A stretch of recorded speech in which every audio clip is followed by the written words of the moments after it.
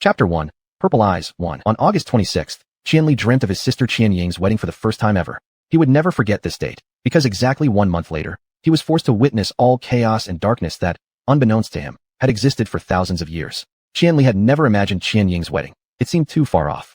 He was only 18, nearly a year away from high school graduation, while Qianying, 5 years younger than him, was still a middle schooler. Yet in the dream, she was already a graceful young woman, dressed in an opulent, bright yellow wedding gown, holding their father's arm as she slowly walked toward a tall, faceless man waiting on the other side. By her side, Qianli gently patted their tearful mother's back, winking at Qianying. As usual, she laughed, released their father's hand, and lifted her skirt to run cheerfully toward her future husband. Sunlight streamed through the lofty stained glass windows, illuminating her like a spring meadow covered with tender yellow flowers, her dress fluttering gracefully. Nowadays, Qianli always recalled that dream. He hadn't anticipated it, but once it left its mark on him, it would never be forgotten. Thus, it was ironic that what currently caused him the most anxiety was the fear that he might not be able to attend his sister's wedding, watch her grow happily into adulthood, and form her own family. Today was September 26th. It had been 31 days since that dream and 7 days since Susan burst into his room. Qianli woke up at 4 in the morning and repeatedly washed his face in the bathroom. Old classmate. Susan seemed to smile faintly at him in the mirror before him. See you at school in 7 days. By 5 to 6, Qianli was already at the entrance of Caillou Middle School. He arrived too early. The school gates weren't even open yet. Not only were the gates closed, it appeared that the security guard hadn't woken up either. From a distance, Qianli could hear thunderous snoring coming from inside the guardhouse. He glanced at the guardhouse, envying the deep sleep of the man inside. This week, he kept waking up from nightmares, sometimes unable to sleep altogether. Even staying awake worrying would have been better. Beyond, sat down on the curb behind him, and began waiting for the school to open. His phone buzzed in his pocket. Qianli quickly pulled out his phone. For some reason, it took 3 attempts to unlock it at this critical moment. Upon opening the new text message, the screen greeted him coldly. You came really early. He took a deep breath and replied, Susan, is that you? It's me. Go to class first. I'll see you at 9. Outside the east gate, at the little cafe. Aren't you here? I'm far away. Sorry for changing the time last minute, but I've been running for my life all night, and I'm not quite done yet. I'll try my best to be on time. Do as you please, Qianli replied wearily. There was at least half an hour until the school gates opened. Standing up, he felt lost, unsure how to pass the time. A gray pigeon flew alone overhead, crossing the tightly shut electronic fence. The sight jolted him awake. He adjusted his bag over his shoulder and began walking along the perimeter of the school wall. None of the school gates would open until after classes ended. So if Qianli wanted to meet Susan at 9, he needed to find somewhere where he could climb out. Having something to do made the half hour go by much faster. Qianli walked halfway around the school, scrutinizing every fence railing. But they, seemingly against him, stood united, unyielding, and solid. He had gone from the main gate to the west gate, by which time more students had gathered outside, and the gates had opened. Qianli hesitated for a moment. What use was going into school now? But he finally stepped through. If he hoped to obtain any psychological solace before meeting Susan, this was the best place. On the way from the west gate to the teaching building, he encountered Susan's former desk partner, who ran up from behind and tapped his shoulder. The girl was named Huang Shi, though half the class always called her Xiao Xiao. It took Qianli 2 seconds to remember her name. Hey, Qianli, the girl gasped as she greeted him. Huang Shi. Qianli acknowledged her politely and gave her a brief smile. You. Huang Shi started to speak, then turned and caught sight of Qianli's eyes, blushing instantly. So Qianli averted his gaze to the road ahead, allowing Huang Shi to continue. Do you know there's an exam the day after tomorrow? I do, Qianli replied. Are you okay? You haven't been to school these past 2 days. When I turned around to check the back door for teachers, I noticed your seat was empty. Anyway, even though you're super good at studying, I thought you wouldn't want to miss classes, right? Lately, we've gone over all the time training questions from Monday. The math and physics ones have already been explained. Huang Shi paused to catch her breath, then continued smoothly. If you need any notes, I can lend you mine. These days, I've been taking really good notes. Everything our teacher said is in there. Qianli's no need had almost slipped out, but he swallowed it back down. He glanced at the girl's shiny eyes, thought about it for a moment, and said, All right, could I borrow your physics papers? Sure, no problem, Huang Shi cheerfully replied. Once we get to the classroom, you can grab them from my desk, or I can bring them to you, just a few rows apart anyway. Together, they walked past the towering columns in front of the main building and entered the bright, sunlit hall. Huang Shi looked around and spotted the grand piano placed at the center of the hall. Hey Qianli, Huang Shi said to him. I heard you're really good at playing the piano. Not bad, I just like it. It's not something your parents made you learn, is it? Huang Shi asked eagerly. So will you continue learning because you enjoy it? Yeah, Qianli smiled. Because I like music. As they approached their classroom, Huang Shi rushed inside ahead of him and began searching through her things at her first row desk. Qianli walked toward the last row. A few boys from the rear rows were already there, gathered around looking at something. Seeing him first, Xiaoqing shouted excitedly. Oh, my little son has returned. My old man was worried about you. Qianli quipped. Get up. The group dispersed momentarily, shouting greetings and laughing loudly. Xiaoqing stood up and led him into his seat. On the table, Qianli saw a thick stack of newly issued test papers. Xiaoqing stepped away from the others for a moment, turned back, and tapped on the pile. I tidied them up for you. We got 2 tests per subject this week, and 3 more in comprehensive sciences. Wow, thanks, Qianli said, picking up the stack and counting. 1 extra? Oh, Xiao Cheng grinned at him. That's right, 1 extra. You and 7 other chosen ones. An additional Chinese paper for you guys. What? Qianli exclaimed, staring wide-eyed. A classmate from the front row turned around and said, Mr. Hongwei said, last time in the unified exam, only 8 of you didn't score over 110. Kill me already. Qianli groaned and tossed the extra paper back onto the desk. Qianli, Huangshi hurried over. Here's your test paper. All right, thanks. Qianli stood up, took the several physics test papers she handed him, and said, I'll return them after I'm done. Huangshi happily ran back to her seat. The group of boys exchanged glances again with exaggerated expressions, emitting incomprehensible sounds. Qianli gestured for them to lower their voices. Xiao Cheng examined the borrowed papers. You're borrowing from Huangshi? Qianli slapped him once, which prompted Xiao Cheng to lower his voice further. And you still need to borrow physics papers? Xiao Cheng burst into laughter, opening his mouth wide as if he'd found today's biggest joke. For the 3rd time, Qianli silently warned Xiao Cheng not to let an overly excited Huangshi overhear. As he glanced at the others, someone suddenly cried out, What the hell is wrong? Watching horror movies in the morning. After this outburst, the classroom fell unusually silent, with some students already starting morning study sessions. Qianli quickly sat back down, startled, and muttered, What's wrong with you guys? Watching scary movies at dawn. Lu Lei turned around and stared at him. Are you seriously going to tell me you watched scary movies alone last night? Isn't that better than doing Chinese homework? Don't speak anymore. Lu Lei leaned closer and whispered, Yesterday Fantine got busted again, so watching Japanese horror films is now our only thrill. He chuckled lewdly and turned back around. Soon after, the boys emitted indistinguishable sounds again. The cops always raid Fantine, Qianli told Xiao Cheng. It was the largest nearby internet cafe, which admitted anyone who came in. It's a miracle you guys haven't been caught yet. All tough classes yesterday. Xiao Cheng smugly licked his cheeks. Impossible to skip. Qianli slapped his thigh. Wait. Xiao Cheng nervously looked at him. Qianli yanked him close and whispered urgently. Tell me where I can climb over the wall and leave. Right after the second period ended, Xiao Cheng took Qianli to a section of the wall near the west gate. This part of the wall pressed against the side of the lab building, just a few steps away from another small road. It was in this rather secluded spot that someone, with unclear intentions, had placed an old iron garbage can. The school had long abandoned these bins, switching instead to immovable recycling trash cans. Do you know why the school changed garbage cans? Said Xiao Cheng, effortlessly lifting the empty can with one hand. I feel like it's some kind of spiritual torch left behind for us by our predecessors. Let's go. Qianli quietly marveled, and nimbly stepped onto the bin to climb over the wall. Once up there, he discovered a missing corner of the railing that allowed him just enough space to flip over. With a thud as he landed on the ground, Xiao Cheng grinned at him through the railings and said, You go ahead, I'll put the garbage can back. Is this how all of you sneak out? What do you do with the garbage can? Qianli asked him. Can't have everyone leaving. Someone needs to move the garbage can and keep watch. Xiao Cheng replied nonchalantly. You seriously lack the mind for mischief. All right then. Qianli patted the railing and said, You reform well, start anew. Xiao Cheng cursed under his breath, raising his head to ask earnestly, Seriously, are you okay? Qianli smiled, dismissively saying, I'm fine, no worries. So what are you doing? Xiao Cheng pointed at his bag, his expression serious now. Carrying your bag with you? Got something to do. Qianli answered vaguely. I need to head to the east gate, but it's all right, don't worry about it. So you're just walking straight out? I've got leave already today, Qianli said. He prepared to go, waving at Xiao Cheng. Go back to class, I'll be back when I finish. Xiao Cheng glanced at him, also waved, and lifted the garbage can to walk back. Qianli watched him place the garbage can back properly before turning around to head toward the east gate. Separated by the entire campus, his time was abundant, so he didn't hurry. He didn't want to hurry. Now, he could never say he didn't want to see Susan. But, he looked up, gazing at the sky by the east gate. The morning had been fine, but now a gray layer covered the horizon. It's going to rain, he thought aimlessly. Chapter 2, Violet Eyes 2. Even though the wind season was almost over, today was still a day that could rival the peak of the season.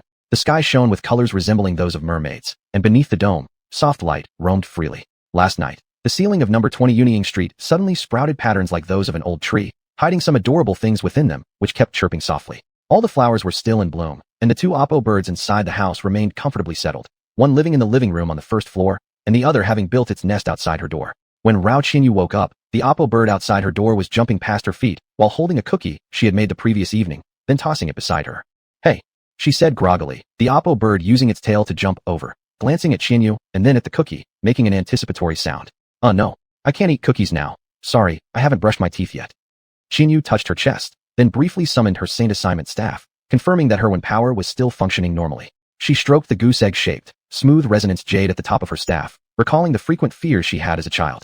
Back then, she always thought her Saint Assignment staff was shorter than others, or perhaps smaller by a circle. But that was actually impossible because all the Saint Assignment staves in the Holistic Wen system were identical, 45 centimeters long, with a diameter of 65 millimeters. Since knowing this data, she often secretly measured her own staff. This was completely unnecessary, just as checking her wind power now wasn't necessary either. Under Yinlin's persuasion, she gradually stopped measuring her staff, but the habit of checking her wind power persisted despite knowing that her wind power couldn't become abnormal for no reason. She sat up, reaching out cheerfully to grab the old radio next to her bed. This radio was produced in the Middle Realm of China about 40 years ago. Its brand and model information had been erased, and it had undergone a catalytic process with wind power to improve its audio quality. Such radios should have been phased out in their place of origin long ago, but devices modified with wind power could be used perpetually without aging as long as they weren't forcibly dismantled. This was a natural advantage of the One Realm. Xuanhuan fiddled with it a bit, and the radio began playing intricate and three-dimensional music. After a brief prelude, a young man began softly singing in ancient divine language. Xuanhuan had always struggled somewhat with ancient divine language. She almost didn't understand the meaning of the song. However, lyrics weren't the only focus. The singer's voice was crystal clear and full of warmth, already enough to make one feel happy. For a while, she sat cross-legged on the bed, quietly listening to the song. Then, after some time, Xuanhuan seemed to hear footsteps coming from outside the door. She turned down the volume, carefully listening. This time, it was clear. Yinlin was calling out to her while climbing the stairs, "Little wolf." Xuanhuan immediately switched off the radio and jumped out of bed. Yinlin knocked on the door outside, asking, "Can I come in?" "Come in," Xuanhuan called while hastily smoothing out her short hair. Yinlin entered the room, closing the door behind him. Xuanhuan looked up and saw his face filled with distress. "Wow, what's wrong?" "A notice from the military department," Yinlin said irritably. "UXN coincidentally doesn't have enough manpower and coincidentally picked our department to provide support, finally selecting me exactly for the mission. UXIN really is a master of coincidence." "He's too obvious," Xuanhuan said, rushing out of the room momentarily before returning with her tooth cup, brushing her teeth while listening to him speak. "Do you guess what the task is?"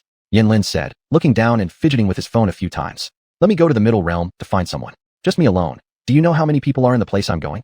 He extended the phone toward Xuanhuan. When she leaned in, she saw the screen showing the data of a city in the Middle Realm. Next to the map, there was a huge number marked, 4.374 million. "Do you know how much time they gave me?" 2 weeks. Yinlin slapped his phone onto the bedside table next to him. "Absolutely ridiculous. Can't anyone regulate UXIN? Is this really the way it's supposed to go?" Being the esteemed minister of the military department who dares to flare up even against sacrificial gatherings, he's probably not that easy to control. Xuanhuan rolled her eyes, muttering unclearly. "Once they give you the data, things should be easier, right?" "No data. No. It's messing with me." Yinlin shrugged. "No age, no gender, no physical appearance description, only saying they'll provide when characteristics and to fully utilize when techniques. One person, in a city of 4 million where I don't even know if the target is male or female, expected to skillfully use when techniques? I won't survive the first day. In the Xuan Empire, only UXIN is capable of doing such a thing," Xuanhuan said indignantly. "He's clearly just making things difficult for you. Yinlin, why don't you tell Lu Yin and ask her to decline this task?" Yinlin shook his head.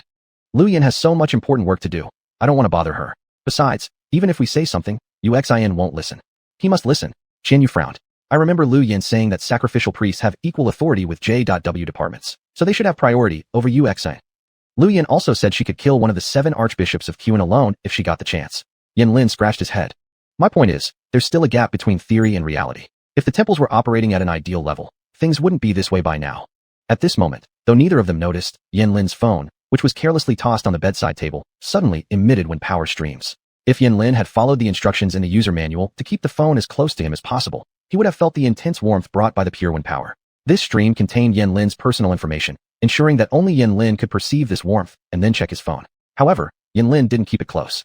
A few seconds after the wind power stream went unnoticed, the phone helplessly and shrilly began ringing with a regular ringtone. "That sounds terrible," Xuanhuan shouted amidst the ring, rushing out to rinse her mouth. Yinlin quickly took a step forward and picked up the phone. A clutter of complex ancient divine language characters and Arabic numerals filled the screen, and in the middle, the bold Chinese characters Lu Yin stood out crudely. Yinlin answered the call. "You're not keeping your phone close again?" Lu Yin immediately bombarded Yinlin with questions. "Yinlin, you're almost in your 20s. Isn't it better if you occasionally follow the rules? You'll lose your job if you lose the phone. Do you know that?" Due to guilt, Yinlin didn't respond with his usual grin but obediently replied, "I know, and I also know I'll get a bad record. A permanent record.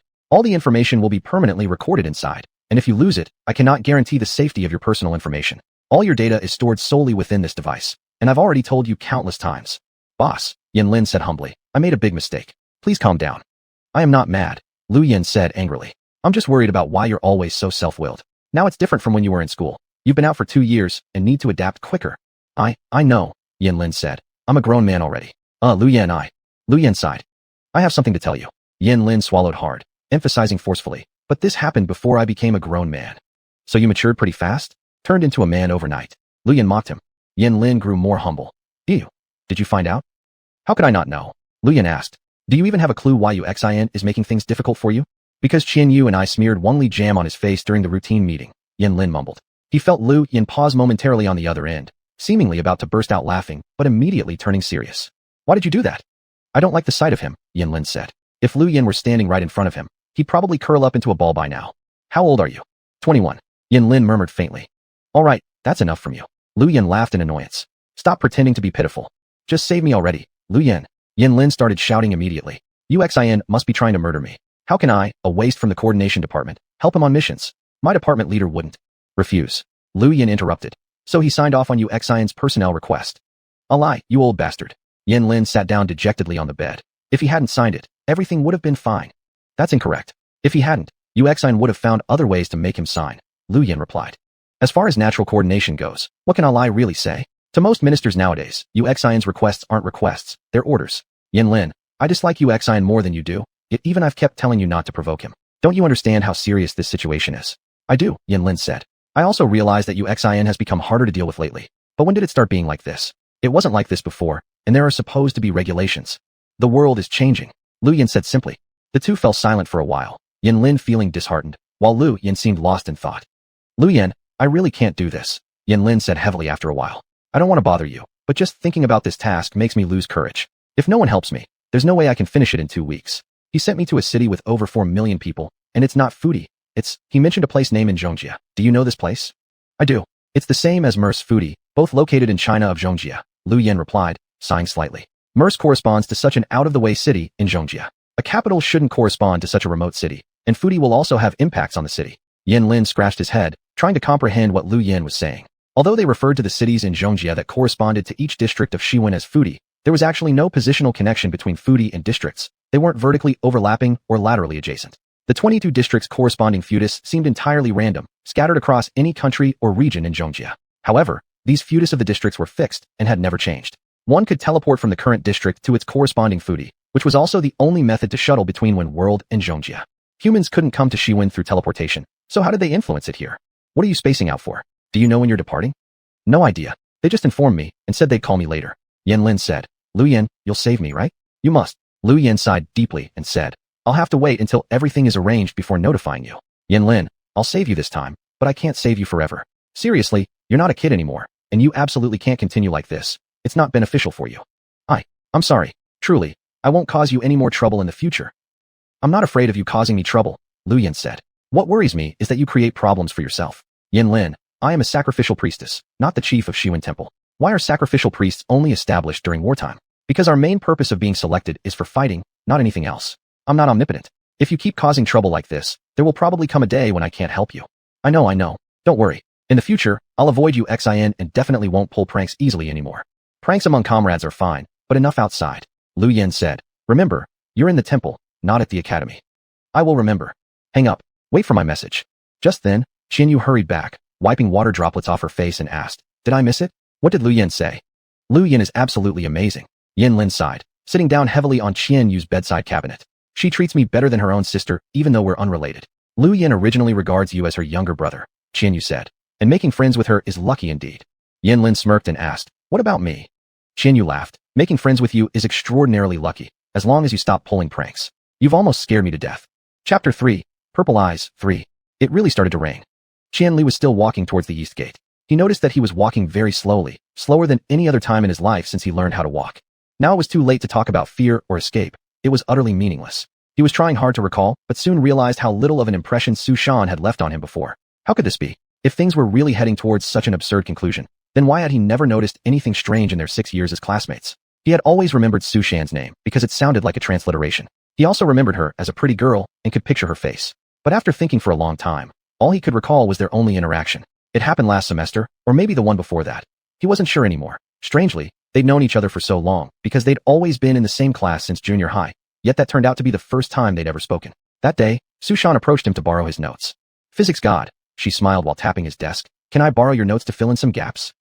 At the moment, he didn't recognize her because he had never paid attention to Su Shan's voice.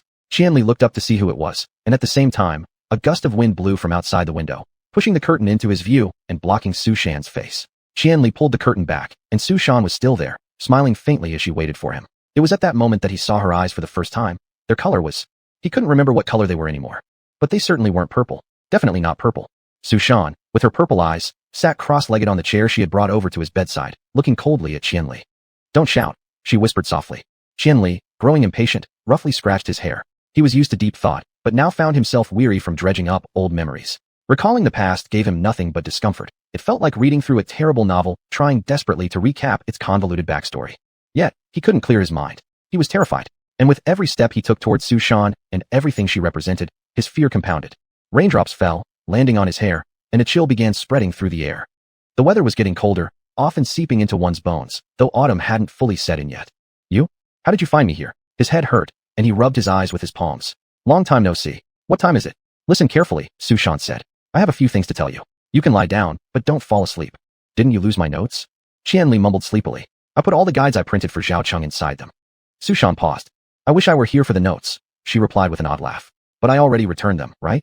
Dark clouds rolled toward Caillou Middle School. The east gate was nearing. A long row of trees by the gate swayed weakly in the wind, their yellowing leaves fluttering feebly. Nearby, a beggar missing both legs knelt on the roadside, staying hunched forward for a long time, while in front of him, written in chalk on the ground, were the words, "Natural disasters are merciless. Life is unfortunate."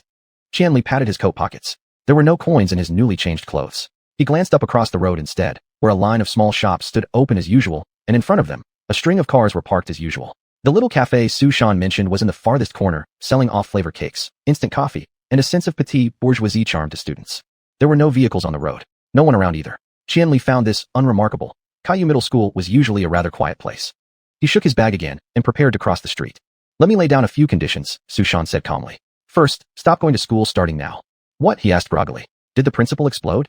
"Second, don't go outside. Meaning, don't leave your house. It's best if you don't take even a single step outside. Contact me whenever you feel something isn't right. Here's my number." Qianli opened his eyes and turned his head to look at her. Beside his pillow, a business card already lay there, printed with a phone number. But Su Shan hadn't extended her hand to give it to him. "Third, Qianli, you may be sick. I don't know if you'll feel it, but if you start showing some symptoms in the next few days, don't rush to the hospital. Don't let anyone see your symptoms. This is for your own good." Qianli finally woke up completely, sat up, and stared seriously at her. "I'm totally confused," he said gently. "Fourth," Su Shan said, "starting now, you must keep everything about your family and friends completely confidential. You need to continue being the Qianli from before today. Act exactly as you did before. For safety's sake, don't write anything down anywhere about what happened to you, like encountering me or becoming sick. If you do, destroy it immediately, burn those writings and bury the ashes somewhere discreetly. If you can't keep the secret, they will all be finished." "What? Can you do it?" "Su Shan, hold on for a moment." "You'd better do it," Su Shan said. "You'd better follow my every word. I'm not here to harm you." Now, Qianli was stepping into the cafe. The doorbell had been removed. There was no one inside. No customers, no waiters. The small staircase leading upstairs was covered with multiple layers of ceiling tape. From behind those tapes, a cold breeze faintly seeped through. He closed the door behind him, stood still, and softly called out, "Su Shan." After a brief silence, the phone in his pocket rang again. "I'm upstairs. Come up." "Hold on, Su Shan. What is all this you're telling me? Why should I do it?" "Oh my God," Su Shan sighed. "Are you doubting me?" "I'm not doubting you. It's just that I didn't understand what you were saying at all." Qianli said incredulously. "Is something wrong? Are you really Su Shan?" "I am Su Shan, but not the one you know." Su Shan replied. "Something has happened to you. I'll find time to tell you later. Right now, I'm helping you because without my help, you won't survive past today. Clear enough?" Qianli stared at her. "Why? I've never interacted with human males before. Is everyone like this hard to communicate with?" "No. I mean, why should I trust you? Su Shan, you suddenly showed up at my place and made these demands, but I have no reason to comply." "Oh," Su Shan said. "Then why didn't you ask for proof straight away? To prove I'm not crazy and really want to help you. Or to prove that you're indeed in some trouble right now. You know, bad people usually need proof, while good ones don't." But an object appeared mysteriously in Su Shan's hand before Qianli could make it out clearly. She already waved it a few times and hid it back. "This time, I'll play the role of a benefactor all the way, old classmate," she said. "Turn around slowly. For the sake of your mental health, please do it gently." As soon as Qianli turned around, he quickly spun back. For a moment, he was speechless, and Su Shan seemed to be waiting for his scream. A few seconds later, Qianli exploded in clear anger, deeply feeling that there was no other word except profanity to express his feelings. What the hell was that? His teeth were chattering. It was pretty big, wasn't it? "That was a blind soul," Su Shan said. "I didn't intend to scare you, but it best represents everything you don't know yet. Now, do you believe me? You're in trouble." I. Qianli covered his face. "That's disgusting. I need a moment." "Tisk, it's unnecessary. It looks ugly, but it won't pose any threat to you in the short term." Moreover, blind souls are everywhere in the middle realm anyway. It's just that without one magic, you can't see them. So, I'd better release your one magic then. Don't panic, it won't hurt you. Won't it? Xuanhuan, what kind of trouble have I gotten into? It won't harm anyone unless you disobey me. I'll explain your predicament, but not now. Before figuring things out, you'd better follow my instructions. You need to cooperate with me, alright? I'm not used to being a savior. If you don't cooperate, it will only get worse. Qianli pointed backward nervously. Does this really matter? Xuanhuan sighed. No worries. You can treat it as a pet compared to my homeland. Remember what I've said, these days will pass safely for you. Trust me, I won't harm you. After all, you lent me your notes once, old classmate. She stood up from the chair and gave him a faint smile. In 7 days, see you at school. Xuanhuan disappeared, and Qianli sat silently on the bed for a long time afterward. He rarely came to this cafe and had never been upstairs, so he wasn't sure if the second floor had always been so desolate, with only one table, or whether Xuanhuan specifically cleared it out for this meeting. Qianli sat down at the table. Just opposite him, like water flowing into a pool, Xuanhuan gradually materialized in the air. You're punctual as always. She grinned, clapped her hands together, and unfolded them to reveal 2 cups of coffee, handing one over to him. I lost count. Have you ever been late for school? Qianli took off his bag with one hand and hung it on the back of the chair, saying, Stop fragmenting my sense of reality. Just a cup of coffee. Xuanhuan shrugged. No one is around to serve me here anyway. I cleared the place out. Coffee shop? No wonder. I cleared out the entire Eastern Gate area. Oh, that beggar. Xuanhuan suddenly stared intently at Qianli, but her eyes were focused on something further away, as if she was looking through his body and seeing the street beyond. Has he returned? I swear. Are the words scribbled on the ground more important than his life? Never mind. She shifted her gaze back. Let's begin. Qianli took off his glasses and pinched the bridge of his nose. Great. I come from the Xuan Empire. With these words as her opening statement, Susan began. The Xuan does not rank alongside human nations. The Xuan Empire belongs to the One Realm, and the people of the One Realm possess One Energy. This One Energy lets us do as we please. Can it make you disappear in place? A drop in the ocean. Susan stirred her coffee. One Energy and One Arts both have unfathomable academic depths with very rich theoretical systems. Unfortunately, we still haven't figured out why One Energy split into bright One Energy and dark One Energy. But no one cares anymore now. You should be able to guess which type of One Energy I use. Qianli exchanged glances with her for a while, then dropped his eyes to gaze at the coffee. I can probably guess. If all this had even the slightest connection to brightness, that would be bizarre indeed. Susan finally stirred her coffee a few more times, glanced at Qianli, and said indifferently, Yes, I'm a standard user of Dark One Energy. The Xuan Empire is a nation of Dark One Energy. Because I'm here, this place has become so cold. This is one of the typical characteristics of Dark One Energy. All the most evil theories and inventions of One Arts, the most deranged worship of One Energy, all originate from Dark One Energy. The expression on her face suddenly twitched involuntarily, as if she were being forced to confront something she detested. Susan shook her head and swallowed down half a cup of coffee. All right, have you followed through on everything I told you to do? Yes. Then let's begin. Susan sighed. I'll explain what's going on to you, but let me make this clear beforehand. Whatever you hear in a moment, don't blame it on me. I got you involved because I wanted to save you. If I hadn't saved you, you'd already be dead. Qianli tapped the table with his fingertips. It should at least be better than death. That's good, Susan said. Suddenly, an entirely black metal rod flashed in her hand. Before Qianli could react, shadows had already enveloped the bright second floor of the cafe. He turned sharply and saw the large window behind him being covered by an iron curtain rising silently. Sparks burst harshly from 2 corners of the ceiling, surveillance cameras destroyed into scrap iron fell to the floor, and soon after similar sounds came from the first floor. A shaken Qianli looked back at Susan. Susan remained still, looking back at him with a cool gaze. Did you bring your phone? Susan asked calmly. Turn it off. I don't think you're the kind of person who is overly cautious, but I hope there isn't anything like a recording pen on your body. Are you wanted by the authorities? Qianli asked incredulously as he pulled out his phone to switch it off. Wanted? Something like that. But do you think doing this will help deal with those hunting me? And you, do you think I'm doing all this for myself? Susan said agitatedly, throwing the metal rod onto Qianli's side. It seemed light, but upon hitting the table, it resounded with a loud noise. Check it out. Have you ever seen something like this before? Do you know that if a surveillance camera records it, or you just snap a picture and upload it online, what consequences will follow? She folded her fingers, and the metal rod flew back to her hand, disappearing within her palm. All witnesses must die, Susan said with widened eyes softly. Not only because of this black rod. It's not only about seeing. I cannot allow any information related to Xuan to spread in any form to other humans from now on, and neither can you. A loud meow tore through the terrifying silence that had temporarily fallen over them. Susan nearly jumped in alarm, turning to look at the source of the sound. By some time unknown, the black rod was back in her hands. To hell with it, it's too late. After confirming it was truly a cat, she turned back, saying exhaustedly, I've told the shop owner countless times not to leave any living things here. Will cats also? They will. All creatures from the mid-realm will. Animals respond much faster. Now there's no way around it. It's not my fault. Can't you just throw it out? The surroundings are full of one art barriers and protective spells, she paused, adding. Isn't delaying time precisely what I've been doing for this?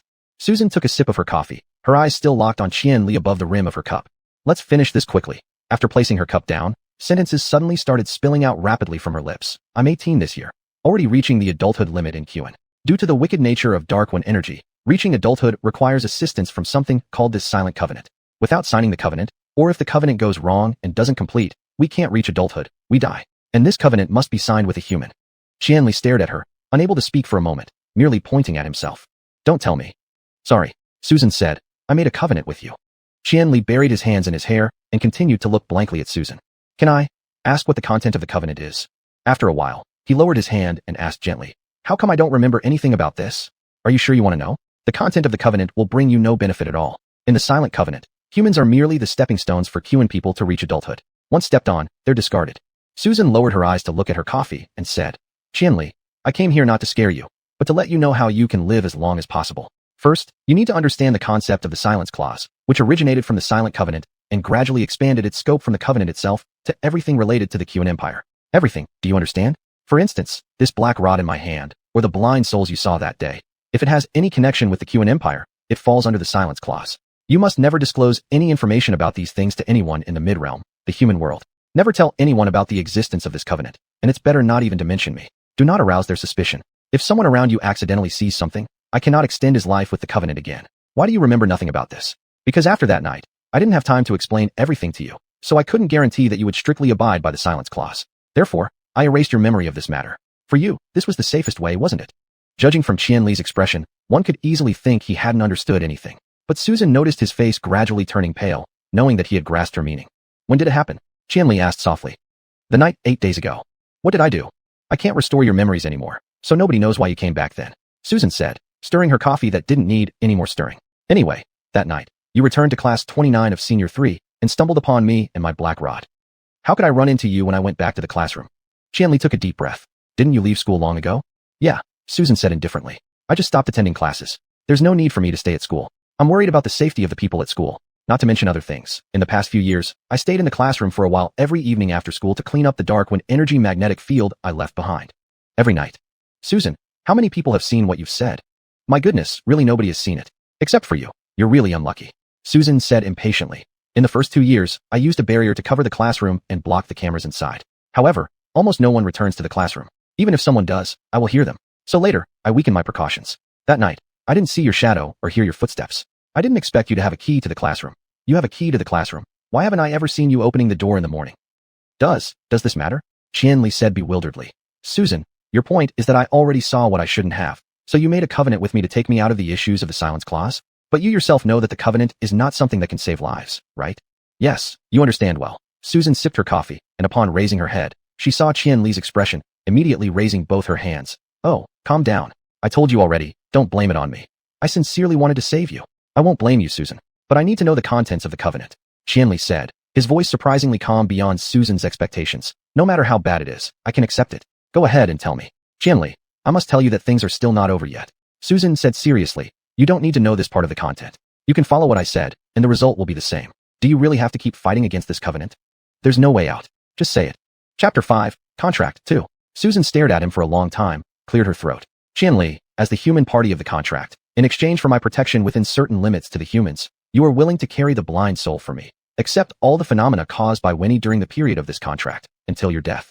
The second floor of the coffee shop fell into an eerie silence. Susan was almost anxiously watching Qianli, who had his eyes downcast on the coffee. The coffee got cold, and the chill brought by the Dark One power had already filled every corner of the small shop. Somehow, the iron curtain didn't completely block the window behind him. A streak of strong sunlight pierced into the shadow-like room from the side, projecting onto a gray cat curled up in the corner. Qianli stared at the coffee for a while, then turned his head to look at the sunlight and the kitten at the end of the sunlight. The kitten noticed his gaze, flicked its ears, and mewed softly. Susan held her breath as she looked at Qianli, one hand gripping the coffee cup, the other conjuring the black handle under the table. That boy just gazed at the kitten with its round shiny eyes and faintly smiled. She secretly sighed with relief. Can you tell me?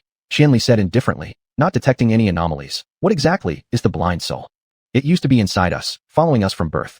Susan said, Dark One power has strong attack, randomness, and instability. It can easily cause dramatic changes in the surrounding environment and creatures. Before adulthood, our bodies were very fragile, and the blind soul could help stabilize the Dark One force within us.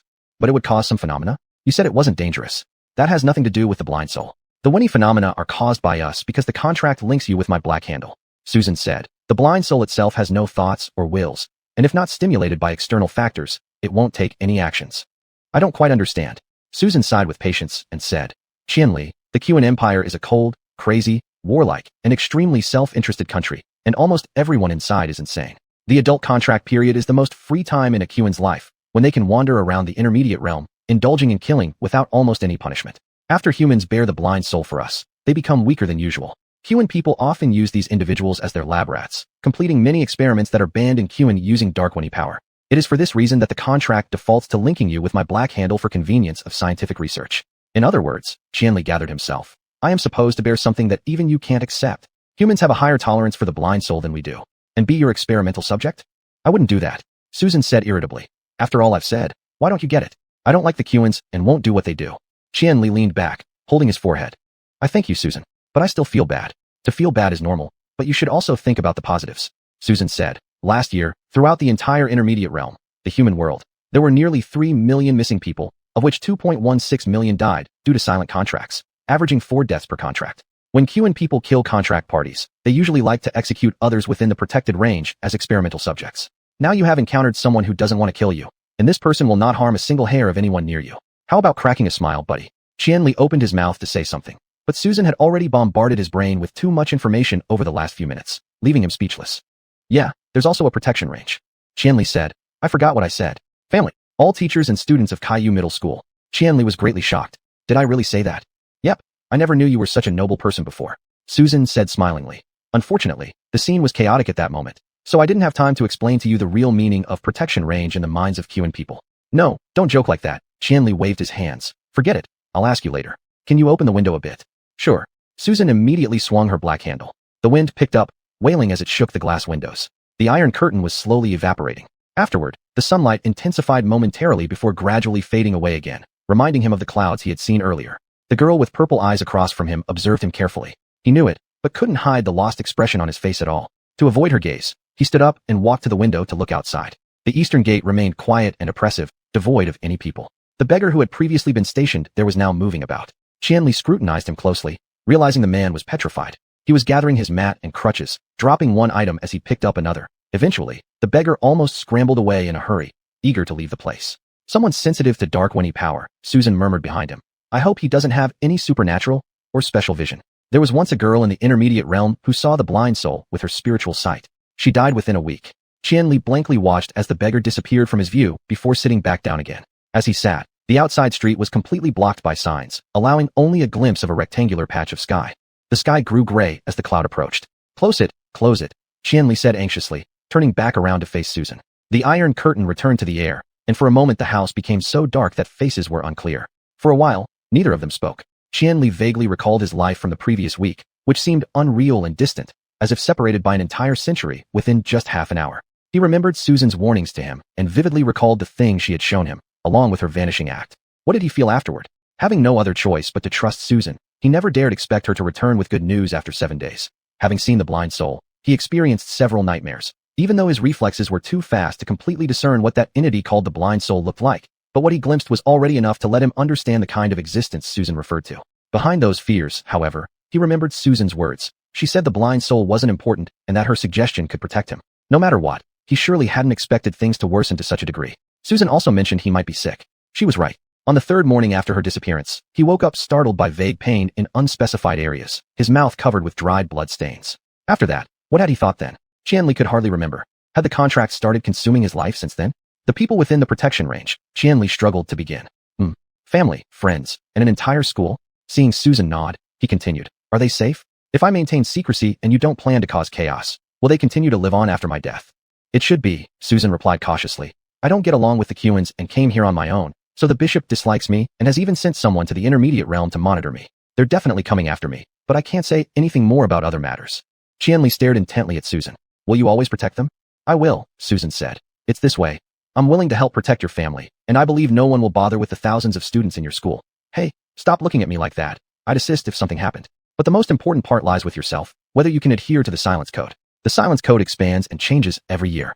If you violate it, the blind soul will instantly respond to Winnie magic stimulation and proceed accordingly. Moreover, keeping secrets isn't simply about hiding them. The contract leaves imprints on your body, which will probably soon become apparent, including your, well, disease. There may be even more marks. Yeah, where does this disease come from? It's not like I saved you and then signed the contract. There's a conflict between the state that triggers the silence code and the winning magic of the contract, and it looks like you've developed corrosion. Such a disease has appeared before. Anyway, it's secondary really. He immediately realized Susan was deliberately minimizing the seriousness of the situation. But these things weren't important temporarily, and after another moment of silence, Qianli finally took a deep breath and said, "Let's do this, Susan." Go ahead, I'm listening. I'll try to handle the silence code on my own and seek your help when necessary. Focus your efforts on protecting them instead, especially my younger sister. She always likes sticking close to me, and I worry she'll see something she shouldn't. If unexpected situations arise, ensure their safety first. If sacrifices are needed on my part." He shrugged, as if suddenly unconcerned. "Sai, what can I do? I accept." So, Susan was dumbfounded. "Friend, what's wrong with your mindset? Why are you in such a rush? I'm racking my brain trying to make you live a few more days, but you jump straight to sacrificing yourself?" Qianli managed a bitter smile. As he spoke, Susan detected a slight tremor in his voice. "Do I look happy? Of course I want to live, more than you do. But if something unexpected happens, I won't have a choice. You might not understand as a xuanhuan, but my sister is only 13 years old. I really don't get it. Are you saying that your sister had some big event when she was 13? No," Qianli exclaimed incredulously. "What I mean is that she's too young. I don't want her to experience anything bad." That's faulty reasoning. Being young doesn't stop bad things from happening. Susan furrowed her brow. But it's true that the younger life is, the more value it holds. No, the point is, she's my sister. Oh, Susan clearly made an effort to seem enlightened. I understand now. Her face practically read, unreasonable. After another silent moment of mutual eye contact, Susan nodded gently and whispered, "Then let's do our best. After all, the long night is unpredictable. Who knows what else we'll encounter?" At that moment, a fierce wind suddenly whipped up. Daylight dulled, and thick clouds churned, as if the earth itself gasped in shocked anger. Chapter 6, The Pact 3. Qianli retraced his steps across the road at the same speed, following a car through the eastern gate of the school. But as soon as he stepped over the electronic gate's track, his pace involuntarily slowed down. The gloomy sky emitted a blinding pale light as he walked stiffly along the main road, which seemed to stretch endlessly. The main teaching building was still hundreds of meters away, and even if he reached it, where could he go? With a sudden change of thought, he turned into a small path beside the woods. The path led to the back door of the cafeteria, where he stopped by the stairs and took a few deep breaths. The cafeteria's walls were an unattractive, earthy yellow. He stared at them for several seconds before shifting his gaze. Just then, his stomach unexpectedly churned violently. Qianli abruptly extended one arm forward, bracing himself against the wall. Some unknown muscle convulsed a few times, nearly causing him to vomit. So he immediately held his breath, tightly gripping his collar as he waited for the spasm to pass. "Calm down," he mechanically repeated to himself. "Qianli, calm down." But it was difficult to remain composed during moments like this. His mind went blank as he felt himself trembling. For a few seconds, everything blurred in front of his eyes. It's truly unexpected. Next, this became the only thought in his mind. He had never pondered issues related to death. He originally thought he had infinite time ahead of him. He never imagined that this would happen here, right now. Regaining his breath, Qianli slowly squatted down with his back against the wall.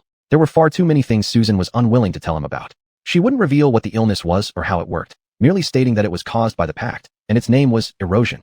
She also refused to inform him of the future, avoiding why the so-called bishop might have someone other than her keep watch on others. Consequently, he had no means of making basic judgments regarding these matters and could only follow her blindly. But perhaps it didn't matter anyway. All the things she was unwilling to say were undoubtedly terrible truths. Knowing them wouldn't bring any benefits, after all. If people exposed couldn't last more than a couple of days, how long could humans under adult pacts endure? And how many days could he afford to worry about these issues? He slumped to the ground, staring dumbly at his hands. That night, he dreamt of Qian Ying's wedding. When the disease first occurred, he had an inkling that he might never see her wedding day. However, this fear was faint and seemed very distant from him. Now it was different.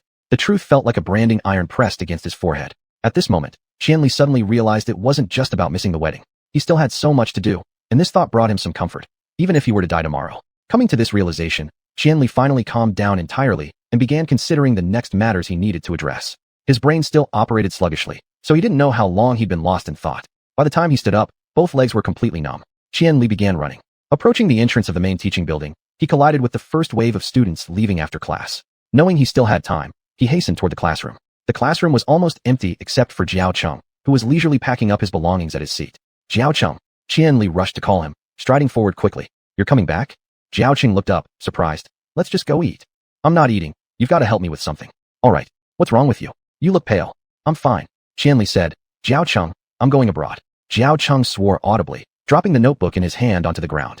If he'd been drinking water at the time, it surely would have sprayed all over Qianli's face. "Are you crazy?" Jiao Cheng looked up while picking up the notebook. Only months left until the college entrance exam. And you're leaving the country? Are all the exams and certificates prepared? It's a sudden decision. I don't even know how to prepare for it yet. Of course, he didn't know because he wasn't a good liar. Things are urgent. So can you do me a favor? If teachers ask why I haven't been coming, just tell them I'm skipping the college entrance exam. Afterward, I'll take care of the formalities. Zhao Cheng continued to stare blankly at him, as if brushing dust off the notebook, but his motions resembled hitting it instead. The important thing is, Qianli hesitated, don't let them try to find me. Neither contact me nor come to my house, alright? Why not? Can't I at least visit you before you leave? You're gone for over a year. No, don't come either. What? Just don't show up, okay? Zhao Cheng started displaying his signature skeptical expression, his left eyebrow raised so high it almost reached the heavens. Wait, no, what I mean is, goodness. Zhao Cheng, listen to me. Really don't come find me. You can see me, just let me know ahead of time, and we'll meet somewhere when I've made arrangements. Whatever you do, don't show up without warning. That's not right, buddy. How could? There's nothing wrong. Trust me, it's the right thing. Qianli cut Zhao Cheng off abruptly and sat down at his desk after circling around him. He stared at the pile of clutter for a moment before pulling out from under the 2 newly issued marked test papers what he'd been looking for, directly handing it over to Zhao Cheng.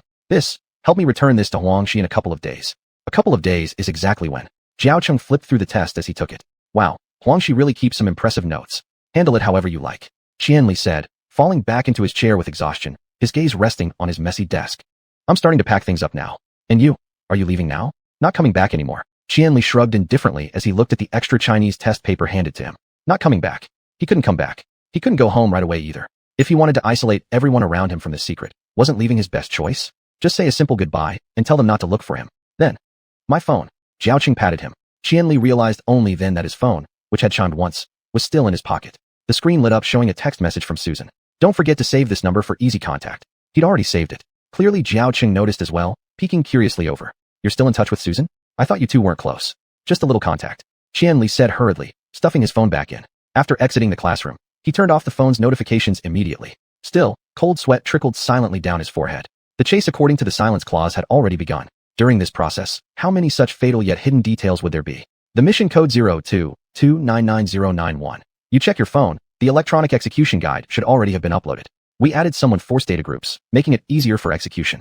Lu Yan plunked down onto the sofa. We set off tomorrow. Has your ABO run off yet? Come feel. ABO, next to the TV, quickly hopped towards her using its tail and jumped up to her knees. Lu Yan began kneading the pitch-black fur ball energetically. ABO gazed up at her with wide eyes. Lu Yan glanced up at Yinlin. Have you packed your luggage? Not much point in packing anything, Yinlin sighed. Didn't they arrange accommodation? It won't be good though, so carry a few essentials. Lu Yan fixed her gaze on Yinlin. What are you waiting for?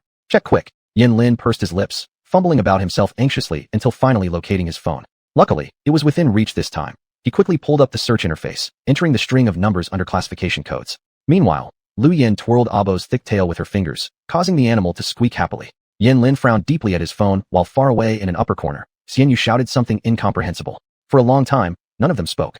Well, Lu Yan asked, pinching Abo's face. No, it's not good.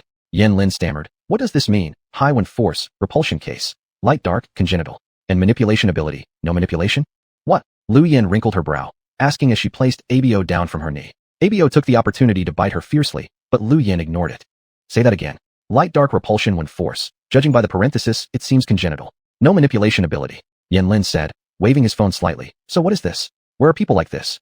Lu Yan snatched Yinlin's phone, carefully examining those few lines repeatedly. Yinlin waited breathlessly by her side. ABO raised its head between their feet, beginning to squeak softly and leaped towards Yinlin's legs. Yinlin gently shushed it, telling it not to disturb Lu Yan. Anything capable of plunging Lu Yan into prolonged silence must be an extreme situation. Yinlin didn't possess Lu Yan's level of fighting strength, but he was equally knowledgeable regarding when force and when arts theory, and understood what those two sentences meant. In the one world, there had never been someone who naturally possessed both light and dark repelling when forces, nor did those who carried when forces ever lack manipulation ability. But there, on that tiny phone screen, were just a few short words that shattered all known paradigms they were familiar with. You've got only 2 weeks, and you can't handle this alone. Lu Yan finished reading eventually, tossing the phone back to Yinlin briefly. I'll assign some help to narrow down the large areas, but you'll still need to personally investigate the remaining part. All right, that's settled. Yinlin exclaimed with relief. There probably won't be too many people. I'm somewhat worried the middle realm can't handle it. Will you XI and cause you trouble? His business is none of my concern. Lu Yan snorted, turning to the sofa to grab her cloak coat. Pure data features must be searched using large-scale, high-intensity when art searches. How could you do that alone? Dispatching soldiers according to regular numbers will suffice. The middle realm isn't as fragile as you think. Just focus on your work. If he wants you to find that person yourself, he's just waiting for you to admit defeat. Surely, you don't want to fall into his hands, right? Lin watched her put on the heavy cloak and extend her arms through the side seams. Of course not. Then stop fooling around with him and keep your concerns to yourself, Lu Yin advised, glancing back at him sharply. You don't need to attend the routine meetings anymore. I'm sure he doesn't even want you there. That's great. Lu Yin. About the repelling one force. Lin thought Lu Yin would pause to analyze it with him, but she was already heading toward the door in haste. Wait, don't you have any plans in mind? Yes. Lu Yin replied indifferently without looking back. But all of them require finding the person first. Well, there's one more thing. Lu Yin turned back curiously to face him. He quickly stepped forward and whispered in her ear. Qianyu. I feel like her mood has been off lately. She seems a little bored. Oh, her. Lu Yin sighed wearily, lowering her voice. I'm still working on it. But I find it strange as well. For some reason, they simply refuse to budge. I can provide all the proofs they ask for, but they don't even bother to look. Don't worry, I'm not in a hurry anyway. Lin pressed his lips together, saying, it's just that she takes it to heart. You know how her mind works. She overthinks everything. Or, would you consider taking her in? Me? Good heavens, if I were capable, I wouldn't do it. Lu Yin laughed, not from joy or enthusiasm, but suddenly, her eyes sparkled abnormally bright when they met Lin's gaze. That's asking for death. The door closed silently behind her as Lu Yin departed. Chapter 7. The Contract 4. As mother opened the door for Qianli, Qianning was standing by the door holding an undecorated cream cake, looking at him eagerly and waiting for his reaction. Mocha, at their feet, circled around their legs lazily swinging her big tail, but made no sound. Mocha never barked. Another cake? Qianli asked, bending down to pat Mocha. Superb progress. Qianning pushed the cake in front of Qianli. As she stretched out her arms, Qianli saw 2 white flower handprints on the belly of her shirt. I whipped the cream myself, I timed it. Mom helped me smooth it out. Ying is really amazing, Yuli said lovingly, stroking one side of Qianying's twin tails. Yeah, that's really impressive, Qianli said with a smile. Although his face had been expressionless all day, every muscle was fatigued and stiff, hard to control. Nevertheless, he forced himself to naturally face his mother and sister, sitting down with them in the living room. Anything good happen today? Just inspired randomly, Qianning said. And as soon as her mother turned around, she leaned in close to Qianli's ear and whispered softly. Didn't we agree to open a dessert shop together? Oh right. Just as she lunged forward, Qianli noticed another handprint on her back and brushed it off her clothes. Looks nice. Perfect. It's perfect. Dad. Qianning carefree sprang up from the sofa, almost yanking Qianli's arm off. Dad, come downstairs to eat cake. Brother's home. She started helping her mother cut the cake. Yuli carefully guided Qianning with a knife, then looked up and asked Qianli, how was your day, son? I'm fine. Qianli answered perhaps too quickly. I thought you would return a little later. Yuli said gently, helping Qianning place the cake on a plate. I didn't see Xiao Cheng. Xiao Cheng lived not far from Qianli. Whenever Qianli arrived home a bit earlier than Xiao Cheng would take a small path at the end of the building for a shortcut back. Sometimes when mother guessed he was nearly back, she would peek out the window for a while. When Xiao Cheng's tall and thin silhouette slowly wandered past the path, she would consistently call Qianning in her gentle voice to go open the door for her brother. Within 2 minutes, Qianli would appear at the entrance. I didn't walk back with him, Qianli briefly explained. Father held a book, slowly descending the stairs. Upon seeing him, Qianning smiled cheerfully and said, brother and dad look so much alike. Actually, they didn't resemble each other that much, just having similar face shapes. And because father wore glasses that day which he rarely used, they appeared more alike. Frowning, Qianli asked, Dad, what's wrong with your eyes? Presbyopia, Qian Ziang said smiling warmly, exchanging a meaningful glance with Yuli through his glasses. After living this long, it's finally useful. Although deep down, Qianli preferred to believe his father was just joking, there wasn't a trace of aging visible on him. He avoided generating any extra associations regarding the word aging and focused on talking with Qianning, watching her cut the cake. Usually, he would have told her to stop because Qianning couldn't cut cake well. She got her knife full of cream and crumbs without cutting out a proper shape. But now he let her keep busy and silently thanked himself for stabilizing earlier by the cafeteria steps. If he lost control, letting even a tiny part of his emotion slip, he would lose the last piece of tranquility. Qianning giggled, smearing a little cream on his face. Stop messing around, Qianli said gently, wiping the cream off his nose with his finger. Qianli, I think your complexion isn't very good, father casually remarked after turning a page of his book. Do you need to rest more? No need to rest, Qianli replied. I'll start attending classes normally tomorrow. Recently, I've also wanted to stay in the dormitory for a while. He thought the last sentence sounded fairly reasonable, but upon uttering it, it felt strange. Immediately afterward, Qianning jumped up yelling, why? Both parents furrowed their brows looking at him, making him feel like he'd been immediately exposed. He hurriedly justified. These courses can't be delayed anymore. Living at school will put me closer. Once I catch up on the lessons, I'll come home. Qianning sat back pouting. Her mother looked worried but didn't say anything. Nodding, father commented, that's fine. Having confidence in one's actions is a good thing. Indeed, he couldn't stay here a moment longer, even though he wanted nothing more than to sit here and spend some time with them. So Qianli stood up, picking up his messy slice of cake, and said to Qianning, watch TV with mom and dad obediently. I'll head upstairs to pack my things. Brother, be a good girl, Qianli said, patting her head. Go to bed early. Dad, mom, I'm going upstairs. He quickly ascended the stairs and returned to his room, locking the door behind him. From morning till now, Qianli had finally managed to be truly alone. If he wanted to break down, this was the perfect time. Nobody would find out. But doing so wouldn't help. He had already made up his mind not to indulge in any of his emotions, locking all irrelevant thoughts in his brain. He remained expressionless, biting his lower lip as he stared at his desk. Should he pack now? There wasn't much for him to take anyway. He probably didn't need to hurry, nor did he want to prepare too early. The room's light inexplicably dimmed. Qianli looked up, then reached a switch on his desk lamp. The lamp light was also dimmer than usual, but it still softly illuminated the cluttered desk. His gaze fell upon the stack of papers and books atop it. All practice tests, nothing but practice tests. He had valued the college entrance exam like every ordinary student, buying questions and organizing his wrong answers notebook, the only thing left being to enroll in a tutoring class. Now it seemed none of these actions mattered. Qianli started by opening each drawer of his desk one by one, checking what he used to keep inside them. The first drawer was full of small tools, along with 2 crooked greeting cards that Qianning had drawn for him many years ago. The second drawer was stuffed with exercise books, though there wasn't enough space even there. 2 piles were stacked in the corner of his room. The third drawer was filled with various notebooks. For quite some time, Qianli would habitually jot down sheet music in them, recording melodies he unintentionally heard, trying to modify or compose. That was the most peaceful and joyful moment for him. Now he again questioned what significance these activities had held. On the outer side lay a dirty-looking notebook with a transparent cover. It was the children's story called Cocoon Butterfly, which he had co-written with Qianning. The story narrated how a brother and sister picked up a magical butterfly cocoon on their way to school. Qianning always insisted it was a novel, while Qianli simply refused to defend it. Writing Cocoon Butterfly with Qianning, he never imagined how bad his Chinese language skills would become afterward, and after that, he never wrote anything else again.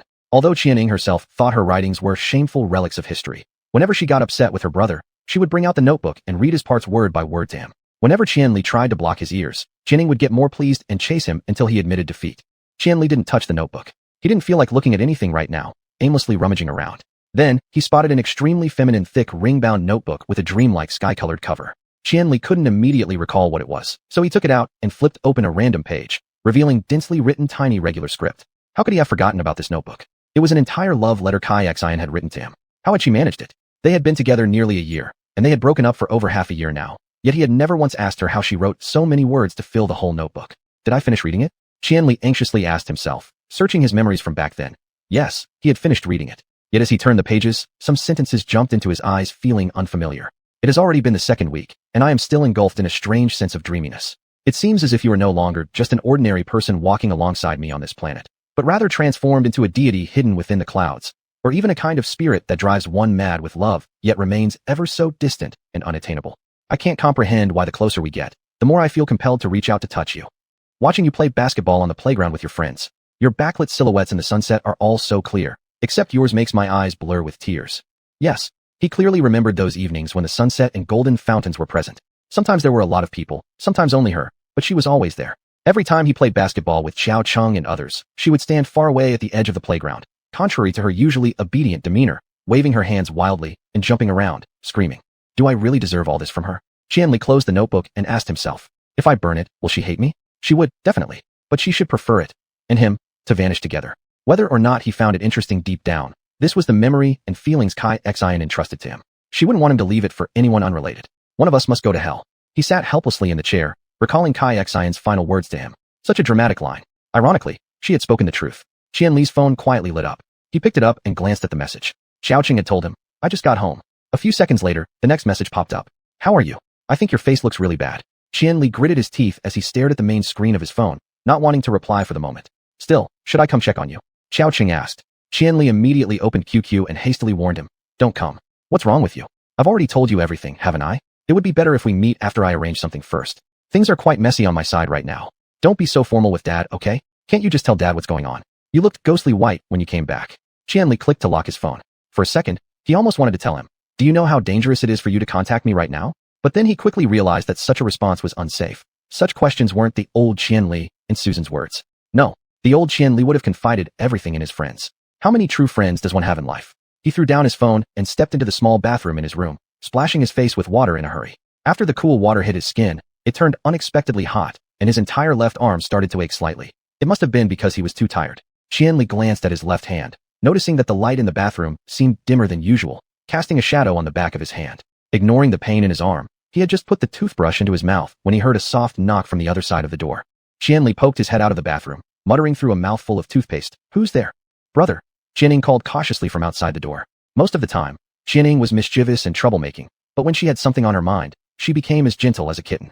Qianli retreated into the bathroom again, spitting out the toothpaste with a puff, and silently listening for movements outside. Brother? Qianning knocked again softly, asking hesitantly, can I come in? Qianli stared at his own face in the mirror. I'm taking a shower. What's up? Nothing. Did you eat that cake I made especially for you? Qianli slapped himself lightly inwardly. Yeah, I ate it. Oh then. Qianning hesitated for a moment. Is it inconvenient for you to come out? Then I'll go back to bed. You should sleep early too, okay? Alright, go rest well. As soon as Qianli heard the sound of Qianning closing her bedroom door, he rinsed his mouth hurriedly, stepped out of the bathroom, and picked up the cake on the table. He wasn't hungry at all, but he couldn't bear lying to her, or simply throwing it away. A small fork was inserted in the cake, and when he lifted it, the cream sticking to it emitted an odd smell. It was some kind of sourness. Qianli sniffed carefully. Could it be that Qianning added yogurt to the cream again? But this wasn't the scent of yogurt either. The cake was freshly made tonight, and certainly couldn't have gone bad. Without overthinking, he swallowed down the cake in a few bites, covering his mouth tightly to make sure he could get it down. The cream carried the sour flavor from within. Maybe another day he should suggest Qianning find some hobbies beyond cooking. Qianli brushed his teeth again, then turned off the light. Recalling Qianying's round, smiling face, he felt a faint sense of comfort creeping in. She would be fine. He reassured himself while peeling off his shirt. She will be all right. I can take the book, Cocoon Butterfly, with me tomorrow. Lying down in the dark, staring straight at the void before him, they would both be fine. They would get used to life without him. He wasn't the only child in the family, and more luckily, Qianning had always been the center of their collective affection. He believed his parents were strong enough, and the bright future awaiting Qianning would far surpass any shadow his departure might bring. That's enough for now. From tomorrow on, he wouldn't even ponder about these things anymore. Everything would become simpler. He exhaled deeply and closed his eyes. But right then, his phone lit up glaringly beside him. He squinted and picked it up, finding Susan had sent him a text message. I've got a bad feeling. Tell me, you may not die after all. How much of a grudge is that? Qianli asked her. The situation behind it is far worse than you can imagine, Susan replied. But you can relax now. We'll see each other tomorrow. Don't run around recklessly, don't attempt suicide, and I'll keep an eye on you every moment. Chapter 8, Anomaly in Fall 1. Around 3 o'clock, it started raining again outside. Qianli was awoken by an intense pain just as he heard the howling wind outside his window, the glass rattling under the pressure. This time, it was the back of his left hand that hurt. He raised his left hand to examine it. The shadow on the back of his hand from the bathroom earlier had grown darker, becoming a necrotic black color. It might be the brand Susan mentioned, Qianli thought. Maybe it would appear soon. He wasn't sure if this patch of skin was now included in the silence clause. As he observed it, the area began to ripple malevolently, revealing a web of delicate blood vessels turning nearly transparent due to its deformation. Yet Qianli kept watching silently, refusing to let any expression cross his face.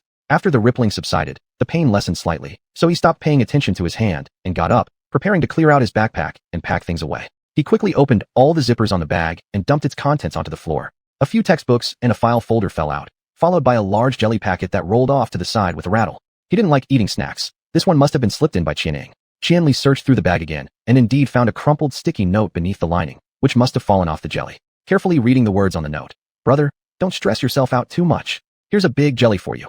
The date on the signature was from a few days ago, around the time he received Susan's warning. Back then, she told him not to go to school for the next few days. Thus, he claimed to need relief from academic pressure and asked his parents to excuse him for a 7-day sick leave. Qianli chuckled soundlessly, picked up the jelly, and placed it back inside his bag. He hadn't expected Qianning to still care about such matters, but she'd always been sensitive yet kind-hearted. Clawing noises came from outside the door. Mocha was scratching at the door, trying to get in. Qianli stood up to let her inside. She lazily wagged her tail and circled around him. Good morning, Qianli said, leaning down to stroke her head. Mocha looked up, licked his hand, and broke free from his caresses, continuing to circle him. She behaved as though they hadn't seen each other in ages, which was strange because Mocha usually got along better with Qianning and always cooed to her instead. Stroke after stroke, Qianli rubbed Mocha's head, causing her tail to wag enthusiastically while she emitted soft whimpers from her throat, a sound that had never escaped her before. What's wrong? Qianli asked, using his hand to rub the long snout of the dog. Suddenly being this clingy? Mocha yawned with her mouth open wide, releasing a low growl. Qianli, seeing this, remembered the cat at the cafe earlier in the day. His heart tightened instantly. Patting the dog on her rear, he said, go out. Instead, Mocha plopped down on his back. Listen, Mocha, go out, Qianli said. Ignoring him completely, Mocha lay down curled up on his back. Qianli stared silently at her for a moment. I have to leave. You lying here isn't going to change anything, he muttered, more to himself. He understood Mocha wouldn't comprehend what he needed to do, making the words more for reassurance to himself. It's for your good, you. He trailed off, biting his lower lip as he fixed his gaze on Mocha. She began closing her eyes, looking sleepy, until Qianli stepped forward and swiftly lifted her up. Mocha barked loudly. Such a thing had never happened in this house before. But Qianli didn't put her down or soothe her. Mocha was simply too heavy for him to say a word right away. He couldn't remember the last time he had lifted her up. Supporting her bottom, he hoisted her over his shoulder, kicked the door open with his foot, and carried her straight down the stairs, setting her at the bottom. Don't come upstairs again, Qianli gasped quietly. Listen, In the dark living room, Mocha stood there with her tail tucked between her legs, gazing up at him. But Qianli didn't pay any further attention to her and returned directly to his room. He worried secretly that Qianning might be woken up by Mocha's noise. As expected, soon afterward, someone gently tapped on his door. Qianning. Qianli sighed. I can't sleep. I want to come in and talk to you. No, Qianning. It's too early. Too late, Qianli said, lowering his eyes to his hand. The skin remained a blackish hue, indicative of decay, momentarily appearing normal and calm while he spoke. Talk when you wake up, all right? Qianning stayed quiet, but did not leave. Qianli reached for his phone. Just as he unlocked the screen, Qianning whispered softly from outside the door. Did I make you angry, brother? Of course not, Qianli said, beginning his fastest ever texting session to Susan. The skin on my hand turned black. Why are you so unhappy tonight and unwilling to speak to me? Qianning pitifully continued, like a puppy as she scratched at the door. Tomorrow you'll be moving into the dormitory, and I just wanted to chat a bit with you. Susan had yet to reply, and Qianli remained silent. Qianning waited obediently outside the door, also silent. Of course, Qianli wanted to spend some time with his sister. Despite suppressing his emotions as much as he could, he still feared that he might suddenly die without getting a chance to say everything he needed to. But Susan wasn't responding, so he couldn't be sure whether or not he should let Qianning in. Still, it was the middle of the night, and Qianli couldn't expect Susan to reply instantly as she might during the day. After a minute or two, Qianning knocked gently on the door again and said, Brother, I'll go back to sleep then. When you come back from the dormitory, will you talk to me? Startled, Qianli dropped his phone, threw on a pair of pajamas, shoved his left hand into his pocket, and hurried over to open the door. Come in, Qianning. Qianning brightened immediately, skipping into the room after him. Anxiously, Qianli locked the door behind her. Meanwhile, Qianning approached the table and looked at the empty cake plate. Was the cake super delicious? She asked expectantly.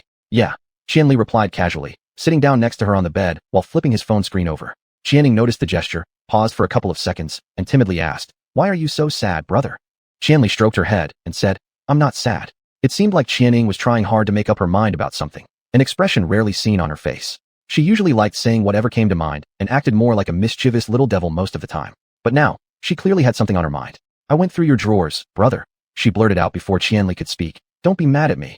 I was looking for chrysalis. My seatmate wanted to read it, but I told him he couldn't read the whole thing. I could take pictures of a few pages for him, but the notebook was stuck at the very back and I couldn't pull it out. By accident, I pulled out the one that Sister Caixin gave you and I. Her voice lowered almost inaudibly. I read it. Qianli froze for a moment. Qianning quickly tried to amend. Just a few pages. Still silent. Qianli smiled faintly and patted her head again. Qianning held her breath, waiting anxiously to see if her brother would get upset, but finding no trace of displeasure on his face, she tentatively touched him. Say something, brother. I feel so guilty. There's nothing to worry about, Qianli said softly. No need to feel guilty. That explains why I felt like my notebook was in the wrong place. Qianning bit her lip. So why are you sad, brother? Qianli understood her meaning and shook his head, both amused and helpless. Do you really think it's because of Caixin? That was such a long time ago. I do think so, Qianning replied. After you and Sister Caixin broke up, you always seemed unhappy. Not at all, Qianli said. That doesn't matter anymore. Are you sure? I mean, the way you've been acting isn't exactly sad either. It's just, I don't know. It's like you've lost some of your passion. Like Sister Caixin took your soul away or something. A pang struck Qianli's heart. It has nothing to do with her. In fact, she sees me this way too. Really? Was that why you broke up? Did she think you liked someone else? You look exactly like someone who's distracted. Qianning nearly leapt up, grabbing one of Qianli's arms and shaking it furiously. What is going on? Why won't you tell me? Is it because of this? Isn't it? Qianli placed a hand gently on her. Kind of. She just thought I didn't fit her ideal image. Stop worrying about me, Qianning. The thing with Xin is over.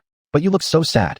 Qianning hugged onto his arm stubbornly, standing on the ground and looking up earnestly at him. Tonight, I even baked a cake for you. I wanted to cheer you up. Did eating the cake make you feel better? They say eating desserts can make people happy. Qianli finally broke into a smile, unable to resist her nagging, pressing her firmly back down to sit properly. All right. I'm fine. Look, talking to you makes me happy. So, was the cake good? It was great, better than last time. Qianli ruffled her hair. Was it made with yogurt cream again? He tried to ask the question offhandedly, but Qianning jumped up once more. How could that be? Last time was an accident. How could anyone eat that stuff? Qianning huffed indignantly. Do you think the cake tasted bad? If it was good, you wouldn't ask that. No. Why would I lie to you? It just had a hint of sourness, but it wasn't unpleasant. No, it was unpleasant. It smelled more and more like a garbage pile. He would never tell Qianning that. No way. Qianning protested angrily. Dad and Mom ate it too, and I ate it myself. There wasn't a bit of sourness at all. That was freshly whipped cream I made myself. Then I must have smelled it wrong. Don't be mad. Qianli smiled, patting her little head again and again. I'm not upset. Stop worrying unnecessarily. Really? Qianning asked suspiciously, seeing her brother nod firmly before adding. Then tomorrow you're moving into the dormitory. How long will it take for you to come back home? Qianli couldn't say. He looked at his sister's round, bright eyes and tried imagining her reaction after he was gone forever, but he couldn't figure it out. He knew Qianning hadn't experienced anything like this.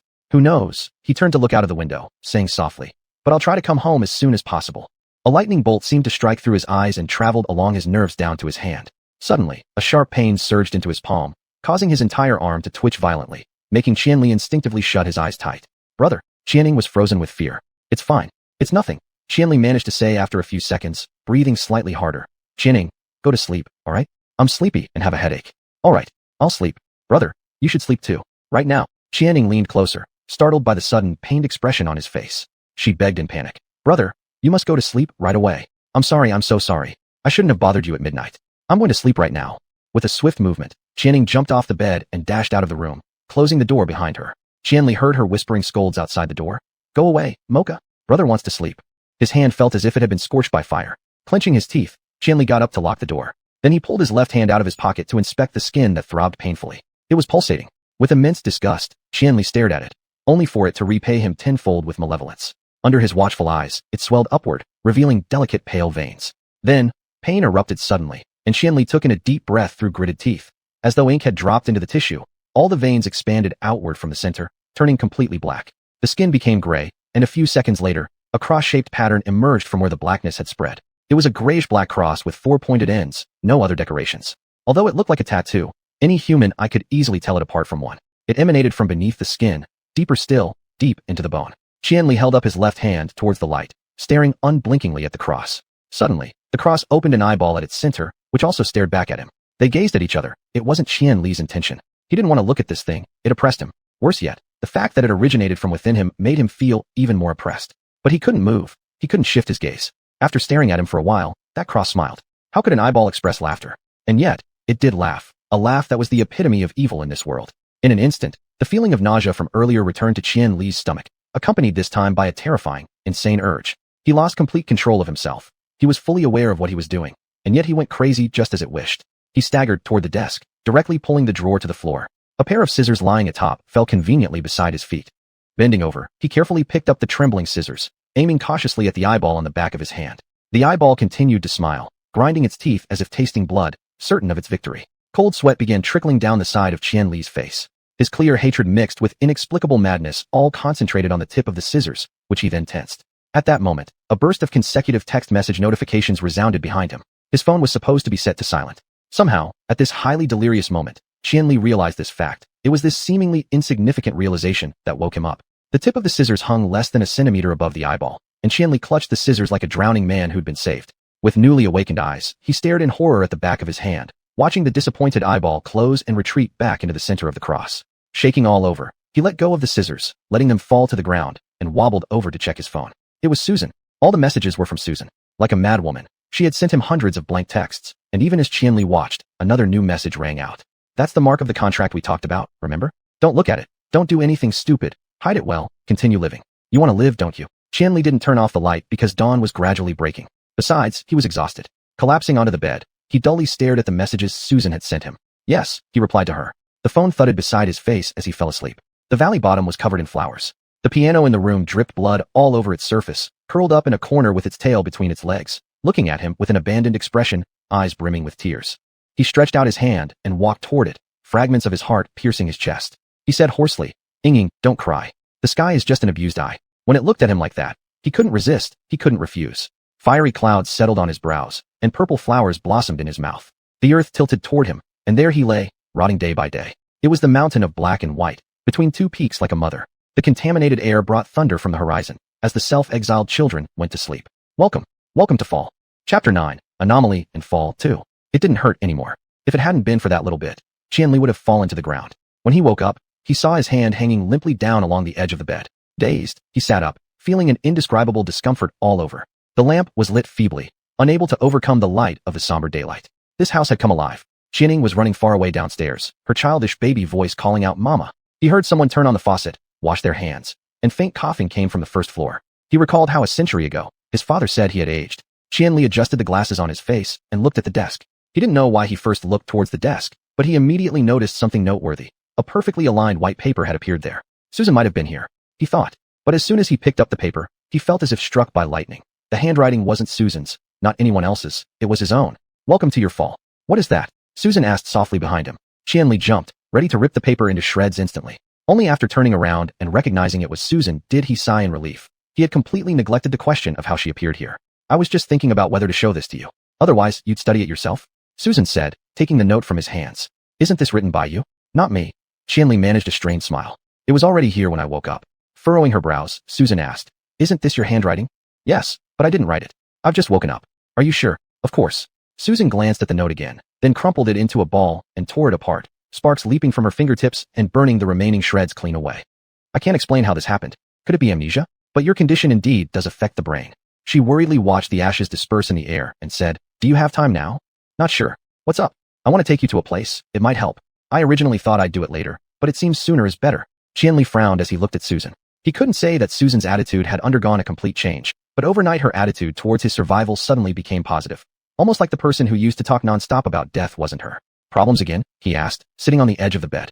Yeah, Susan said irritably. I suspect. Well, contracts are hard to deal with. They're intricate when spells meticulously woven together. I can't go into much detail right now, but consider the contract as a vast program, and this program was single-handedly created by a genius when spellcaster. Therefore, once the contract has issues, the when-spell relations within it easily get messed up, causing even more severe consequences. Can my situation get worse? Qianli found it almost amusing. What next? It doesn't concern you. It concerns me. I might have to take its place. Susan summoned the Black Hilt, avoiding uttering its name. And coexist with you. What? Coexistence, Susan said indifferently. Your life, my life. Your death, my death. Qianli froze for a moment before laughing helplessly. That would be pretty serious for you, huh? You can be happy, but don't be too happy too early. Susan retracted the Black Hilt.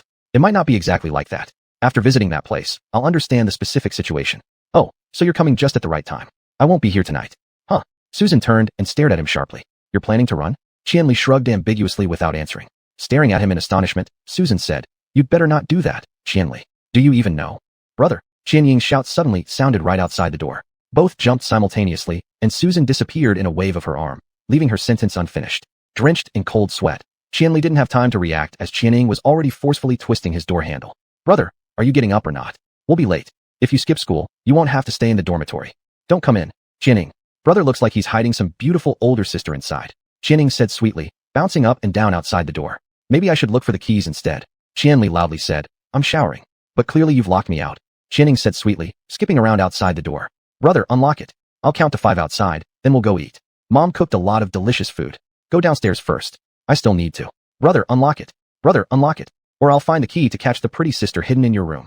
Qianli wiped his face irritably, feeling utterly helpless against his sister's antics. Having no way to deal with Qianying, he reluctantly unlocked the door and locked himself in the bathroom. To his dismay, Qianying stood right outside the door, counting earnestly. After finishing her count, she happily jumped into the room.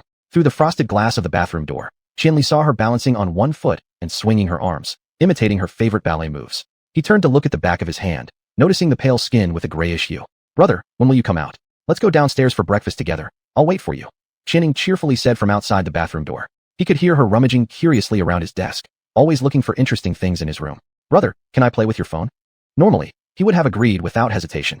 Qianying had even stored her fingerprint on his phone, but not today. Realizing that the phone was now in his sister's hands, and that she could open it any time, Qianli almost slapped himself. Don't touch it. It's updating. He made up an excuse, staring through the door's glass at her every move.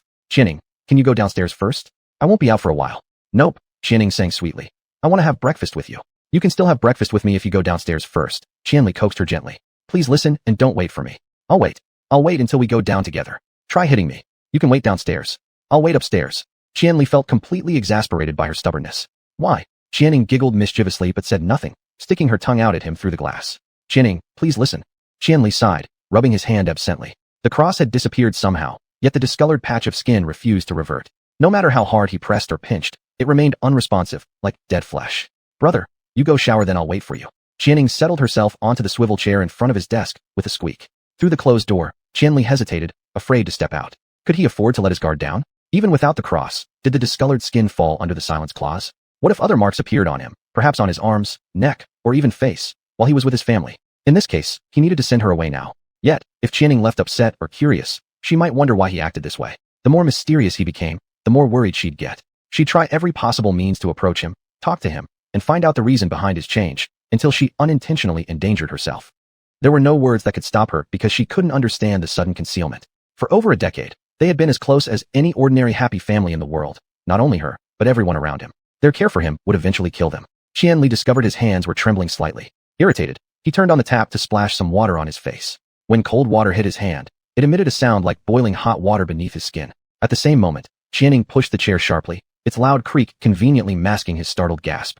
As the water poured onto the mark, it immediately vaporized into a mist. A sharp pain seared through his hand, as if it had been frostbitten. Qianli raised his face blankly, watching the steam swirl before his eyes, condensing upon the mirror and forming peculiar crystal shapes. Looking again at his hand, he saw the outline of the cross faintly reappearing. Mom made pancakes today, brother. Qianning hummed softly from the other side of the door. Qianli quickly composed himself. He silently crept closer to the door, pressing one hand on the glass as he peered at Qianning outside. Sitting on the swivel chair, she swung her legs aimlessly while flipping through a thin notebook. It was the cocoon. She would do that absent-mindedly every time she read something, showing the unmistakable naivety of a child. He thought of Susan's unfinished words from earlier that morning. He didn't know exactly what she intended to say, but the only foolproof strategy was for him to leave, and the farther, the better. Until then, he had to be extremely cautious, keeping all his actions within safe boundaries, distant enough but not overly abnormal. There was no other way. Qianli lightly tapped on the bathroom door. Qianning, could you grab me 2 band-aids? Brother? What happened? Qianning immediately panicked, rushing to the bedside where she fumbled to drag out the dusty little first aid kit their mother had prepared. Each of them had one stored under their beds, though Qianli rarely ever used his. Brother, where are you hurt? It's fine, just a small cut on my hand. What size bandage do you need, brother? The biggest ones, 2 will be enough. The largest band-aid was almost as big as half a patch. As Qianning tore off the band-aids, she shrieked. Brother, how badly are you injured? Clutching the supplies, she lunged forward. I'm coming in to check. Don't you dare enter. I'm still showering. Qianli warned her, taking the band-aids through the door crack. Do as I say, Qianning, and go downstairs for breakfast. Tell Mom I'll be right there. But I want to wait for you. Qianying's tone instantly turned sour. Qianli, today you really seem to hate being around me. Qianli reiterated. Do as I say. When he used this tone with Qianning, it meant that if she didn't listen, he would truly become upset. Qianning fell silent, surely pouting and sulking. All right, I'll head down, she said after a moment, stubbornly slipping one finger through the door gap. But hurry up, brother. Go on. Qianli pinched her fingertip gently and swung it. Qianying's footsteps faded as she went downstairs. Qianli tore open the bandages and applied both pieces onto the back of his hand.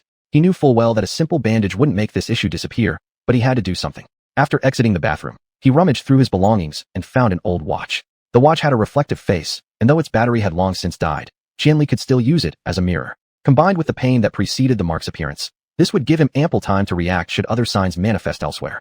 Tucking his hand into his pocket, Qianli slowly made his way downstairs. Chapter 10, Anomaly and Fall 3.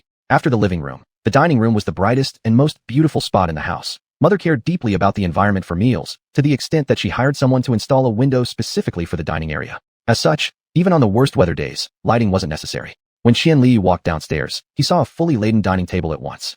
It held sliced fruit, meat soup, pancakes stacked like little mountains with maple syrup, and a large plate of scrambled eggs. His sister was hopping around the table, waving enthusiastically at him, while Mocha stood by her feet wagging her tail. Brother, look, Mocha has been waiting for you all morning. Qianning shouted loudly. Qianli went over and patted the big dog's furry head. Across the table, Father sat in a position with his back to the window, reading the newspaper. Mother stood beside Father's seat, juicing fruits. From childhood, Qianli had never met anyone who cooked better than their mother. Her scrambled eggs were as soft as clouds, and no matter what kind of meat, she could make it drip with juice, dissolving upon contact with the tongue. With such a mother, neither Qianli nor Qianning could adapt to the school cafeteria. Qianning had even cried over it. They both sat down opposite their mother.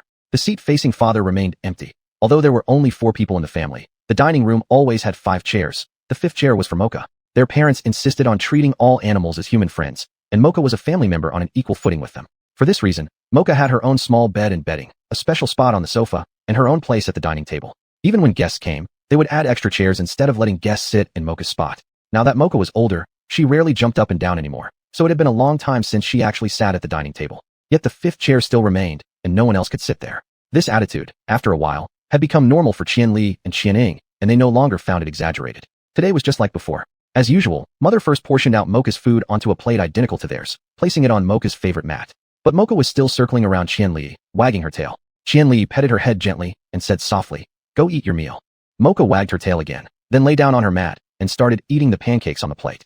"How did you sleep last night?" Father put down the newspaper and asked kindly, taking the fruit from Mother. Mother said, "You can't," but still handed it to him anyway. "I slept great with brother. We didn't even have time to talk," Qianning interjected quickly. Their parents didn't know about his relationship with xuanhuan, so whenever the conversation edged near that topic, Qianning would rush to cover it up, giving Qianli a look that said, "Am I not your reliable little helper?" With her help, Qianli suspected that their parents probably already knew everything.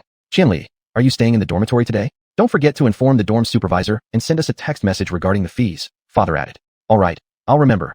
Qian Li replied vaguely, cutting himself a piece of pancake. At that very moment, Qian Li wasn't sure if he really heard it, but without doubt, he heard somewhere a mournful sigh. He pulled back his hand to see that the cut surface of the pancake revealed a vague and ominous blood-red hue, as if he had cut open a human body. His hand shook, and the pancake along with the utensil clattered into the soup bowl with a loud sound. Both the older and younger girls let out soft screams. Sorry. Qian Li got up quickly, shocked, fishing the pancake out with utensils that weren't completely submerged. The pancake was fine, baked a perfect golden brown. There was no trace of any blood-red slice. I didn't hold it properly. Let me fish out the pieces. He hurriedly stood up and entered the kitchen, trying to calm down while searching for a strainer. That was strange. Did the pancake turn into a cursed pancake, or were his eyes turning cursed? What did this mean? If things like these were covered under the silence clause, how could he possibly avoid revealing them? Brother, be careful, Qianing said worriedly behind him, then earnestly informed their mother. Brother even cut his hand this morning, and it seemed like a big wound. How did you cut yourself? Come here, son, let me take a look, mother said anxiously. Just then, there was another clang from father's side, shifting mother's attention. I told you, you can't do it. Qian Li sighed in relief, rinsing the strainer under water and returning to the dining room. It was hard to fish out all the crumbs of pancake from the soup, so finally, Qian Li simply poured the soup with the crumbs into his bowl. The moment the broth filled the bowl, a familiar sour smell struck him. Qian Li froze. He leaned closer to the bowl and sniffed again. It was indeed sour, and it smelled even more pungent than last night's cream. It was at this moment that Qian Li finally began to truly notice his surroundings. As soon as this thought crossed his mind, he smelled the faint sourness in the air. Its source was none other than the dining table in front of him. Last night, he had thought the cake's problem with the cream might have been due to Qian Ying using wrong ingredients. But seeing his parents and sister eating as usual now, Qian Li realized the issue lay with him. However, he couldn't afford to show any sign of abnormality. Even as he felt nauseated for the third time in 2 days, he still held steadfastly to this thought and continued picking up his spoon, pretending to be fine as he served himself some soup. When the bowl was full, it felt like a bowl of dirty dishwater was placed before him. He didn't know if he even had the courage to take one sip. What's the matter, son? Mother looked at him and asked. Nothing, Qian Li said quietly. I'm just not very hungry. If you're not hungry, eat a little anyway. Father put down the fruit in his bowl and turned toward him. Your mother made it specially for you. I usually don't get such delicacies when I'm at home. Now both parents were looking at him. There was no avoiding drinking it now. Keeping a stoic expression, he glanced briefly at the scallion bits floating on the soup and hurriedly gave his mother a smile. All right, I'll eat more.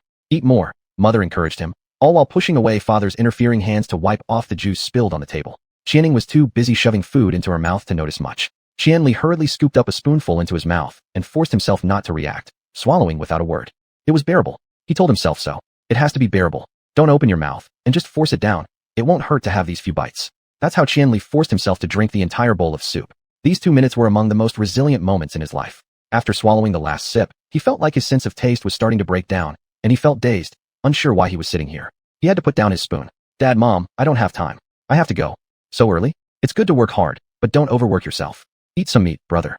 Qianing puckered her lips and pushed several pieces of meat from the soup onto his plate. Qian Li chuckled helplessly and patted her head. You don't need to worry about me. Eat yourself. I won't eat unless my brother comes back home from the dormitory earlier. Qianing turned her face away from the plate. Qian Li ignored her, acting as though she wasn't there. After a while, Qianing sneaked a spoonful of scrambled eggs into her mouth. Mom didn't add salt, she pitifully whispered softly. Huh. Mother flicked her hair aside. Zang, weren't you the one who cooked the eggs? Dad, did you make these eggs? Though he hadn't touched his chopsticks yet, Qian Li instinctively drew back his hand. In that case, I'll save some. I've gotten quite good at cooking scrambled eggs now, father said indifferently. I've done it many times before, and you guys haven't noticed. The eggs don't have salt. Qianing was still grumbling. Father paused for a second. I was a little distracted today. How about I make you another batch? No need. No need. Qian Li patted Qianing. Dad, you're pretty impressive. Qianing, let me grab some salt for you. I want ketchup. Qianing tugged at Qian Li's sleeve. Qian Li stood up once again and walked into the kitchen. This time, as he reached for the spice cabinet, he felt something unusual. He couldn't exactly pinpoint what it was. The ketchup was located at the very back of the cabinet. Despite being tall enough, Qian Li still had to slightly tiptoe to reach inside. The instant he grasped the bottle of ketchup, he knew something was off.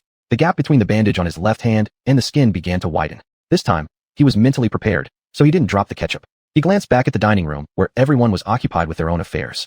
He carefully set the bottle down, gently peeling off the bandage on his hand. At first glance, nothing seemed amiss on his hand. Then he looked at the bandage, and his heart skipped a beat. A blackened burn mark had formed, identical to the previous cross. Occasionally, streaks of fiery red flashed within its texture, indicating it was gradually deepening on the side that touched his skin under the bandage. Qian Li thought he even saw wisps of smoke, though he hoped it was just an illusion. His body bristled with cold fear as he raised his wrist to look at his watch. But that smooth mirror surface didn't reflect his image. It showed instead a dead gray cross. Qian Li flinched as if electrocuted, quickly pulling off the watch and stuffing it into his pocket. Returning to the dining room, He hurriedly handed Qian-Ying the ketchup. I have to go. Seeing how little he'd eaten, father asked, so rushed? Don't you want to eat a little more? It's fine, Dad. You two eat well. I'm just not very hungry today. As Qianli said this, he quickly ascended the stairs and locked himself in his room. He tore off the bandage on his hand. The shape had almost burnt through both of them entirely. In a while, it would directly form a black pattern on the outer side. By then, it would be too late. He couldn't delay any longer. Qianli rummaged through his drawer for pen and paper, contemplating how to tell them that he would never return. Currently, he didn't feel any strong emotions about this fact, only an insistent need to leave. When they were relieved because of his departure, he'd likely start to feel the pain. But by then, they'd already be safe. Dad, Mom, and Ying, forgive me for leaving without saying goodbye, and also for never returning.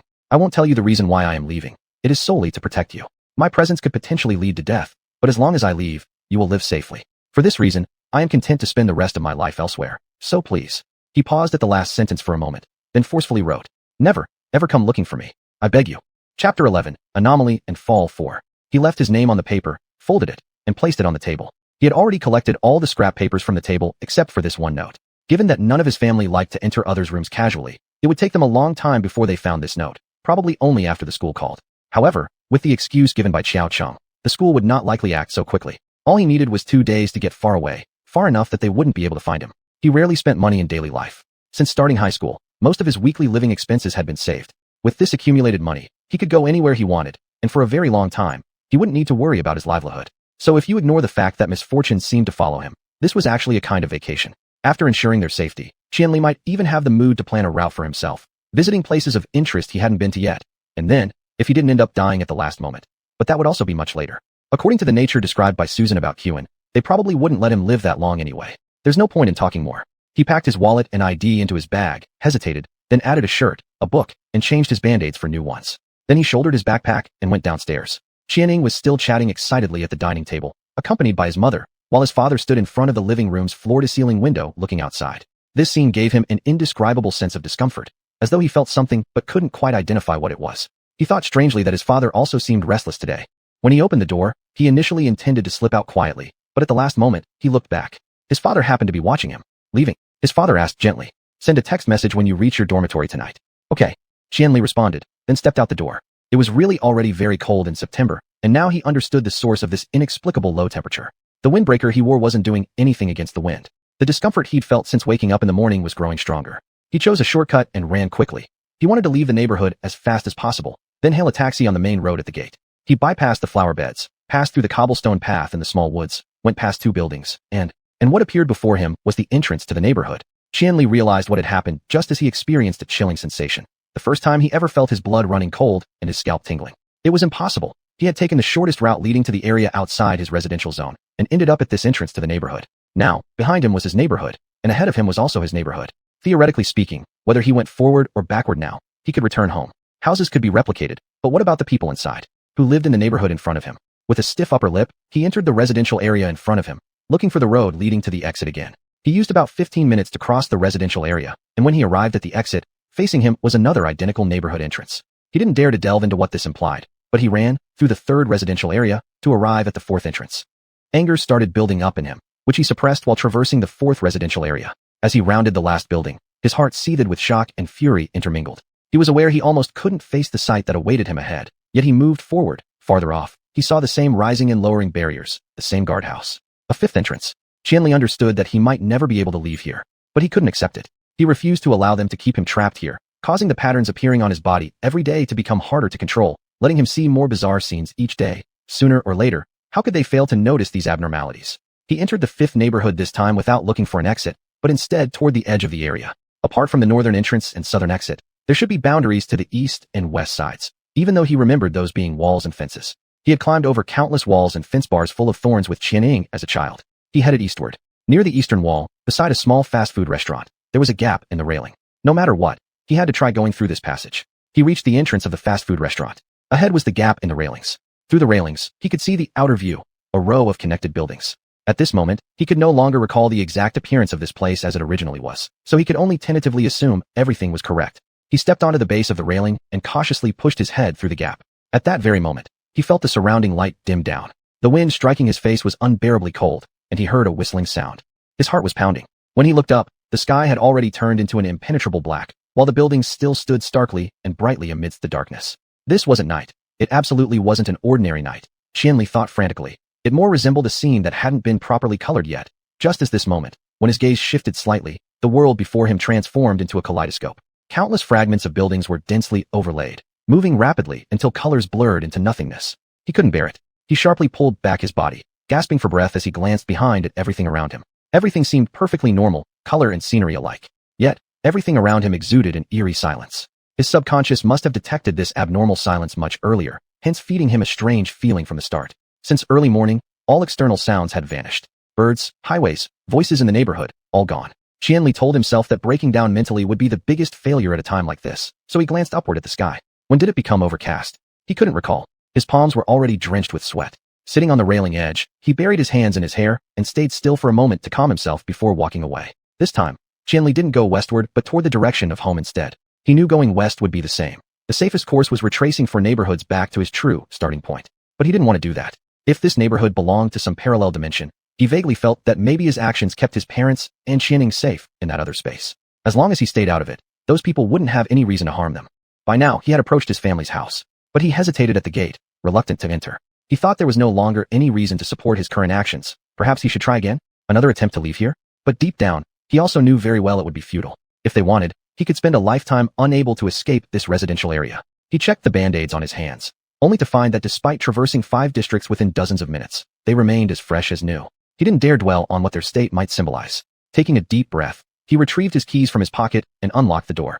A wave of warmth greeted him as soon as he entered. Qianning might already be at school, leaving the house quieter.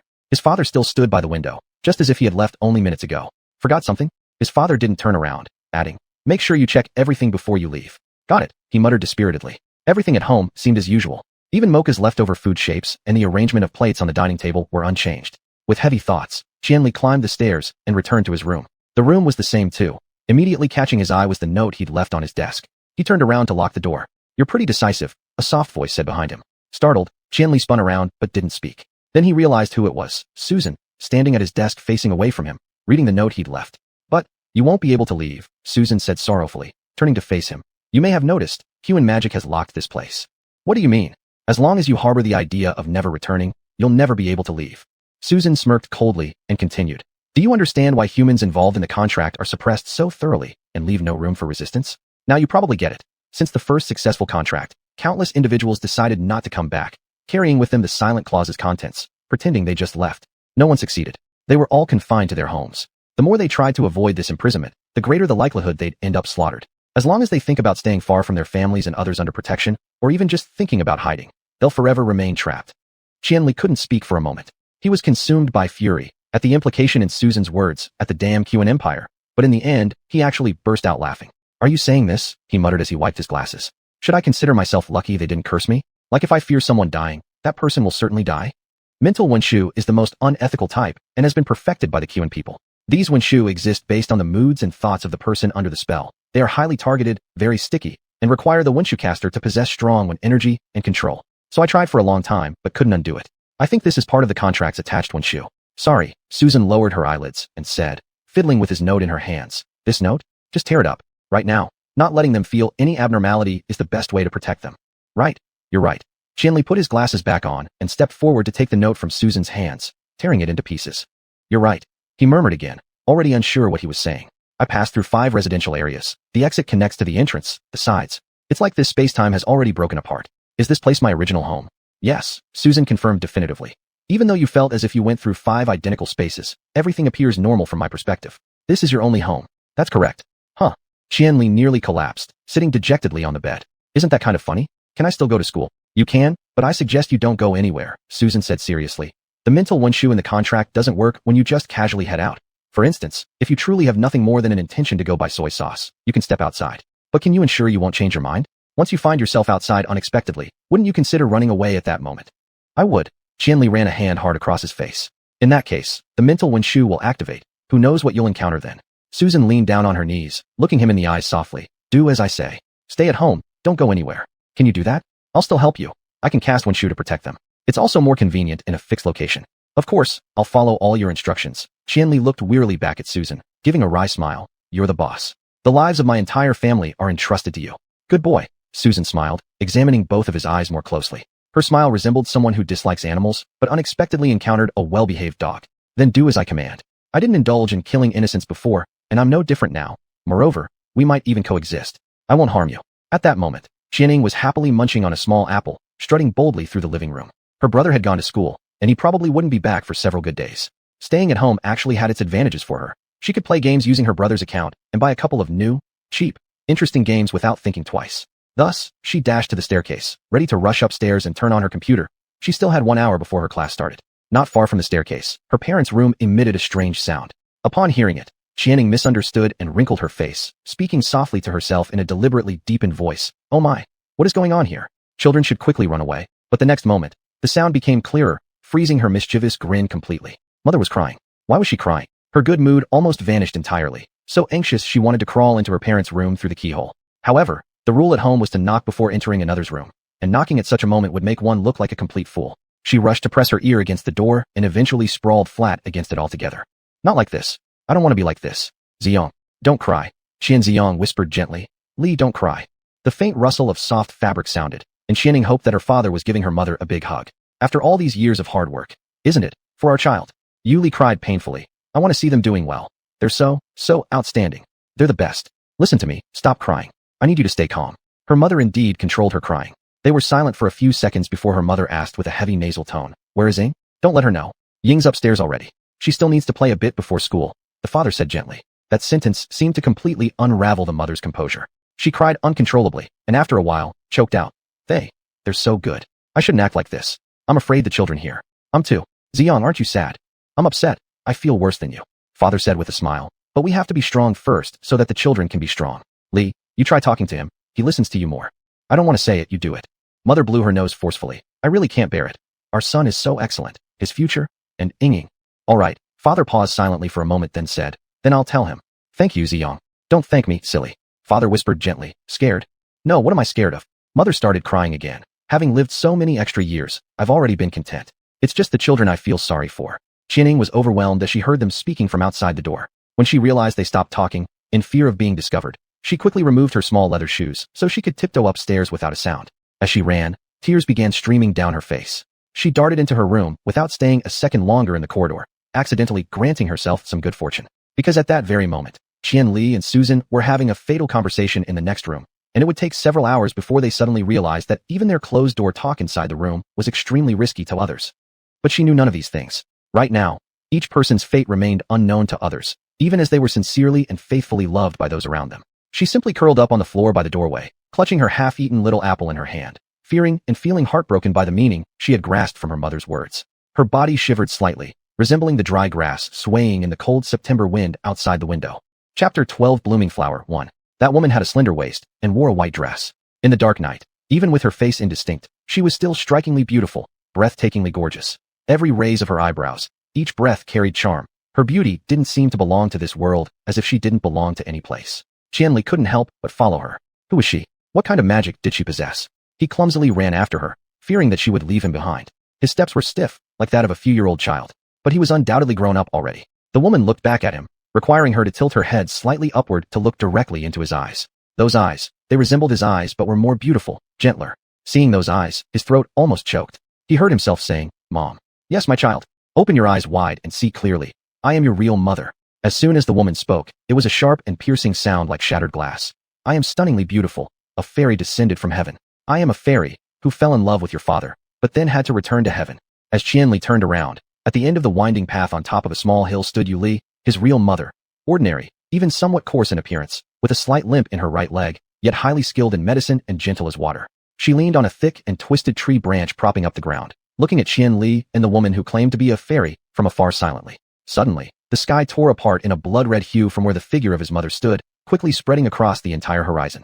A violent wind arose, swirling up the long hair of his mother, dancing chaotically and despairingly in the air.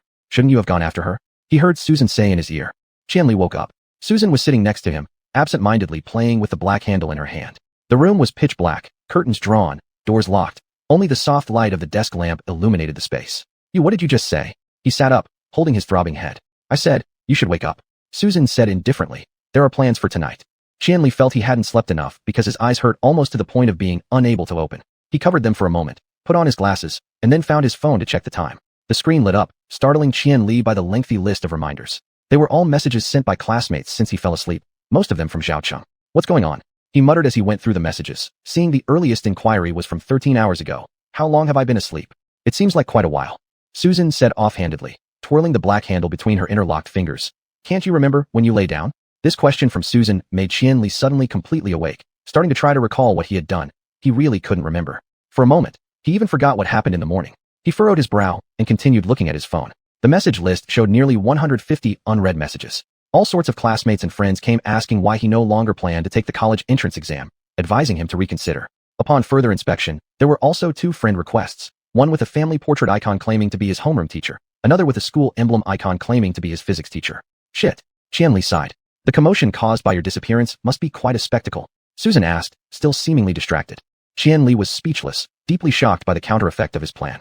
Looking at Zhao Cheng's messages, brother, reply if you've seen this. It's been 2 days without contact from you. Huang Shi's test paper is returned. Hong Wei's favor towards you has passed, and the words I helped say for you were perfectly delivered. The homeroom teacher wanted to occupy a study period for a class meeting. When noticing your absence, he asked me about you, so I told him. Oh man, you won't believe the commotion they made. The teacher asked for your QQ number, wanting to speak with you personally. He also said he'd call your parents, and let you know that. He initially wanted to come to your house to find you, but I said no, you'd be scared. Qian Li stared blankly for half a day, typed out a U, deleted it, then typed fuck, and again deleted it, finally just sending him a long string of ellipses. Talking to Zhao Cheng wouldn't work. He could guess what Zhao Cheng would reply. Exactly. You never told me to privately contact the teacher. Didn't I help shield you from him? Look at yourself. Speaking unclearly, leading to blaming your father. He laughed spitefully, throwing his phone on the bed, and vigorously rubbed his face. So thrilled? Want to go back and see them again? Don't mock me anymore. Qian Li said weakly. If I let Zhao Cheng keep talking for me, I'll become a disgrace. The teacher wants to call my parents. This is my fault. I myself didn't think things through. Now it's messed up. Susan furrowed her brows and said, do you trust Zhao Cheng too much? Didn't I remind you not to show any abnormality? She especially emphasized the word any. Don't attract the whole school's attention. That won't happen. Caillou doesn't lack someone like me. Qian Li took a deep breath and said, I expected someone to ask me, but by this point in the plan, I was supposed to be gone already, so it wouldn't matter. I really didn't expect Zhao Cheng to say it in front of everyone. The more he spoke, the more he felt his head hurting, and he couldn't help but massage his temples. All right, I'll fix up after him again. Too wonderful. Do you know where your plan went wrong? Susan put away the black handle, stood up, and stretched. You shouldn't have made the plan yourself. You should at least have discussed with me. Qian Li looked at her expressionlessly. You didn't tell me about the symbiosis thing at the start. Susan mocked. So you think I would set a destructive plan leading to the death of you and your loved ones? No, what I mean is, it's all the same, so I might as well make the plan myself. Qian Li got up and headed for the bathroom. Wait a minute, I'll wash my face. The light in the bathroom turned on, and his face was cast under the shadow of heavy darkness. His face was burning hot, especially around his eyes. He thought it was because he hadn't slept enough, but now it seemed that wasn't the case. He hadn't checked those messages, which meant he had been asleep for at least several hours. Qian Li looked down at the back of his hands. The cross had disappeared again, he didn't know when. He looked up at the mirror again, and his face seemed normal. Qian Li shook his head, hastily washed his face, and while drying it walked out of the bathroom, casually throwing the towel over the chair's back. Let's go. Seeing him come out, Susan indicated they leave the room. We'll exit from outside, that'll be better. Will it make any difference? Yes, Susan said. Erosion will be catalyzed by the surrounding Darkwind force. Since you need to sleep here in this room, I suggest we minimize using one art here, otherwise magnetic field will remain. Get my meaning? It was evident she didn't care if Qian Li actually understood or not. She headed towards the door herself. Qian Li helped her open the door and let her go first. But just as Susan stepped out 1 foot, there came a deep dog bark from the living room downstairs. Before Susan could react, a strong hand pulled her collar and dragged her back, another hand locking the door behind.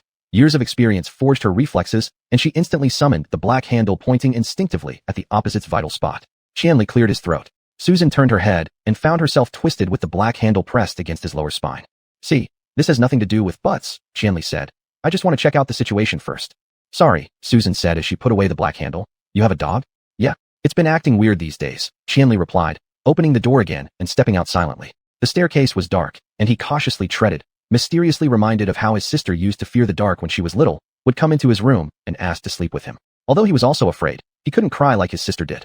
He had to console her, putting on a brave appearance, holding her through the long dark staircase to their parents' room downstairs. In the blink of an eye, it had been so long. He sighed and descended to the dark living room. He heard his parents turning in their room and dared not turn on the light. Mocha, he called softly. The sound of claws scratching the ground. A big white mass rose beside the sofa, walking toward him. Qian Li reached out to it. It lowered its head to sniff his hand, wagged its tail, and walked between his arms, then sniffing his face. Mocha, no barking. Did you hear that? He said gently and hugged it tightly. Mocha's big head rested warmly on his shoulder. Don't wake everyone. Mocha hummed lowly. Its current state was indeed strange. Since he could remember, Mocha had never barked so frequently. Absolutely no barking. Qianli firmly said, Mocha, you can't come find me anymore. Don't enter my room. Understand? If you don't understand, there's nothing I can do. Next time I'll directly shoo you away. Mocha's big tail suddenly drooped, squeezed between its two hind legs. Qianli didn't want to see it like that, so he stood up ready to go back to the room. But just as he turned around, he sensed something unusual behind him. He turned around and saw Mocha struggling to stand up on its two hind legs for the first time ever. With its front paws, it gave a bow. Mocha was too old to stay upright long, and its front paws barely touched him before falling back to the ground. But even for a moment, it was enough to stun Qianli, staring at Mocha. Mocha lay down and went asleep. Chapter 13 Blooming Flower 2. Qianli returned to the room in a daze, and Susan was leaning against the door, daydreaming. Did your dog smell a stranger? She seemed lethargic, looking very tired. That little nose is pretty sharp. Qianli opened his mouth, but didn't know what to say. What's wrong with you? Susan noticed his abnormality and looked up at him. Nothing. Ah, never mind. Susan patted his shoulder as if she saw through something. Dogs are very spiritual. The last time I was in the intermediate realm, I saw a little white dog that could recognize objects affected by one magic, so I chased it away. The bishop would have surely wanted to kill it. It would die either way. That was Mingwen magic, so it wouldn't matter. Susan whispered, then suddenly smiled. Do you see? For the same one magic, people hearing Mingwen magic won't have problems. Encountering their holy staffs won't cause trouble either. But hearing Unwen magic will make them panic. Even just Unwen light without any dark hilt does the same. Do you understand the meaning? I really don't. It means we are naturally evil. Good and evil are predestined. We were born with sin. Qianli gave her a half smile, deciding not to argue with her. But Susan didn't seem eager to leave, instead asking him back. You're making a face like you're being tolerant of me. No, I just think the silence oath wasn't something innate for you all. You said it evolved from the contract. This is true, but we can't survive without signing the contract. Susan said, do you know our standard for coming of age? In her excitement, she still remembered they were near the entrance and summoned the dark hilt, waving it casually. Qianli didn't feel any change, but Susan appeared relieved, her voice growing louder. The Yamofa canon. Listen, Darkwind power originates from the exploration of death, the darkness within humanity, and the worship of blood and strength. That's what it says itself. Before this, no ancient text dared to directly summarize the origin of Darkwind power so straightforwardly or document so many heresies. Result. Fuck. The canon itself underwent an anomaly. The content recorded in the canon also became an anomaly. These few sentences turned into the evaluation standard for Xuan citizens to come of age. It's exactly the same reason why the silence oath emerged later. So, Qianli shrugged. Shouldn't you hold grudges against the evaluators? No one evaluates us, Qianli. Susan sighed. We aren't evaluated by humans, but by the Xuan Empire itself. This standard changes every year, yet we never know how far we must go to survive. It's truly the silence contract that saved us. Qianli remained expressionless. So moving. I'm crying. And that canon was probably written by the Xuan Empire itself too. And we have blind souls too. Susan only replied with a gesture lacking specific meaning, continuing.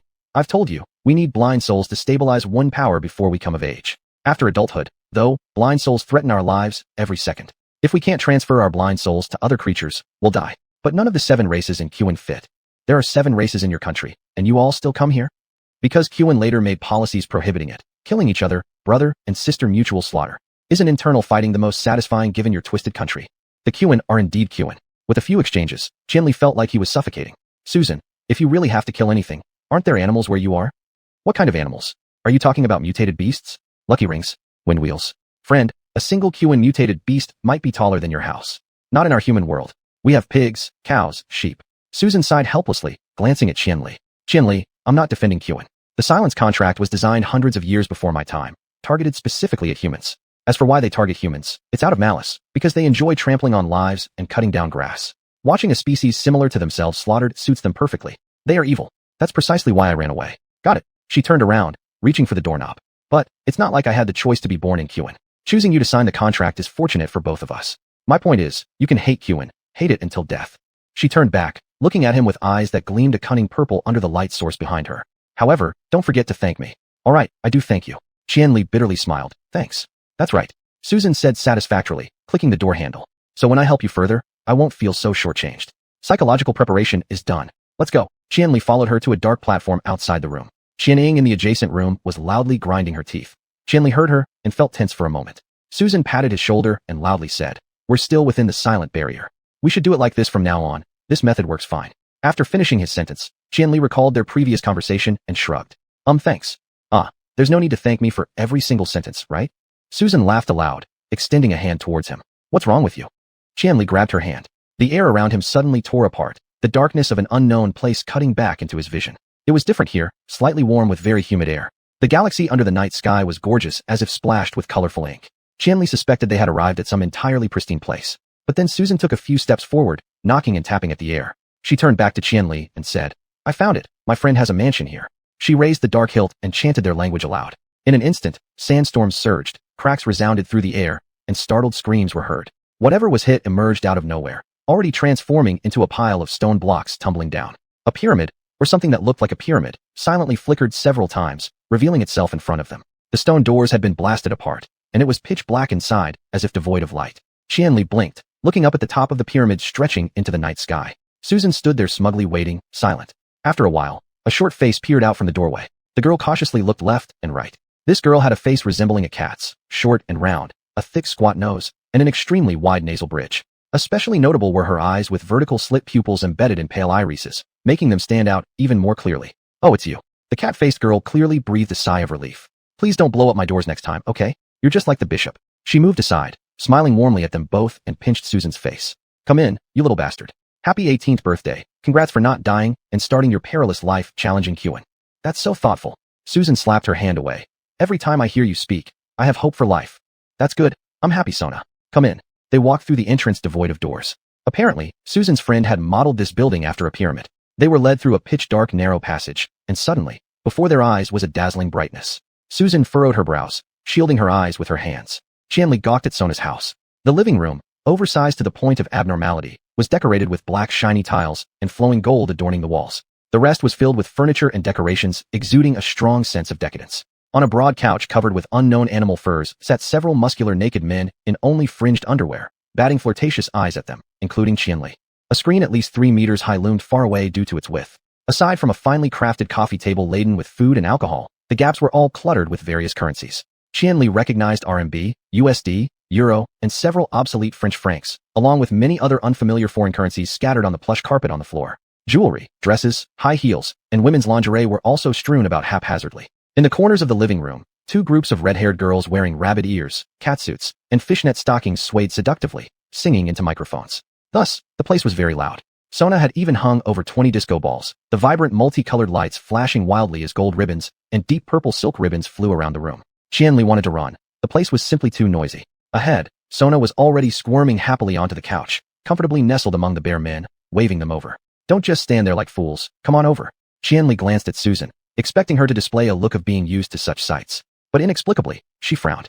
He was about to remind Susan that he couldn't sit like the 2 girls with naked men, but Susan didn't even glance at him, grabbing his arm firmly and walking towards the couch. Susan's strength was much stronger than he expected. As Sona laughed, she nudged the men beside her, saying, "Are you all dumb? Make room for the guests." Then she turned and screamed at the girls, "Little sluts, quiet down." The men stepped aside, and the music volume decreased. "This is Qianli," Susan said, pushing Qianli down to sit and standing herself. "Hello." Sona gave him a smile, revealing 2 sharp canine teeth. Qianli nodded at her. "Susan brought you here to do what?" "Let me guess, are you? I see, today you want to play dumb all the way," Susan abruptly said. For some reason, this sentence stood out clearly against the still noisy background. Qianli turned his head and looked at her. Susan was still smiling, but the real smile had disappeared from her face. She just coldly stared at Sona with her eyes. "Are you overdoing it?" Susan asked again. "What?" Sona sweetly said, her cat-like pupils rapidly shrinking. "Sona, I'm having an issue." Susan paused silently for a few seconds before saying indifferently, "An issue I don't understand, something you can definitely help with. But right now, take it down first."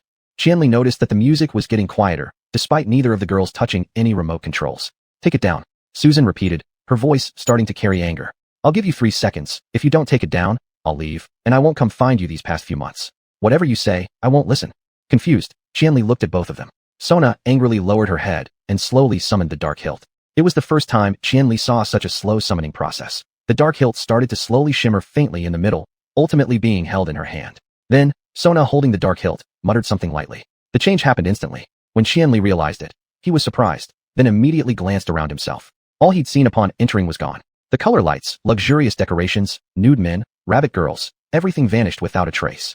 This was a horrifyingly empty place, chillingly sinister and cold. A chandelier hung from the ceiling, but it wasn't lit. What illuminated around the sofa was an obviously spell-cast, abnormally bright oil lamp, placed on a small broken table beside the sofa. All the furniture was wooden, and a few simple, old cushions were laid on the sofa. Qianli couldn't see the remaining places. They were all swallowed by darkness. "So this is your joy. You trick even me and a human when we're alone?" "You." Susan violently swung her arm. I'd rather you continue to live openly in this rat hole. Sona weakly said. If asterisk king hate you, Blanca. I also hate you. Can you go out and find some genuinely handsome men, or get out of here to play? Go to bars or male brothels. How hard is this? Try it. Will you die? Sona raised her eyebrows and pursed her lips, shaking her head, evidently refusing to seriously discuss the topic. Then show some sincerity. Hand this over to me. This? Susan cast a glance at Qianli. Can't you tell who he is? Sona glanced back at him and then turned to face Susan. Oh, so you actually dared to bring him here? Shining brightly, without precaution. She turned back to look at him and smirked. So I think we better close the windows. All right, Susan said concisely and suddenly pointed the dark hilt at Qianli's chest. Startled, Qianli exclaimed, Hey, sorry. A loud sound burst from the tip of the dark hilt. Qianli's last conscious feeling was himself falling backward stiffly like a corpse. When he woke up again, he was once more lying in his bed. The night lamp on the table was on, though the light was dim. Awoke, Susan leaned against his window frame, turning her head to look outside. Was I the window? Qianli asked weakly. Sona is very alert. Humans are easily planted with spells to eavesdrop. She didn't want anything to go wrong. I understand. Whatever. Qianli shook his head, too exhausted to be annoyed. The place where he was struck hurt as if it would shatter. What did your friend say? For a moment, Susan just stared outside the window, giving no response to his question. After a few seconds, she sharply turned her head. The night lamp in the room didn't light up their corner, most of Susan's face hidden in the darkness, briefly showing a pre-prepared smile as she lightly clapped her hands. Congratulations. Her lips twisted. You aren't alone anymore. It took Qianli fully 5 seconds to finally grasp what she meant. The symbiotic relationship had become true. Wow, this truly was a matter worth rejoicing about. The things making it worth celebrating could fill a list. In his heart, Qianli knew Susan wasn't a surefire guarantee of survival. However, his life now finally had actual protective value to her. He wouldn't have to rely on her occasional kindness to survive. For herself, Susan would spare no effort to struggle, saving both him and herself. But he felt no joy, not a bit. He lay there, his chest splitting in pain, wanting to speak, but finding nothing to say. Finally, he only laughed lightly and said, Then you'd better put in extra effort. As soon as these words were spoken, Susan's smile vanished from her face as if it had collapsed. She coldly glared at him, as though those words were a mockery. Smile, she said. Qianli turned to look at her. What? Shit. Look at you, huh? Susan stood up straight from the windowsill and slowly walked toward him. Check out this angelic expression. She tilted her head slightly, staring directly at him. As she approached, even the last bit of light was blocked behind her, leaving only 2 sparkling eyes visible on her face. Now, Qianli felt some kind of threat emanating from the gradually approaching figure. It was the first time he had felt such a threat from Susan, and the first time he felt nervous because of Susan herself. This was also the first time he suddenly realized that Susan was truly a xuanhuan. The topics between them, their acquaintance over the past few years, and her nearly human-like behavior etched in his memory. All of that was false. All of it a defense, a disguise. And now, they had collapsed along with her smile. Chapter 14, Blooming Flower, 3. A streak of light flowed through Susan's hand, and she summoned the black handle. Now you have an ally. She slowly squatted down by the bed, still moving closer to Qianli. But Qianli was still unable to move. He could only watch her. An ally, a strategist, a bodyguard. In the future, I will be your shadow. I will go anywhere with you, and I will always protect your safety. Susan remained silent for a few terrifying seconds before softly finishing her words. Because of my misguided kindness. Susan, hush, let me speak. Susan tilted her head to one side, looking him over from another angle. Aren't you happy? Qianli, don't you find this the funniest thing in the world? You can already reap the rewards without effort. You're my hidden angel now. Don't you feel anything, thinking that the person in front of you is completely. She moved her throat, swallowing a harsh adjective. Isn't it funny? Susan smiled faintly, whispering, Go ahead and laugh. Susan.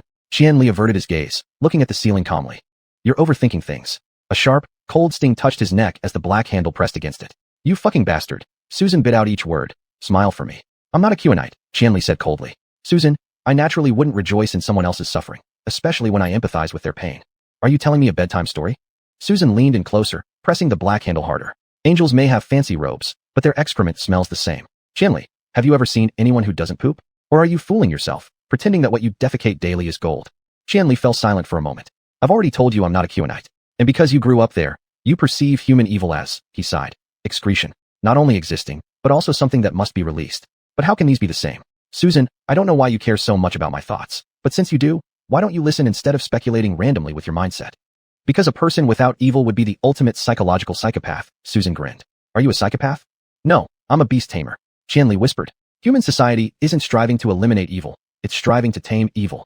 Most of us can suppress or ignore it, while you people not only bring it out, but applaud it. Isn't that exactly what you do? Not us. Susan's smile vanished instantly, and she exploded in rage, almost piercing his neck with the black handle. Don't you dare lump me together with those people, you little bastard. Calm down, Susan. Qianli frowned. If you want to distance yourself from them, try adapting to our ways, our way of thinking. I won't take joy in your pain just because I went through the same. You're thinking too much. The stinging sensation on his neck suddenly disappeared as Susan withdrew the black handle. Qianli didn't look at her, but some instinct told him that Susan had calmed down. It seems you're pretty scared that I'll kill you, she smiled. Qianli said wearily. Susan, I'm no more afraid of dying than you are. Do you think I'm afraid of death? Susan stood up, glaring down at Qianli with cold eyes. No, I'm afraid you'll destroy my fantasies. Qianli turned to look at her. What? Just imagine how important your opinions are to me. Susan turned back and returned to the windowsill. How many years do you think it's been where I might have found normal people around me who could validate whether I am right? Is killing right? Or is mercy right? Is leaving xuanhuan correct? Or should I have stayed there? She suddenly turned her head to look at him sharply. Qianli saw 2 flickers of crazed light dancing in her eyes. I'd rather die at the hands of others in xuanhuan than get stewed by the bishop in the middle realm. After quite some time, she shook her head. Do you think there are answers to these questions, Qianli? Of course, you have your own answers, but what about me? To this day, I still don't know if I should have saved you, but here we are. It's already like this. Qianli remained silent. Of course, I hope you're right. I hope you really are as you claim. Susan laughed bitterly, mocking herself. Actually, I could verify it right now, but it would be meaningless. If one day I realize I've misjudged you, I'll apologize. Honestly, I desperately want you to be right, but my life, my luck, they're all just a pile of crap. Anyway, you don't need to apologize for something like this, Qianli said, as the splitting pain in his chest gradually subsided. He struggled to sit up. If you want to make amends, then let me live. For how long? Qianli fell silent again. Long enough for my sister to get married at least, he finally said, burying his face in his palms with weary eyes closed. How much time do you think you have? It depends on the progression of the erosion disease, Susan sighed. According to the contract, it would have been fast if only your connection with the Black Handle was secured. But now the Wensu relationship in the contract is all messed up. You're not connected to the Black Handle, you're connected to me. That means the contract won't be fatal to you anymore. Unfortunately, erosion is tougher to deal with than the contract. If it progresses, it'll be about a month or so. But isn't this a sickness? Can erosion be cured? Who knows? Susan replied. Actually, she did know. She certainly knew. There's no cure for erosion, only survivors. Erosion survivors will be transported to xuanhuan to become the 6th race. Pain would be etched into their minds forever, and they would always scream out in anguish over their misfortunes and sufferings, screaming endlessly. She had heard their screams once. Afterward, the academy organized hunts in the eroded areas, but she never participated, enduring ridicule just to stay away. The reason was simple. She was afraid. She looked out the window where the night was thick, dark, and obedient. The docile race was immersed in sleep. Her anger had calmed, because the fear that fueled her anger, fear not of death, but deeper and more destabilizing, arising from questioning herself, had subsided. She took a deep breath, feeling the fatigue that followed relaxation, as if surfacing from underwater back to the air. I'll find a way to sever our connection, she said hollowly. And I'll also do everything I can to look for a way to treat erosion. Regardless, Qianli said behind her. Will they be all right? Should be. Susan bitterly chuckled. I promised I'd help protect them, and I won't break my word. See, she suddenly added, you are someone who doesn't rejoice in other people's pain, right? So what happens later? If the bishop really finds you and tries to destroy you and everything you care about, wouldn't you want to destroy him too? Wouldn't you want him to endure the same suffering as you? And when he suffers the way you've suffered, would he? Qianli asked softly. Susan turned her head and saw his pale face. Would he target them? Oh, he certainly did to me, Susan shrugged. I doubt your family will be in danger, but we should still be cautious. But beyond your family, what about the rest of your life? Isn't destroying that just as bad? Qianli stared at her expressionlessly. I don't want to dwell on this question. I'm going to wash my face. He hopped off the bed and hurriedly entered the bathroom, closing the door gently. His face was still burning, increasingly worse. Yet, when he gazed at the mirror, everything seemed normal, not even a trace of redness visible. Qianli leaned forward, preparing to turn on the faucet. Then came an unexpected loud noise. For a moment, he couldn't even identify its source. Next, he noticed that the folding sliding door of the bathroom had been pushed to its limit, as Susan rudely burst in, dragging him out of the bathroom and pushing him onto the bed. Sit still, don't look up. Do you hear me? Absolutely do not look into his eyes. What is it? Qianli asked in a low voice. Hush, Susan whispered sharply. Qianli sat on the edge of the bed, while Susan stood a few steps away. Before them, the room's center distorted, pulling at something mesmerizing yet compelling one to shut their eyes involuntarily. The air suddenly turned cold, a bone-chilling cold reminiscent of the one he had felt in the parallel neighborhood, impossible to resist. It seeped into every crack of the body. The atmosphere brimmed with ominous, grating sounds. Qianli blankly watched the towel that had previously hung on the chair back, which was now shrinking inexplicably, extruding dark crystals from within itself. Susan didn't seem to notice. Her vigilance focused on the warped air ahead. With caution, she summoned the black handle and pointed its tip toward Qianli. Bang! The grating sound rose abruptly to a deafening pitch before the air cracked violently. Susan lost her grip on the black handle, which flew and hit the ceiling. Without hesitation, she dropped to one knee. Soon after, a towering shadow loomed before her. The nightlight flickered twice and went out. The figure completely vanished into the darkness, the room's only source of light being the 2 faintly glowing red crosses on his face, while the skin next to them reflected a metallic shine. It must be a mask. Good day, Bishop, Susan's voice trembled. Chapter 15 Blooming Flower 4. Before Qianli realized the meaning of those 2 words, A certain feeling had already spread throughout the room. Now, even if Susan told him not to look up, he still raised his eyes towards that figure. It wasn't something he intended to do. He couldn't control himself. It faced Susan, with no sound, no movement, and seemingly no breath. What could possibly make Susan so afraid? A deep voice suddenly sounded. It didn't originate from the figure, but seemed to come from all directions. The voice was undecipherable and without indication of gender or age. Alorda, my most accomplished disciple in the intermediate realm. That name, Qianli couldn't be sure if this was exactly how it was pronounced, wasn't Chinese. It sounded somewhere between French and German, carrying a hissing throaty tone, unlike any human language. After uttering these words, he paused for a moment, then broke into an eerie low laughter. That laughter, more like processed sound, layered one over another, was similarly not a noise any living creature could produce. Susan bit her lower lip and said nothing, bowing her head even deeper. I once told you, bear the consequences of your actions. I also said, you cannot wash away one mistake with another. The bishop's voice echoed as Qianli felt he was being stared at by something intangible. An irresistible spirit was looking at him. This rescue will be your end. Please think carefully. Refusing to save him would mean my end as well. Susan replied with resistance in her voice, while still looking down. And I do not retract what has been spoken, the bishop said. Why don't you just end everything yourself? Susan countered, and Qianli wondered why she was still keeping her head bowed. After all, her impudence was already irredeemable. You know all too well the errors I've committed and fully understand the outcome of your orders. Why torment us like this? The bishop laughed again, and that sound gave Qianli a headache. I have never locked your path. Can you not remember? The bishop's voice became softer. Whether it be your betrayal and escape or your countless mistakes, I have never struck you down for them. All for the day when you walk the righteous path. The bishop took a step towards Susan. He was gliding, with his fabrics billowing in a windless room. Alorda, my child, I admire your talents. I shall save you. Return to us. Put an end to this chaos, and you will regain your untainted life. Susan finally lifted her head, and Qianli saw that the hair hanging by her temple was drenched with sweat, sticking to her deathly pale face. Her lips parted slightly like a dehydrated fish as she stared blankly at the bishop. He momentarily went through a mental short-circuit before understanding what the bishop was saying. The bishop was saying that if Susan killed Qianli now, he would help her break free from the Wen spell, ensuring her survival, allowing her to return to Qin unburdened by debts, with all her past mistakes forgiven. It was an incredibly generous offer, but Susan remained in the same posture and expression. The bishop's words did not bring any joy to her face, but instead seemed to make her feel even more desperate. Then she began shaking her head lightly, attempting to speak. She tried several times and succeeded. The bishop's kindness, I will cherish in my heart forever. She looked straight at the emotionless metal mask, her voice carrying a trace of pleading. My homeland is a great empire, its power unmatched anywhere.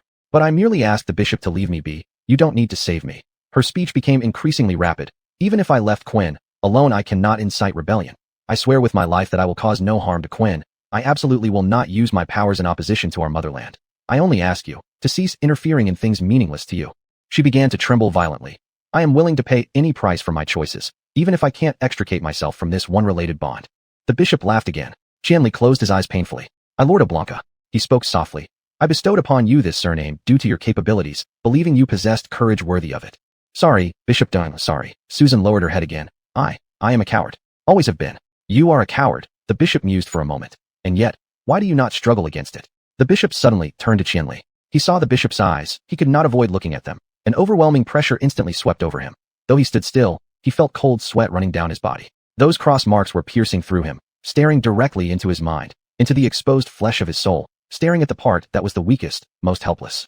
Fall to your knees. A part of his brain panicked and screamed, kneel quickly. In response to that shout, Qianli tightly gripped the edge of the bed, nailing himself in place. Would resisting even matter? He forced out through gritted teeth. Do not do what you perceive as useless. The peak of cowardice.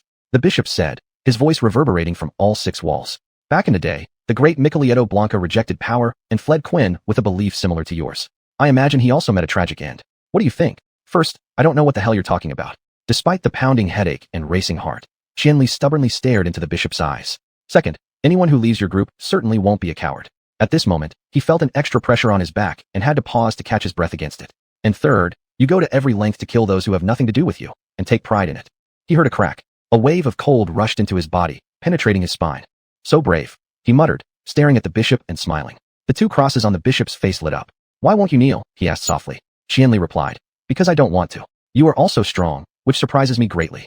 The bishop said, of course, Alorda made it possible for you. If so, I shall respect that. The bishop opened his arms. Qianli felt greed and joy in his gaze as he saw a weapon form between the bishop's arms. It looked like a massive black handle, but with horrifyingly curved and lengthy tentacles. Within a fraction of a second, a dazzling white light collided with him, only to dissolve upon contact. Yet, Qianli felt nothing. He was untouched. For a moment, An eerie silence filled the room. Begging your pardon, Bishop. Susan's voice then faintly echoed behind the bishop where she summoned her own weapon pointing at him. I've always been protecting humans, and I'll continue to do so. How courageous, my lorda, the bishop said without turning around. I shall give you a hero's farewell. At that very moment, a gentle breeze swept past Qianli's ear, and another figure suddenly appeared in the room, standing shoulder to shoulder with Susan. Coincidentally, me too. In the dimly lit room, Qianli clearly saw a pair of gleaming cat-like eyes. Ah, pity, 2 against 1. Bishop, you'd better leave. Chapter 16, The Blossoming Flower, 5. Carolo, I Earlda. The bishop said expressionlessly, and suddenly a bone-chilling wind blew through the room. You've truly disappointed me. Do you really intend to take action? Xuanhuan said, laughing in the darkness as she revealed 2 sharp, white fangs. Your Grace, we are desperate wanderers. We fear death so much that we're not afraid to fight for our lives. Threatening, the bishop sighed gently. Not threats, Sujan said. We apologize, Your Grace. We no longer remember the specifics of our past crimes, but we do recall being subjected to memory erasure spells. Thanks to Your Grace, we've gained powers beyond our expectations. Xuanhuan continued her words.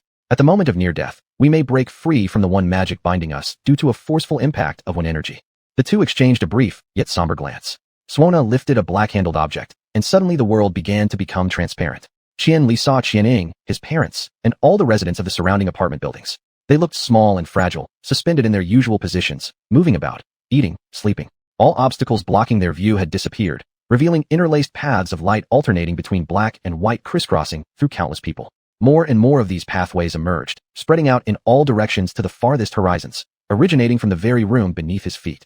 I have once again covered every human I can reach, Xuanhuan said quietly. Your Grace must already know my purpose. I won't attack you. I'll only ensure with all my power that, at the moment I break through the memory removal spell, everyone under my influence will receive the memories I retrieve. They will obtain those recovered memories and spread them. The bishop turned to face them. At this moment, a marked change occurred within him. Qianli sensed an almost skin-ripping fury stemming from a helplessness he could not resist. The temperature in the room continued to drop, and he was now completely numb. And I will transfer all my one energy to her, Sujan said, ensuring she has enough time to complete her mission. This time, we won't care how many humans die because of it. As long as they don't die instantly, the memory will eventually spread throughout the middle realm and the one realm. Every effort to stop us will only accelerate its spread. At that moment, the bishop erupted. It seemed like he wasn't just using one pair of arms or one body. Instead, he surrounded Sujan and Xuanhuan completely, with his limbs weaving intricate patterns in the air. When magic fell like meteors in the room, leaving luminous streaks, these traces fused into some protective barrier around Qianli's body, while a similar layer around Sujan and Xuanhuan grew increasingly thin. Sujan was genuinely pouring power continuously into Xuanhuan's body. The sudden eruption of one energy caused everything in the room to be encased in a layer of ice. Just then, the scene before Qianli dimmed. It wasn't nightfall, it was a dark void of death, cold. He felt as though he were being strangled. His chest started aching severely, and every nerve in his body was seized within ice, causing violent convulsions. Everything appeared red, the sky red. It was hellfire, it was a tower. He realized it. He finally began struggling. That shouldn't happen, he tried to say, but when he opened his mouth, what came out was a deep crimson scream pleading for help from 10 billion pairs of hands. Suddenly, everything ceased. In the darkness, 3 pairs of eyes shone with lights of different colors. It seemed both pairs of human eyes carried traces of blood. He himself had fallen down. The cross on the back of his left hand emitted a faint red glow, and the walls beneath his fingers cracked further. Still, he remained entirely unaware of the secret they spoke of. Then, the X mark vanished abruptly. The room suddenly warmed up. The small nightlight flickered hesitantly, lighting up again. Some orange street lamp light leaked inside too. Without stopping, Sujan cast some kind of one magic over the room and rushed toward Xuanhuan, grabbing her tightly by the neck. Xuanhuan patted her back, smirking and saying, "This is where the fun lies." That secret, Qianli discovered he was still trembling while speaking. Has it been transmitted? Not at all. It was an illusion. Xuanhuan laughed loudly. Those passages were illusory. I rushed here from such a distant broken place. It was precautionary thinking ahead. There was no time to actually set it up properly. Xuanhuan's strength in creating illusions is unparalleled, and detecting such illusions isn't easy either. So many years ago, we deceived them just like that, Sujan explained. It directly led to them suspecting we were fully prepared. The two shared another glance, then stopped speaking. So, Qianli said, how exactly did you anger him? Sujan gave a low, mocking laugh. Is there anyone who hasn't angered the bishop? Does the bishop treat everyone this way? Just chase after them? Qianli asked suspiciously. I mean, it's not like it's anyone's fault, but at least let me know what I've gotten myself into. Xuanhuan looked at Sujan, who in turn stared at the ground. All right, to sum it up, she sighed. We caused some trouble about 7 years ago. We went where we shouldn't have gone, and we heard things we shouldn't have. That's all there is. So now you don't even remember what you heard. Xuanhuan nodded silently. That's rich. Qianli leaned back against the wall. You've got nothing to worry about, Sujan said. I've been playing hide and seek with the bishop for ages. He won't rush into action so easily. The real issue is Xuanhuan. What about you? What are you going to do? I'll just move. After tonight, I won't be going home. I'll just find another place. I'm worried that he'll come after you. How long has it been since you last exposed yourself to him? It doesn't work that way, dear. Chances are I've never successfully hidden from him anyway. That sounds a little too ominous. Face it, reality's always been scary like this, Xuanhuan grinned. But Qianli saw her delicate pupils suddenly expand rapidly.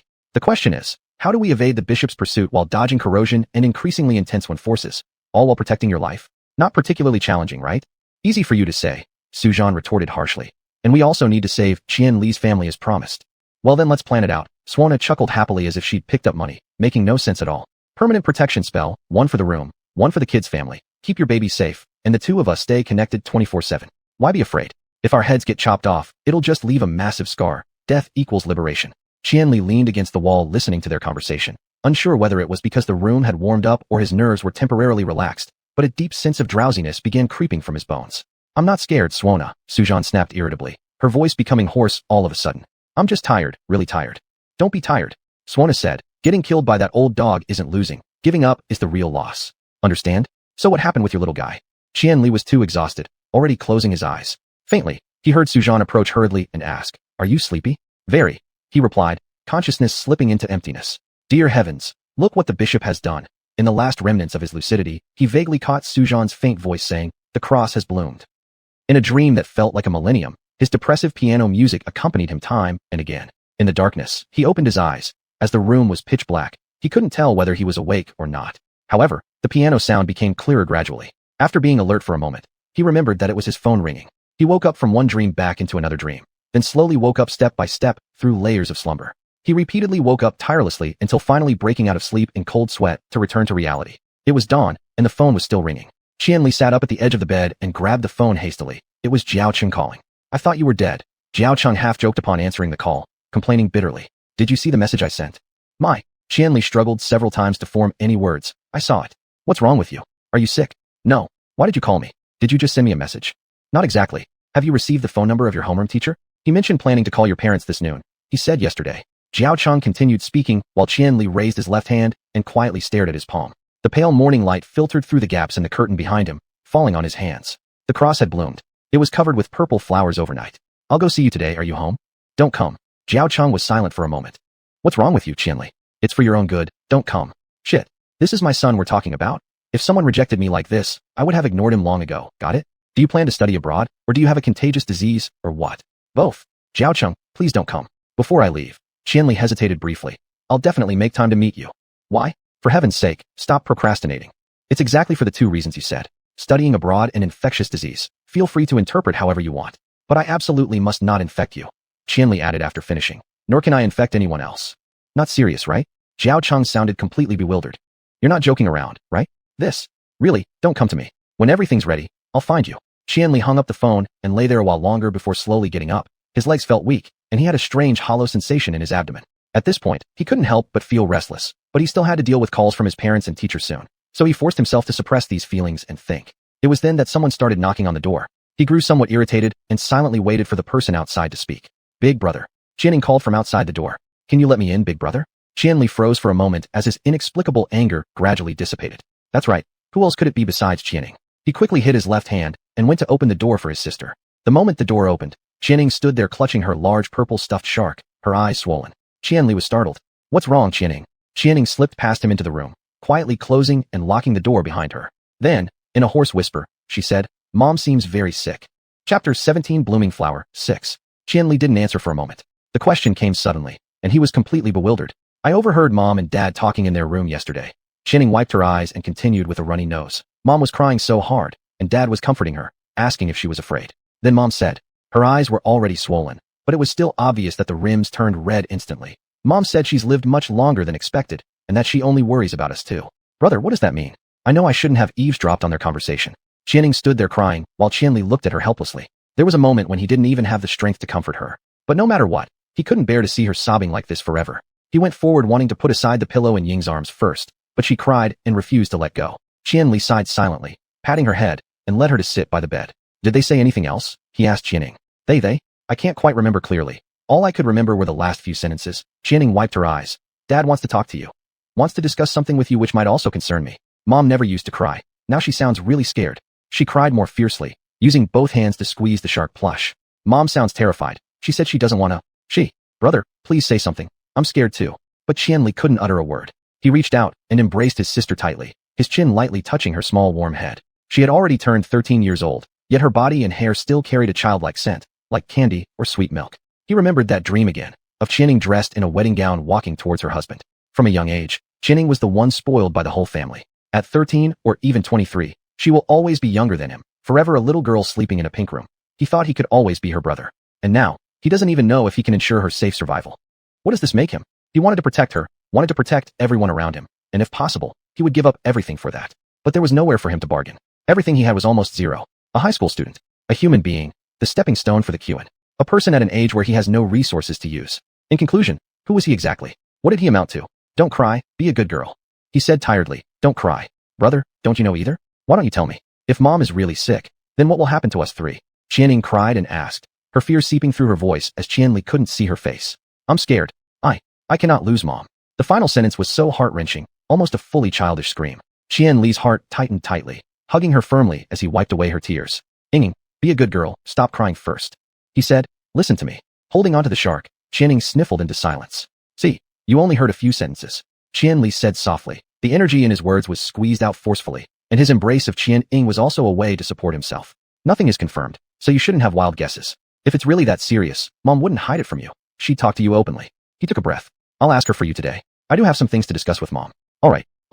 Qianning nodded while wiping her tears. What's wrong with you, brother? What are you going to say? Nothing. Qianli said. Just talk about school matters. Why didn't you go to school yesterday, brother? Mom and dad said you came home and slept all day. I thought you were sick. Qianning said innocently with a stuffy nose. Nobody should get sick. No one will get sick. Qianli touched her pigtails. I was just a bit tired.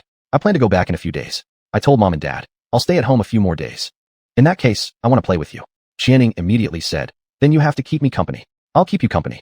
Qianli replied, patting her hand consolingly. And Qianning paused for a moment, suddenly choking up again.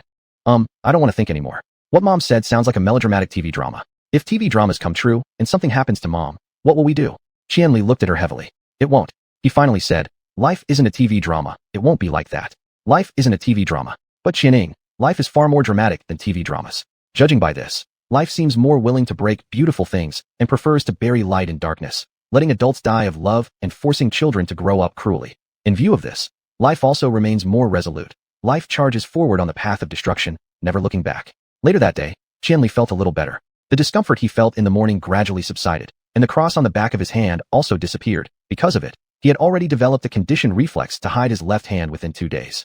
Now he still found everything sour, and even stranger, he was not at all hungry, so he only drank a can of cola to replenish his strength and then sat in the room to contact Susan, discussing the unfinished matters while keeping an eye on the time. He calculated that it was the moment when his mother was alone busying herself in the kitchen, so Qianli went downstairs to find her. It was another pale and bleak day. The light outside the window was cold and blinding. Before resolutely walking into the kitchen, Qianli couldn't help going to the window first, opening it to listen to the sounds outside. There weren't many pedestrians outside, but the wind was blowing hard. Hearing that the world still had sound, he felt reassured. Son has woken up? His mother poked her head out and saw Qianli. Rest well at home. Mom will cook for you. Mom, I have something to talk to you about.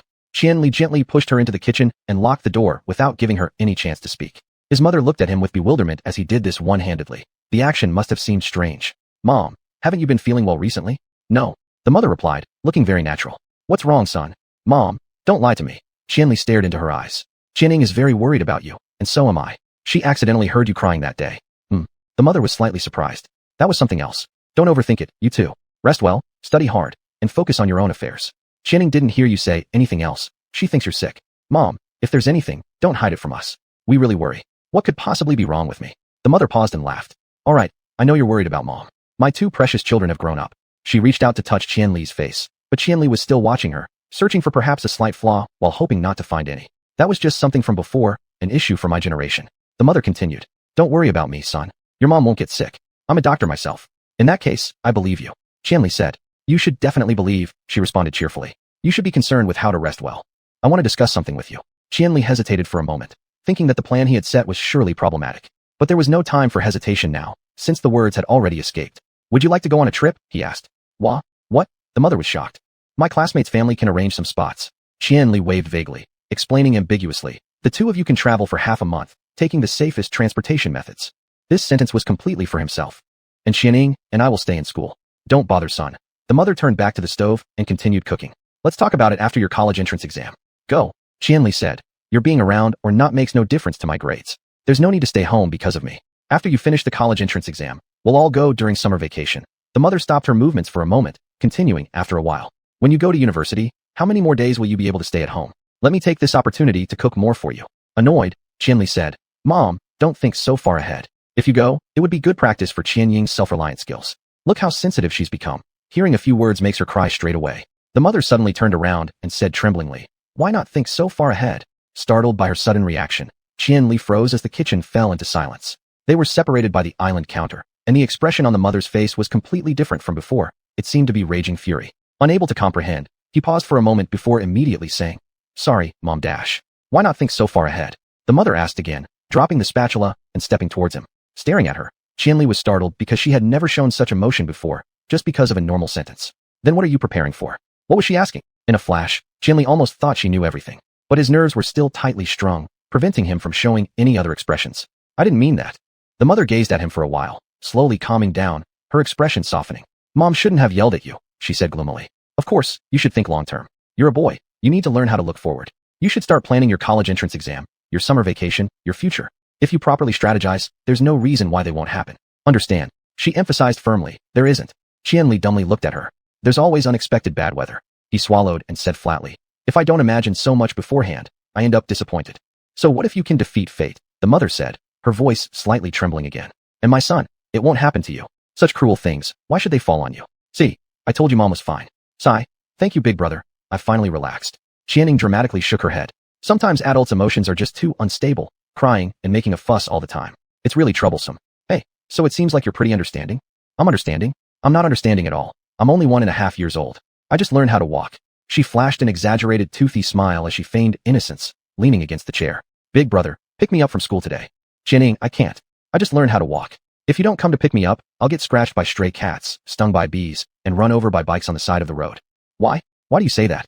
All right, I'll pick you up. Text message notification. I don't care how you manage to get your family out of the house. Even knocking them out and carrying them away would work. After that, the real job belongs to me. What you mean is, you want to go out with spirit interference happening just to pick up your little sister. Do you even know how to spell death, manga protagonist? Normal? Whether or not you step outside is your parents' standard for judging whether you're normal. What a strange household rule. That's true too. Do whatever you like then. You already know how to find patterns and anomalies, and I'm very pleased with that. See you tonight. 2 hours ago, from Susan. His head spun strongly as he stood on the balcony making a phone call, paying attention to the commotion inside the room while patiently listening to his homeroom teacher's voice on the other end. Even if you apply to universities overseas, you still need your college entrance exam scores, understand? Even if your family plans to emigrate and you transfer there directly, you'd still need qualifying language test scores, either TOEFL or IELTS. Qianli, I haven't been able to contact your parents either. The teacher doesn't know if your intention to study abroad is genuine or hides something else. I respect your choice, but listen to this one piece of advice. Running away from school will destroy your future prospects. Understand? That concerns your entire life. He occasionally murmured low responses. His dizziness grew worse and worse, so he leaned against the door and sat down, not worrying about others coming in anymore. If something has happened, tell the teacher, and we'll solve it together, all right? You're a very excellent student. If there's no way to resolve it, teacher, he whispered softly. I'm sorry, what I said about studying abroad was nonsense. But I really can't go back to school anymore. Why is that? Qianli, there are less than 9 months until the college entrance exam. If you don't come to school, where will you be during this time? I will stay home, he said with a laugh, scratching his hair. I can't go anywhere else. My current range of activities. At that moment, as though enlightened suddenly, the world began flashing black and white. Stiffly sitting there with the chattering phone in hand, he heard an ancient, warning-like, silent icy roar behind him. Those blind souls he had glimpsed before seemed to materialize invisibly, bending over from the ceiling unknowingly and gazing at him expectantly. This isn't allowed either, he muttered. Does this count? What? Qianli, what did you say? Nothing, he said, knowing that the warning was actually his luck. Teacher, please listen to me. I'm listening.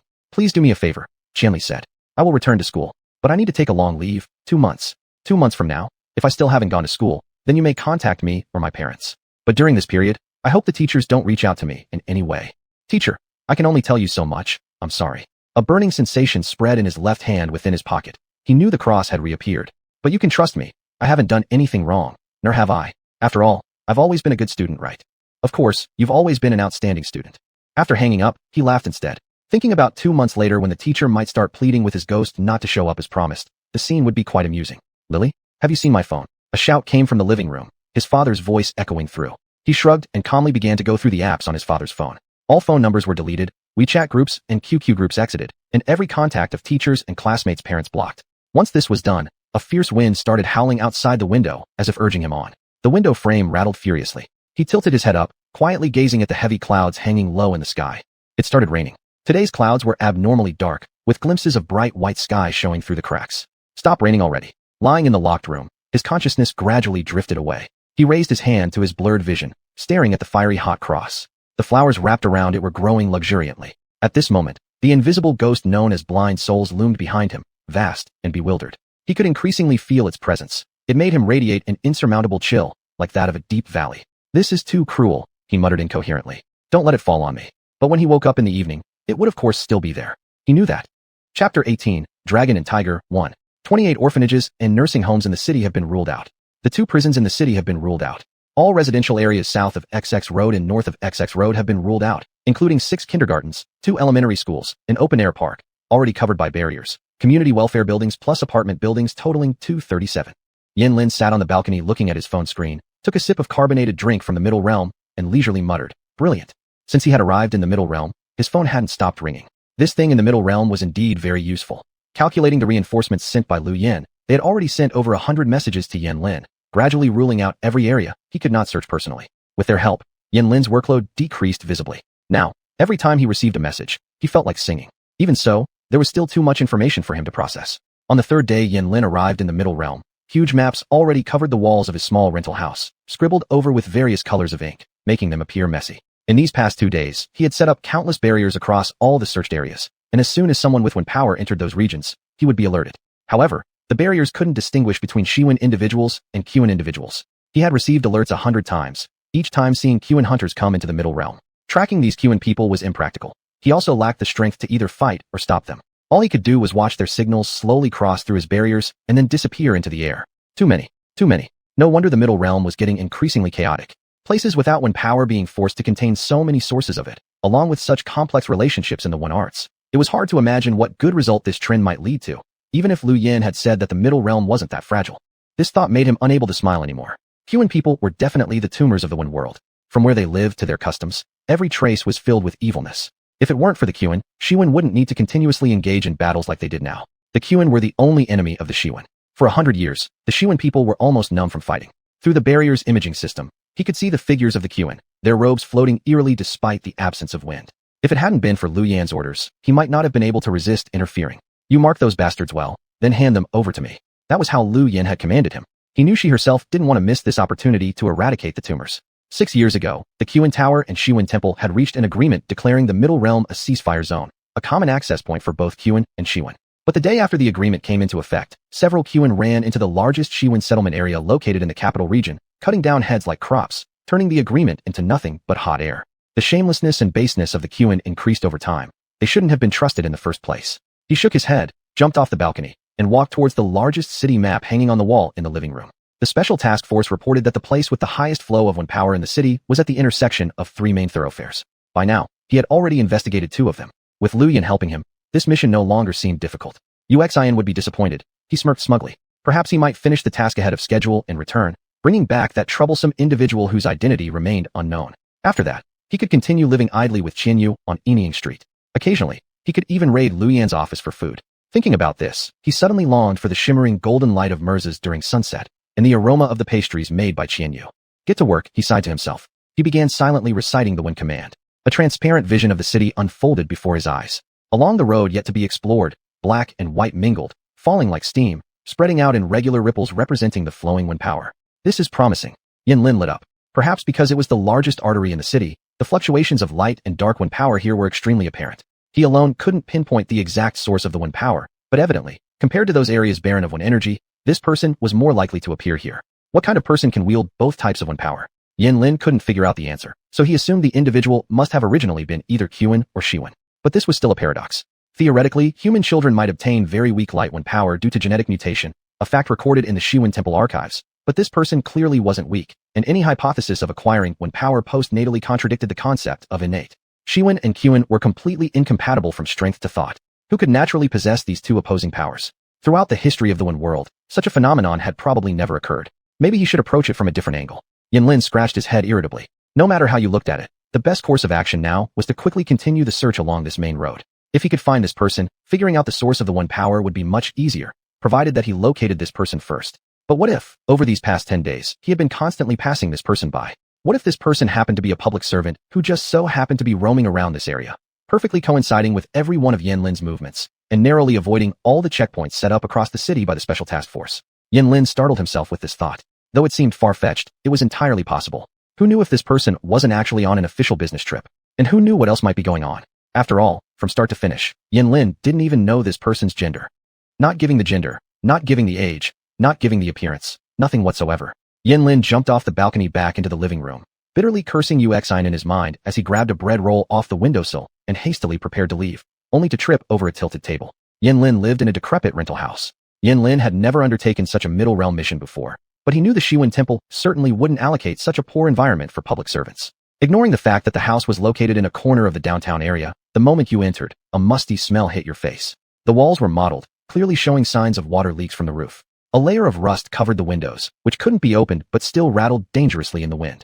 The glass on the small balcony door was broken, patched together by a spiderweb. The flowers in the flower pot were dead, but mushrooms had sprouted under the kitchen sink. Beneath the human refrigerator, equivalent to the Xuanhuan's preservation platform, Yanlin discovered a cockroach nest.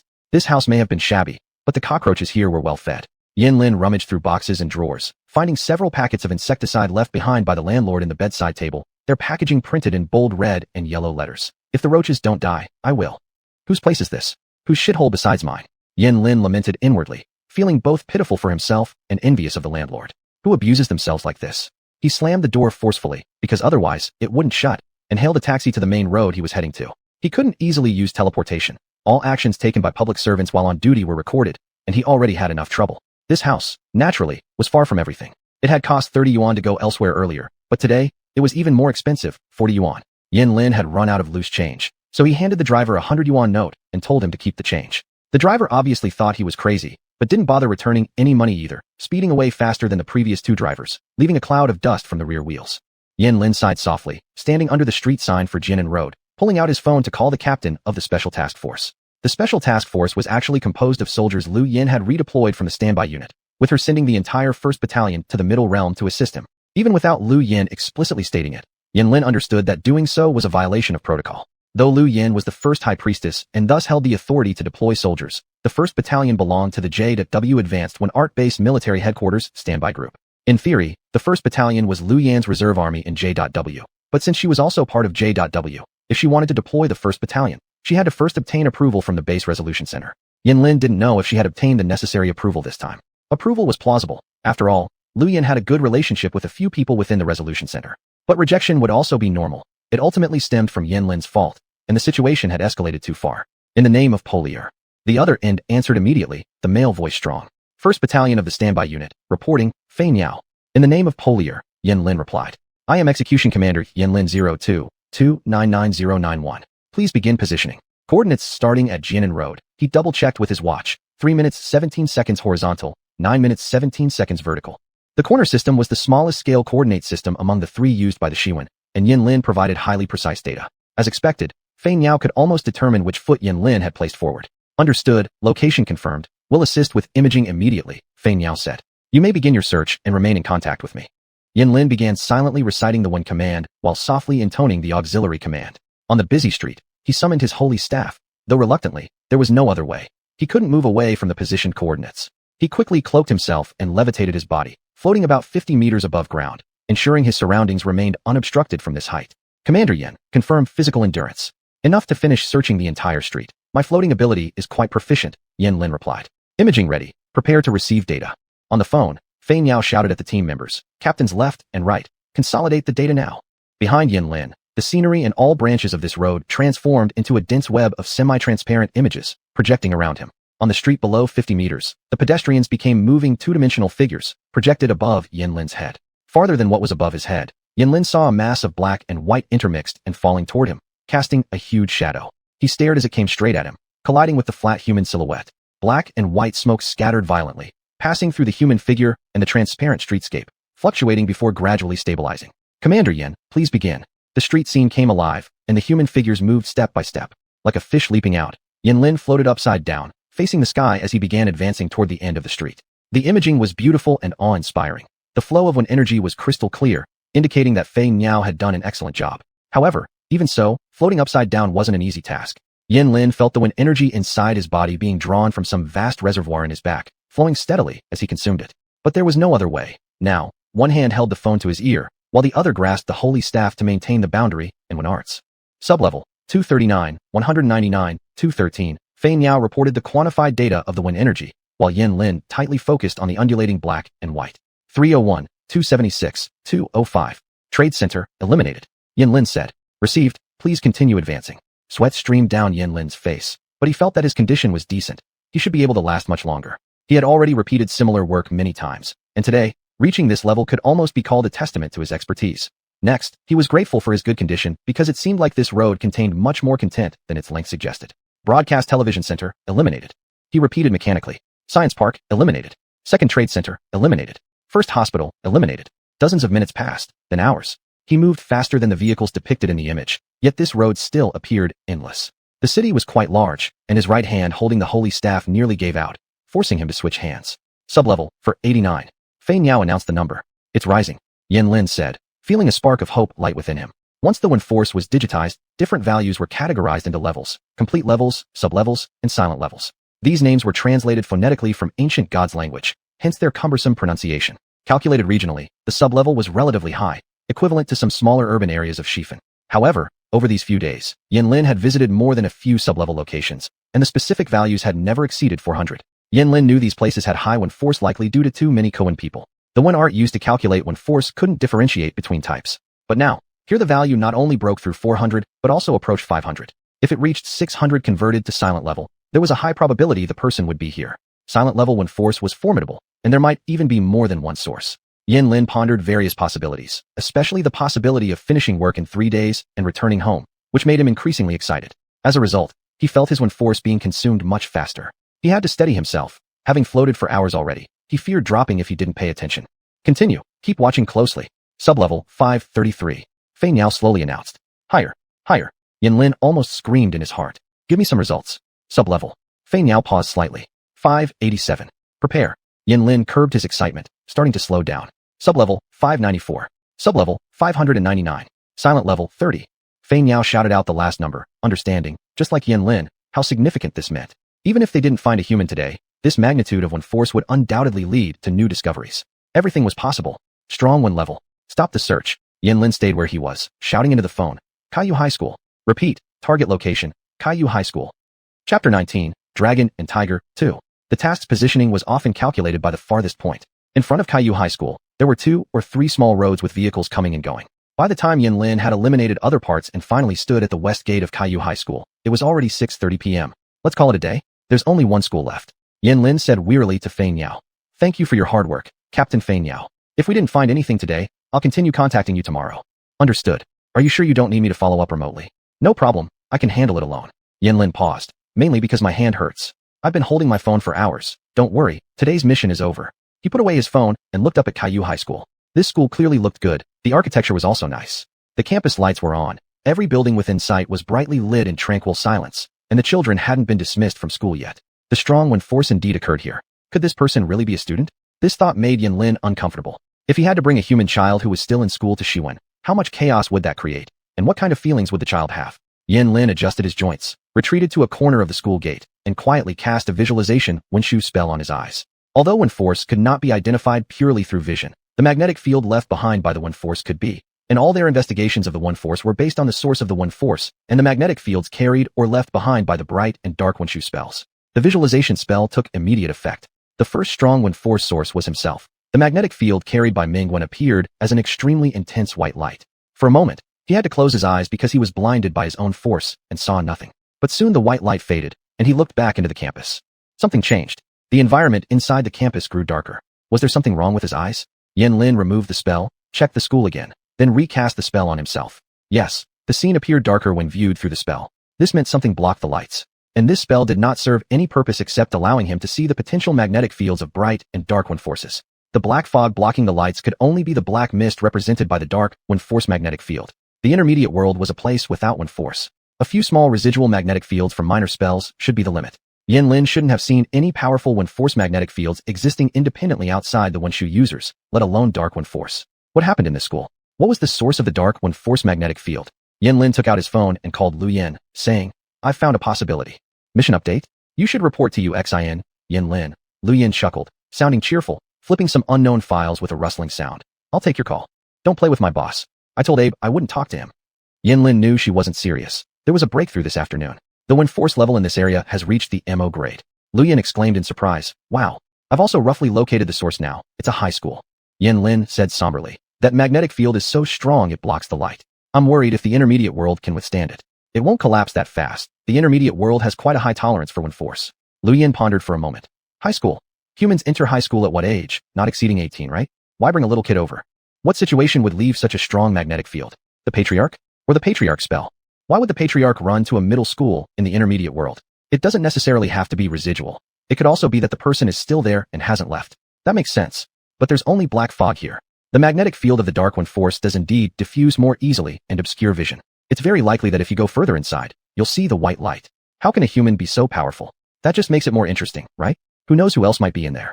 Lu Yin, growing impatient, said, "Anyway, why don't you go inside first? What were you about to say earlier?" "I was going to say that contract," Yin Lin said. "Oh, indeed, humans involved in the Silence contract possess Dark One Force. Since blind souls have already regarded humans as new hosts, combined with the one art link between humans and Ku and Black Handles, they naturally acquire Dark One Force, bringing coldness, leaving traces of Dark One Force magnetic fields, the degree of which is proportional to the power of the Ku One party in the contract." Lu Yin already understood Yin Lin's proposition. If a human acquired Bright One Force due to genetic mutation and signed the Silence contract, thereby obtaining Dark One Force, then one of the two most unlikely conditions would be met.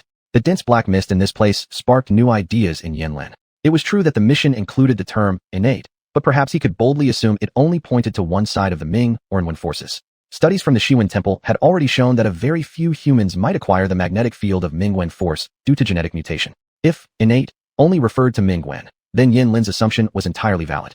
"I haven't thought about this carefully," Lu Yin said. "The probability is smaller than kind when people showing mercy, and signing the Silence contract means no hope for salvation. Why would Xuan go through so much trouble to find someone who's about to die? But you're right, Xuan Temple does some strange stuff. Maybe they're conducting human experiments." "Xuan didn't go through much effort. Xuan only called me," Yin Lin reminded her. "Anyway, isn't this all still a possibility? Could that contract leave such a strong magnetic field, since it has reached MO grade? That might require several contracts." Lu Yin said, "Oh, that makes more sense then. How hard would it be for kind Wen people to infiltrate a human high school? I don't believe there are fewer than 5 or 6 kids here who've been targeted, and you might even catch a kind Wen person and his prey just by walking into any random classroom." Don't say that anymore." Yin Lin stuttered and interrupted her. "I'll go take a look." "Be careful," Lu Yin warned. "If something abnormal happens, don't act rashly. Always prioritize the humans." After hanging up the phone, Yin Lin hesitated for a moment at his spot before finally stepping through the school gate. He had barely taken 10 steps forward when a strand of black mist floated past him, briefly obscuring his vision. He uselessly waved his hand against the black mist, mockingly speaking to himself. That kind of fog. There was nothing he could do, as streams of black mist kept flying toward him, obstructing his eyes. At one point, he had to temporarily withdraw his one-shoe spell to make sure he was still heading in the right direction. Within the hidden One Force magnetic fields, the night sky regained its crystal clarity. The tallest main teaching building he was heading to was nearby, and further away stood another building with 3 glowing characters embedded, Junior High Department. However, Yin Lin wasn't sure if this was part of the Caillou High complex, because there was clearly a tall fence separating it from the other buildings. It seemed that if he were to investigate, it would have to come last. At this moment, a faint but clear bell rang from the Junior High Department in the distance. School was out. Perhaps he could pretend to be a student, or simply turn invisible and mix in with the crowd. This thought flickered through Yin Lin's mind. But instead, he quickly darted behind a tree by the sidewalk, and under the cover of night used a line of tree shadows to retreat into the corner of an adjacent building. More and more students and teachers emerged from the junior high section, soon making the road bustling with life. Yin Lin cast his one-shoe spell on himself, trying to observe them, but there were too many people. Plus, the scattered mist hindered his view, causing those silhouettes to become even less real. He didn't lose heart and continued watching them. There must be something suspicious here, he thought, and he would surely discover something. If any streak of white light appeared here, it would be extraordinarily conspicuous. He hid in the shadow. For several minutes, he just fixed his gaze on those students. They moved through the fog, running and jumping, carrying their backpacks, shouting happily and loudly. Were there kind one among them? The black mist was too thick for him to confirm, but the kind one would certainly be here, meaning there would be blood, children's tears, and meticulously planned deaths. And none of it would be noticed. These kids held brightly colored snacks bought from a convenience store, chatting excitedly and inviting friends to buy the latest novels. How could anyone bear to harm them? treating these living children as their prey. He could imagine the greedy and joyful look in the xuanhuan's eyes when seeing the children of the intermediate world. So many fragile beings walking on the ground, available for selection, available for destruction. This was too unfair. Yanlin subconsciously clenched his fists. Could he get a little closer? If he got nearer, he would have a way to identify or even ambush possible xuanhuan lurking among the children. But regardless, the first thing the xuanhuan would do would be to draw their weapon, ending everything instantly, leaving no survivors among those who witnessed it. Or kill the xuanhuan right in front of the children and erase everyone's memories. No, impossible. Of course it was impossible. He retreated deeper into the shadows, almost pressing against the wall. The moment he touched the wall behind him, a flash of brightness suddenly shot through his vision. For a second, he thought he'd triggered some lighting device embedded in the wall, and then the light started moving towards the school gate, flashing in the dark night. Among the flow of people immersed in the mist, it was impossible for them to be xuanhuan individuals. Xuanhuan settlements were almost exclusively adult communities. Any minor wishing to reside there had to undergo rigorous approval processes along with parental supervision and were never allowed into human communities. Shit. He couldn't help but curse silently, his heart pounding with excitement. The fleeting sadness that had passed through his mind disappeared quickly. A lead. It was truly a human. And could he possibly finish his mission in just 2 or 3 days? That would probably mean 17 whole days of vacation ahead of him, plus going back to slap xuanhuan's face. He pressed his lips together, calming himself down rapidly. He definitely couldn't rush over and take the human right away, especially since this one appeared to be in junior high school. Too young, too fragile to scare. He should first lock onto their location and then think of a gentle way to bring them along tomorrow. Yanlin kept his eyes fixed on the flickering white light. As it drew closer, he began moving along the wall, tracking its path. The streetlights at the school gate were brighter than those inside the campus, allowing faces to gradually become clearer through the mist. He would soon be able to see the human clearly. Yanlin cast an invisibility spell on himself and quietly stepped out of the shadows toward the students. At that moment, the faint source of light slowly moved under the bright lamplight. Among the crowd, behind the gleaming white light, something enormous, obviously taller than anyone else on the road, emerged in the orange glow. That was. Yanlin knew what it was. It was a blind soul. From his distance, he didn't dare estimate its height, but he'd never seen such a massive blind soul, never. Though he knew what it looked like, he wished he didn't have to see it so clearly. But he had to chase after it. From the position, the blind soul was so close to the white light, the individual it trailed already possessed Mingwen force, and the silence contract granted them Anwen force as well. Yanlin's assumptions were correct. It was exactly as he thought. That was the person Yanlin needed to find. Suppressing his rising excitement, Yanlin took another step toward that direction. Suddenly, a strong gust of wind swept past him, and the fog obscured his vision. A ferocious force struck his abdomen, forcefully slamming him back against the wall behind him. He let out a groan, struggling to summon his sacred assignment staff to release himself from the wind spell, then looked up, to find a young girl's face filled with murderous intent gazing down at him. "Enjoying your little game of hide-and-seek?" the girl asked softly. "Uh-huh." Yanlin raised an eyebrow. "That kind of person?" Chapter 20 Dragon and Tiger 3. The girl gritted her teeth and exerted force. In the split second before she began to move, Yanlin was certain that among the many faces looking back at him, he had seen one that knew everything, wearing a sneer of disdain and contempt. Then, the girl pushed him quickly as the school gate and the orange lights swiftly moved farther away from him, and the 3 words, "Junior High School," instantly became a bright arc, disappearing from his vision. Tree shadows, door frames, and many doors on one side of the corridor flashed past him momentarily, and all he could hear was the sharp howling of the wind. When he finally stopped, he found himself lying at the end of a corridor in the depths of an unknown building. Calm voices came from inside the security door next to him, and Yanlin recognized someone teaching a class. In just a short while, the girl had shoved him into the deepest part of the senior high school teaching building, far away from where they started. The expressionless girl stood before him. She was a tall girl, and Yanlin felt like she was looking down on him with her nose alone as he lay on the ground. As she moved, Yanlin noticed flashes of purple in her eyes. He sensed the powerful and piercing cold air emanating from the girl. This was no ordinary xuanhuan person. He quietly summoned the sacred attribution rod, but the girl immediately sensed his intention. She didn't even need to summon the black handle, but instead kicked him directly in the hand. Yanlin was momentarily stunned by her violent attack style, and then he realized that his arm that had been kicked had gone numb, and he couldn't move a single finger. What did this mean? It meant that the girl had just cast Xuan magic on him, using the heel of her shoe as the medium of transmission. What kind of person could freely channel Xuan energy through their limbs at will, and even use an ordinary shoe heel as a medium for transmission, just like a black handle or sacred attribution rod? Yanlin looked at the girl's shoes. The heels appeared undamaged, unaffected by the sudden flow of Xuan energy. This wasn't proof of the quality of the heels, but rather showed that the girl skillfully controlled the output of the Xuan energy between causing harm and protecting materials used as a medium, which were otherwise quite ordinary. She could achieve such precise balance and control, leading Yanlin to understand that yet another monster stood before him, another Lu Yan. His own abilities weren't much different from Lu Yan's, but the powerful aura the girl was displaying reminded him of a monster. It was as if it was her second level of Xuan power. "Did you come to kill?" the girl said in a matter-of-fact tone. Yanlin blinked again. For a xuanhuan person to ask this question was odd, very strange, like her clean record suggested something pure. However, this sentence gave him significant leeway. They were currently inside the teaching building. If she summoned the black handle, and students poked their heads out and started talking about it, who knows how many people might die at this school. He jumped up, gazed at the approaching girl, and said softly, I mean no harm. I don't either. Unexpectedly, the girl replied coldly. But that won't stop them from being killed. Brother, did I just hear someone screaming? Qianning kept looking back. Is there a problem? It's not our concern. Let's go home. Qianli said casually, pulling Qianning faster. After so many excuses, they were still walking toward the exit, but deep down, he was still anxious. Even if the earlier situation had been handled by Susan, all he wanted was to take his sister home as soon as possible. However, Qianning didn't notice his uneasiness. From the moment he appeared at the junior high entrance, she had become especially happy, chatting nonstop on the way. As Qianli walked faster, she held onto his arm with both hands, begging in a whisper, slower, slower. Qianli lowered his head and asked her, don't you want to go home sooner? No. Qianning jumped around. I don't. This is the first time you've picked me up from school this year. Slow down, brother. All right, slower. Qianli slowed down a bit. Once he did, Qianning started chattering like a little bird, laughing until she was doubled over. Curiously, Qianli asked her, why are you so happy? She motioned for him to be quiet, while holding his hand and skipping cheerfully, greeting classmates around her loudly. After greeting everyone, she leaned close to his ear quietly and said, I'm showing off.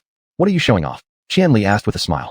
I'm showing off that you're my brother. Oh wait. She let go of him abruptly and tapped the backpack of a little girl passing by. Jar. The little girl turned and looked at Qianning, then Qianli, asking, is this your boyfriend? Heavens no. Qianying's face changed dramatically. He's my brother. Oh, I see. The little girl realized. So, it's the big brother who goes to high school? You two don't look alike, right? Is he your biological brother? Of course he's my biological brother. How do we not look alike? In every way. Your brother is thin, and you have a round face. Shut up. I'm thin too. Qianning screamed, then turned her head and saw Qianli laughing nearby. She hit him again. Brother, am I not thin? You already look very good. Qianli consoled her. So that means I'm thin. Without allowing any rebuttal, Qianning concluded confidently, turning to the little girl. Tingting just wouldn't believe Qianli is my brother, no matter what. But now she does. I saw her looking at you two earlier. The little girl tried to console her. She finally knows how nice my brother is to me. Qianning said, still fuming a little. Well, the little girl said in a mature peacemaking tone. She just thought the two of you didn't look alike. But now she has nothing to say. That's not it. She just wouldn't believe I could have such a good brother. Qianning muttered angrily. Qianli patted her head. Don't quarrel with your classmates. It's fine. We all know Qianning is a good girl. The little girl said to Qianli, shrugging. She's just a bit impulsive, but quite cute. All right, thank you guys. Qianli laughed. By this time, they had left the school gate and reached the first fork in the road where the little girl would part ways with Qianning. As she whispered something to her friend, the little girl gave Qianning a resigned look, and they bid each other farewell. Curious, Qianli asked his sister, what did you two discuss? I told her to brag more about you to those gossipy girls. Qianning explained. Qianli burst into laughter, unable to contain himself. What? Why are you boasting about me? Tingting is so annoying. Qianning stomped her foot in frustration. She says I have a round face, that I'm shorter than her, that I do well in studies only because my brother tutors me. Then when I told her you're my brother, she didn't even believe it. Oh, then just ignore her. Ignore her? How can I when she won't admit you're my brother? She has a delinquent older brother from number 2 middle school who boasts around, claiming he's some big shot who'll beat anyone who messes with her, saying she lives like a princess. Qianning shouted indignantly. Who doesn't live like a princess at home? Then when I tell her you're my brother, she just flat out refuses to believe me. She said she'd seen you and claimed I was lying, insisting she'd bring her brother to fight you. Qianli exclaimed in surprise. Why would there be a proper fight for goodness sake? To see who's stronger. Isn't it common for brothers to fight for their sisters? Qianning hesitated as she added, referencing novels she'd read. You really? Qianli sighed helplessly, smiling while raising his hand to pat Qianning on the head. Fighting is forbidden, understand? A warning is light, but you might get thrown straight into jail. I know. But brother, Qianning said anxiously, drawing his attention. If, hypothetically, if someone were to hit me, or let's say try to kill me, would you fight them? Would you protect me? The joy faded slowly from Qianli's face. Of course, he answered calmly. As long as I'm still breathing, no one will harm you. Haha, brother is so cool. Qianning beamed with satisfaction, turning to look ahead as she hopped cheerfully toward home. Let's go home. At a moment she didn't notice, in the shadow cast between them, Qianli held her hand tighter and tighter.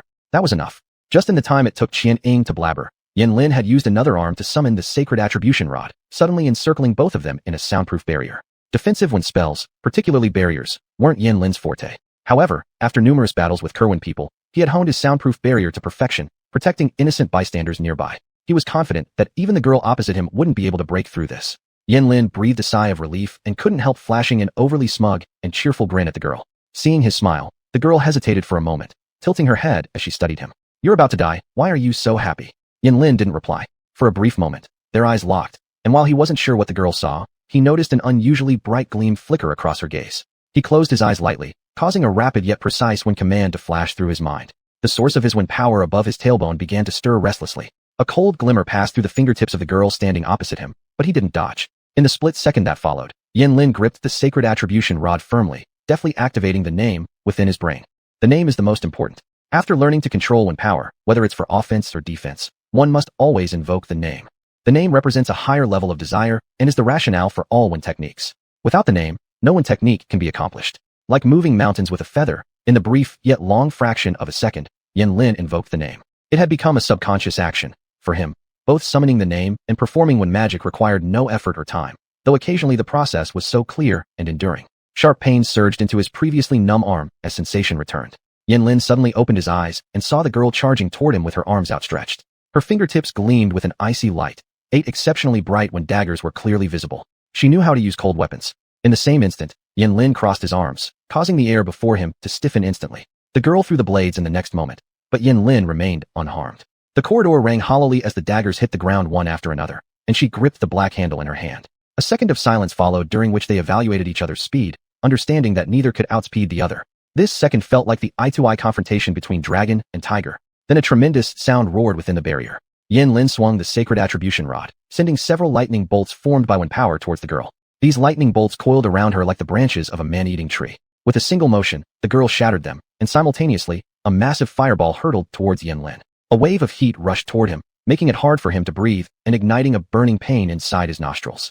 He violently shook the sacred attribution rod, and the air grew frigid while condensing into droplets. These droplets swiftly gathered to form a water ball only half the size of the fireball and collided with it. The center of the fireball was immediately dispersed, its remaining flames terrifyingly rippling in midair, emitting unbearable hissing sounds. The girl attempted another spell, then stomped her foot suddenly. Once again, it was the trick of using shoe heels as conductors for transmitting force. Fortunately, Yanlin reacted quickly, rising into the air and stepping onto the wall to dodge the tiles that surged toward him like waves. He landed on the window ledge opposite the classroom and temporarily retracted the sacred attribution rod. For some attacks, both the sacred attribution rod and the black handle would only hinder rather than help. He waved his hands, causing chunks of the adjacent wall to peel off, melting into scorching liquid and hurling towards the girl. With nothing left in her hands, she let out an angry roar and struck backwards forcefully with her fist. A thunderous rumble like an earthquake rolled through the building structure, where countless limestone-like hands extended from the walls beside her. They fought against the liquids, extending infinitely toward Yanlin with an evil anticipation as their fingers spread wide. "Stop! You're depleting the teaching building," Yanlin shouted, leaping down from the window ledge and rolling on the ground now bereft of tiles to narrowly evade those densely packed hands, which then morphed into fluid-like forms continuing to surround him. Using all his strength, he launched a massive stream of water from before him, scattering the limestone fluid. The girl burst into laughter, spinning around. As she did so, the streams of water vanished behind her. From her back shot out two shadows that landed on the ground as pitch-black ferocious beasts. They sprang toward Yanlin like snakes, opening wide jaws with exaggerated gapes. Yanlin raised a wall of flame with a wave of his hand, and the beasts dissipated into smoke upon collision. Seizing this opportunity, he silently recited a one command, forming a protective barrier around himself. Through the floating fiery flames suspended in the air, Yanlin fixed his gaze intently on the girl. Upon meeting his eyes, the girl's expression turned to a sneer as those limestone hands behind her reabsorbed into the wall. Both began to move at once. The girl lunged forward like a leopard with her fists clenched, while Yanlin pushed out a wall of flame. She broke through the flames, a flash of icy light coming from her fingertips as dozens of Wen daggers flew toward him, which he blocked with his bare arms. He appeared uninjured, but when he dodged her next attack, as their bodies crossed paths, the girl glimpsed the transparent crack on his arm, satisfaction flashing in her eyes. No matter how strong that barrier was, his defense was fracturing because she was attacking with all her might, likely targeting his strongest defensive layer. Just looking at that elegant, innocent face across from her reminded her of the typical features of a xuanhuan person, none other than the small angel's best at defense and medical care. Another surge of uncontrollable laughter came over her, this time purely out of joy for her own power. She didn't massacre indiscriminately. She merely unleashed her force freely and intensely on things she despised. Wasn't that a form of justice? And besides, hypocrisy in memorial plaques and naked slaughter were equally revolting. They disengaged briefly, and Yanlin summoned the sacred attribution rod again at that moment. This time, he began chanting. His voice echoed as a beam of light split between them. Against certain Wen arts, abstract attacks were ineffective, and it still fell to innate tools for resistance and retaliation. The girl also summoned the black handle, watching the light warily. Ordinary Wen techniques don't require chanting. Only remade or readapted Wen arts demand silent recitation of auxiliary spells for better control. In xuanhuan Academy, there were plenty of crazies who chanted aloud every day, even using enhanced Wen spells to flush toilets. They studied and trained themselves with devotion. If placed in the middle realm, most of them would match 10 Nobel laureates blowing up their own labs. She was tense, preparing to see what tricks this revised Wen technique had in store. Confidently, she believed her speed would keep her unharmed. But nothing happened. This is just a separator for you. You won't be getting through it for the next hour. Lin smirked slightly. Surprise. Didn't expect that, huh? Looks like you've surpassed me. The girl said sarcastically. I haven't lost either. Why must we have a winner? Lin shrugged nonchalantly. Since we've both said we're not hostile, I think fighting until now should be enough. The girl still held an offensive stance. I don't trust you. Lin paused, then burst out laughing. Miss, you know I'm xuanhuan, right? Stop pretending. The girl roared in frustration. Can you please leave this place and stop interfering with my business? If you want to act like some cop, what I'm doing isn't any worse than what you do. Lin remained silent, but quietly grasped the sacred attribution rod. He silently intoned a one command, trying hopelessly to read her thoughts. Surprisingly, she captured him but also permitted it. The moment he opened his eyes within her mind, a flood of words surged toward him. Stop reading, xuanhuan pig. Are you satisfied now? What's the point of reading further if you already know the truth? If your brain could spit, you'd have drowned long ago. Hurry up and get out. Lin abruptly canceled the one spell, slightly out of breath. She was unfriendly, volatile, but indeed truthful. There wasn't a trace of fabrication. So, you don't intend to exterminate, do you? He said. To be honest, he wanted to assure her of his own innocence, but suddenly froze. Hasn't the xuanhuan temple done anything scandalous? Lian had just mentioned. Maybe they're conducting human experiments. Hadn't he wondered himself whether he truly harbored malice? If his purpose here was indeed for such reasons, to carry out human experiments, was it all a mistake? And at the end of it all, had the xuanhuan people really become the ones with hidden intentions? What grounds did he have to refute her claim of pretending to be good? Opening his mouth, Lin seemed seen through by the girl as she gave a cold laugh. Cop, I allowed you to check on me, she stated. Now dare you let me check you? For a moment, Lin was speechless. He could lie, he could launch another attack, he could confine her right there and call for reinforcements to kill her. But how could he? He remained speechless. The girl snorted mockingly and vanished into thin air. She had shapeshifted.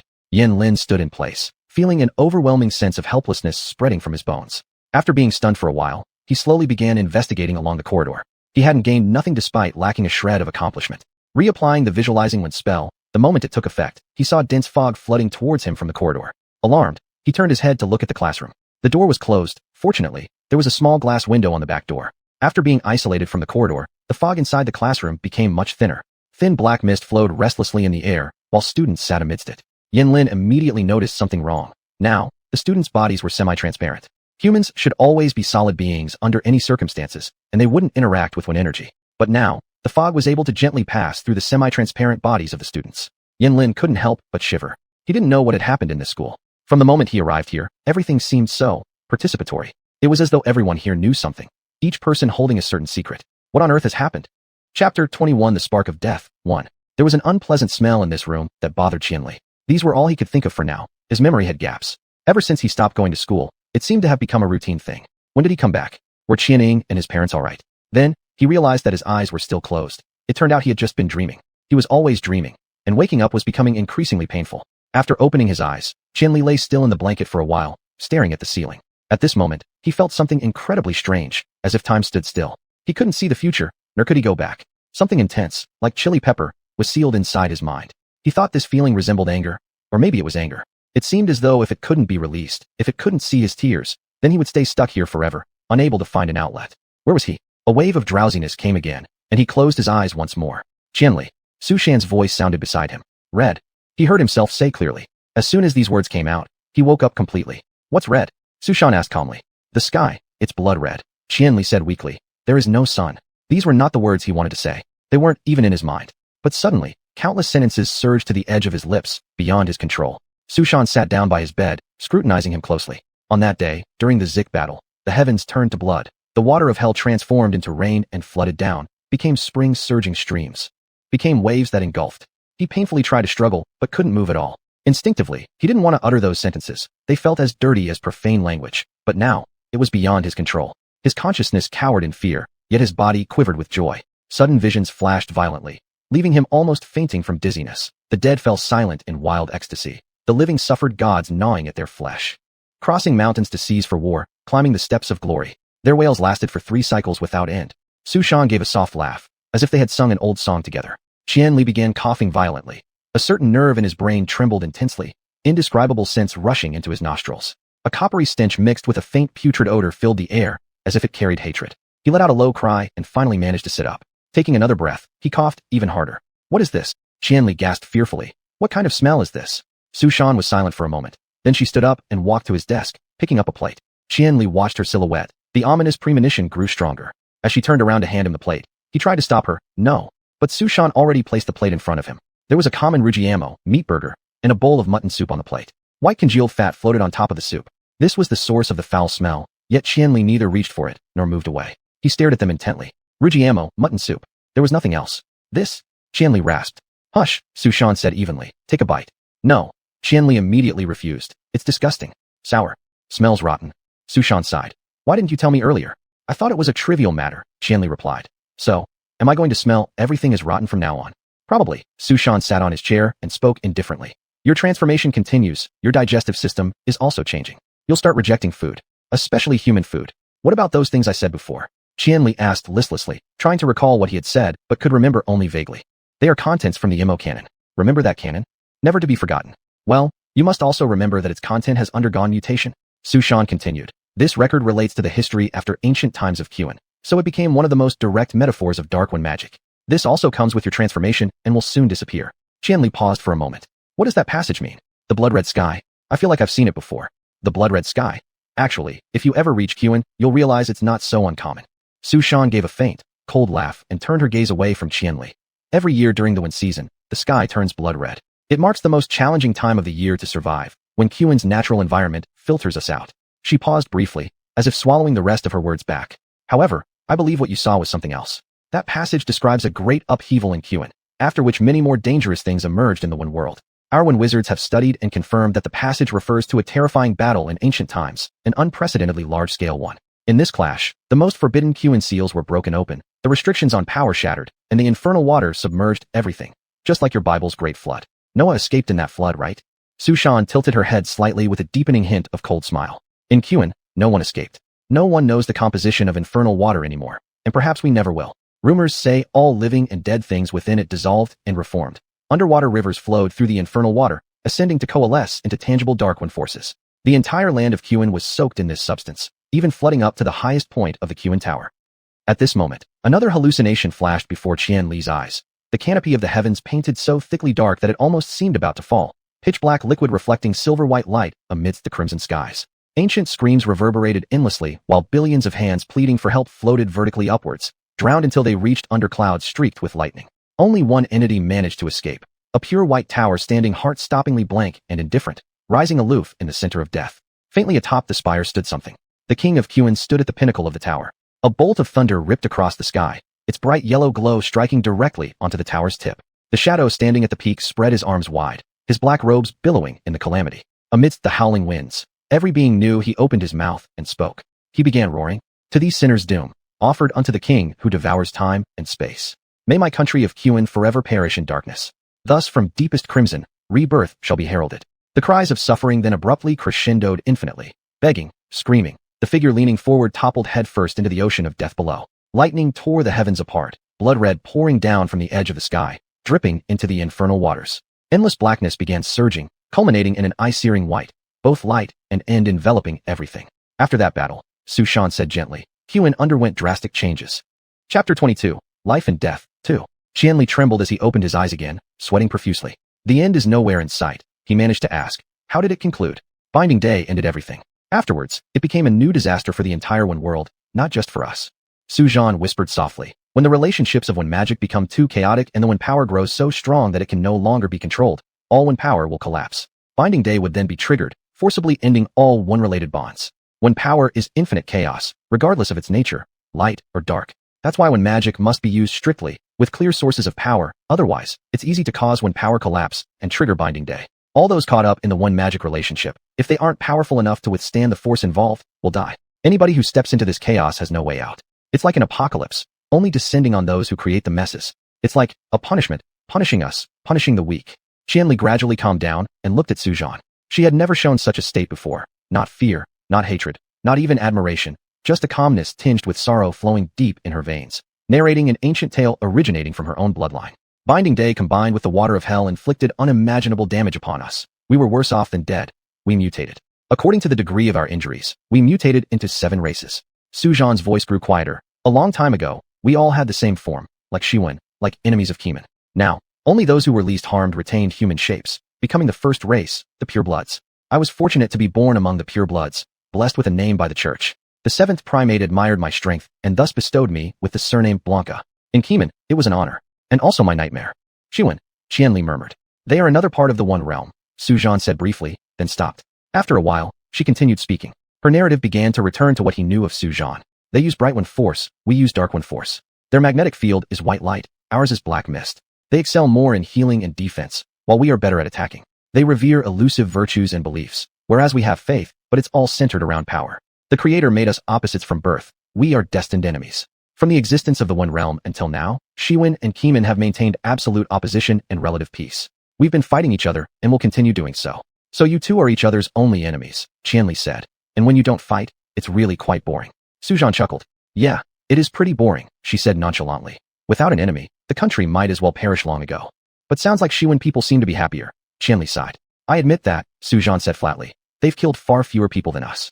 I just can't stand how they do everything under the guise of light. Yet we all know that throughout their ancient history there are some things hidden, which aren't less than ours. Their hypocrisy and the cruelty of Qimen are both nakedly exposed. There's no pure light after all. Qianli smiled tiredly. Su Zhan turned her head to look at him. He leaned his head against the wall, closing his eyes to catch his breath, his unruly bangs slightly scattered across his forehead. It had been less than a day since they last met, and he looked much more haggard. Su Zhan frowned, scrutinizing him more intently. He didn't notice, so Su Zhan continued staring. Actually, she was thinking about many things, so many that they surged back and forth within her mind. She remembered her second baptism during the college entrance ceremony where there was a sudden commotion in the auditorium, and everyone immediately sprang to action, holding their dark handles before starting their first fight as students. 4 years ago, when she introduced herself in the classroom of Middle Realm, she was nervous and prepared to fight instinctively. But she soon noticed that all the students below merely held books. During her days in the Middle Realm, she frequently saw gaunt humans carrying ghostly spirits walking on the streets. 2 years ago, she curiously followed the human children taking the midterm exam, finding the test questions too simple for her. The weather was hot, and she was the first one to walk out of the exam room. A stranger offered her a bottle of water from a box of icy cold drinks and smilingly asked how her test went. Afraid, she didn't drink, while the human students around her joyfully accepted the water, thanking and celebrating before heading home with their ice-cold drinks.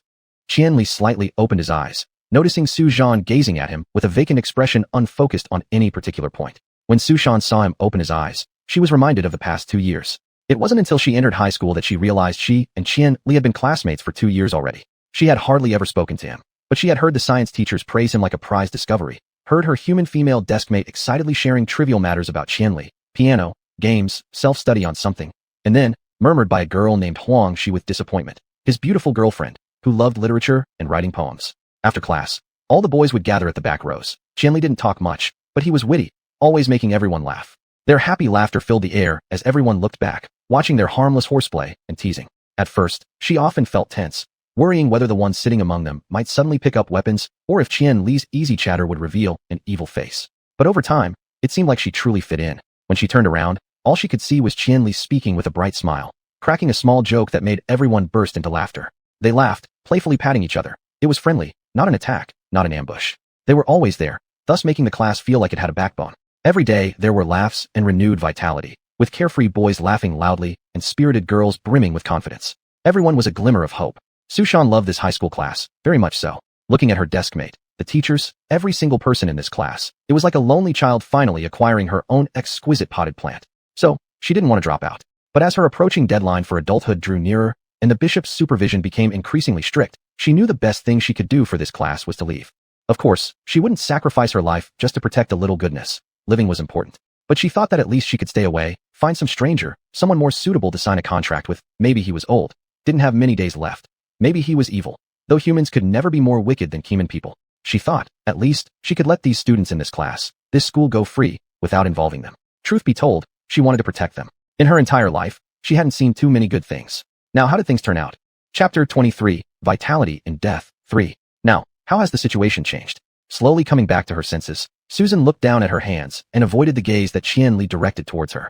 Seeing her turn her head away, Qianli smiled faintly and leaned back against the wall. It's fine, he muttered indistinctly. Let it be. Susan asked incredulously, what? Don't think about it. Qianli closed his eyes and said, I know what you're thinking. Stop, dude. Are you trying some online mind-reading trick? I just recognized that look on your face. Qianli said wearily. Things are pretty bad, but at least you're helping me, right? What you're doing is the right thing. So, why not focus more on what we're going to do next? Susan slumped back into the chair, not continuing. After a while, she clenched her teeth and then asked, do you want to go to Xuan? If there's no danger for sure, you and your family can hide in Xuan. You can return to the Middle Realm once everything settles. How? Can this actually work? This came as a total surprise to Qianli, who was taken aback. What about you? You know the relations between our two sides. Of course, I can't go, but I can survive on my own. Susan shrugged. There's someone in Xuanhuan looking for you, but I haven't figured out yet what's going on with him. Even if there's no problem, which is unlikely, staying there would be better than me guarding you all alone. If you're protected, I can take care of myself without worries. Qianli stared at her with his mouth slightly open as he processed the news. So, what you say makes sense, but why would there be someone in Xuanhuan looking for me? Who knows, such a wretched place. Susan said, meeting Qianli's eyes for a moment. She had completely forgotten everything else she wanted to say. It was only a moment when she turned her gaze, but a small patch of skin under his eyes had already changed completely in color, as if blackish red blood flowed down. Every Xuanhuan person carried this mark. The complex significance of this mark could almost be called a culture. It appeared when they're strong when energy flowed, indicating a state of vigilance. During hunts, showing it to partners meant readiness for support. During battles, its appearance meant intense killing intent. It was related to an energy and very unwelcoming, but regardless, it was an exclusive mark for Xuans. Unless they were eroded by something unnatural, humans wouldn't have this kind of sign. Even ignoring its meaning aside, humans could control its disappearance and appearance. But obviously, Qianli couldn't. Damn, what could he possibly control? What could he do when he inevitably ended up alone in this cage one day? Get up, she suddenly commanded, jumping up with nervousness. Qianli hesitated for a moment before standing up after her. What? We seem similar, don't we? In fact, Xuan people and humans are entirely different species. Susan said, our Wen energy is generated from a source inside our bodies and circulates like blood. Due to the extra element of Wen energy, our vulnerabilities are different from humans. Despite being confused, Qianli listened carefully. The combat techniques I'm about to teach you are not applicable to humans, but they're enough to deal with certain scheming Xuan people. Susan said heavily, remember my words. You must remember. These techniques were summarized through all the hardships Su Na and I faced in the academy. Now, use all your strength to fight with me. If you encounter danger when I'm not around, you'll need twice the strength to survive.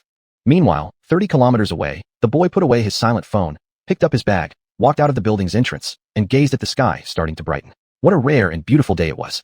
The sky and the wispy clouds floating above it shared the same ethereal, cold beauty, pure and clean. They fell upon him as if purifying him, or perhaps rebirthing him. Under such a wonderful sky, he saw the entrance of the building filled with blooming flowers. A fleeting melancholy left his heart briefly. He had temporarily left the one he loved to visit another person he cared about. This was a good deed, he thought, a deed worthy of today's weather. He hesitated for a moment, then hailed a car and drove toward the street familiar to him, second only to his home. The car moved facing the slowly rising sun, traveling along the golden road. His hope rose within him, like the sun. Behind him, a fierce wind swept through. The flowers suddenly withered in the wind.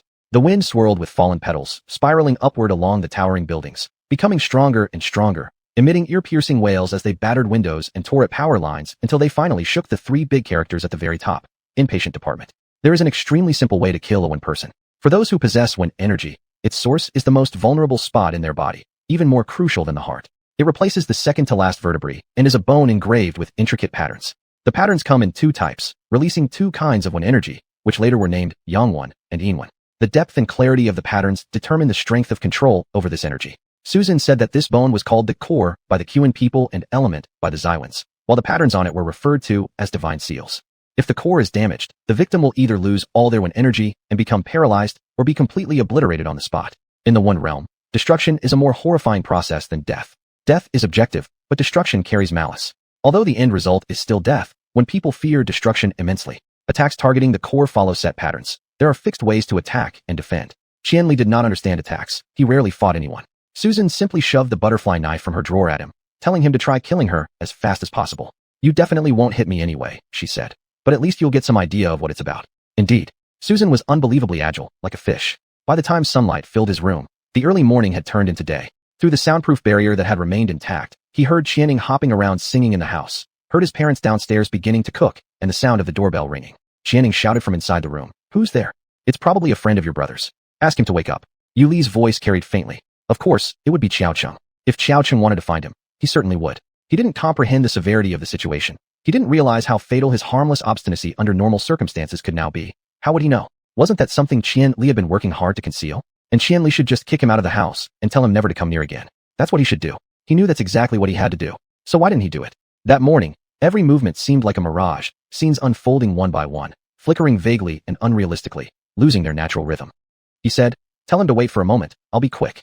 Susan disappeared for a while, then reappeared in the bathroom, tossing two tubes onto the edge of the sink and began applying the contents under Qian Li's eyes. If you're meeting someone, you need to cover this up. First, use glue to make a layer, then use foundation to even out your skin tone. It'll be very hard to detect that way.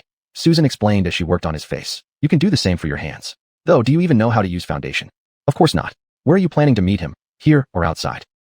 I wouldn't feel comfortable staying here either if I were you. Yes, that's obvious. All right, I'll go with you. Susan sighed lightly. Let's deal with your issues first. Good. At that moment, he already felt much calmer. If Susan was with him, things should be fine.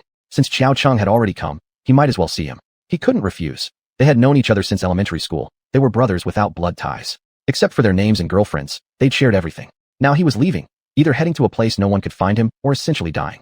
He couldn't angrily chase Xiao Cheng away, nor could he leave behind an obviously false excuse before vanishing. The situation was extremely perilous now. He was a living human bomb, but this was his brother. He'd take him away from this place with Susan's help, hide all traces of his impending doom, but words still needed to be exchanged, a farewell he desired.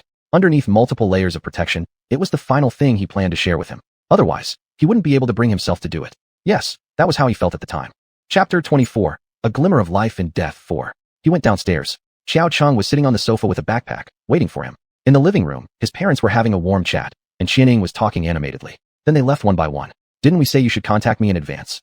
How much of a difference does it make? Xiao Cheng lifted the small bag slightly and propped it behind his head. Qianli noticed that the bag was so small that it didn't seem capable of holding books. I think you're doing pretty well yourself. Let's talk outside. Qianli put on his coat and pulled Xiao Cheng towards the door without giving him a chance to respond. Susan's voice whispered faintly in his ear. To avoid being detected, I will maintain one-way mental contact with you. Pay attention to what I'm saying. He imperceptibly nodded. The entrance of the residential area is the most important geographical trigger point for psychic wind techniques. You've already done it once, so you should be more familiar now. Think of something else, speak, do anything, but do not entertain thoughts of fleeing. I won't, Qianli muttered. Xiao Cheng turned his head to look at him. What? Nothing. Standing by the doorway, Qianli locked the door while looking up. The autumn sky in the north was resolutely, profoundly blue, both extremely high and far away. Not bad weather, he said softly. That's right, Xiao Cheng replied contentedly. The weather today is so good. They walked towards the gate of the residential area. Sometimes they would go to school together.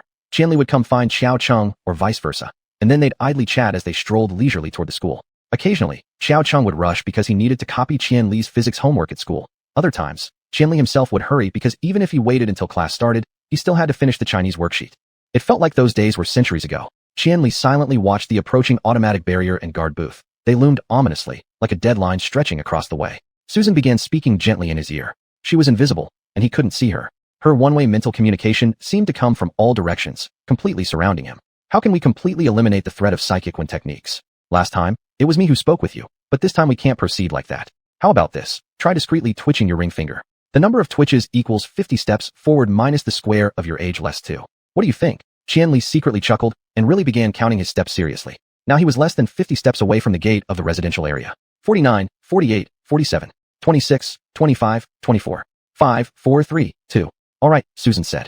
You're about to, damn it. Startled, Qianli abruptly stopped and looked around, naturally seeing nothing. Somehow, Xiao Cheng was walking beside him silently, seemingly unaware of any abnormality. By now, Xiao Cheng had already pulled ahead, crossing the trigger point of the psychic wind technique. Taking a risk, Qianli turned his head and called out in a low voice, Susan?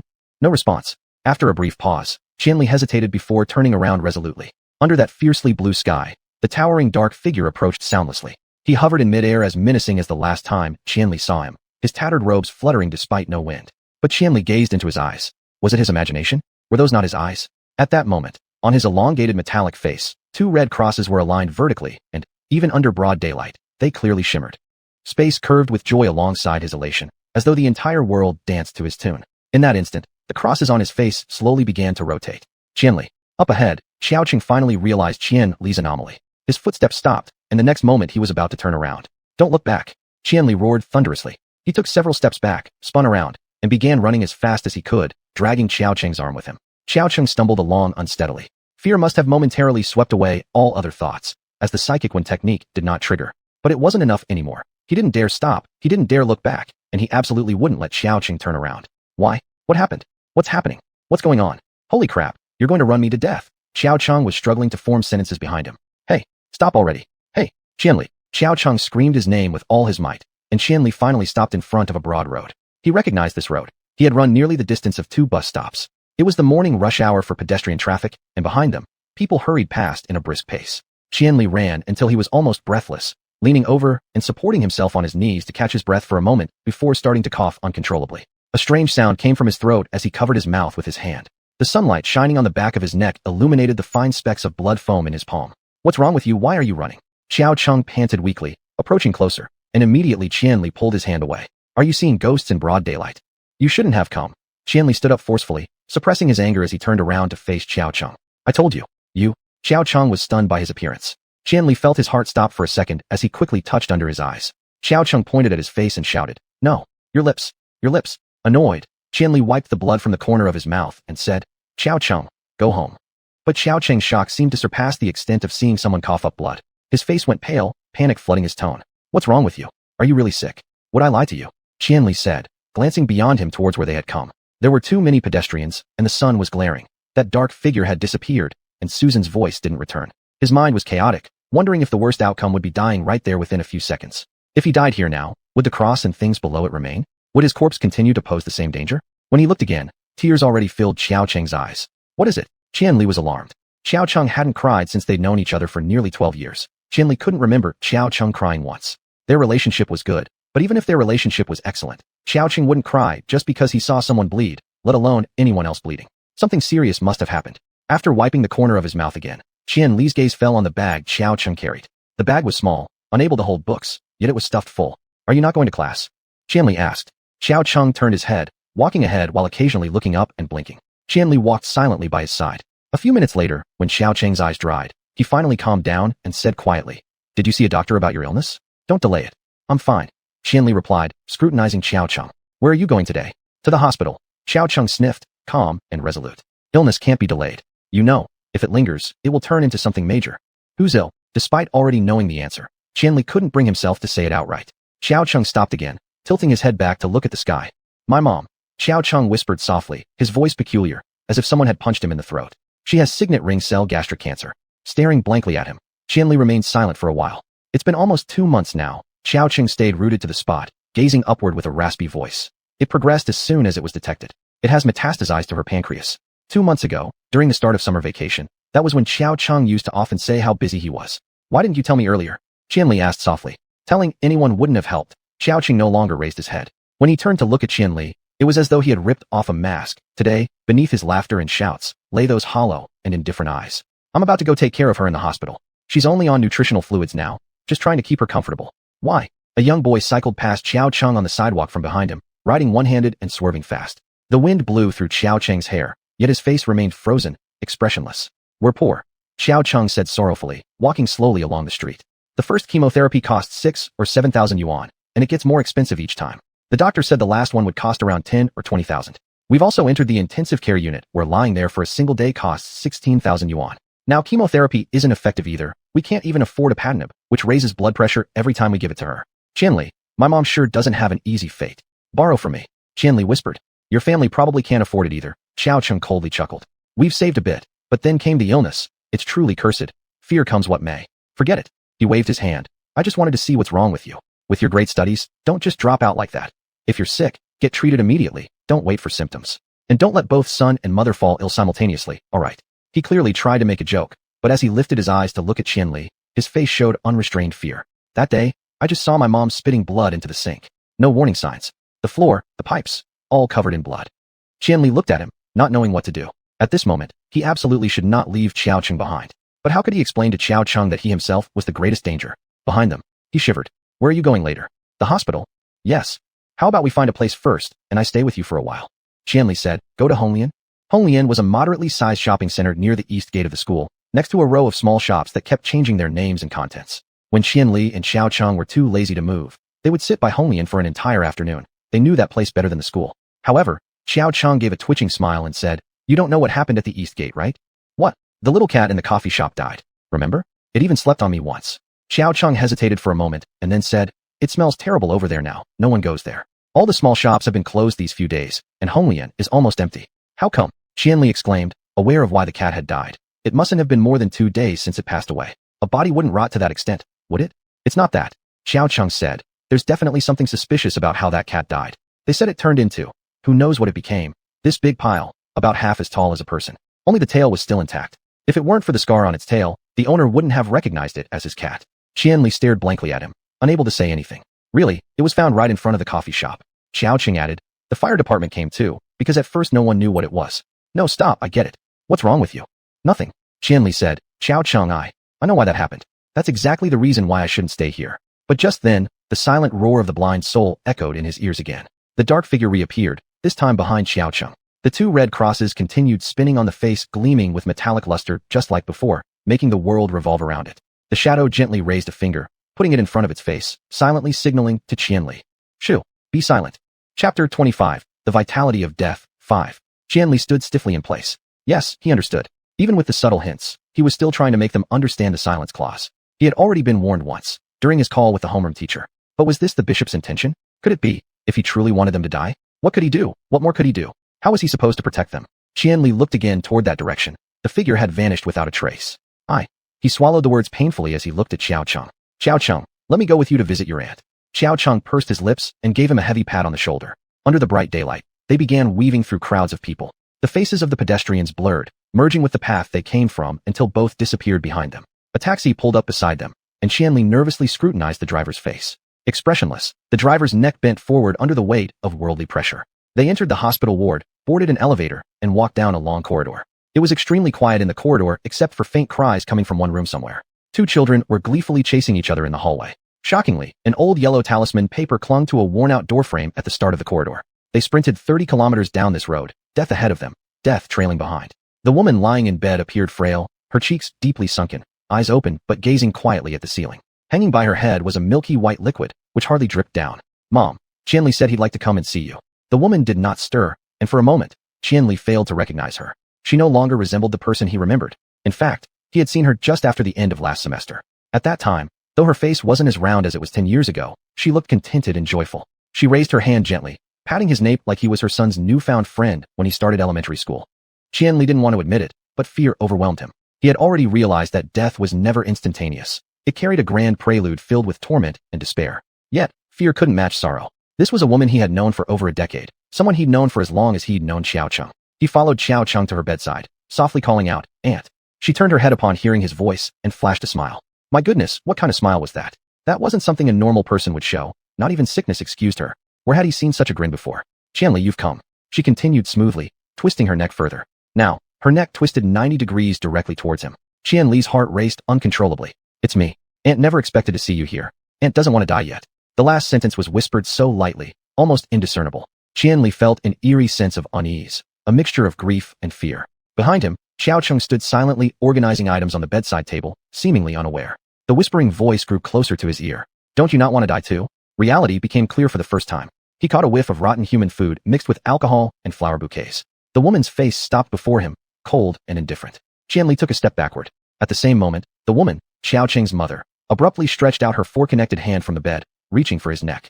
Missing, she grimaced nastily, leaning further into her body and clumsily extending her other hand to grab him forcefully. Calmly, Qianli took another step back, evading her again. At that moment, he miraculously heard Susan's voice. Momentarily doubting his own ears, Susan asked, "Are you at the hospital yet?" Her voice was anxious and muffled, slightly slurred as if her mouth had suffered a blow. "Qianli, have you entered the ward yet? Get out immediately. Did you hear me?" Qianli opened his mouth and murmured. "It's too late," he finally admitted. The woman threw back her head and screamed wildly. When she screamed, the air inside and outside the ward seemed to thicken, and time halted. Qianli heard Susan's voice beginning to cut off piece by piece, eventually falling silent. Everyone held their breath listening to her roar. Xiao Cheng's sudden movements were strangely slow and distinct, as if captured in slow motion. The woman continued to howl furiously, her mouth growing wider and wider, surpassing all physiological limits. Then Qianli heard a resounding click as her jaw dislocated. Her eyes began turning red, forming a flickering X mark. Chapter 26, The Vitality of Death, 6. Xiao Cheng called out to her, attempting to soothe her, but he turned around just in time to see Qianli charge at him like an angry lion. First, Qianli shoved Xiao Cheng against the wall, then threw him out of the hospital room. "What the hell are you doing?" Xiao Cheng was stunned. "Get out," Qianli said coldly. "She's not your mother." "Not what the fuck?" Behind them, the woman flailed and screamed wildly. The woman from the neighboring bed had returned from the restroom, supported by her daughter, blocking the door to the hospital room. "What's going on here?" "Tell the nurse to give some morphine," Qianli said. "She's not in pain. Wait outside at the door. Whoever dares to come in, I'll kill them." "Qianli, you too." Qianli turned around, taking out the butterfly knife Susan had given him that morning from his hoodie pocket. Ironically, this very knife was a gift from Xiao Cheng when they were freshmen in high school. Xiao Cheng angrily shouted as the daughter let her mother hold her own drip while she ran off to call security. He paid no attention to them, looking at them with indifference before retreating into the ward and locking the door tightly. When he turned around again, the woman was right behind him. She had torn down the drip, her chin dropping to her chest, and on her forehead was the familiar crucifix. The crucifix blossomed, purple flowers climbing up the gray skeleton and blooming. Familiar excruciating pain surged over him as Qianli smelled the strange scorched smell emanating beneath his eyes. The same pattern etched itself onto the back of his hand, as though burned in. She lunged toward him. With an unusual calm, for the third time he dodged, flipped open the blade, and swung it towards her core as she passed by him. Her patient gown tore apart with a rip, black-red blood seeping out. The woman screamed, while Xiao Cheng banged on the door outside, shouting his name and that of his mother. Long-suppressed anger surged over him like a flood, and he clenched his teeth, exerting all his strength to drive an elbow into the woman's abdomen. The woman flew across the entire hospital room, crashing into the windowsill. He immediately pursued her, pressing her body face down to the ground with one hand clamped around her neck. In his other hand, the knife trembled as he pointed it towards her spine. Get out of her body. His voice was hoarse and gravelly, about to splatter blood at any moment. Amidst inhuman screams, the woman managed to choke out a few words. Help. Murder. Fuck off. Qianli, get out here. What the hell do you think you're doing? Xiao Cheng went wild, furiously pounding on the door. What does this have to do with them? Qianli roared, losing control. You deal with me. He plunged the knife into the woman's skin, driving it deeper into the location Susan had indicated to him. Fragile yet stubbornly resistant, the blade entered easily yet advanced so painstakingly difficult, his hands violently shaking. Just as the temperature inside the ward plummeted sharply, the crucifix dissolved into powder, and black whirlwinds emerged from the woman's eyes and nose. He witnessed how Xiao Cheng's mother's body began flattening intensely as black crawling creatures emerged with the whirlwinds, landing on the floor and disappearing. As the whirlwind converged into a human-like form in front of him, the woman in his grip was lifted lifelessly in the air, already a dry corpse without eyes. Looking at this woman, the best friend's mother whom he'd known for 12 years, who treated him as a second son, tears suddenly streamed down his face. Qianli gently laid her down and stood up. Before him stood the bishop, evidently pleased. Foolish. The bishop said, gullible, arrogant, human, kill me. Qianli whispered, and leave them alone. How pathetic an opening indeed, the bishop replied softly. Someone began kicking the door from behind, a rough male voice shouting loudly, police, come out now. We've got guns. If you don't come out, we'll shoot. Neither the bishop nor Qianli moved. Qianli knew what the bishop wanted to see, what he wanted him to do. No matter what he did today, the people here would end up dead. Whether he continued to stand his ground or conceded by opening the door, he would only meet complete defeat. This was why the filth in front of him wore such a delighted expression. There truly existed pure evil in this world, feasting on blood and tears. Qianli smiled through gritted teeth. You can't kill me, he said, standing just behind the windowsill. If I die, Susan will also die. She mentioned something last time that could threaten you forever. I don't know what secrets they overheard that made you so scared, but aren't there plenty of things hidden in your garbage dump anyway?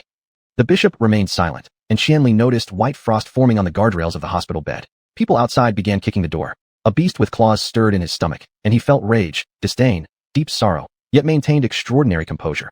He just shivered more and more violently. Trash. He gritted his teeth and spat out these two words as if spitting out phlegm. The bishop began to move. Once he moved, he turned into a black shadow. Qianli stumbled and barely avoided his attack, not even knowing how he had managed to dodge. Just this one moment was enough for the window glass and the railings outside to be completely melted by heat. If anyone were to use vision magic to scan this area at this moment, they would see dense, sinister black clouds billowing out from the 18th floor of the ward building, falling down to swallow pedestrians below and rising to obscure such a beautiful sky above. The next instant, a flash of white light descended like lightning into this tiny hospital room. A strange figure appeared before him, blocking the bishop. The staff in the figure's hand flashed, and the bishop roared with fury as they both disappeared into thin air. The door finally burst open, and Xiao Cheng was the first to rush madly into the ward. Qianli leapt onto the windowsill, gripping the edge of the shattered glass. At that moment, he felt the long-awaited dizziness and vertigo. The last time he had done something like this was when he was a child. He had leaned entirely out of the window. That was at home, where he looked directly down at the ground parallel to him. But this time it was on the 18th floor of the ward. 18 floors truly were high. Cars and people down below were hard to make out. Perhaps it was also due to his insufficient glasses prescription. This time jumping down, his glasses might shatter into pieces who knows how. Then, he dove off the windowsill, roaring. In that fraction of a second suspended in midair, he saw Xiao Cheng's face at the window. Xiao Cheng looked at him in horror, staring at the skin under his eyes and his body hanging in the air, reaching out as if wanting to grab him. The blind soul's gaze locked onto them. The flow of energy began to surge. It happily roared and pulsed, finally invigorating the vitality of the dead. As if blown too fiercely by the high wind, suddenly everything dissipated into nothingness.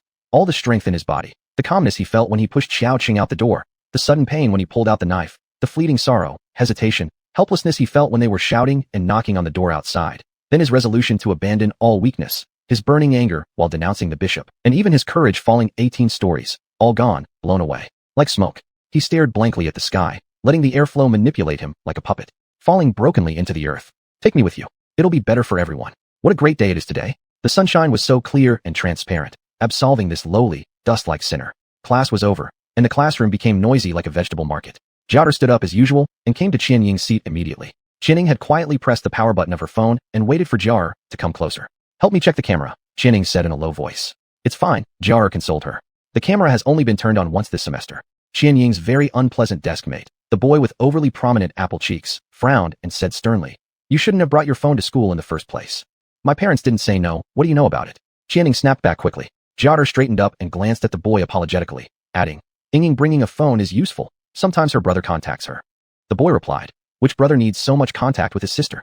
You don't contact your sister, but that doesn't mean my brother is the same. I just don't have anything to say to her. What is there to talk about with a girl?" Qian Ying was utterly impressed by this kind of guy and immediately opened QQ. "Right, let me show you the chat records. You should hurry up and learn from others how to be a good brother. Your sister is really unlucky." Oh, a notification popped up showing a new friend request, sent just a minute ago. Qian Ying first noticed the avatar. It was a very pretty girl. Then she saw the verification message. "Hello, I am Kai Xuanhuan." She and Jiaer were both shocked and had to tightly cover their mouths to stop them from gawking too wide. Qian Ying had already forgotten about bragging to her classmate about her brother. They looked at each other blankly for a moment. Then Jiaer whispered softly, "Didn't you say your brother broke up with her?" "They split up a long time ago," Qian Ying whispered back. "My brother said he doesn't like her anymore. Should I accept her or not?" "Accept, definitely accept," Jiaer urged her. "We at least need to know what's going on, right?" Qian Ying carefully clicked to agree. Kai Xuanhuan must have been waiting for her reply, because the moment Qian Ying accepted the request, a message came through. "Girl, how is Qianli doing?" Qian Ying exchanged another bewildered look with Jiaer and replied, "My brother is doing fine." "So that's fake news, right?" "What fake news are you talking about? You don't know?" Now, Qian Ying felt something was off. She blankly stared at the phone screen, those 3 question marks resembling a heavy cloud, darkly pressing down on her. Chapter 27, Rationality Asleep, 1. "Congratulations to you," Susan's voice said. "You're a rabbit who jumps into a pit at the slightest kick." She emphasized the word rabbit, as if it were an insult. Qianli opened his eyes, and the bright sunlight pierced through to him. Every part of his body ached. He was lying on the ground beside Susan. Susan's face hovered above him, with a mocking smile as she looked down at him. "Hey, little murderer," Susan smiled gently. Qianli quickly understood what she meant by her words. What made him feel most guilty was that if Susan hadn't mentioned it, he might not have thought about this question for a while. He slightly turned his head and saw Susan's arm hanging limp beside him. He no longer had the strength to exclaim in shock, but the sight of the broken bone piercing through blurred flesh was truly horrifying. All the injured parts were moving rhythmically. "You broke it yourself," Susan said, still smiling. "I'm sorry," Qianli said weakly. Susan, as if she hadn't heard him, tried moving her injured arm. She rotated each of her 5 fingers one by one. They seemed to be functioning as usual. Then, she plunged her hand into Qianli's hair. His arm felt like it was tearing apart painfully. "This is how you repay me," Susan softly said, pulling his hair a bit roughly. "For a bunch of random people, you were willing to kill yourself? Qianli, if you don't want to live anymore, why did I bother going through so much trouble to save you?" I didn't think about it that much. The sun was too bright. Qianli had to close his eyes again. "Where exactly were they?" "Susan, I'm sorry. Back then, there wasn't much time to think about those things. After all, he's human." An unfamiliar voice chimed in. "And also his friend." The boy stopped speaking considerately. Qianli heard some footsteps, and then a youthful, handsome face appeared in his line of sight, effectively blocking the sunlight. Even though he was lying down, Qianli could still see that the boy had big eyes and messy hair with strands fluttering around. "I'm Yanlin." The boy grinned, showing an open, carefree demeanor. "You in person. That's enough about that," Susan warned. "Susan, you must admit that the intermediate realm isn't the safest place." "I've said enough," Susan yelled angrily. "It's clear that it's easy to tempt Qianli. Even you look smarter than him. Bashing 2 people at once. Nice touch." Yanlin laughed, seemingly unfazed. At least Qianli definitely knows now that this was specially arranged by the Archbishop. He leaned down and asked Qianli, "You know, right?" "Realized it too late." Qianli responded indifferently. "Hey," Yanlin looked at him puzzled, and then glanced up at Susan. "Susan, aren't your expectations a bit too high here? For a human, this reaction is pretty excellent already." Susan impatiently said, "Qianli, you explain it to him." Apparently, because of the pain, she was much more irritable than usual. Although Qianli's arm wasn't injured, he still experienced intense pain, probably due to their symbiosis. Susan surely felt even more. "At least, I should be responsible for Susan's life," Qianli said with effort. "We are co-symbiotes." Yanlin froze on the spot, staring at him straight. "Don't fall," Susan sneered sarcastically. Only at this moment did Qianli realize, after hearing Susan's words, that they were on the rooftop. They were on a platform surrounded only by sky, with no visible buildings while lying down, proving that they were quite high, likely still within the hospital area. The sounds here were different, as clearly defined as inside a room, possibly shielded by a magical barrier. Yanlin walked around the edge of the platform with an expression that oscillated between amusement and frustration. Suddenly, he bounced and quickly moved far away from them. "Hold on, I'll call Lu Yan," Qianli heard him shout. Susan ignored him, coldly observing her arm. After looking at it for a while, she said softly, "Hurtful, isn't it?" "What? If it hurts, next time be more careful when you act, Qianli. Whoever gets hurt, we all feel it together. Why do it then? Is Cheng Jiao still alive? Qianli didn't know how to respond to Susan's words, but he finally asked the question that weighed heavily on his mind. The shadow fell over his heart as associating Cheng Jiao's name with life or death created a powerful distortion. Of course he's alive. Susan's tone was indifferent, not that fast. Everyone present survived that day, except Cheng Jiao's mother. She'd been dead for almost 2 days. Let me repeat this. It was just a trap. You really need to start using your brain. When we walked out of the neighborhood, the archbishop was behind us, Qianli said. Mainly because that old thing broke my teeth when he followed me, Susan said. Yanlin helped fix it for me later. I'm curious, how exactly did you let everything go perfectly according to the archbishop's expectations? How did you manage to cut off contact for less than 5 minutes and run so far I couldn't even find you? Because he kept following me. All I could think of was telling Cheng Jiao not to look back and then escape with him as quickly as possible, Qianli said. A wave of nausea rose in him, and his heart suddenly started racing wildly. I saw him. He made this gesture to me. He didn't have time to mimic the gesture before Susan had already raised one finger to her lips. The gesture for silence, Susan said. Yes, exactly like this. Back when he cornered me on the street in the intermediate realm, he showed me the same sign. What does it mean? Perverted intentions, Susan said indifferently. They're all perverts. Thanks to them. Even though I escaped, I'm now half perverted too. Of course, there's no other meaning. Do you think he was trying to tell you to protect the people of the intermediate realm from talking recklessly? Then I accompanied Cheng Jiao to the hospital. Qianli mumbled. You were really obedient, weren't you? Susan asked irritably. I am so stupid, Qianli said painfully. But I couldn't just leave him there. His mother had cancer. He had just cried and told me about it moments before, and then, I couldn't do that. To let them survive, don't you even have the cruelty for such a moment? Susan stared into his eyes sharply and asked, can't you focus solely on what's more important at all times? Apparently, someone who grew up in a honey pot wouldn't understand. Do you think survivors facing death still have any joy or dignity left? If your ability is lacking, just giving them a chance to live should be enough. What else do you want? Qianli closed his eyes again and didn't say anything. Too naive, he was still too dumb. The long-forgotten feeling of weakness returned to him. Suddenly, he felt like he was nothing but a speck of dust. The wind atop the building was strong, just as strong as the place where he fell from, creating a strange faint whistle as it hit the boundary layer. For a moment, the world seemed entirely empty. Only the whistle continued to sound endlessly. Why Cheng Jiao? He asked sorrowfully. Cheng Jiao was only the beginning, Susan said. He wanted to take it step by step, slowly driving you into despair, and this is exactly what they are best at. Clearly, they wanted me and Su Na out of the way, and your suicide would have been the perfect choice for them. She snapped her fingers. Do you get it? Your decision to commit suicide is completely their choice. Your vulnerability as a human, your faith in so-called truth, goodness, and beauty, they're all weapons for them. Just like today. I need to go home, Qianli said, struggling to sit up. It's meaningless. Su Na and I can handle guarding your house. Your family will be fine, Susan said, pushing him back down again. You'll stay down until every single injury on you is gone. I'm afraid the news spreads. I don't want them to worry. There's no point being afraid because the news will definitely spread, Susan smiled.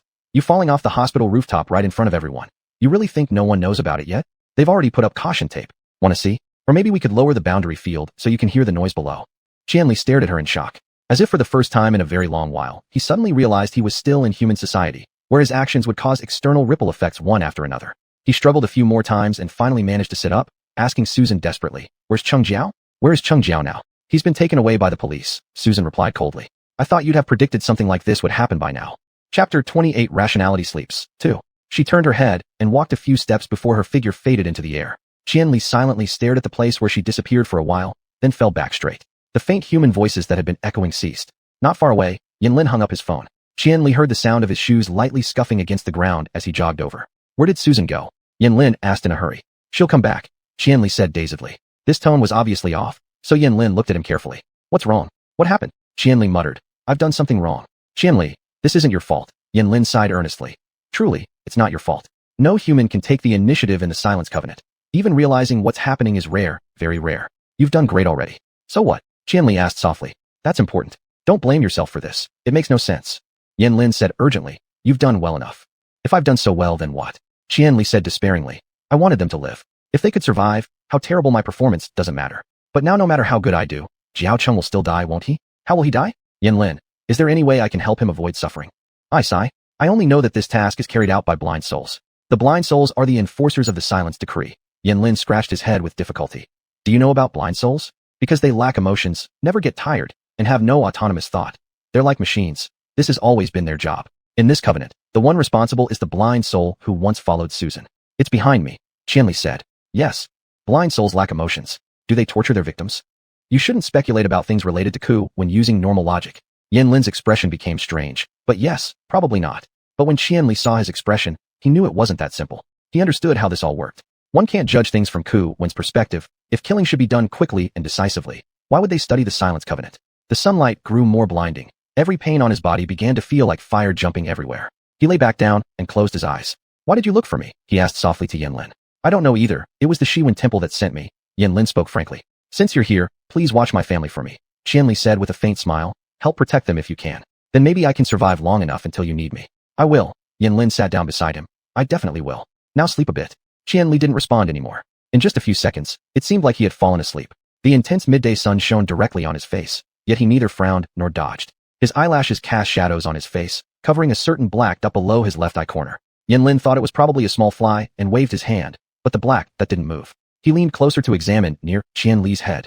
It turned out to be a tiny mole. Then Qianli's voice suddenly boomed like thunder in his ear, startling him. This voice sounded powerful and cold instead of weak like it was moments ago.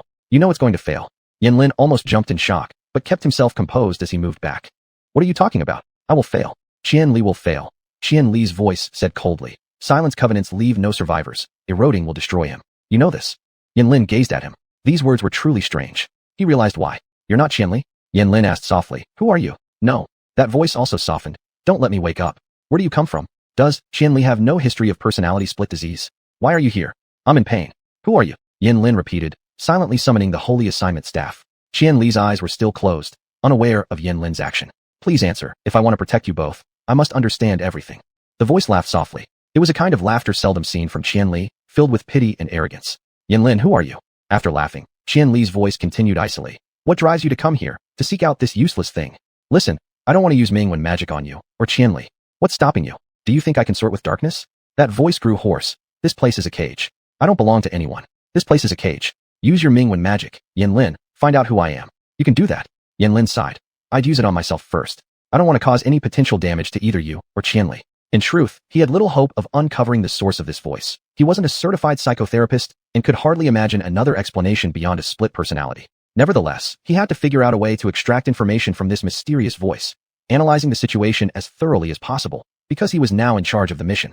Yanlin assumed that this was most likely a side effect of the Silence Covenant. Such mental illnesses were common. Even Xuanhuan experts hadn't found efficient solutions, so it certainly counted as a complex condition. Taking a deep breath, Yanlin quietly chanted his magical incantation, initiating visual magic. It was the first idea that came to him, to analyze Qianli's when force flows through its visible magnetic field, checking for anomalies. A black mist flowed and dissipated from Qianli's body, pierced by an equally sourced white light.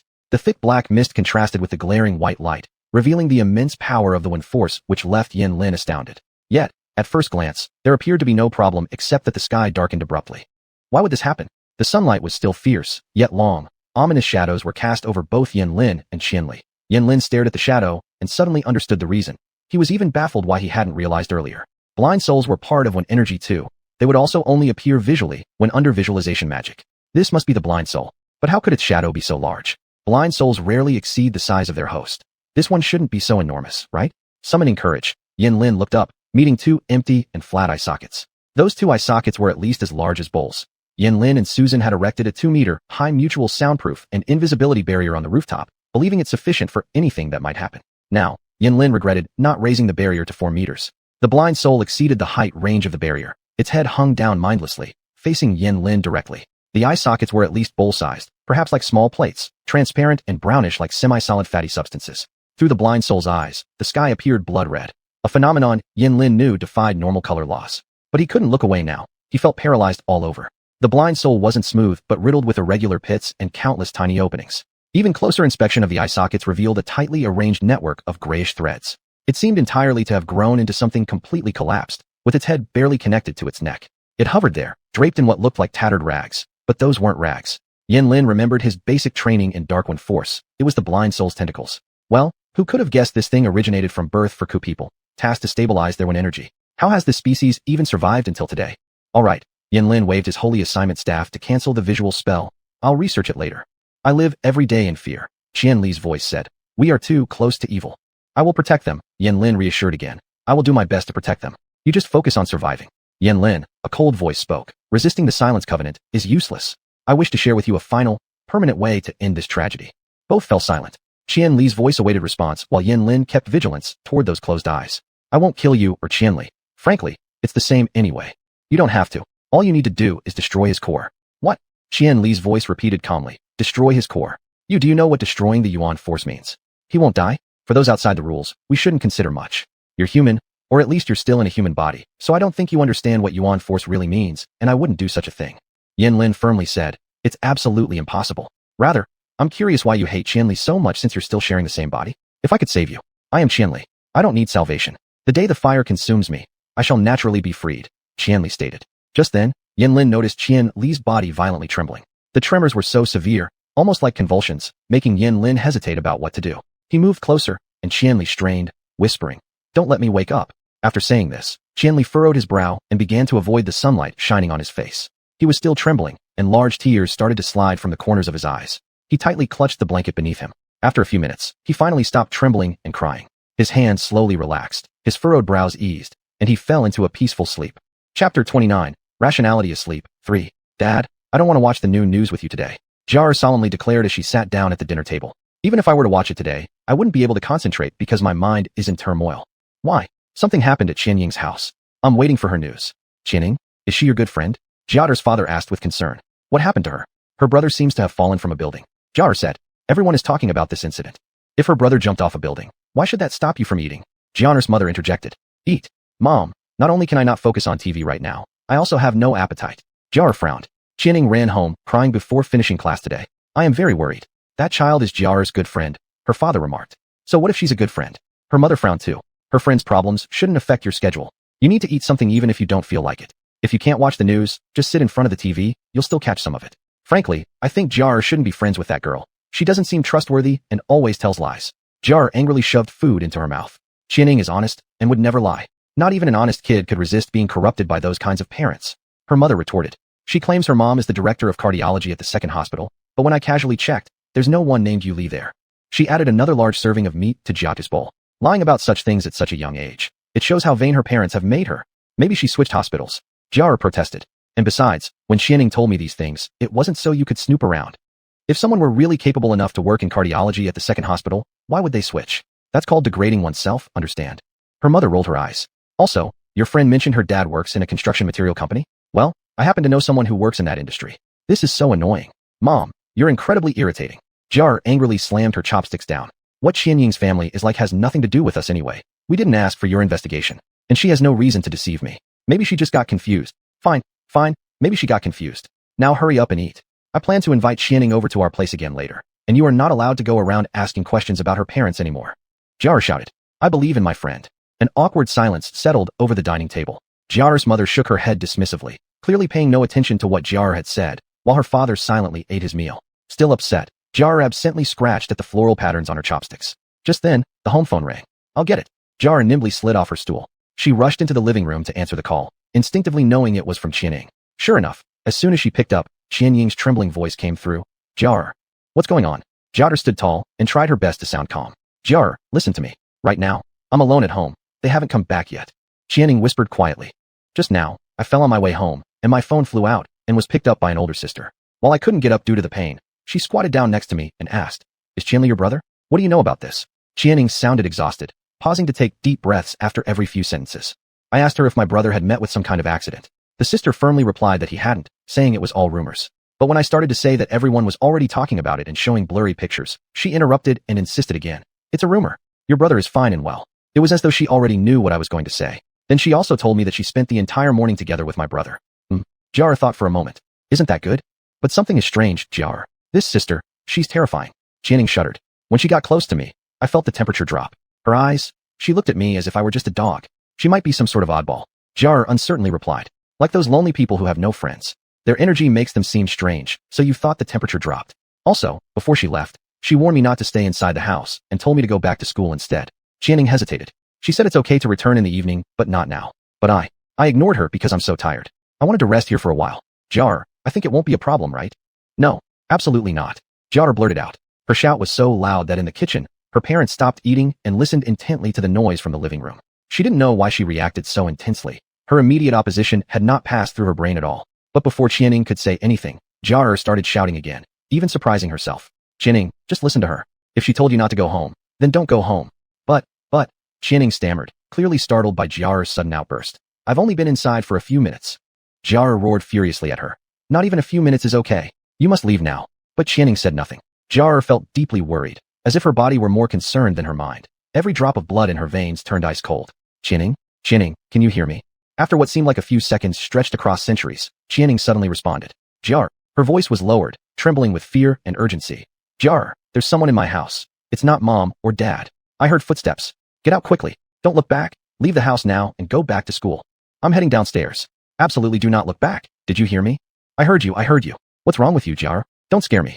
Leave fast. Get away from the house right now. Please go. Qianning fell silent again, but faint footsteps and heavy panting came through the receiver, letting Jar know that Qianning was still on the line. By this time, her mind was blank, slowly forgetting everything she was doing. Then there was a click as the door opened, the sound of wind passing over the other side of the phone. The hurried steps quickened, and Qianning gasped. I'm outside now. I'm running. Don't look back. Head back to school quickly. I'm heading to school now. God, Jar, I'm scared. Qianning, don't be afraid. Once you're at school, you'll be safe. If the middle school section isn't open yet, head to the high school and hide in any classroom. Where are you now? Qianning ran some more without speaking. After a while, she said, I've made it to the sidewalk. There are a lot of passersby here. Jar let out a long sigh of relief, weakly lowering the hand gripping the phone. It was only then that she realized her whole body was shaking, tears welling up in both eyes. Chapter 30, Rationality Sleeps 4. By evening, the weather turned overcast rapidly. Thanks to the influence of dark energy from erosion and Yanqin's decent light energy healing technique, Qian Li's injuries had healed sufficiently to allow for safe teleportation. Thus, Susan and Yanqin moved Qian Li indoors, directly teleporting from the rooftop to Susan's residence in the intermediate realm. The house was located off the beaten path, small in size, sparsely decorated, and its furniture came in only black, white, and gray tones. However, the bedroom featured a single small bed covered with a thick white velvet mattress, giving it an unexpected touch of warmth. They placed Qian Li there, and Susan simply pulled the blanket over him to prevent his body temperature from dropping too low. Meanwhile, Yanqin had already begun wandering around the house with great interest. The dining area was part of the kitchen, a small bathroom, a modest bedroom, and a living room so tiny it couldn't even accommodate a large flower pot. From Susan's perspective, she didn't see anything particularly noteworthy about this house. I like this kind of house, Yanqin said with a smile as he looked at the painting hanging above the bookshelf with his hands behind his back. Susan had written the title of the painting in human script along the frame edge. Rationality sleeps, nightmare emerges. Susan shrugged, not saying anything. In her eyes, even Yanqin's back facing the painting clearly said, humph, a Kevin person. Whether this was prejudice or not, she didn't need to know. She just hoped he wouldn't ask any stupid questions. Doesn't looking at such a painting affect your mood? He naturally asked. Shut up, xuanhuan. Susan sighed as she stepped out of the room and headed straight into the kitchen. Yanqin lazily followed and saw Susan skillfully placing a clean pot on the stove, pouring a pot of water inside, and igniting the flame with a snap. Hungry? Susan asked him, bending down to search through the cabinets. Her movements were somewhat clumsy because she still held a recently summoned black-handled object. Just to be clear, I'm making you food, but that doesn't mean I'll casually agree to any of your weird requests. No problem. Yanqin yawned and picked up a bag of instant noodles Susan had found and scrutinized it carefully. I'm hungry, but the Xuanhuan Empire isn't. Susan smiled slightly as she tore open the bag. Immediately after pouring the water in, it began boiling furiously. The noodles were cooked quickly. Susan used chopsticks to portion them out into 2 bowls and set them on the table, pushing one toward Yanqin. Yanqin had only eaten instant noodles once in his life. Though they tasted fine, he knew it was mid-realm fast food and he didn't have much of a good impression of it. Still, he ate without complaint, sitting down with Susan to eat. Susan sat near the fridge, reaching back to turn on a speaker tucked in the corner. The first song played was Elysian Fields' Someone. The speaker had a little screen rolling subtitles. Susan did not talk while eating and would only occasionally glance at her phone. Her phone was different from those specially modified ones used by Xuanhuan officials. It was just a regular, internet-enabled phone from the intermediate realm. Yanqin looked at her and felt that she might as well be entirely a girl from the intermediate realm. Without hearing her say the word dark energy, he could hardly associate her with the Kevins. Can humans get their phones in Kevener? Not really, Susan said while looking at her phone. But I've been in the intermediate realm longer than you think. Do you have accounts on human social platforms?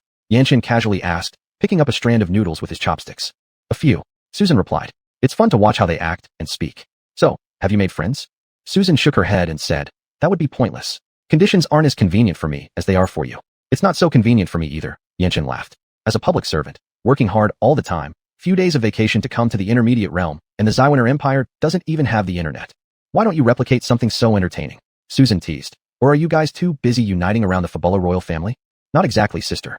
At least our homelands are still at war. Susan nodded indifferently. That's true. Sometimes I forget this. Forgetting isn't so bad. Yanqin sighed. I stay in the Xuanhuan temple every day, and the atmosphere is deadly serious. It's almost like another world out there. You know, Merces is still relaxed and nothing big has happened. You are indeed a public servant in the Xuanhuan temple, Susan said teasingly while holding a chopstick in her mouth. Tell me some secrets so I can earn merits from the bishop. Perhaps he'll protect my life. Yanqin froze for a moment and helplessly laughed. What secrets could I possibly know? Besides, if you wanted help, you'd have gone to find it long ago. Maybe you just don't get along well with the Kevin side. Susan gave him a sharp look. Yeah, she finally said, lowering her eyes. If I have to compare, I'd rather stay in the intermediate realm forever. Stay here and do what? Find a small job, a bodyguard, or perhaps a makeup blogger. Susan smiled as she said this. Yanchen had never seen her smile without a hint of mockery or any negative connotation. Find a tiny place to live until death. What else could I possibly want? Yanchen cleared his throat.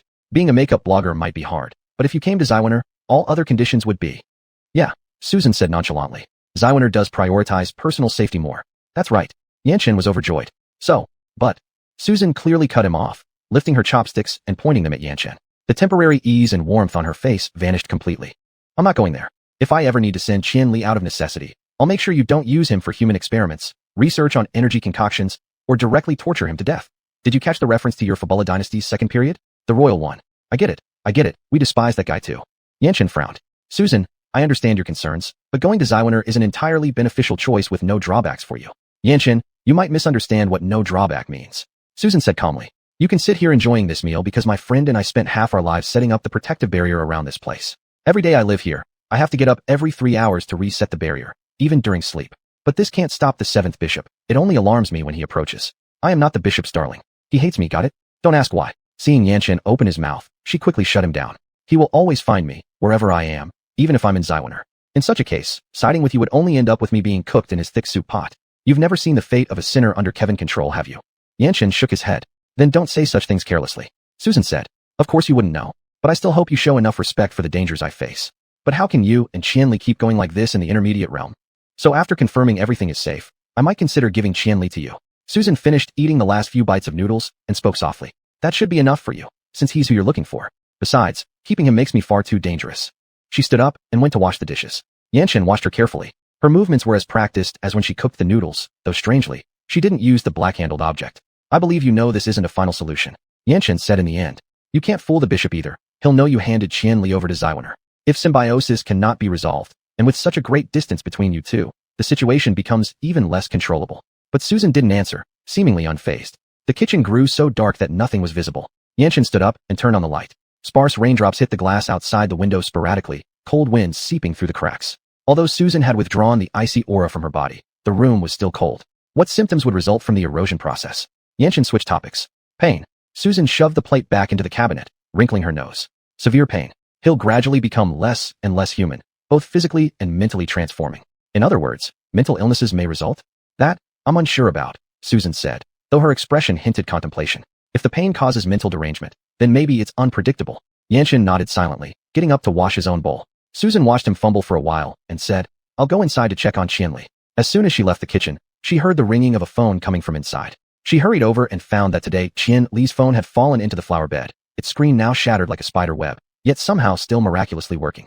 The call came from an unknown number without any label. After another half hour, Qianli slowly woke up. The rain still drizzled outside the window.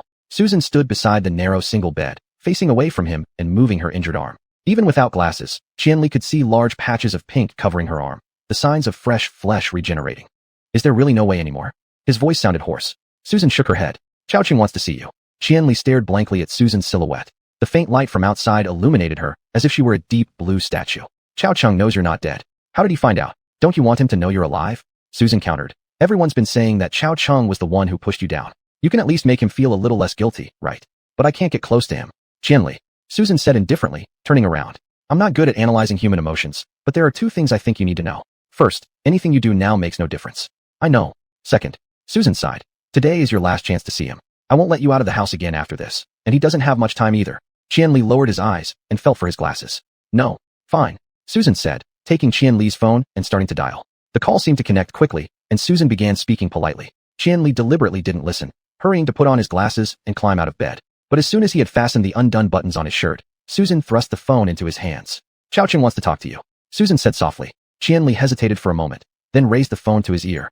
There was no sound on the other end, and he remained silent too, several seconds passing in silence between them. What did you do? Chao-Ching finally spoke. Qianli opened his mouth and said, I'm sorry. Oh, so an I'm sorry is all I get. Chao-Ching exploded furiously, roaring through the phone. You just say I'm sorry to me? Qianli whispered. Chao-Ching, I can't go see you. Why? Chao-Ching sounded as if he were breaking down completely. Why? Do you even realize what I want to ask right now? All I care about is how my mom died. What she said at the end. I just want to see the face of you, that model student I supposedly pushed down. Is it because you killed her this time that you won't come? Footsteps rushed from the living room, and Yin Lin peeked into the room, concerned by their situation. Chao Cheng's yelling reverberated loudly through the phone, audible throughout the room. Qianli clenched his lips tightly as Chao Cheng screamed, and eventually responded calmly, yes. Chao Cheng fell silent momentarily. Do you know what I regret most, Qianli? Chao Cheng said sorrowfully. Getting to know you has been such bad luck for me these past 12 years. And I was just worrying about you earlier. He roared again, Qianli hearing echoes off the walls. Now you're hiding after doing something despicable. What kind of person are you, Qianli? Qianli took a deep breath, gritting his teeth and snapping. Chao Cheng, don't tempt me to kill you. Tempting you? Me tempting you? I'll find you. Chao Cheng shrieked, nearly voiceless. If you're a man, come fight me face to face. I already told you to stop coming after me. Qianli forced his voice low, trying hard to control himself. Everything I've done is to keep you alive. I don't need you to keep me alive. Even if I die today, I need answers. Chao Cheng suddenly seemed calm, though his tone carried menace. If you don't come, that's fine too. Pretend I never knew you. You're not worth being my friend. A suffocating silence followed.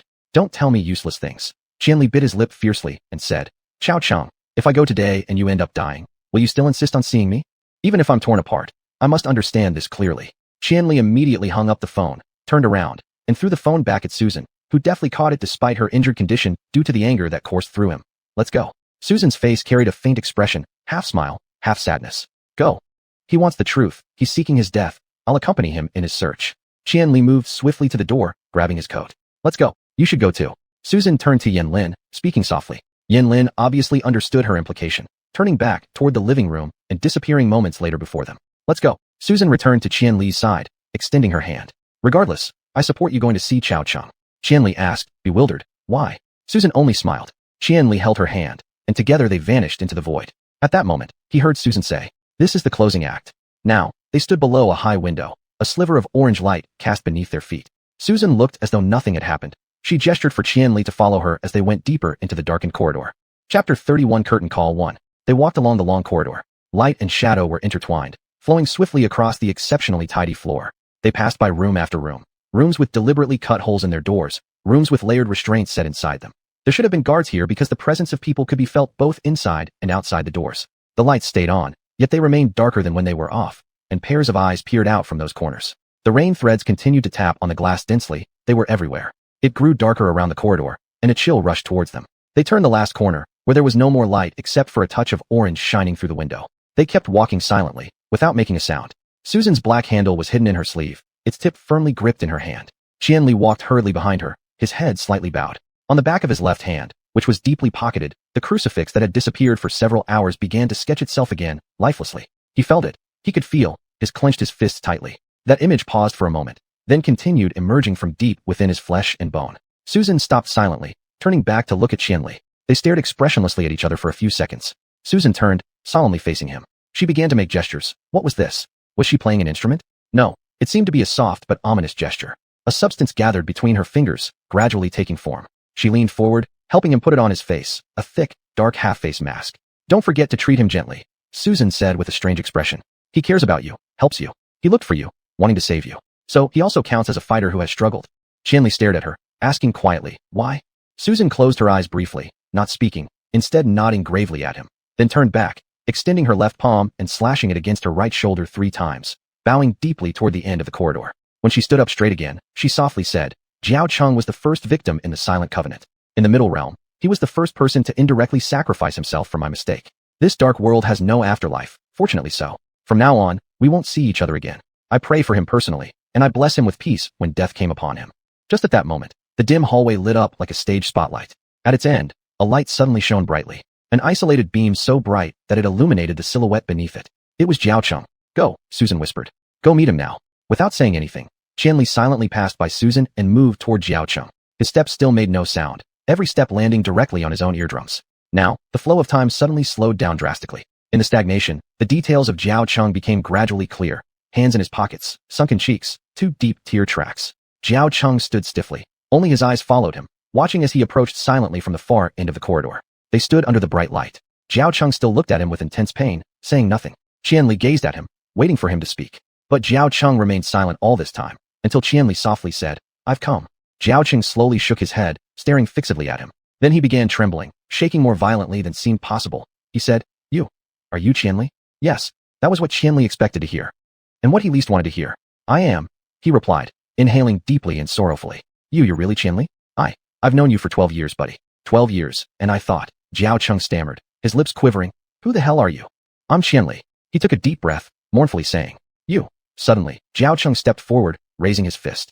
For 10 seconds, the fist hovered over Qianli's face. Neither Jiao Cheng nor Qianli moved. Qianli watched him silently, his fist trembling, his whole body shaking. He lowered the fist again. It's you, connected to you. You explain yourself. His nostrils flared, large beads of sweat trickled down from his temples. You're not human. How do you know that? You fucking jumped from the 18th floor. Suddenly, he shouted loudly. How are you still alive? I am human. Qianli responded quietly, his hands in his pockets, nails pressing harshly into his skin. I survived because I'm sick. I will endure much more suffering to atone for your sins, so I. Dampness filled between his fingernails, cannot die now. Jiao Cheng was still breathing heavily, gritting his teeth as he stared at him. I thought I would only torment myself, Qianli said. I didn't expect that if I had known, I wouldn't have allowed myself to live on. But now it's all too late. Why? Jiao Cheng looked at him wildly, yelling. Why? Jiao Cheng, Qianli said painfully. I just wanted to force out the thing inside her body. I never imagined she would die because of this. If I weren't so foolish, or if I hadn't existed in the first place, your mother wouldn't have died. They were after me and Susan. It's my fault. I've always been trying to keep these secrets because everyone who learns them dies. Yet I couldn't protect you, even though you're my best friend. Could he say such things? He wanted to slap himself. He didn't have the right to say that. Jiao Cheng was already in so much pain, and he didn't have the right to let him spend the rest of his life in fear. This rest of his life might very well last only a few days or a few hours, and all of it was due to him. When did it start? Jiao Cheng rasped hoarsely. When you said you wouldn't take the college entrance exam. That's right. I couldn't continue being with you guys anymore. It was hurting you. But I've never, not for a moment, stopped being Qianli. You're still my friend, and I don't have any secrets that I've hidden from you for 12 years, Jiao Cheng. Qianli's nose prickled with tears. I've been trying my best to prevent these situations, but there's nothing I can do. What am I in their eyes? So why didn't you tell me? You could have talked to me. I couldn't, Qianli shouted suddenly. He couldn't bear it anymore, but he had to stay calm. He couldn't imagine what the consequences would be if he broke down right now. The skin under his mask started burning sharply, and he forcibly swallowed back the trembling in his voice. You shouldn't have known. You? Qianli wasn't sure what Jiao Cheng noticed, but he reached out to grab the mask off his face. Qianli stopped him immediately, lightly pushing his hand away. Jiao Cheng, you don't have to forgive me. It's fine, Qianli said. All this is my fault, but I don't want you to misunderstand me. I never intended to hurt you. All I ever wanted was to protect you. But I'm powerless, and I failed. Jiao Cheng stared at him with slightly parted lips. I won't show up again. I won't harm you anymore. Qianli whispered softly. I'm here to see you one last time. Then I'll leave and never appear again. Will you die? Jiao Cheng asked in a low voice. Right then, Qianli clearly felt the evil power caused by the erosion surging within him. That evil didn't match with him, so it broke through his awareness and revealed itself freely before his eyes. Through eyes sharper and brighter than ever, he saw endless dark times ahead, full of suffering and torment. Qianli fixed his gaze on Jiao Cheng and said, yes. Jiao Cheng returned his stare. Ever since he appeared, Jiao Cheng had almost consistently gazed directly into Qianli's eyes, as if searching for some kind of answer. It's my retribution, he added. Silence. Jiao Cheng shook his head forcefully. His gaze wavered in the air, then hovered aimlessly before finally landing on Qianli's face. His words came carefully measured, seemingly with great difficulty. Blood rushed to his face, his eyes turning red as large tears slid down his cheeks. Now, Jiao Cheng no longer looked at Qianli. His entire face seemed to crumble, his expression slowly breaking apart. Standing there, he began crying louder, helpless and desperate, overwhelmed with sorrow. Gradually, he squatted down, burying his upper body between his knees and violently tearing at his own face and hair with both hands, as if in revenge against himself. But Qianli neither squatted beside him nor pulled him up. He stood before Jiao Cheng, silently tilting his head back, looking at the glaring ceiling light expressionlessly, waiting for him to stop crying. They stayed like this for several minutes, until Jiao Cheng finally stopped sobbing. Shaking, he stood up and sniffed. Just live well. Qianli turned his gaze back to Jiao Cheng's face. There was a change in Jiao Cheng's expression, though he couldn't describe it. Just live well, Jiao Cheng struggled to say. I believe what you said. You haven't harmed anyone, so there's no need for talk about retribution. Maybe you don't have to go either. I must go, Qianli replied softly. All right, Jiao Cheng said, his eyes filling with tears again. Then don't die? His voice choked with emotion. I have nothing left now. Don't you dare die. Pain saturated every sob. Qianli's hand trembled violently as he clenched it tighter inside his pocket. He abruptly stepped forward, extending his arm and seizing Jiao Cheng firmly. Okay, Qianli said. I'll try my best to live.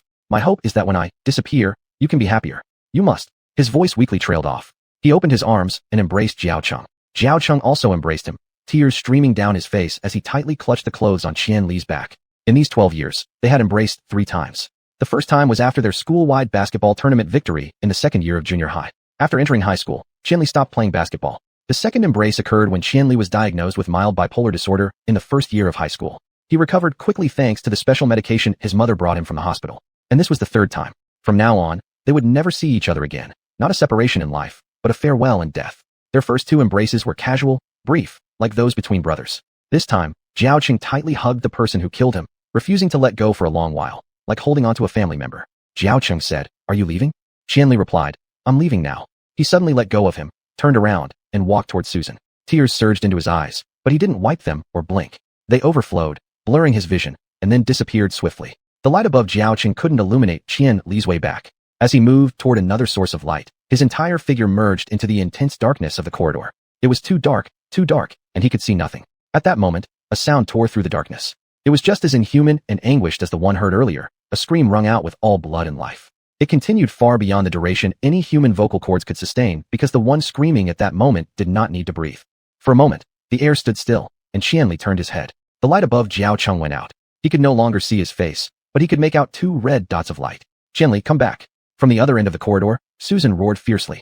Chapter 32 Closing 2. Qianli didn't hesitate for a second before he started sprinting. It took him about 10 seconds to cross half the corridor, and the next moment, the thing's claws grazed the back of his clothes. Susan pulled Qianli, and in an instant, Qianli felt her effort to shift shapes, but space-time remained stable. They couldn't leave. Susan roared angrily in her language, pushing Qianli away and raising both arms to fend off the charging Xiao Cheng. Xiao Cheng was not a cat or dog, but a strong male over 1.9 meters tall, yet Susan managed to block his bites with just her arms. In the next moment, she spun around and threw him flying. Xiao Cheng screamed as his body rolled down half a flight of stairs. Susan stood at the top of the stairs and shot 3 grids glowing like silver light toward him. Xiao Cheng was tangled up and kept screaming. Susan turned her head and signaled Qianli to follow her, then began running. Susan ran faster than an ordinary person. He followed behind her and heard the sound of something being broken free from afar. Xiao Cheng screamed again, chasing them once more. "Don't look back." Susan shouted furiously from deep within her lungs. Qianli never looked back. His perception of these events was unclear. They seemed unreal, like a dream.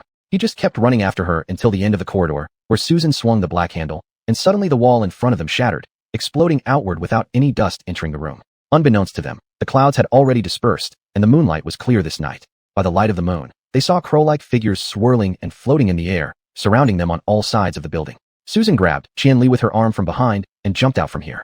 It took less than 2 seconds to fall from the 3rd floor, when hundreds of beams of light rained down toward them. Susan protected them with her Wenshu, and when they landed, they bounced slightly and stood still before rushing toward the nearest fence.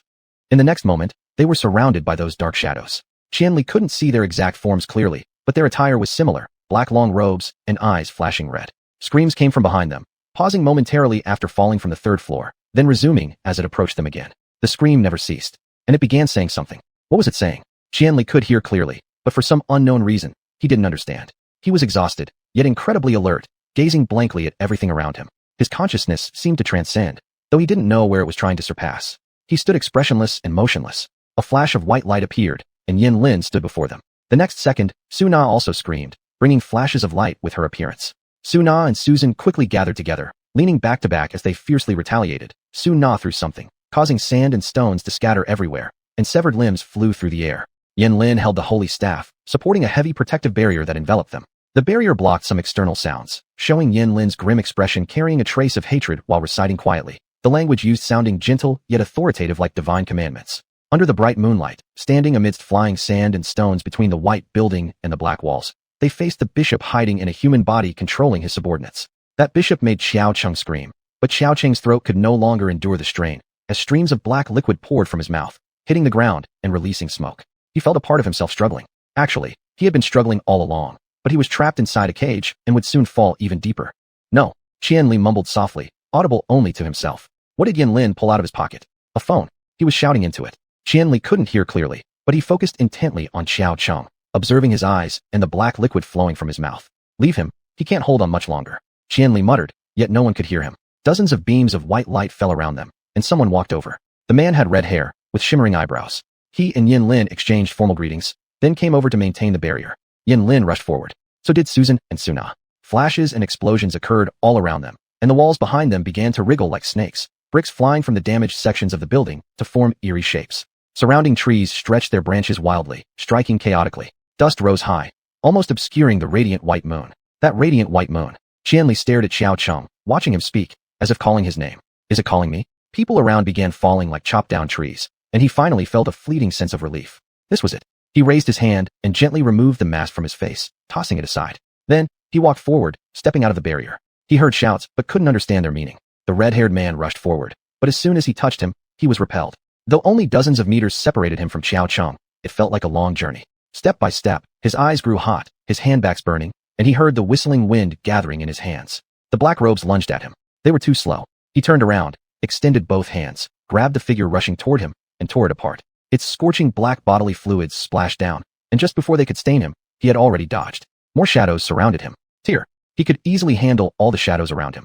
Black robes came from both front and back. He could first grab one with a single hand, then combine them to shred them, just like tearing two small birds apart. His arms required no support because they themselves were strength. His body knew no concept of fatigue. He merely felt an underlying excitement. The world seemed to finally fall silent. He walked toward Xiao Cheng. Xiao Cheng supported his broken body, half crouched on the ground, reaching out to him. He didn't want to understand how broken Xiao Cheng was, but indeed, Xiao Cheng was severely damaged and couldn't hold on any longer. Gently, he helped Xiao Cheng up, saying, "Come out." Xiao Cheng gripped his collar and emitted a gurgling roar mixed with spurting blood. "Come out," he said again, the wind howling in his palms. Somehow, the black figure appeared. He looked at the figure and realized that the person under the robes wasn't taller or stronger than him. He recognized the person's voice. He knew this person was a woman. The moonlight penetrated through the dust, and it seemed as if within his mind, Qianli saw his own hollow, pitch-black eyes. He smiled and reached out to stroke the hair beneath the shell. "It's been a long time," he heard himself say. "Let me see if you're still as beautiful." He pronounced a sound somewhere between French and German, though he had no idea what he had said. Her expression revealed fear. She struggled, summoning her weapon, so exquisite yet utterly useless. The Wenshu hit him, but he remained unscathed. In the end, she roared furiously and shot death magic at him. He knew it was death magic. Yet who was protecting him? A barrier erupted from his body, and he didn't die. The death magic weakened after penetrating the barrier, hitting his chest, and causing him to cough up blood. But he did not die. Pressing his palm against her, he heard the wind piercing through her body. She screamed angrily, unable to break free, just like an ordinary woman. Colorful lights shot toward her from behind him. She raised her exquisite weapon and disappeared. A cloud of black smoke dispersed here. Qianli took a step back, and the world exploded back into his senses. He heard excessively shrill noise, smelled unbearably pungent blood, and a splitting pain spread across his chest. He could hear it now. They were calling his name. Turning around, he saw Susan and Su Na staring blankly at him. Yan Lin and the red-haired man holding their divine staves aloft. The red-haired man used his other hand to press on his waist where blood seeped out. There were over 10 people standing behind them, covered in wounds. In an instant, he saw everything clearly, then everything blurred again. He looked down at his hands, which were caked with blackish red stuff, probably blood. "Is it over?" Qianli asked absent-mindedly. "I want to go home." He took a step. All the blood and internal organs began screaming and running. Every muscle stiffened instantly. His bones felt as if they were being extracted one by one. He fell to his knees and collapsed. He could see nothing, but for a moment, he could still hear sounds. He heard Yan Lin shouting away someone, and Su Na's enraged cries. A warm power lifted him up. He hovered, carried away by someone. He didn't know who was carrying him or where he was going. He didn't care about anything. Lying there, the last thing he remembered was hearing Xiao Cheng's screams. Now that the delirium had faded, he finally remembered what Xiao Cheng had said. Xiao Cheng had said, "Qianli, I'm in pain. Please kill me." He closed his eyes. Tears finally slid down from the corner of his eye. He lay quietly, unnoticed by anyone. Chapter 33, Holier 1. The Wensi season was nearing its end, and the sky of Xuanhuan still displayed abnormally brilliant colors as night fell. Even though it was deep into the night, the sky remained brighter than usual, with a rich shade of violet. The air was warm and humid, so Luyan opened the window in her office. Among all the buildings of the Xuanhuan's temple complex, only the J.W building enjoyed the privilege of using solidified Wensu as windows, and among all the J.W members, only the 4 Grand Envoys could freely deactivate and reset the windows. War wasn't like peacetime. The specially designated 4 Grand Envoys always had higher privileges than others. The entire floor buzzed with bright lights this night. Members of the J.W Emergency Department, J.W Combat Readiness Group, Xuanhuan's Temple's Winsome Management Coordination Department, and the Central Winds Liaison Office for MERSs and surrounding areas had all gathered here. The corridors were filled with an atmosphere of quiet tension. They moved their holy assignment staves swiftly, exchanging messages, issuing orders, and executing them. No one spoke, much less shouted. Just less than a kilometer away from them at the entrance to the J.W training grounds, members of the military headquarters were rapidly and orderly shifting shapes, becoming silver-white shadows in the dark night. Luyan sat before her desk. In situations like these, she truly appreciated the work of the J.W equipment department that integrated Wensu technology into computers. Now, typing using Wensu was far faster than simply doing Wensu work alone. As powerful Wensu energy flowed vigorously through the corridor, the computer could ensure these messages were transmitted without interference. Those outside weren't ordinary people. The disturbance they caused was no laughing matter. The 3rd Grand Envoy Yulu was also present, barefoot and curled up on Liu Yan's bed performing Wensu energy monitoring. She wore a layer of black gauze over her body. This thin veil was something many found puzzling, for it had rarely left her body in the past 10 years. Where's the combat readiness group? I sent the first squad. Tell me the casualty count. Luyan let these words fly quickly out. The next second, a message popped up. In the name of Polier, I am the head of the combat readiness group of the J.W military headquarters. Operation Code Z-0241. The first squad consisted of 112 people, 61 injured, 37 dead. Captain Fanio safe, bringing the team back to the settlement located within this city. You can check the macros and micro coordinates of this settlement in the database. I have already dispatched a small team for transfer. Thank you. Please proceed immediately. In the name of Polier, I am from Merzis. Please continue. Miss Envoy, our operations in the Central Realm are being obstructed at location coordinates. Speak. Level 4 damage to area buildings, noise and destruction beyond controlled levels. Information has been uploaded to the Central Realm Internet, reaching 80,000 views per minute with rising heat. There is currently no feasible solution. Luyan slammed her fist on the table in anger. Investigate the photos for me. Have they violated the silence clause? The photos contain traces of dark Wensu light. We cannot determine the exact impact. We remain on standby. Don't stay on standby. Find your contacts in the Central Realm, delete the posts, and if deletion isn't possible, hire a team to suppress it, criticize or deceive as you see fit. The sound of Luyan typing connected smoothly, like the engine of a Central Realm car. Xiwan's people would try to avoid those terrible vehicles. Emergency department, the third envoy's message will arrive soon. Track down all Cohen's individuals who've appeared in the vicinity based on traces. Liaison office, send someone to forward me the scene retrospective records. Military command, go assist Yinlin and those two monsters right now. I don't care what plan Yinlin has in mind. Luyan, this is Ebai, Minister of the Military Headquarters. We've reached the destination. Humans have already been taken away by Fanio. Yinlin is communicating with the Cohen's people and won't allow us to approach. Luyan didn't reply but sighed silently. Rumors were that Moke was collaborating with the second envoy to create a drug to cut emotional links. If possible, she'd sign up to volunteer for the human trials, sever ties with Yinlin, personally find him, then execute him with her own hands. But of course, she didn't say that. In the Central Realm, there was an old saying, don't air your dirty laundry in public. Though there was no blood relation, everyone knew the relationship between Yinlin and the four great envoys, especially how close the two of them were like siblings. She had to swallow all her rage until she saw him again to spit it right in his face. That's 37 human lives, damn it. If he were in front of me right now, I wouldn't guarantee what I might do, Luyan said furiously. He found that human in the Central Realm on the second day he went there, and now look at this chaos after dragging his feet. All of the first squad could die off, and he's still negotiating. Yulu said lazily, gripping her holy assignment staff so tightly her veins bulged. He's actually quite resourceful and doesn't often make mistakes. Perhaps just wait and see. He shouldn't have made a mistake in the first place. Whenever he messes up, an entire team ends up dead. Decisions concerning UXIN often lead to casualties, Yulu remarked, showing no concern for this reality. Yinner, it's not entirely Yinlin's fault. But look at what he's doing now.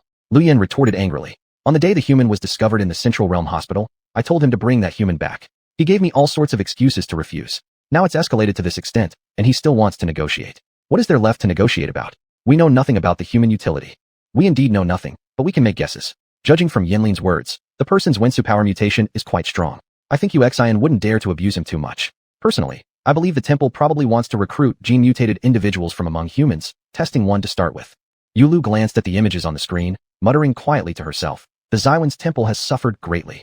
If Moke or Hanwen had said these words, Luyan would have gotten angry. But when Yulu said them, she couldn't find any reason to argue.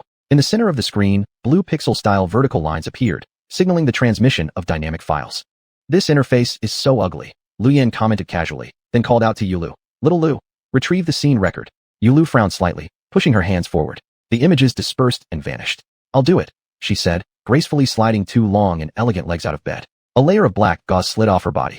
Her toenails were painted a deep red as she stepped down silently, making her way noiselessly behind Luyan. Instantly, Luyan smelled the familiar faint aroma. Breathing in this scent, she remembered something she'd heard somewhere. The three most sensual aspects of the Xiwan's temple. The voice of the third priestess, the grace of the third priestess, and the expression on the third priestess's face when killing you.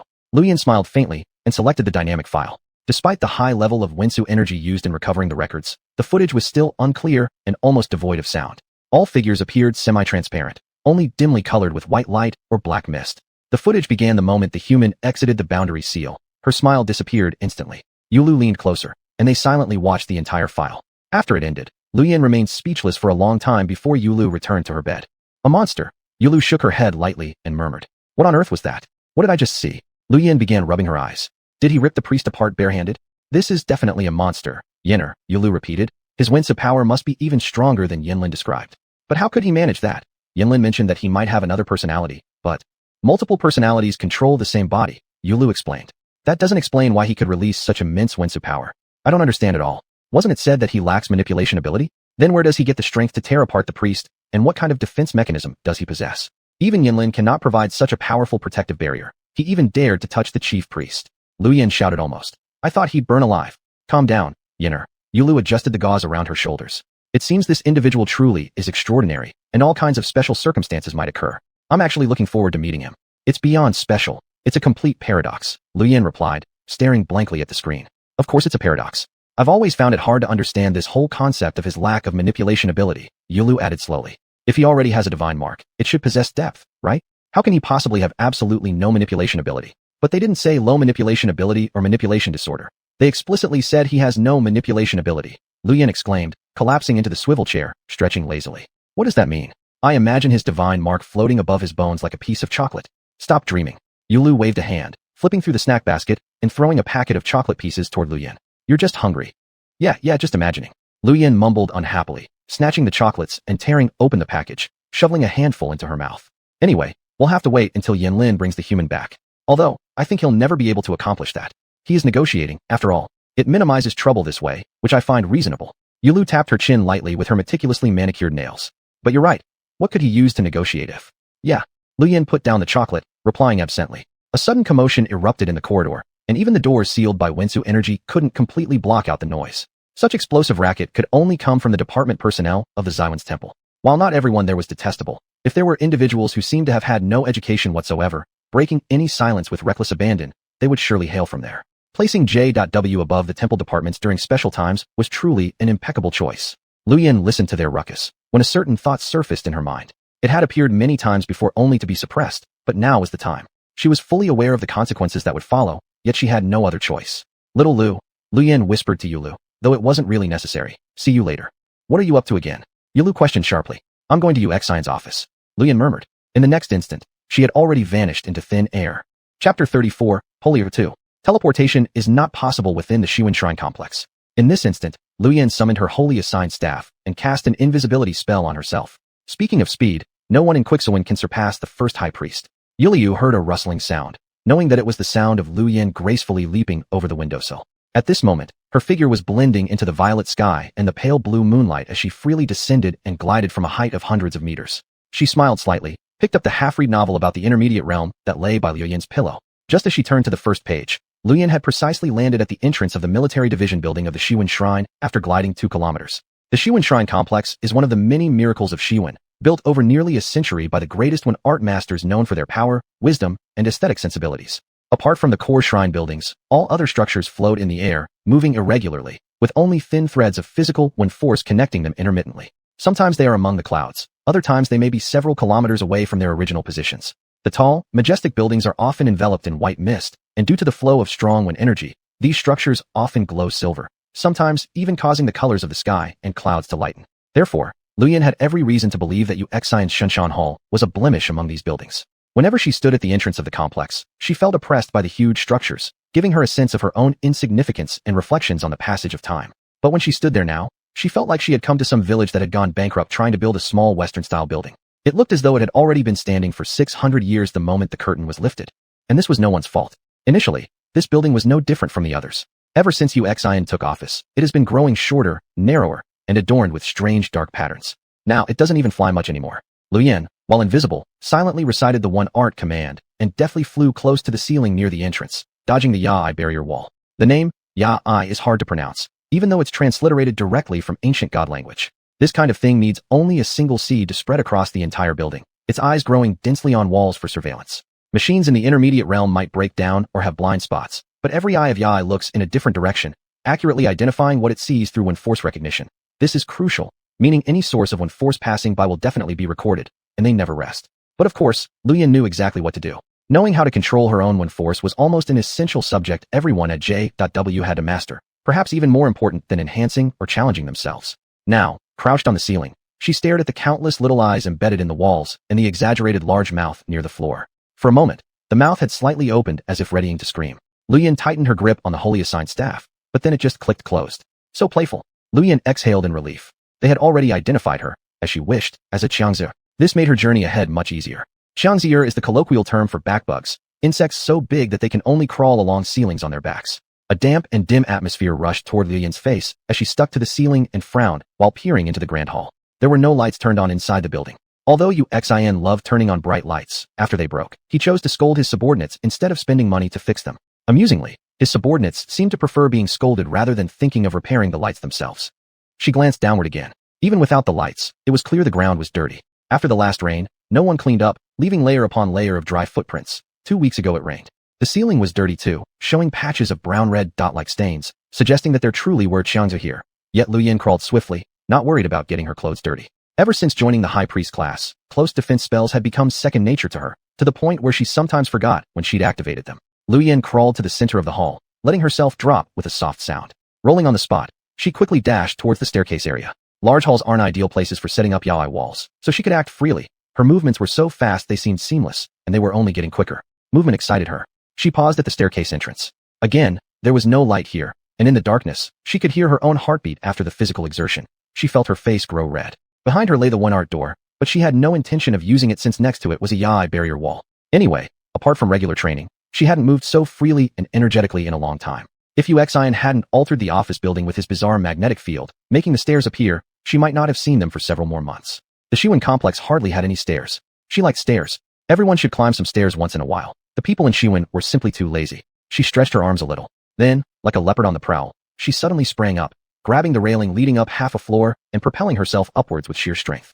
She landed lightly on the railing and jumped again. Her movements grew faster and faster, never needing to touch the ground as she dashed between the railings and platforms, somersaulting through the gaps between balustrades, rapidly ascending. 10 floors, 20 floors, 23, the top. That was it. How much faster could using the one art door possibly be? Liu Yan landed soundlessly. Once again, she flexed her joints, feeling deeply satisfied with herself. The 23rd floor was brightly lit. The sudden bright light barely interfered with her vision. There was no yaoi barrier wall on this floor, or rather, there used to be one. But the 2 dense rows of soldiers standing face to face completely blocked the sides where the yaoi walls stood. Meanwhile, the continuous presence of one force sources severely disrupted the effectiveness of the yaoi wall. TSK. Despite having witnessed such scenes countless times, Liu Yan couldn't help but want to laugh. She wondered where Xuan derived his confidence in trusting the bunch of fools around him, and based on their level of incompetence, even after 100 years they wouldn't match the efficiency of a single yaoi wall. She sauntered past them without anyone noticing. Xuan's office was right ahead, its door wide open. Liu Yan stood confidently at the entrance and took in Xuan's office. His office had shrunk along with the building. It was smaller than her toilet. Goodness, how could anyone ruin an otherwise decent office this way? Liu Yan wanted to sneer, but restrained herself. Xuan's office was in disarray, not even as neat as her toilet. She didn't bother paying attention to his towering piles of waste documents, the trash all over his desk, or the unopened when theory books on his bed. To get to his desk, she'd either need to hover in the air or navigate through stacks of old papers, empty boxes, and scattered documents. She wouldn't take that risk because, at that moment, Xuan was sitting behind his desk. Liu Yan wasn't afraid to fight with Xuan, nor did she fear arguments. But even though she detested Xuan, she wouldn't stoop to using dishonorable tactics against him. Mo Chu had mentioned long ago that this single point alone meant certain defeat for her. For years ago, when Xuan was newly appointed as the Minister of Military Affairs, Liu Yan still attended routine meetings. Their first meeting during a session resulted in a fierce clash of opinions about the paternal violence bill. Privately, Xuan accused Liu Yan of being inhumane and ungrateful. The very next day, he forged proof that Liu Yan abused her biological parents and somehow, accidentally, spread it across the whole of xuanhuan, making it known to everyone. If Liu Yan hadn't stood up and explained that she didn't even have parents, she truly would have been kept awake by the outside world's incessant scolding. Liu Yan glared darkly at the small, greasy man fumbling about. Xuan looked rather strange. A prematurely aged face matched with tiny limbs and hands, with thinning hair that rarely covered his oily forehead. Every time Liu Yan saw him, she just wanted to dunk him in water to wash him off. Captain! Captain! Xuan continued to look down at the papers in his hands, shouting, "Where is my phone?" Liu Yan quickly stepped aside as Xuan's bodyguard captain, dressed in temple uniform, rushed in, presenting his mobile phone with both hands. Xuan lifted it with 2 fingers, maintaining a calm expression as he said, "Bad manners, you're running too loudly." The soldier lowered his head slightly, spouting a string of apologies. "Yes, Minister. I will correct it, Minister." Xuan waved him away and began dialing, and then Liu Yan immediately felt a warm current spreading through her pocket. Of course, Liu Yan wouldn't pick up the call. She merely waited silently. "It seems you don't really care about xuanhuan." Xuan muttered softly. She'd heard this sentence many times before. One more instance wouldn't make a difference. How many more city districts will she destroy in the future? Xuan continued talking to himself. Again, destroyed by her. It seemed Xuan held her responsible for the loss of Casmody 2 months ago. Liu Yan stared intently at Xuan, mentally reminding herself that killing him outright wouldn't benefit anyone. Yet recalling the 400 soldiers who perished in Casmody, Thinking about how she nearly got dismissed from her post as chief priestess just for seeking combat command authority, countless potent one arts surged within her fingertips, spine, and wholly assigned staff. She couldn't wait any longer. If she heard him speak again, she truly wouldn't be able to hold back her actions. Like a diver plunging into water, she dove into the office. Her body slowly stretched and twisted, becoming extraordinarily supple. She glided silently along the floor, then climbed up one of the desk legs onto the desktop. Papers on the desk were flattened under her form, emitting a faint rustling sound that was drowned out by xuanhuan's rustling through files. He began looking for something else now, fumbling through a pile of papers on his right side while she approached from the other side, flicking out her tongue. She was now a humanoid snake, with her own tongue transformed like a snake's forked one. When her forked tongue touched paper, she could extract its contents. Extremely patiently, she began her search. She believed there must be some backup file here. Even if xuanhuan was stupid, he wouldn't throw away something as critical as this. For 20 minutes, Lu Yan and xuanhuan played hide-and-seek as she searched across his desk. Finally, the information flooding into her mind matched her expectations. She found a piece of paper, one bearing just a few sparse lines of text. Detection results. High-1 force, repulsion, light-dark, magnitude, 7.43 silent level. Controllability, high control, low control, control barrier, no control. 1 force orientation flow, unrefined. Coordinates. Lu Yan recognized those coordinates. It was the place where Yen Lin went to carry out her mission, also where the human being was located. Just at that moment, xuanhuan's hand stretched over toward her location. Instantly returning to human form, she inhaled breathlessly. Transforming into animal form consumed her when force like flowing water. Keeping an eye on xuanhuan's movements, she shifted her knees silently. Finally, she carefully pressed down on the paper, pulled it out, then cast an invisibility spell on it. The only reminder of its presence was the tactile sensation in her hand. xuanhuan continued to shuffle through the documents, allowing Lu Yan to cautiously retreat, preparing to jump off the desk. Where did the feedback for the Polier totem go? xuanhuan mumbled. Lu Yan froze, ignoring the risk of exposure, leaping to the ground and running out of the office. She raced down the corridor until she reached a glass window at the end. Pushing it open and jumping down once more, she glided through the misty air above the buildings, searching for the J.W. Center Tower. The tower had grown at least 50 meters taller. Spreading her arms wide, she flew almost parallel to the building facade, clearly sensing the consumption of her wind force. She slipped into the window, whose wind magic had been deactivated. By then, Yulu had already read 60 pages. Lu Yan plopped herself heavily back onto her seat, making the paper visible again before undoing her own invisibility charm. She examined the paper with sparse writing, noticing in the page header were short words inscribed both in the intermediary language and ancient god language, Polier, totem feedback. And that was it. A sudden feeling of despair overwhelmed Lu Yan, causing her to slump back into her chair. Well, Yulu asked without lifting her head. I'm going to resign, Lu Yan said woodenly. I don't want Xuanhuan to perish during my term. Yulu paid no attention to what she said. On average, Lu Yan complained about resigning every 2 weeks, and such talk about Xuanhuan's doom wasn't new either. But when she drew the paper from Liu Yan's hand and read the text on it, she fell silent too. This shouldn't have been given to xuanhuan. Several seconds later, Yulu finally spoke. This has nothing to do with the Ministry of Military Affairs. They should have transmitted the message directly to you. xuanhuan always thinks I steal his credit. This time he quietly withheld the news all to himself. If we had all known, it would have taken just a few people a couple of hours to bring the human back. Lu Yan sighed. It's incomprehensible. So his imposing such strict requirements on Yen Lin was because he intended to use her alone to ensure the successful completion of the task? Yulu shook her head, and Yen Lin herself didn't know anything, and we all thought this was just a petty punishment tactic concocted by xuanhuan. I can't believe it. To him, Xuanhuan is like a child's game. And Lu Yan wanted to say more but closed her mouth. Once again, they lapsed into silence. In fact, compared to xuanhuan, the current information was too overwhelming, catching them completely off guard.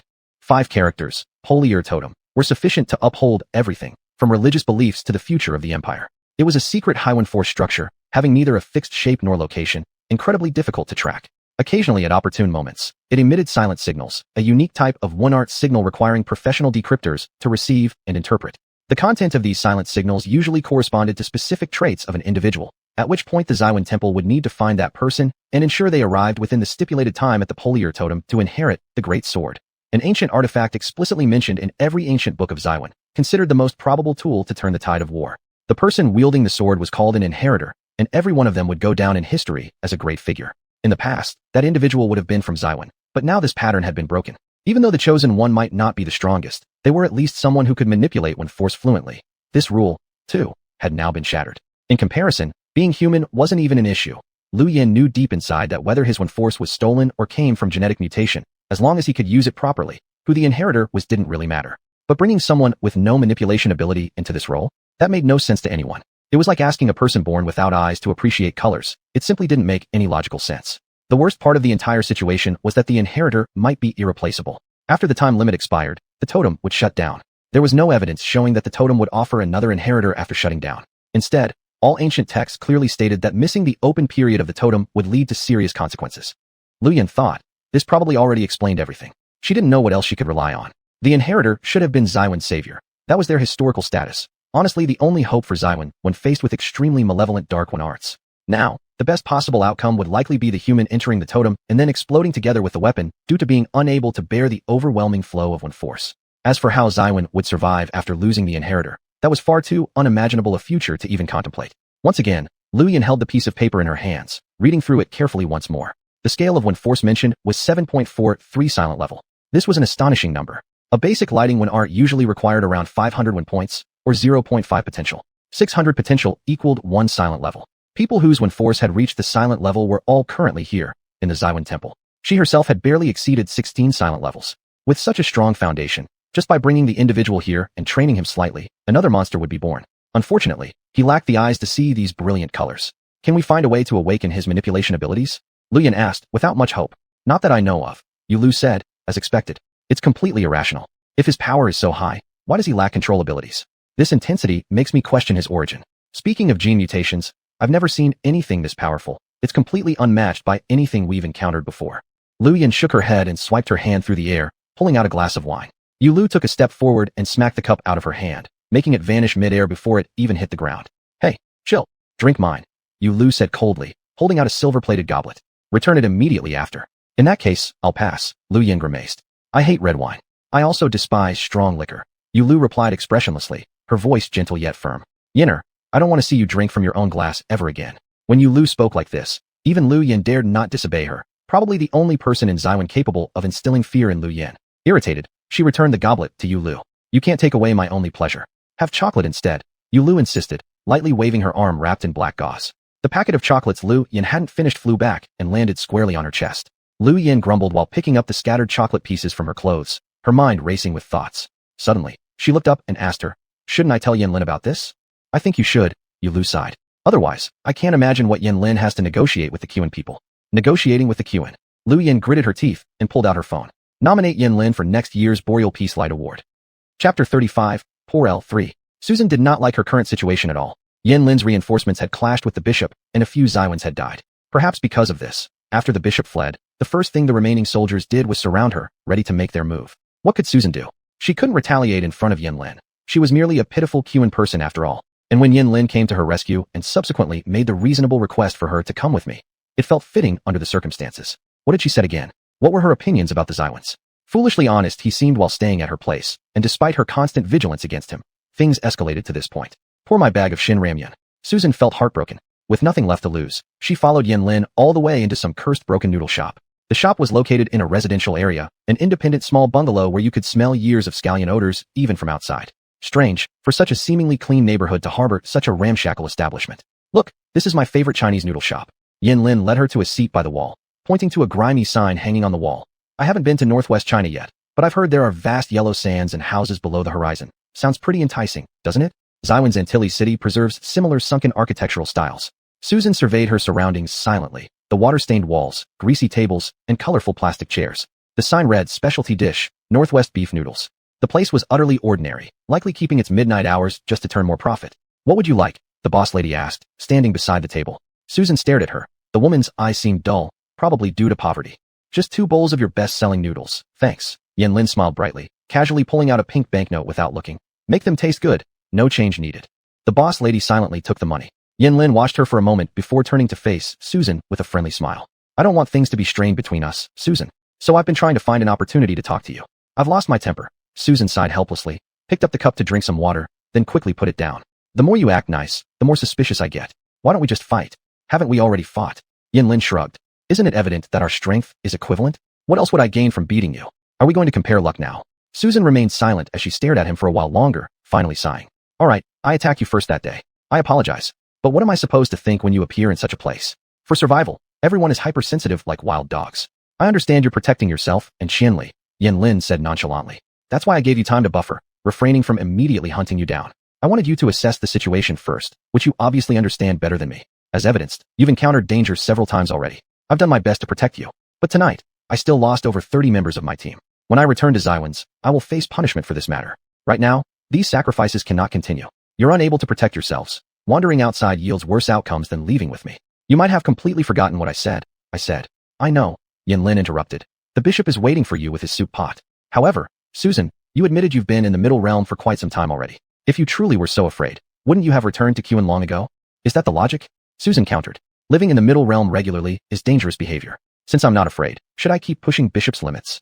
I've said it already, Yanlin replied gently. If engaging with xuanhuans is Bishop's bottom line, there's no avoiding it. Once Bishop knows you handed Qianli over to us, how different is this from you directly stepping into xuanhuans?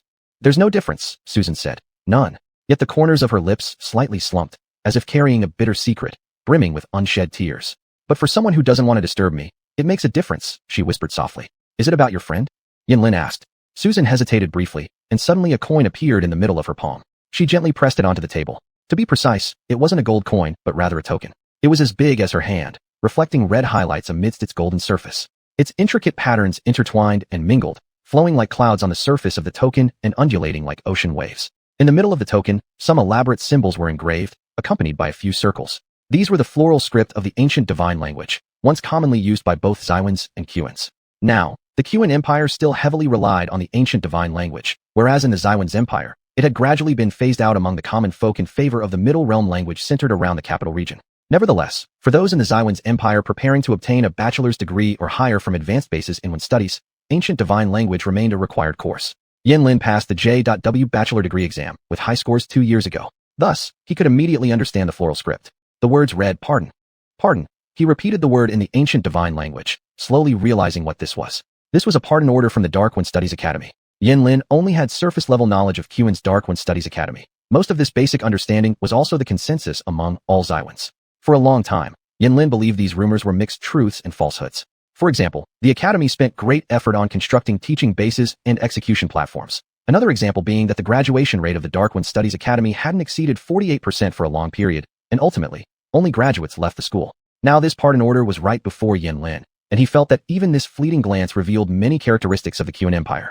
Why would an ordinary academy need a pardon order? He didn't want to dwell on it too much. Never had he wanted to overthink such things. This is what I cannot abandon. Susan said. Do you still need the pardon order now? Yanlin asked her uncertainly. Listen, a pardon order should not be privately held, nor can it be taken out of the academy. Including this time, I've received the pardon order from Suna twice already. Now it has been modified into the only safe communication device between us. Yanlin, if I go to xuanhuans, the pardon order will react to strong Mingwen forces, truly activating it. The bishop might not find me, but he could use it to track down Suna. I cannot do that, Yanlin, absolutely not. Then it might be irresponsible to say so, Yanlin said. But I think the best choice for you would be to just get rid of it. It can't be gotten rid of. I've already carved it into my core. Yanlin couldn't believe it. Carving an object into one's core, or yuanfu, was a significant decision. In xuanhuans, many people did it only once in their lifetime, right after birth, engraving the sacred staff into their yuanfu, so it could be summoned at any time. Did customs differ in Xuan? Yanlin stared blankly at Susan as she faintly smiled. It's been more than 24 hours, she added voluntarily. There's no way to reverse it. If you think that counts as reversing it. Why? Yanlin asked incredulously. It's completely unnecessary. Why did you do that? Susan softly replied. Because I can't leave her alone again. I owe her. Now if you drag Suna into further trouble for your own purposes, Yanlin, I assure you that you won't get Qianli. No matter what methods I have to use. She said nothing more, her expression and tone clearly indicating that she didn't want to discuss the matter further. Yanlin immediately responded, we won't do that. I'm not so sure. What do you need Qianli for anyway? You haven't told me yet. Because I don't know myself either. If I find out, I'll tell you right away. So what do we have left to discuss then? Susan sighed. At that moment, the boss lady brought up 2 bowls of noodles. Yanlin gestured with a please motion. Let's eat first. Susan had no appetite, but nonetheless irritably picked up a chopstickful. The noodles tasted good, though there was an odd feeling about them. A peculiar smoothness. Indescribable. She looked up, and Yanlin had returned to the smile they'd seen when they first sat down, faintly manipulating his chopsticks and looking at her confidently. Had it not been for her expertise in poisons, she would have almost thought he had drugged her. What? Susan asked guardedly. Nothing. I was just thinking, perhaps there's room for negotiation, Yanlin politely said. If your friend doesn't end up alone, would you consider coming with us? You're too stubborn, Susan played with her chopsticks. Bringing 2 xuanhuans to xuanhuans just for a target individual only adds unnecessary risks for both of us. It's a complete loss. Finding Qianli is my mission, and I must spare no effort. Then go ahead. I'll take my leave first, Susan said impatiently as she stood up from the table. Susan, Yanlin's smile gradually faded, speaking warmly. I've said it before, you don't seem like a Xuan person, nor do you belong to xuanhuans or the Middle Realm. You're special, and I really like you. Therefore, I don't want things to be strained between us. Susan had already lifted her leg to go when she abruptly turned at Yin Lin's words, staring intently at him. Are you threatening me? No. Yin Lin gazed at her hand, the veins subtly rising, and said faintly, these are sincere words. I do not wish for our situation to devolve into conflict. Every bit of harm causes me pain, so I want to avoid it. But the more I try to avoid it, the more severe the harm seems to be. He raised his head and looked directly into Susan's eyes. Now, his tone had become one of anguish. So many soldiers have perished. I don't want to do this anymore. Susan, not in the slightest. The environment around them began to change drastically. Susan almost jumped in shock, gripping the summoned black handle tightly in her hand. On the other side, Yin Lin remained motionless, just watching her with lips pressed together. All colors seemed to evaporate like water, exposing all the truth beneath, like a river receding to reveal its bed. Cold wind swept through as the lights disappeared. The plastic bench underneath felt unnaturally cold and hard. They were in a small park, sitting on stone benches in a pavilion. There were no lights, only the distant, pitch-black top of the pavilion. An illusion. This was an illusion. Susan had thought Suna would be the person she knew who was most skilled in illusions. In Suna's creations, even the direction of every single strand of wool within the footprints of blankets could be clearly perceived. However, the fact was that Yin Lin's manipulation of illusions surpassed Suna's. This scene was so real that she almost overlooked the cracks, the glazed stares of created characters, the overly smooth taste of noodles. Precisely because of this realism, illusions had become one of the acknowledged hardest and most dangerous forms of one art between sick and lie. With their stable and potent flow of one force and powerful ability to deceive, they were difficult to detect or perceive and effortlessly blended into any scenario, becoming part of it. In fact, what troubled Susan most was that she couldn't recall entering Yin Lin's illusion. She also couldn't figure out how Yin Lin managed to incorporate such formidable wind force into this central realm residential area. Perhaps it was due to her fatigue, but even if he had merely capitalized on her weariness, it still reflected extraordinary perception and utilization skills. A chill ran down the back of Susan's neck. That wasn't metaphorical. It was a tangible, penetrating coldness, and then she knew. She had no choice but to put away the black handle. Someone behind her was pressing a sacred staff against her neck. They must have been concealed by the illusion, which explained why she hadn't detected them. You must promise me, Susan, you must. This is my final line. There can be no more compromise. I'm sorry, I have to do this. Come with me. Let them lower the sacred staff, Susan demanded. Come with me. Yin Lin repeated. All right, Mr. Yin wins, Susan sighed. Who doesn't want to live? If you're willing to bear the consequences, I have no objection. The sacred staff that had been pressing against the back of her neck lowered, but Yin Lin quickly pulled out his phone. Susan stared at him, unsure what he intended to do. It didn't seem to concern her, as he focused intently on the screen rather than pointing the phone at her. Bori, Yin Lin muttered in astonishment. He stood up and held the phone before Susan, allowing her to look at it herself. Here's your explanation, Susan. Chapter 36 Your Fulong Hallucinations 1. Qianli didn't know where he was. Although he himself hadn't noticed any problems, the soldiers had wrapped thick bandages around his eyes. The air here was warm and dry, and all around there were unfriendly whispers. He heard people discussing the dead soldiers. He didn't know how many Xuanhuan people had died in that desolate courtyard over the course of the night, but from some scattered words, it could be gathered that the number had grown to an amount they couldn't bear. Drink this, it suppresses the corrosion, a very tall male voice suddenly said beside his ear. For some reason, even though he couldn't see anything at the moment, Qianli immediately recognized him. This was the red-haired man whom he had earlier sent flying with his powers. He reached out to take the cup, wanting to say something, but then stopped, drinking the contents in one gulp. For a moment, he couldn't help but guess what the man had given him, because his mouth was full of a nauseatingly fishy taste. However, he quickly shifted his attention away, and at the same time, reality, along with its cruel implications, came closer. They could never win. Qianli could no longer recall when or why he had ever felt confident about his situation. But after this night, he fully realized that they could never win. And besides, what constituted winning? For them, simply surviving counted as winning. But the bishop still had too much manpower, energy, and methods to kill them. Attempting to fight against the bishop was like an ant trying to stop a cart.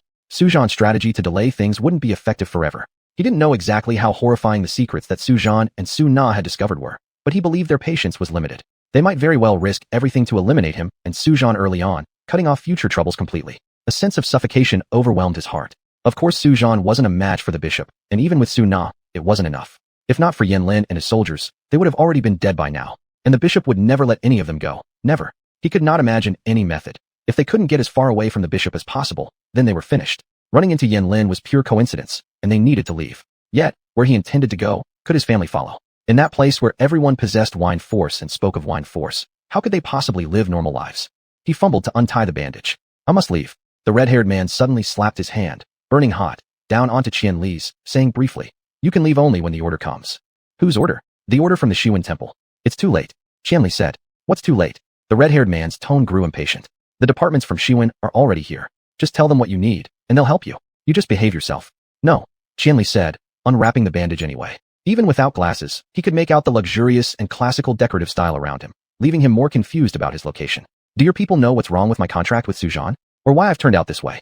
They will figure it out, another cold voice said. Qianli didn't turn back. By then, it'll all be too late. Qianli said, I must return and settle matters for my family. And we must consider everyone involved in the contract. There are at least 4,000 people who have no idea what's going on. Stop listening. The red-haired man suddenly snapped his head around, yelling at the soldiers, startling Qianli. It's none of your concern. Rest properly. Turning back to Qianli, he lowered his voice quickly, speaking almost in a rush. Brother, I'm only going to say this once. We've just lost 37 people here, all of them young men with families. We paid a high price to find you, and if you start messing up again, how do I explain that to them? His hands trembled as he gestured while speaking. No matter how strong the wine force within you grows, you're still human. By continuing to involve yourself, you're only making everything more chaotic.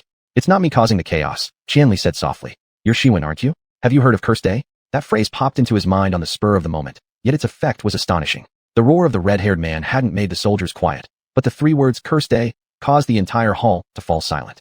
Qianli put on his glasses and saw that the red-haired man in front of him had entirely changed his expression, staring at him in a daze. How could you? You know? Qianli said. Then that's right. Even I know that your so-called wine relations are getting more and more complicated. If you can't resolve the deadlock between me and Xuanhuan, you might just be making things worse. But I know what I'm doing. That was enough to say for now, he thought. He had already made him hesitate, but he kept talking, hearing himself slowly add the last sentence. By the time Cursed Day arrives, all those involved will have no way out, and all surviving soldiers will witness the true end. Do you want to drag yourself into this? No, that was a threat. Why did he say that? After he finished speaking, he pressed his lips together in vain. He realized that wasn't what he should have said, and the words themselves weren't even his to utter. The red-haired man stared at him, shock clearly etched on his face. He immediately apologized. I'm sorry, I didn't mean to threaten you, or I don't even know what happened. No. The red-haired man slowly shook his head. No, you're right. Qianli stared at him in astonishment. I'll take you away, the redhead said. And thus, amid whispered voices, the red-haired man and Qianli stepped out of the hall one after another. A flash of white light, and the wooden door they had just pushed open vanished. They were now in an open wasteland. The rising sun illuminated the pale yellow grass, with some taller strands swaying gently in the wind. Qianli always remembered that kind of grass. When they were young, they would pull them out. The dexterous kids made crafts, the energetic ones pretended they were weapons, and the girls used the grass cores to test each other's friendships. The breeze carried a coolness. It was already autumn. There are fewer people here. Wine force traces will be very clear, and it's less likely there will be any lurking dangers. The red-haired man explained voluntarily. A war is going on. Teleportation and heading to the transfer station aren't different anymore. Come on, I'll directly take you home. He placed his hand on Qianli's shoulder. Familiar buildings gathered before their eyes. They were already standing on the grass in front of his house, not far from the door. Qianli didn't go straight over, but turned to the red-haired man. Thank you, Qianli said. I'm really sorry about what just happened. There's nothing to apologize for, the red-haired man said. You're still thinking clearly, aren't you? You're right. There are simply too many wine-bound people in the Middle Realm, and this has always been a problem. Moreover, you've already gone through erosion. If we make a mistake and get the whole city involved, it will all be over. Qianli didn't argue further. Those words themselves weren't wrong. Once Cursed Day is triggered, the xuanhuan may escape, but the humans involved will die without a doubt. No rescue could save his family. Yet even so, that wasn't exactly what he originally intended to say. Fortunately, this person didn't think he was being threatened. Thanks for the trouble, Qianli said. What's your name? My code name is Feng Yao. The red-haired man scratched his head. For the first time since they met, he slowly grinned. You can call me Feng Yao. I am part of J.W, the captain of the first team of the Advanced Wine Force Base. Feng Yao, Qianli repeated, forcing a smile. Yesterday evening you were flung back by me. Yeah, Feng Yao shrugged. You looked strange then. Though, I've seen cases like that before. Some children lose control of their wine power. It flows chaotically throughout their bodies, and no one can touch them. What I can't figure out is how you managed it. He hesitated, then added. You appear to not know how to control your wine power, yet you seem almost unharmed. Such powerful energy, how could you never realize it, yet survive till now? It might be because of the silent contract, Qianli absent-mindedly replied. Huh, impossible, Feng Yao laughed. Manifest wine has nothing to do with the silent contract. What? Well, obviously. The silent contract is merely... No, I didn't get it. Are you saying I have manifest wine power? Feng Yao gave Qianli a half-smile, half-grimace look. Of course. Otherwise, why would we look for you? You have both manifest wine power and shadow wine power. The shadow wine power comes from the silent contract. As for the manifest wine power, I don't know. It seems quite strong, probably not due to mutation but innate. What's with that expression?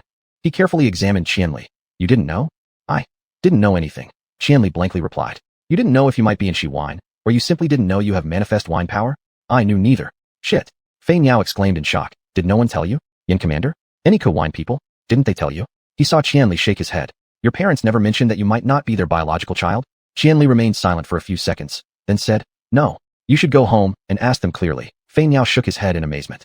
I'm really impressed. How could you know nothing? Not even Yin Lin told you? It's hard to figure him out.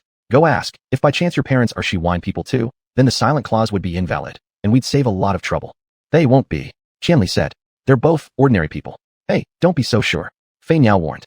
For you, this might just be the best outcome. Okay, I'll confirm once I get home. They didn't bid farewell. Qianli turned around directly toward the door. Why? In the blankness that enveloped his mind, there was only time to ask himself this question. Why did no one tell him about this? If it wasn't necessary for Yin Lin to inform him every detail, why didn't Su Zhan say anything either? Could it be that she never found out? But even if she hadn't known before meeting Yin Lin, after encountering him, she probably would have learned from him eventually. Su Zhan had many secrets, something Qianli already knew.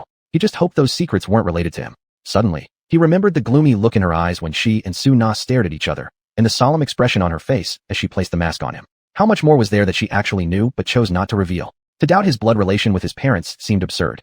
At least, the resemblance between him and his father was obvious. If things were indeed as Fei Niao had said, there could only be one explanation left. The past 18 years of his life were spent living a lie. Could it be true? He raised his hand to ring the doorbell. He still preferred using his left hand. As he did so, he noticed the back of his hand remained blank, a sign of safety. The bell rang, and he heard the voice sing, "I'm coming," followed by a shuffling, solitary footstep. That was his mother, whose legs had always been somewhat unsteady. Qianli stood there, his heart suddenly pounding fiercely.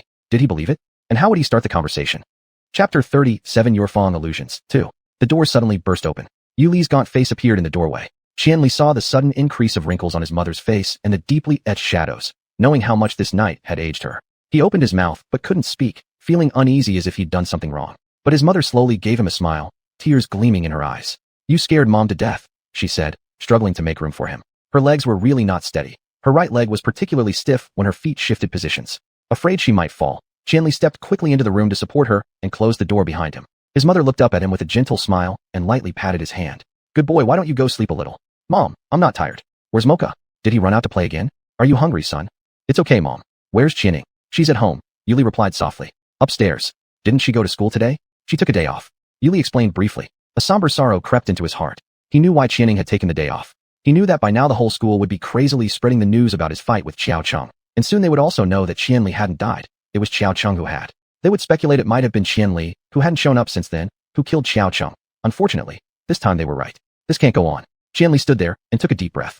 "Mom, I need to ask you something. Why don't we come inside first? Are you hungry, son? I'll cook you something to eat. Let's talk here," Qianli said. "Mom, are you a xuanhuan person?" Maybe it was an illusion. Right after the words xuanhuan came out, even the silence itself seemed shattered by an unbearable stillness. Yuli's dim eyes remained where they were, neither brighter nor darker. She stood there holding a cloth in her hand, gazing at her son without much expression, except for a bit of inquiry. Yes, that was the look of inquiry, as if everything stemmed from some sort of madness, as if he was doing his best to drag them into his fantasy world. Yuli smiled and said, "Is it something from the young people's games? If I have Mingwen abilities, it proves that either you or Dad must be a xuanhuan person, right?" There was weakness in Qianli's voice. "Are you a xuanhuan person?" Yet the mother looked genuinely confused. She blinked in bewilderment. "What kind of person?" "Son, you." Then she suddenly noticed the glasses Qianli was wearing. "Son, what's wrong with your glasses?" Qianli took off his glasses for a glance, breaking out in cold sweat at once. He found that the right frame was already half broken while the lens still oddly clung above. At first, he thought it was due to xuanhuan magic, but upon closer inspection, he discovered that the lens had been heavily coated with super glue, likely by Susan or Yin Lin. "Oh, a friend of mine fixed it." "Was it Qiao Cheng?" "Oh, is Qiao Cheng fine?" "Ying told me yesterday that actually." "No," Qianli whispered quietly. "What? Don't ask." The mother looked at him with worry. "Son, what's going on?" Suddenly, a sense of powerlessness overwhelmed him. Leaning against the nearby wall, his gaze swept over his mother's shoulder to see the sofa in the living room. Just yesterday, Qiao Cheng had sat exactly there, his head resting on a full small bag. That sight utterly broke him. "I'm sorry, son." He couldn't continue. Seeing his distress, the mother approached and gently hugged him. Though she had aged, her embrace was firm, patting him as if he were still a child. As if he were merely a boy crying because he fell down and scratched his knee. The area above his eye socket began to throb painfully. Tears blurred his vision quickly. Lowering his head, he buried his face deep into his mother's shoulder, yet his trembling became more violent. "Mom, Qiao Cheng is dead," he said through his sobs, tears dripping down from the corners of his eyes onto his mother's clothes. "Qiao Cheng is dead." The mother froze, stopping her comforting motions for a moment. "Is the student reported dead from a prisoner conflict? Is it Qiao Cheng?" "It wasn't a prisoner conflict," his voice was hoarse. "I killed him. It's my fault."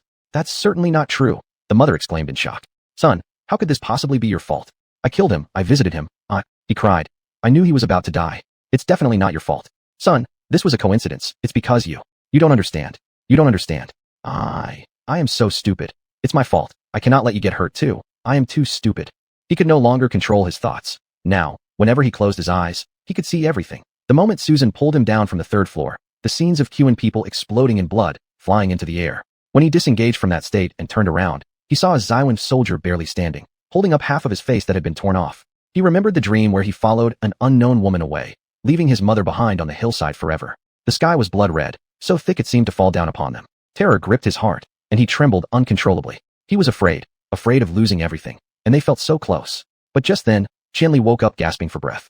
Still nestled in his mother's arms with tears streaming down his face, he had come back to himself. His emotions retreated once again from the brink of collapse, for similar moments like this had happened many times before, but none of them made him feel as grateful as this one. What was he doing? Now, he didn't have the luxury of weakness anymore. It's fine. I won't make mistakes again, Qianli said, swallowing the tears that had streamed into his mouth. I'll protect you all. Who needs your protection, silly boy? Mom is happy as long as you're happy and healthy. His mother said softly. Why don't you get some sleep? Is Dad at home? He's in the study. I'll go find him. I need to talk to him, Qianli said. He wiped his eyes, released his mother, and walked determinedly toward the study without hesitation. His mind was made up. The study was next to the master bedroom on the first floor, the place where his father spent the most time every day. His father had once been the person he admired most because the books his father read were ones that he might never fully understand or finish reading in a lifetime, and the lessons his father taught him were always clear and convincing. Their communication was different from how his father communicated with Qianling. One person spoke while the other listened. From childhood until now, Qianli couldn't recall a single moment when he'd done what he was about to do. He opened the door quickly and soundlessly, walking straight to his father's desk. His father was wearing glasses, carefully reading a book about the German Empire, a type of book that he probably would never find interesting. When did you come back? Father looked up at him calmly and said, Go apologize to your mom. She was worried sick and didn't sleep all night. Let's talk about the important things first, Qianli said. His hand tightened inside his pocket. Inside was a phone with a cracked screen, a bloody cloth used to clean his glasses, and a pristine knife. A butterfly knife given to him by Qiao Cheng. Susan and Yin Lin hadn't forgotten to return it to him. Dad, I want you and Mom to take Qianling and leave here for a month. Father blinked, put down the book in his hands, and removed his reading glasses. Without his glasses, his eyes became sharp and piercing as ever, but Qianli met his gaze unflinchingly. Why? Father asked. I'm not negotiating with you, Dad. Surely there must be a reason? Father asked indifferently as he began tidying up the books on the table. You want us to leave, but what about you? Staying alone? Yes. Reason? Father said. Qianli shook his head and remained silent. Reality in front of him gradually lost its original meaning, and his mind cleared, leaving only a few simple steps. He moved, walked past his father's desk, and drew the heavy curtains. The study faced north. After the curtains were drawn, the room darkened almost to the point where no one could be seen clearly. Then, he returned, locking the door from the inside. Father watched silently from behind. He paid no attention, knowing there was no way his father could guess what he intended to do. Dad, Qianli turned around to face his father, expressionless. You must do what I say, no questions asked. I can't tell you why. You just need to know that I'm doing this for your own good. You seem unwell, son. What's wrong with you? Someone has already died because they didn't listen to me. I want you to live. You must leave right now. Qianli paused. Is that enough explanation? Dad, maybe you already know what I'm going to do. Son, hear me out. Your request is unrealistic. You still have exams, and you need someone to take care of you. And Ying, you will die, Qianli said. Just listen to me this once, please. I cannot comprehend what you are talking about. Qianli numbly stared at his father. Then, I'm sorry, he said. He wasn't sure when he unsheathed the knife. He took a few steps forward, gripping the blade tightly as he lunged at his father. Of course, he had no real intention of hurting his father. Rather, he should have only threatened to press the knife against his father's neck. Whether through negotiation or threat, he was willing to use any means to send them far away from danger. However, this strange sense of loss of control was intense and familiar at this moment. Somehow, the tip of his blade was about to pierce his father's neck. He widened his eyes. Before he could react, his father suddenly struck his hand with a counterattack. Something collapsed explosively in his mind. That was not an ordinary counterattack. Such reaction was not out of fear. He had seen Susan take action, and he had seen Yin Lin leading xuanhuan soldiers into battle. He didn't know how to describe or recognize it, but he knew for sure that their techniques were almost exactly the same. The next moment, the butterfly knife slipped from his hand, flying backward across the entire room until it was pinned against the wall. The locking handle also hit the wall and did not fall. Instead, it stayed fixed there. Chapter 38. Your Fenglong Hallucination 3. The hand that had been struck felt no pain, only a sensation of being shaken, as if the bones were buzzing. Qianli stood rooted to the spot, coming to his senses, staring blankly at his father. The feeling of collapse grew stronger and suddenly overwhelmed him. You? He couldn't utter a word. His father shook his head. Qianli, who are you really? Qianli asked in despair. He couldn't hear his father's reply or any other sound. He turned and ran. Bursting out of the room, he rushed upstairs. A terrible commotion beat inside his heart, and large beads of cold sweat fell from his forehead. In that split second, right before it happened, Qianli felt as though he had understood something, like something was rushing toward him. Then came the excruciating pain. He felt his expression twist uncontrollably, as though electrocuted. He couldn't take another step. The wall next to him supported him as Qianli slid down and curled up. He could see the grain patterns on the wooden floor, but they meant nothing to him. The buzzing string-like sounds and the sound of his cold sweat hitting the floor made no sense either. Only the pain. He was dying. But no matter what, he must not scream. Even now, he feared they would discover his secret. Don't shout, don't shout, don't shout. Time dragged endlessly on. Amidst the profound silence, an extremely faint popping sound occurred. His teeth pierced his lower lip, and a drop of salty taste surged into his mouth. At this point, the pain seemed to have slightly subsided, allowing Qianli to realize it was originating from within his chest, as if a claw was tearing him apart. Summoning all his strength, he staggered upright and stumbled into the small study, which was the nearest room on the second floor. After locking the door, he let go. Terrifying itching spread from his lungs. He coughed once, spitting out a large mouthful of dark red blood that splattered onto the ground with a slap. Within 5 seconds after it hit the ground, Qianli watched helplessly as fine, windless swaying black fungi grew from the blood before dispersing into smoke. This thing is inside me. Just as he painfully realized this fact, he involuntarily opened his mouth. Warm currents surged through his body, rupturing his esophagus and trachea while forcefully surging outward, splashing between his fingers as he clutched his mouth. The air touched by this blood excitedly rippled, and delicate cracking sounds emanated from the center of his chest. Qianli didn't even emit a groan. He simply felt nauseated by his predicament. What was that sound? Was it the muscles in his body snapping thread by thread? Were those evil black insects forming brittle webs inside him? A knock came from the door. He heard Qian-Ying emerge from his room rather than hers, walking to the small table on the platform to grab some fruit. The crisp sound of Qian-Ying biting into an apple echoed clearly, crunching rapidly, much like a small animal quickly absorbing nutrients. Qianli had no strength left. Slowly, he fell again, curling up in the corner, focusing his attention on the sound of Qian-Ying eating. Selfishly, he hoped she'd keep doing so indefinitely. It had been so long since he'd eaten anything. Everything smelled foul, yet he felt no hunger. Still, for some reason, the chewing sounds made him feel alive, like he was still part of the world. But I'm dying, he thought vaguely. I will surely die. I can't live for them. If living means facing all this. I never imagined such agony could exist in this world. He weakly opened his eyes and noticed both of his arms trembling uncontrollably. His breathing was already carrying throaty undertones, and he realized he might soon be discovered. Without hesitation, Qianli raised his arm to his mouth and bit down hard. Blood splashed into his mouth. He wanted to vomit but restrained himself, biting down harder on his own arm, slowly swallowing his blood. The throaty sounds disappeared. Qianling finished her little apple quickly and then carefully peeled an orange. The time it took her to peel the orange was about as long as eating the apple, muttering numbers under her breath. 1, 2, 3, 4, before returning to his room. It turned out she was peeling the orange for her brother. At the edge of consciousness, Qianli saw Qian-Ying dancing gracefully in a purple-black dress. Long ago, Qian-Ying had said, "Brother, why doesn't our school have a graduation dance?" He replied that their school didn't have that tradition. But Qian-Ying, unhappily, said she wanted to dance. Qian-Ying was an excellent dancer. There had even been some young ruffians chasing after her because of it. Qianli had said, "When you graduate from junior high, you can invite your friends home for a dance party." Qian-Ying giggled and said, "I want to wear my Lolita skirt to dance." Qianli affectionately patted her head and said, "If you get into the A class of the high school department, I'll buy it for you." Qian-Ying jumped with joy, leaped to the ceiling, and disappeared. He looked up and saw Susan hanging from the ceiling, transformed into a black kitten. "Come down, don't fall," he said. The kitten replied in Kai Xian's voice, "I won't fall. Go to sleep, go to sleep." "Xianer, why are you here?" "You." His voice trailed off as he retreated, leaving behind a trail of afterimages. "Go away. Why should I leave?" Kai Xian screeched. "Is it because you don't really like me? Is it because you don't want me interfering in your life?" Startled, Qianli asked, "What are you talking about? You think that way? You'd rather hang out with Xiaocheng, and Xiaocheng never wanted to see me. You'd rather stay home playing the piano, rather than focus on doing things for yourself. No matter what you do, whenever I'm there, it ruins everything. I feel like I shouldn't even exist in your life at all." "That's not true, Xianer. I'm happy to have you around. Xiaocheng has never. Why do you think this? Did I do something wrong?" No, you've done nothing wrong. You're good. Too good." Kai Xian let out a sharp, brief laugh. "But you shouldn't be like that. You shouldn't finish all your duties mechanically like that. I don't need the predictable gifts or the repetitive invitations. I don't need you finding me at the same time every day, walking the same route, doing the same things. Why does it seem like when we're together, you're living without any meaning? Why is there no light in your eyes when you're with me? But why didn't you tell me sooner? So, if these aren't what you needed." Qianli did not finish speaking again. He couldn't repeat history. "I don't want you to see my current state, so go away." "No, I won't go," Kai Xian shouted wildly. "I love you too much, so today, we must break up. Between us, one of us must go to hell." "But why?" Qianli bitterly smiled. "Xianer, I'm wrong. Go, I don't want to hurt you, do you understand?" "Understand what?" "I don't understand," she cried out. "Qianli, look at my eyes. Look at me." Qianli was lying sideways on the ground when his eyes suddenly opened wide. The sunlight streaming between the two curtains hit his face, illuminating the bloodstains covering the floor. The blood had already clotted and emitted a nauseating smell. A faint cold breeze circulated in the room, and he saw a pair of black leather boots pass by his head, the hem of a coat rustling like a raven's wings brushing over a corpse. Lying there, for several minutes he could not move. He couldn't feel his limbs or his heartbeat. "Don't sleep," came Susan's voice above him. Suddenly, the stains of blood beside him vanished. Her long coat softly draped down, and she knelt on one knee beside Qianli, gazing at him calmly. "Qianli, look at me." Qianli looked at her.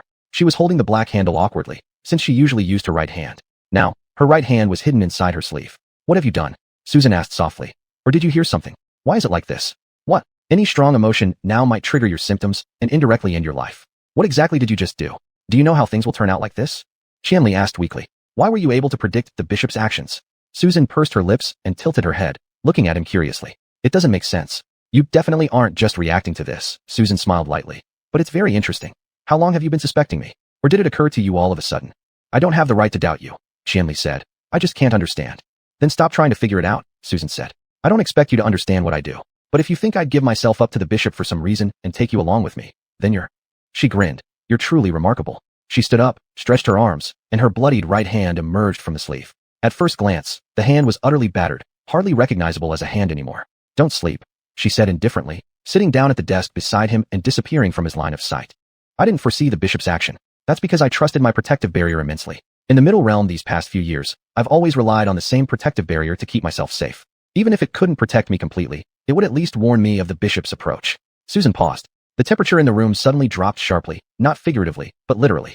"But now the barrier is starting to fail," she said softly. "It started from this time. I had Yanlin go first to settle Qiao Cheng and set up a barrier, adding my own layer of protection. I thought it was foolproof. However, the barrier provided no warning whatsoever and broke silently. The fact that neither you nor I perished is due to my superb skill in Wensu techniques and my forward-thinking wisdom. I have reliable means to contact Susan, and I had Yanlin keep guard there all along. Now your corrosion eruption directly caused the black handle to explode, blowing up my right hand. I came over with a bloody hand to check on your condition, and then I had to endure your nonsense, revealing your strange suspicions." "Shoo." She stopped him without even looking, sensing Qian Li's intention to speak and cutting him off firmly. "You're right. I should have been able to predict the bishop's actions. I should have known the consequences of us meeting Qiao Cheng. But I didn't. Qian Li, I simply failed to foresee it. This is my fault, partly due to my own stupidity. I've already left Qian but still unconsciously abide by Qian's etiquette, and partly out of my arrogance. Runaways don't have the luxury to be arrogant. But I don't want to take responsibility for your unwarranted questions. Qian Li, you should trust me." Susan sighed deeply and remained silent for a few seconds. "You really should trust me. You should unwaveringly trust me," she said gently, "because we share the same interests. I'm the only person who wouldn't harm your life, the only one who would always hope for your survival, because it serves our mutual interest." The wind howled, shaking the small study room's windows, making the tree shadows outside sway. Susan stood up, walked to Qian Li, and forcefully pulled him up, letting him sit on the ground with great difficulty. "Can we talk now?" she asked, staring into Qian Li's eyes. Qian Li responded wearily. "Susan, are you keeping anything from me?" "About me?" Susan replied coldly. "No. Could I be a xuanhuan person?" "No." Susan answered resolutely. "You're not a xuanhuan person. Is that the reason for your emotional fluctuations?" "Qian Li, if you had even 1% xuanhuan blood, either me or Yanlin would have told you long ago." Qian Li stared at her blankly. "Then why do I have Mingguan energy?" "Gene mutation," Susan said. "That's the only explanation." "How could that be?" Qian Li didn't know what else to say. Maybe because he had just woken up, his mind was abnormally sluggish, and he felt completely unable to articulate. How could that be? According to Fei Niao's logic. The Xuan soldier said. He managed to gather his thoughts and said, "A Mingguan power as strong as mine couldn't result from a gene mutation." "That's true," Susan said. "Frankly speaking, before meeting you, I didn't believe in the Xuan gene mutation theory. If it were about any other form of Wen energy, how come no one mutates to produce Anwen energy?" When she mentioned Anwen energy, she didn't lower her voice, so Qian Li assumed she must have set up a soundproof barrier. "I discovered your Mingguan energy from the start. To confirm your identity, I specifically looked into your parents. But your parents have no signs of any Wen energy at all. You are all genuinely human. Therefore, as long as you don't have any Wen realm bloodline, the silence clause will apply to you, which is why I signed a contract with you. I didn't tell you this because it wasn't necessary. It's unimportant to both of us. If Yanlin hasn't mentioned it to you either, that can only prove that he also verified it and knows that you are purely human. Why didn't you ask me first?" "But my dad." Qian Li rubbed his temples. His head began to throb faintly. He looks exactly like me, his movements." Susan gazed at him silently for quite a while before saying, "Perhaps it was your illusion." "An illusion? But how could that be?" There was someone inside his mind screaming furiously, as if arguing with him, who was using his mouth to speak. "I don't understand," he mumbled. "It's your illusion. How could physical movements reveal whether one belongs to the Wen realm?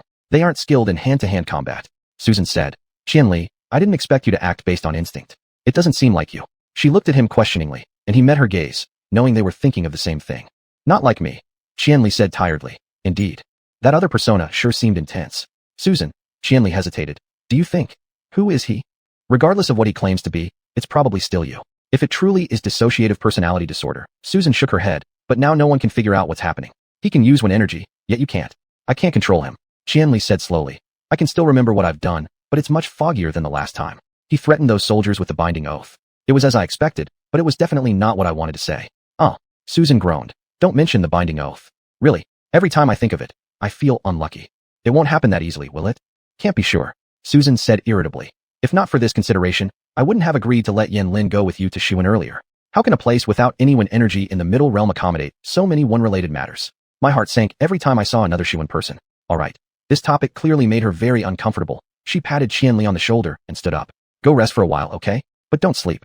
It's not easy for you to wake up right now. After saying that, she disappeared. Qianli looked around, unable to determine whether she had truly left or just become invisible. He then slowly got up from the ground and went back to his room as she suggested. The room was spotless, with no sign of disturbance, except there were 4 peeled oranges neatly arranged on the table. They emitted an inexplicable stench that made him want to sweep them into the trash. However, Qianli didn't do that. Instead, he sat slumped at the desk, staring at those oranges. 3 days ago, where the oranges lay now, there was a note welcoming his fall. Now he finally understood the meaning of that note. He was falling at an unstoppable high speed towards the end, and the blood leaving his body along with the scorch marks were all proof. He had no confidence telling himself everything would be fine. Perhaps he never did. The situation and himself were equally uncontrollable, helplessly watching events spiral out of his grasp, watching himself split apart, listening to words that weren't his own come from his mouth. He couldn't find the source of the secret, couldn't locate the answer. He would plunge into the abyss. Dizziness suddenly hit, and a long-forgotten dream instantly replayed in his mind. Qianli shuddered in the chair, struggling to open his eyes. He must have fallen asleep just now. His left hand had been resting on the table, and now the cross mark that had briefly vanished was resurfacing on his skin again, forming its floral patterns one by one. Qianli lifted his hand to his eyes, fruitlessly rubbing the skin hard. It remained uncolored, unbloody, and now even began to feel numb. He stared at it, and suddenly it seemed enormously large, almost unrecognizable, with a marked tail trailing behind. In less than a minute, he woke up for the second time. Shit, Qianli muttered to himself. That's right, sleeping is off limits. He could foresee how hard it would be to wake up once he slept. Qianli stood up and began pacing nervously in the room. He wasn't sure if exercise alone could keep him alert anymore, especially since the area beneath his eye still burned painfully. He didn't want to venture out. More dreadful feelings arose, leading him to believe that his current despair had reached its limit, until Qianli remembered the absurd things he had said to his mother, how he swung a knife at his father. Shit, shit, shit. While cursing himself under his breath, Qianli stumbled slightly, nearly slipping into chaos for a third time. I bear most of the responsibility for the incident with the knife. He stopped in the middle of the room and said neurotically to himself, knowing the person inside his body could hear it. But you actually intended to hurt someone. Now, I trust my dad, so tone it down. After saying this, Qianli entered the small bathroom to wash his face. He turned the faucet to the coldest setting, aware it wouldn't help much, but still hoping the mark below his eye would fade quickly. When the pain under his eye gradually subsided and the mark on his hand began to vanish, he immediately went downstairs to apologize to his father. But when he arrived at Qianying's door, a flash of lightning-like sensation crossed deep in his mind, and an evil, numbing feeling suddenly froze him in place. He stood there blankly, his heart beating loudly and coldly, listening to that voice, a voice absolutely not his, which shouldn't exist and essentially didn't. Tell him. Fall, you waste of space. Chapter 39 Your Demented Hallucination 4. The residents have been temporarily evacuated, and the only people left in the gathering hall are soldiers from the 1st Brigade and the JW military headquarters. When Yanlin verified the password and entered the splendid hall, he immediately felt the angry stares coming at him from all directions. He couldn't say that the anger of the soldiers didn't bring any pressure, but since he had been cursed by the citizens of Xuan since he was a child, this atmosphere was not too unbearable for Yanlin. He had experienced days of glory, more than just 1 or 2. He also had moments of falling into low points, not once or twice either. The anger of these soldiers was actually no different from what he had experienced before. If there were any differences, they would be positive ones. They were specially dispatched by Lu Yan and came from JW. What is J.W? It's the advanced base of xuan magic. Those who can come here are at least smart enough to understand his explanations. 37. He clearly heard the voice coming from the corner, teeth clenched, specifically targeting him. This was the most painful remark for him. He didn't want anyone to die for him or his plans. Actually, it has been a long time since someone last died for him. He gripped his fists tightly. He must clarify the situation. Even if clarifying wouldn't change anything, he at least didn't want them to think that their sacrifices were meaningless. And he knew he hadn't done anything wrong. Inside the gathering hall, there was a high podium. This podium was prepared for the Supreme Commander. The Supreme Commander of the gathering area was currently the Minister of the Intermediate Contact Department between the Xuan region and the corresponding location. At this moment, the Minister was at the Xuan Shrine, where he informed Yanlin about this matter. I've just arrived at the Xuan Shrine. Do you know what you've done? The Minister asked with both anxiety and impatience. 37 members of the 1st Brigade are dead, and everyone else is injured. What exactly are you doing? Struck like lightning, Yanlin couldn't find words to respond. The Minister then continued on the other end. Never mind. I know you're smart, but you shouldn't use your brain like this. You're not part of the team now, and even less qualified to act recklessly. Explain well to their comrades in arms. Otherwise, I might want to shoot you. His phone vibrated again, indicating an incoming call or message, but Yin Lin ignored it. He needed to finish speaking first before doing anything else. Quietly, he climbed onto the podium. It was so high that he had to use both hands and feet. In fact, he could easily jump up using his xuanhuan magic, but he lacked the energy to do so. There were flowers on the podium. Just as Yin Lin was about to speak, his peripheral vision caught sight of those flowers, and his voice got stuck in his throat. After standing on the podium, those flowers visibly withered at an astonishing speed. Since the gathering hall wasn't too large, there was no need to project his image into the air. Otherwise, everyone would have seen his expression of shock and sorrow. The death of those 37 soldiers suddenly became vividly clear, magnified right before his eyes, growing heavier and heavier. Yin Lin began, I am sorry. I'm sorry to every person here, the soldiers, and also to the minister and the residents who aren't present.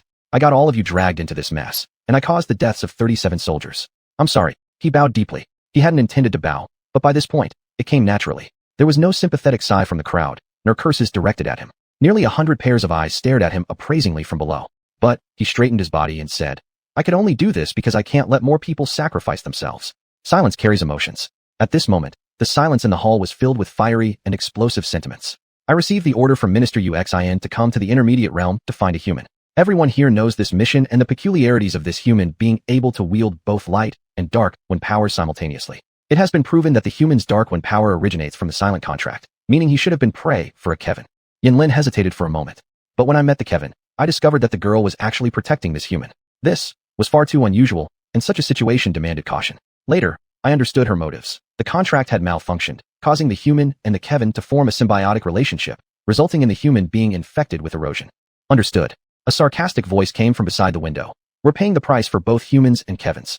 Please hear me out. Yin Lin continued. Then I found out that this contract involved nearly 1,000 people, with extremely complex magical relations. Meanwhile, the 7th Archbishop of Kevin was pursuing them, primarily targeting the Kevin. Yin Lin said. So, given the circumstances, I decided that the only option was to take away both the human and the Kevin together. Then where did you go? A soldier by the window swayed as he slowly stood up, pointing at Yin Lin and shouting, Commander Yin, we were ready to give our lives for you at the flick of a phone call. Weren't you wasting time in the intermediate realm just like us? When exactly did you find the human, and what time is it now? Yin Lin opened his mouth but then let his gaze fall on the soldier's injured leg, which was already soaked through with blood. I'm sorry, he said softly.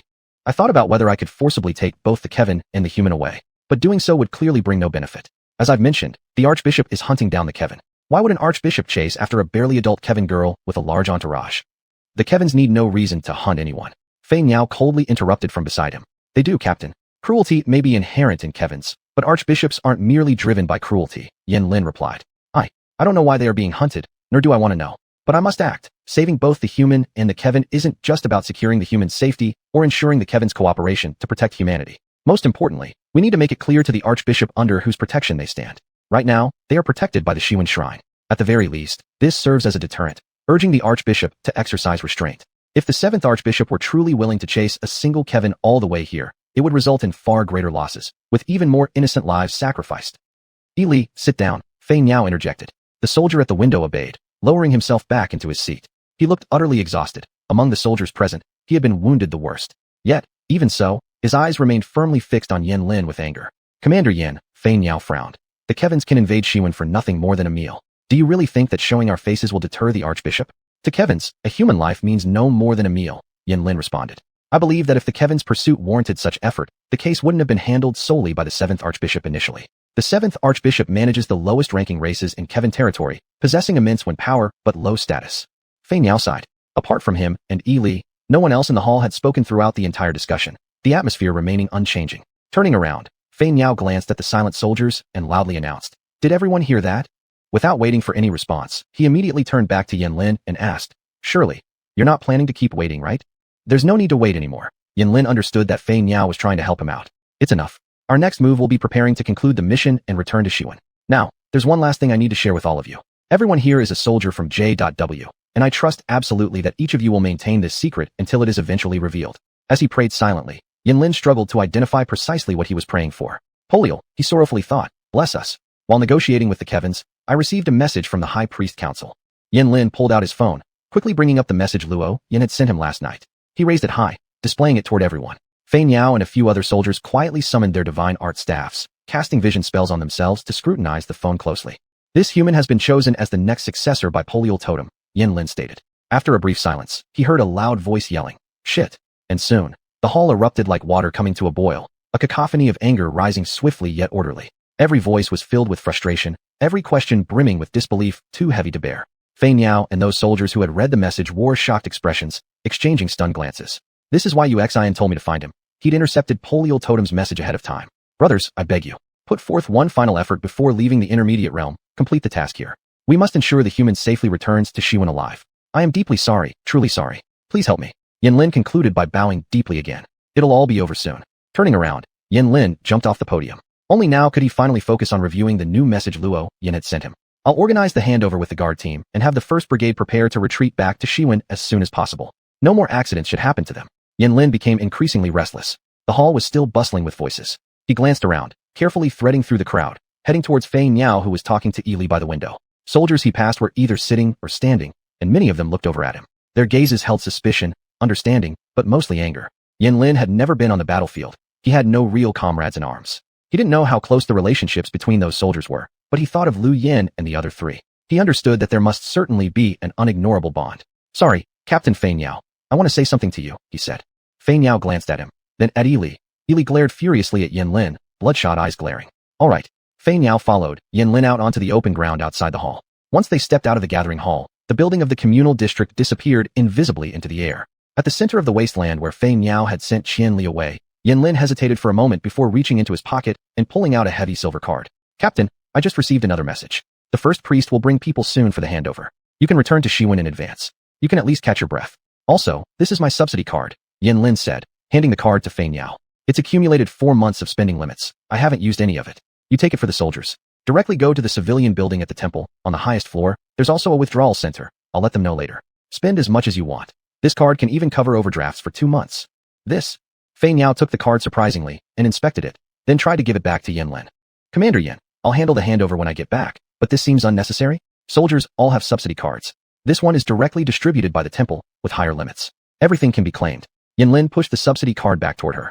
"Ask the soldiers what they need. Go and collect directly. No need to inform me. Everyone's hearts are burdened, and Is that so? Then I won't turn it down." Fei Niao sighed and put the subsidy card in her pocket. "You've worked hard too. Normally, we're supposed to risk our lives anyway, but Lu Yin told us it was just an ordinary mission. Honestly, we weren't prepared for all this. Otherwise, we wouldn't have lost so many people like this. Just Ili, he's usually quiet. But among those who died, there was his brother. Did you see his eyes? I've already treated him several times, but the lowermost layer of red veins wouldn't fade. They've turned gray. I'll connect you with medical practitioners," Yanlin said. "Commander Yin, that's heart demons." "Captain, I'm truly sorry, and I know saying these words doesn't." Yanlin paused briefly. "When I look at these people, I also feel sorrow. But when the bishop came with so many church officials, I was also prepared for death. This task had far too many loopholes. Everyone was thrown into darkness, unable to foresee many situations, and I knew nothing too. If Xuanhuan had said earlier that this was Polial Totem's chosen successor, the entire matter would have been different. That old bastard." The last 2 words Fei Niao spoke dropped dramatically in volume, dissolving in the wind. How did he make it up there? It was always said that the Minister of Military Affairs could challenge higher-ups, so why didn't anyone try to knock him off? All those are ancient rules now. Yanlin scratched his head, saying, "I don't quite know how he got up there, but once he did, he abolished those rules. Otherwise, could Xuanhuan beat anyone? Judging from his actions, even if someone dies in the arena, no one would investigate further. They'd only claim it was an accident." For a while, neither of them spoke. Time approached noon, and the blazing sun shone fiercely on both their heads. The grass on the ground rustled softly. Fei Niao said, "Commander Yan, you should go back first. I'll tell them about it after returning." "Oh right, and there's more." Yanlin patted his pockets and pulled out a wallet. From the wallet, he extracted several purple bills and 2 coin-sized objects nearly half the size of his palm, shaped almost like shells instead of pure circles. These were Shibei, the largest denomination currency in Xuanhuan, exclusively for use by Xuanhuan temple public servants. "Give these to Ili when you find the time. Whatever you do, don't tell him it's from me. Say it's from you personally." No, this really isn't necessary. Just take it. I'm serious. Captain, please take it." Yanlin painfully took a step backward, preventing Fei Niao from returning the money to him. Fine, but this isn't about the money," Fei Niao said. Yanlin saw her expression was even more anguished than his own. "Really, it's not about the money." "I know," he said sorrowfully. From the edge of this intermediary city district, an indescribable rumbling sound came from the sky. At this moment, from the balconies where vegetables were hung out to dry, from the dark crevices of bedsheets, from the last remaining patches of grass in autumn, everyone raised their eyes toward the source of the sound. But that spiritually penetrating instant had already passed, and by now in people's hearts, it was almost equivalent to a mere temporary vibration of the eardrum. Thus, look at the sky. It remained lonely and blue. Look at the sun. It continued to shine silently. Everything is normal. they said. A phone buzzed violently. It was a text message from his father. Son, we'll be leaving. Qianli held the phone in his hand, standing at the door of an empty study. The sunlight flashed without regard, shining through onto the rosewood desk. That unfinished book about Germany lay on the table, with a crude white card stuck between its pages. It was the bookmark that Qianying had made for her father when she was 4 years old. Since then, her father had never used another bookmark. The study retained a faint whiff of tobacco smoke, with cigarette butts scattered across the floor. Just a few minutes ago, in another warm and humid place, it was the pitch-black night before dawn. The girl blinked her cat-like eyes, moving noiselessly among thick tree trunks. This time, she had made her home deep within the jungle. When she returned, she would try to send out a signal. She thought this while checking her disguise again. She was still a leopard. Becoming an animal could hide her one force better than any other method. Just then, the girl sensed an abnormal fluctuation in the air before her. Her nostrils flared slightly as she sharply lifted her head. She saw a black figure among the tangled branches 3 trees away. She couldn't see clearly. Was it a poacher? What kind of poacher could come this far into the jungle? She quietly moved her paw forward 1 step. Don't forget to wag your tail, she reminded herself, uneasily shaking the appendage behind her. At this moment, 2 red dots suddenly lit up on the face of the shadow. She didn't need to look any closer. She knew those were 2 red crosses. She turned and fled. Panic could not fully describe her emotion. She wildly leapt up and down among the branches. Later, she even stepped onto the freely growing giant trees. Jumping over the thick branches, she was grateful she had chosen such an agile and light-footed creature. But she could hear the wind and the snapping of branches behind her. She knew that person was always right there. The sounds were getting louder. Why wasn't he using magic to shoot at her? She would find it hard to avoid him like this. Then, the cracking of the branches was replaced by chopping sounds. She heard the tree falling. A growl escaped her throat as tears streamed down her cheeks due to the wind. She was close to breaking. The shadow effortlessly increased his speed several times, pouncing down on her in an instant. You're a good kitty, Carluo. The bishop snarled, squeezing her neck. The bishop was applying more force. But she couldn't resist. Her stamina had dropped too much, and she hadn't had enough time to return to her human form. Roaring furiously, she struggled fiercely, but the bishop seemed to possess immense power, and she couldn't even budge a single corner of his garment. She hadn't felt this terrified in years. Her claws pierced into her own flesh, and at the edge of her hazy consciousness, she finally managed to wrench the name. A warm stream penetrated her spine, and a golden red circle plate was vomited out of her mouth. Her fur began to fall off patchily, and the girl twisted her half-human, half-beast body, desperately trying to touch the pardon order lying before her. The bishop immediately noticed what she was doing, letting out a roar of fury and releasing her in favor of grabbing the pardon order. This time, the girl risked her life to protect it. The sound of torn flesh was covered by the crackling of broken plants. Her blood dripped onto the pardon order, and she screamed as she squeezed out words. Susan, hurry the fuck up and save me. Part 11, Like Growing Wings, 1. This is Cloud Shadow Street number 20. Rao Qinyu once disliked her name as much as she disliked the street name, Cloud Shadow, for many reasons, but that was all a long time ago. Ever since she saw Yen Lin conjure wings with one magic, she had grown fond of the name Cloud Shadow Street, as it made her feel surrounded by clouds and facing an angel. That angel could only ever be Yen Lin. Today is the 4th day of Yen Lin's mission. The patterns on the ceiling were starting to fade as the wind season was drawing to a close, and the little things inside no longer emitted their cries. The glowing lights on the walls were gradually dimming with the departure of the wind season. The plants in the backyard had severely lost their color, and the fruits began to taste off. Qinyu thought she should find time to water them. As for the 2 oppo birds, they were still around. One that lived in the living room always hung out under the preservation platform, so every few hours, Qinyu would have to pick it up and let it sniff around everywhere. The other oppo bird that resided by her bedroom door stuck to her every day. Now, while she was doing housework, it clung tightly to her body, its large tail wrapping firmly around her leg to ensure it wouldn't fall. Come on, I'm busy, Qinyu said, stroking the small head of the oppo bird. The oppo bird pretended not to understand, gently nibbling at her hand while trying to climb a little higher. Why are you so clingy? Qinyu laughed, her hands busy wiping the table. On the table lay a half-eaten cookie with tiny pointed tooth marks. She picked up the cookie to show the oppo bird. Look, who threw this here? The oppo bird tightened its black fluffy fur, chirped twice, and jumped down from her leg, running away. Qianyu watched it leap upstairs with its big tail and sighed, gripping the cloth as she slowly leaned on the table.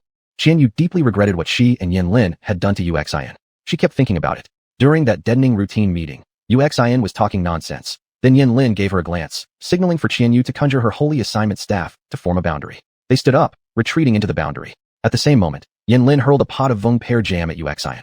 She didn't know how Xuanhuan felt, but she used a protective boundary. Even so, from across half the meeting room, the smell nearly made her vomit. Chaos erupted in the meeting room. Some people screamed, others summoned their holy assignment staves, while still others slapped their hands and burst into laughter. Yen Lin watched Xuanhuan vomit explosively and sneeringly exclaimed, Little Xuanhuan needs to go home and wash his mouth. Then he pulled Qianyu along as they glided out from the 23rd floor of the military department and returned home without a moment's pause. Since then, whenever Yen Lin mentioned the incident, he couldn't stop laughing, and she laughed too, until Xuanhuan dispatched him on this needle-in-the-haystack task, and she could no longer laugh. Xuanhuan was retaliating against Yanlin. She knew his capacity for vindictiveness. This mission was likely more malevolent than it appeared because Xuanhuan would never want Yanlin to have an easy time. Faced with such adversity, Yanlin was at a loss, not to mention Qianyu. If it were just like the usual inconsequential level, Yanlin could have easily shirked it. But Qianyu did not know how Xuanhuan managed to obtain the urgent seal of the chief of the Divine Temple. The reason the chief was still the chief was that even though he never intended to do any good deeds, he also rarely actively engaged in evil, usually ignoring people like Xuanhuan. This time, however, he stamped the urgent seal, and if Yanlin defied the order, it could be considered high treason, a crime not even Lu Yin could save him from. Lu Yin would help him. Yanlin had already started working on it. Lu Yin would assist him, and he himself had said so. The night before Yanlin left, Qianyu dared not face him, but Yanlin came to find her in the garden and draped clothes over her shoulders. "Little wolf, why are you sitting here?" He smiled at her and said, "I'll leave tomorrow, so spend a bit more time with me." "I feel so guilty." She sat in the darkness, forcing a weak smile, and said listlessly, "I dragged you into trouble. I'm sorry." "Why do you think it's you dragging me down?" Yanlin exclaimed. "It was my idea to play a trick on him." "Qianyu, please don't always blame yourself, alright? If you're like this, how can I go to the middle realm with peace of mind?" Qianyu heard 2 splashes. Her tears hit the back of the hand she had been using to wipe the table, rolling hotly down her skin onto the tabletop. Quietly, she wiped her eyes and wiped the tears off the table forcefully. In fact, she could use one energy for household chores, but she had developed the habit. She once hated the cleaning tools in the dark old house so much, but now, whenever her thoughts became chaotic, she instinctively did tasks manually. It seemed like this way, she created a private space for herself while laboring. Those fragmented thoughts dancing with the dust and broom were all equal garbage, unworthy of being seen or disclosed. Qianyu had wiped away her tears, yet she was still crying. She regretted everything. Actually, she often regretted many things she did, but she never showed it in front of Yanlin. It wasn't that he didn't care about her feelings. On the contrary, Yanlin was too considerate of her thoughts. He seemed so carefree all the time, and she didn't want to disturb his peace with any of her foolish ideas. Moreover, she hesitated far too often. Yanlin loved to play and make trouble, and she joined him in his antics, laughing as if without a care in the world. But after their misdeeds, Yanlin took them as jokes while she felt uneasy in silence. Now that Yanlin had grown up, he rarely caused trouble, and his pranks were gentler and more cautious than before, yet Qianyu felt like she had never grown up. Deep down, she was still the little girl trailing behind Yanlin, silently worrying and blaming herself. Shouldn't this be a form of torment? It definitely was. But strangely enough, she had never realized it. Or perhaps she only became aware of it when she was alone. And even then, she knew it was all her fault. The moment Yanlin came home, she forgot everything. Fiber let go of the cloth in her hand dejectedly. Although she had no right to demand anything from Yanlin, she sincerely hoped he would come back home soon. This house was too large and too empty, and she couldn't bear living here alone. Just sitting in a corner made her feel as though the ceiling in the living room was towering high like the dome of a church. She curled up miserably in the corner by the dining table and started sobbing softly. She didn't know how much time had passed. When she was already exhausted from crying, a cold, stiff claw slowly patted her cheek. She was startled but quickly recovered. She hastily wiped her face and looked up. "Hello," she said softly, first gently stroking the feathers of the stone eagle in front of her, then taking the newspaper clutched in its beak. "Thank you for your trouble.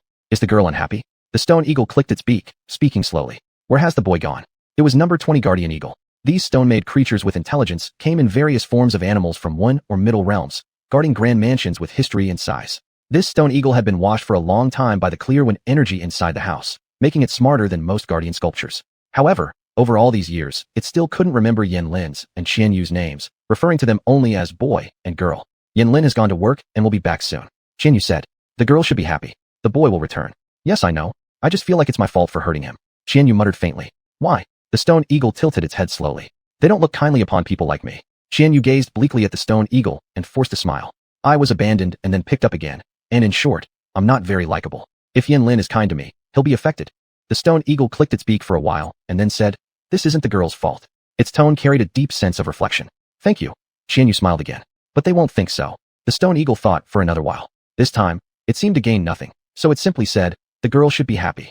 Without waiting for Qianyu's response, it stiffly turned its body, soared into the air, and flew away through the wall. It never lingered too long in the house. Qianyu clenched the newspaper in her hands, watching helplessly as the stone eagle disappeared in the room. She then blankly scanned the grand, immobile furniture around her before finally opening the newspaper in her hand.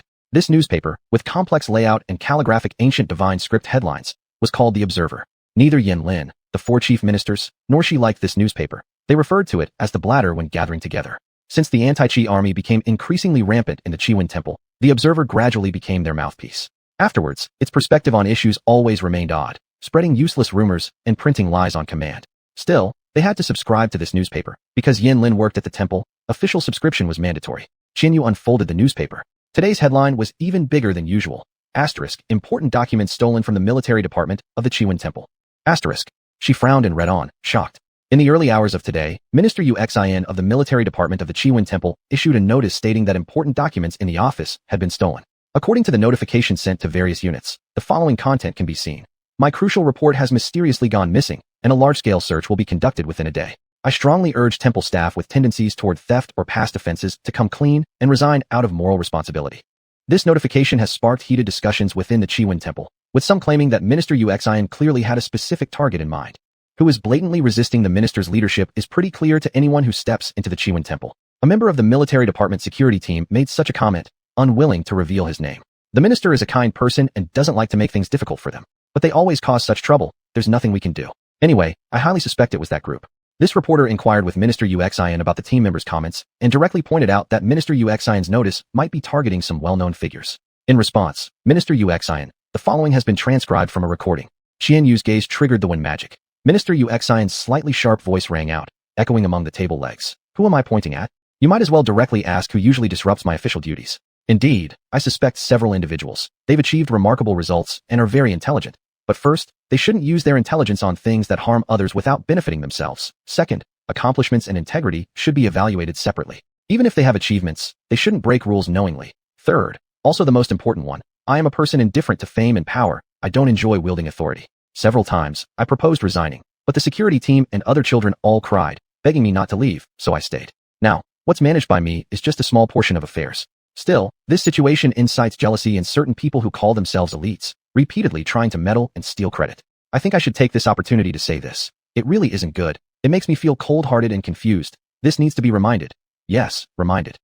The recording stopped. Qianyu looked further down with a face akin to having tasted spoiled food.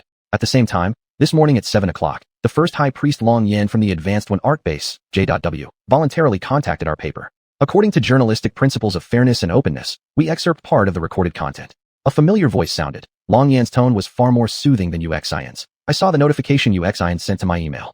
Long Yan calmly said, and right then her voice strangely paused for a moment. A pause containing an unnatural silence that Qianyu knew indicated that parts of the recording had been edited. Just one sentence, telling him to stop pinning every dirty job on me. With everything I already have on my hands, why would I need to steal from his desk? The reporter believes that the first High Priest Long Yan's move of contacting us demonstrates foresight. Prior to this, because of the Casmore battle reports, Long Yan once led 4th High Priest Han to intrude into the print room of the Observer, damaging around 3,011 Bei worth of magic printing equipment. She accepted disciplinary measures from the Xuanhuan temple afterward. This marks the first time since that incident Long Yan voluntarily contacted our newspaper.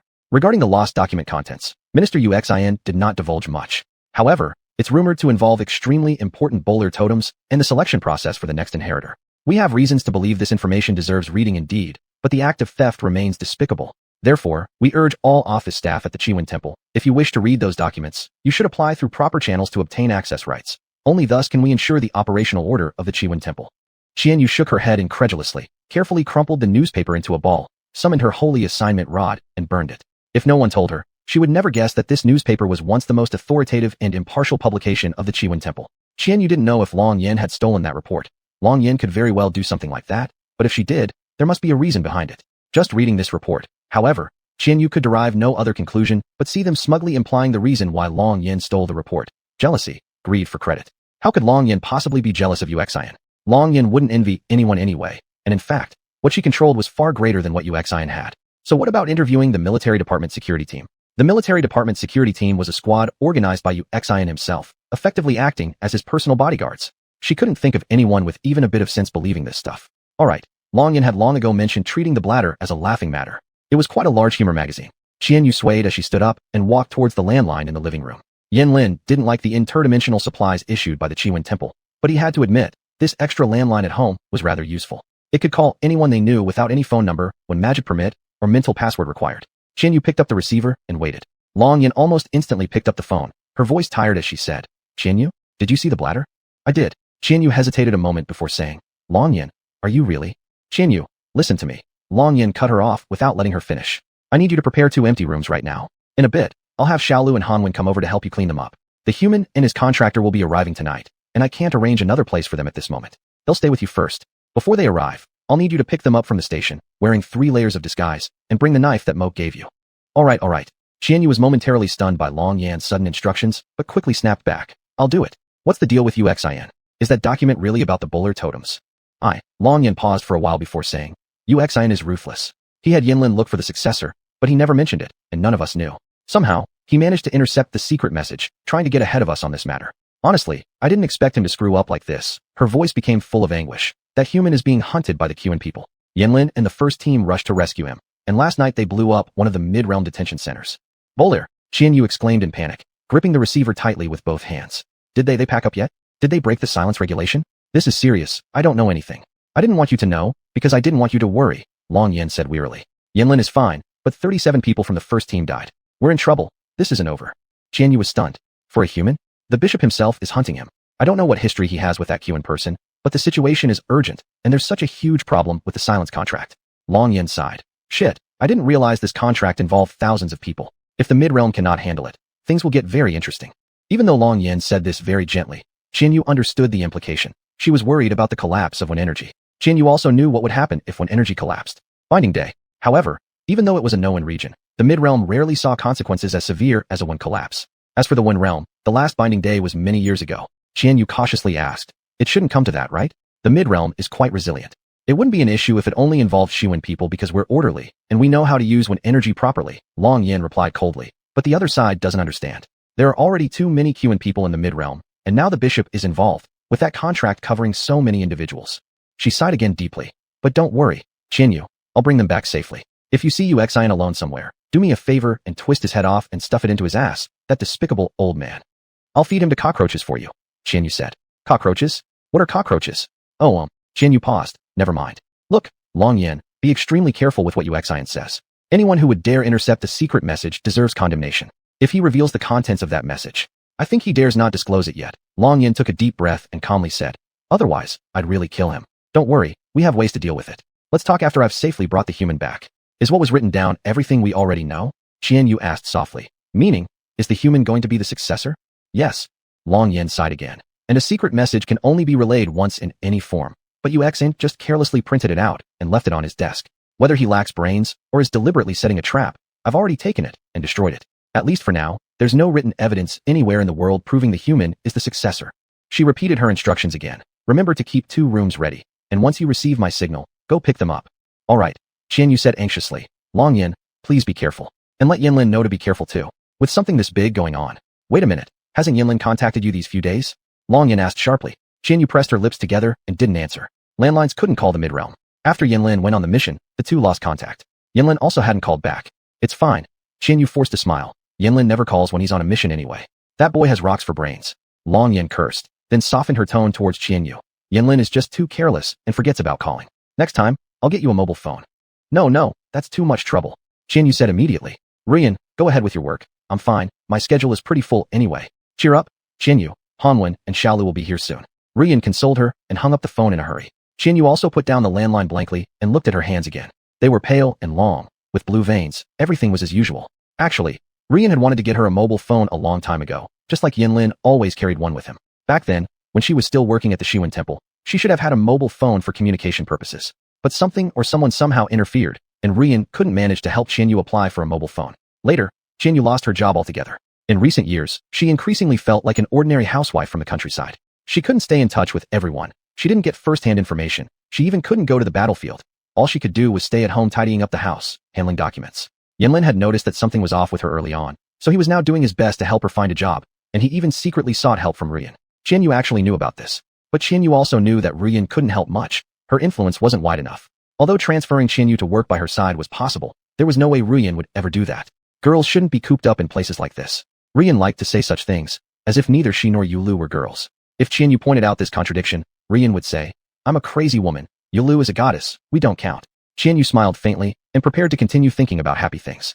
Yulu and Hanwen were very perceptive people, especially Yulu. Qianyu knew Yulu was someone who spoke harshly but had a kind heart, but she still didn't want her to figure out what had made her upset earlier. If she stayed cheerful, it would ease the pressure on everyone. The temple affairs had surely kept them all busy enough recently.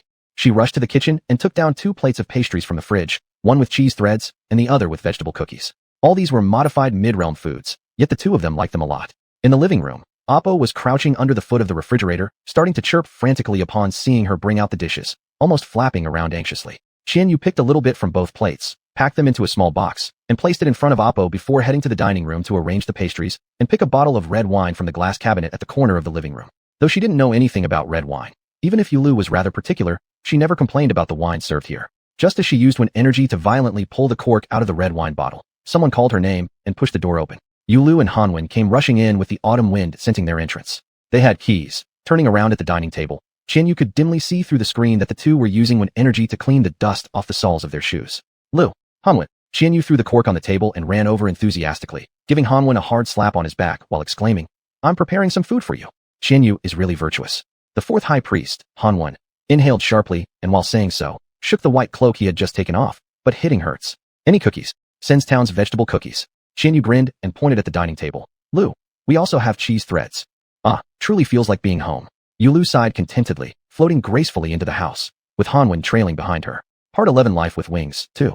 Susan was sitting on the balcony eating an apple. She hadn't forgotten to use xuanhuan energy on the apple, so even she herself couldn't see the apple. Every bite was taken by feeling alone. She originally didn't want to eat Qianli's stuff. However, seeing that she couldn't leave, and there wasn't any special food prepared for her, since the last instant noodles pack until now, she must have gone without food for several hours. Qianli himself couldn't eat either, so he completely forgot about her. Who was she after all? Just another hungry Kevin person. However, there was one great thing about Qianli's place. The food was just left out in the open, as if inviting her not to take it. The fruit platter on the coffee table was freshly washed. In no time, she finished her apple, used xuanhuan energy to handle the core, and jumped off the balcony, ready to grab some snacks. At that moment, the sound of stairs echoed. Qianli's sister was coming downstairs holding a purple toy shark, wobbling along unsteadily. Susan remained calm, unruffled by the change. Without pausing for even a second, she directly grabbed the cookies, covered them with xuanhuan energy, and quickly took them away. "Mommy, can I wait for brother to come home?" The little girl called out and shuffled towards the kitchen in slippers. Susan returned leisurely to the balcony, munching on cookies as she waited for Yanlin, occasionally pulling out her mobile phone to check the time. It was already 8 minutes later than the time Yanlin had promised. Do she when people even have no sense of time? Susan sighed impatiently and took a fierce bite of the cookie. "Mocha," a crisp, doll-like voice suddenly came rushing out from the kitchen, startling Susan almost to fall. "Mocha, were you sneaking cookies?" The little girl hugged her shark toy and rushed to the balcony, looking everywhere, even crawling under the couch searching for the family dog. Susan sat cross-legged, watching her search around. Despite not seeing the dog, the little girl bravely declared, "Mocha, if you steal food, you'll end up like the eggplant." She then raised the shark high and beat it hard. Susan watched as the shark immediately became deflated in one area, its dust swirling wildly into the sunlight. "She is quite a hand indeed." Susan looked at her with interest. At this moment, the sunlight projecting into the living room suddenly flashed intensely. The little girl, who didn't find her dog and was dazzled inexplicably, squinted her eyes and dejectedly went back upstairs. Susan, sitting on the balcony, looked at the little girl's back and sighed. "Can your transformation be a bit more restrained? You're flashing so brightly that people hundreds of miles away can see you." "Susan, as soon as the first high priest arrives, we'll prepare to retreat. I need to confirm the arrangements for leaving the mid-realm with you, and who all we should take along." Yanlin did not respond, but whispered hurriedly beside her. "Is Qianli also here?" "Who else is coming?" Susan frowned and asked. "The first high priest, she." Heavy footsteps sounded from the kitchen, causing Yanlin to shut his mouth as if ensnared by a wind spell. They both watched as Qianli's mother entered the living room carrying a plate of loose candy. It was difficult for her to walk because her right leg was slightly lame. Yanlin hesitated to lift his holy assign rod, thinking whether he should help her or not, but Susan suddenly slapped him as if she could see him, signaling him not to move. "Don't overdo it."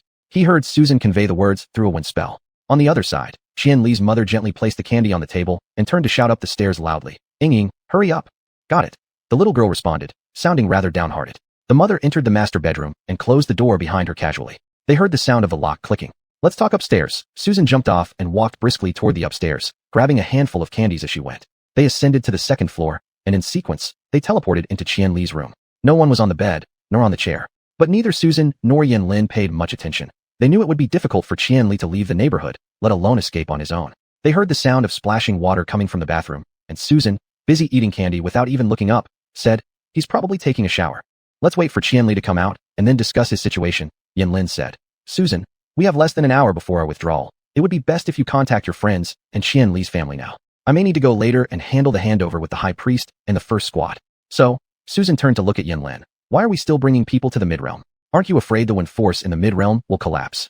Yanlin hesitated. Susan's question had somewhat confused him. The collapse of wind force was something every wind-realm person dreaded most, yet this did not equate to them remaining inactive for fear of it. Regardless, the plan had to proceed. He remembered the deployment strategy made 2 nights ago in the Xuan Shrine. After fighting with the Archbishop, their first task was to instantly send J.W's military headquarters to the mid-realm for stabilization. Though his heart was somewhat uneasy too, he believed that even if he did not understand, the Xuanhuan Shrine and Liu Yan had their reasons. Liu Yan's determined tone suddenly popped into his mind. The mid-realm is not that fragile. We will strictly adhere to the norms while using one force. Yan Lin said. Enlightenment force itself is an orderly strength. As long as we are cautious, there shouldn't be any mishaps. Moreover, the first squad will withdraw. How many people are there on the side of the high priest? 61. Susan let out a breath, staring fiercely at Yan Lin. Don't joke. Bringing 61 corroded ones at once already counts as a strong one power source, and you want to bring so many top soldiers.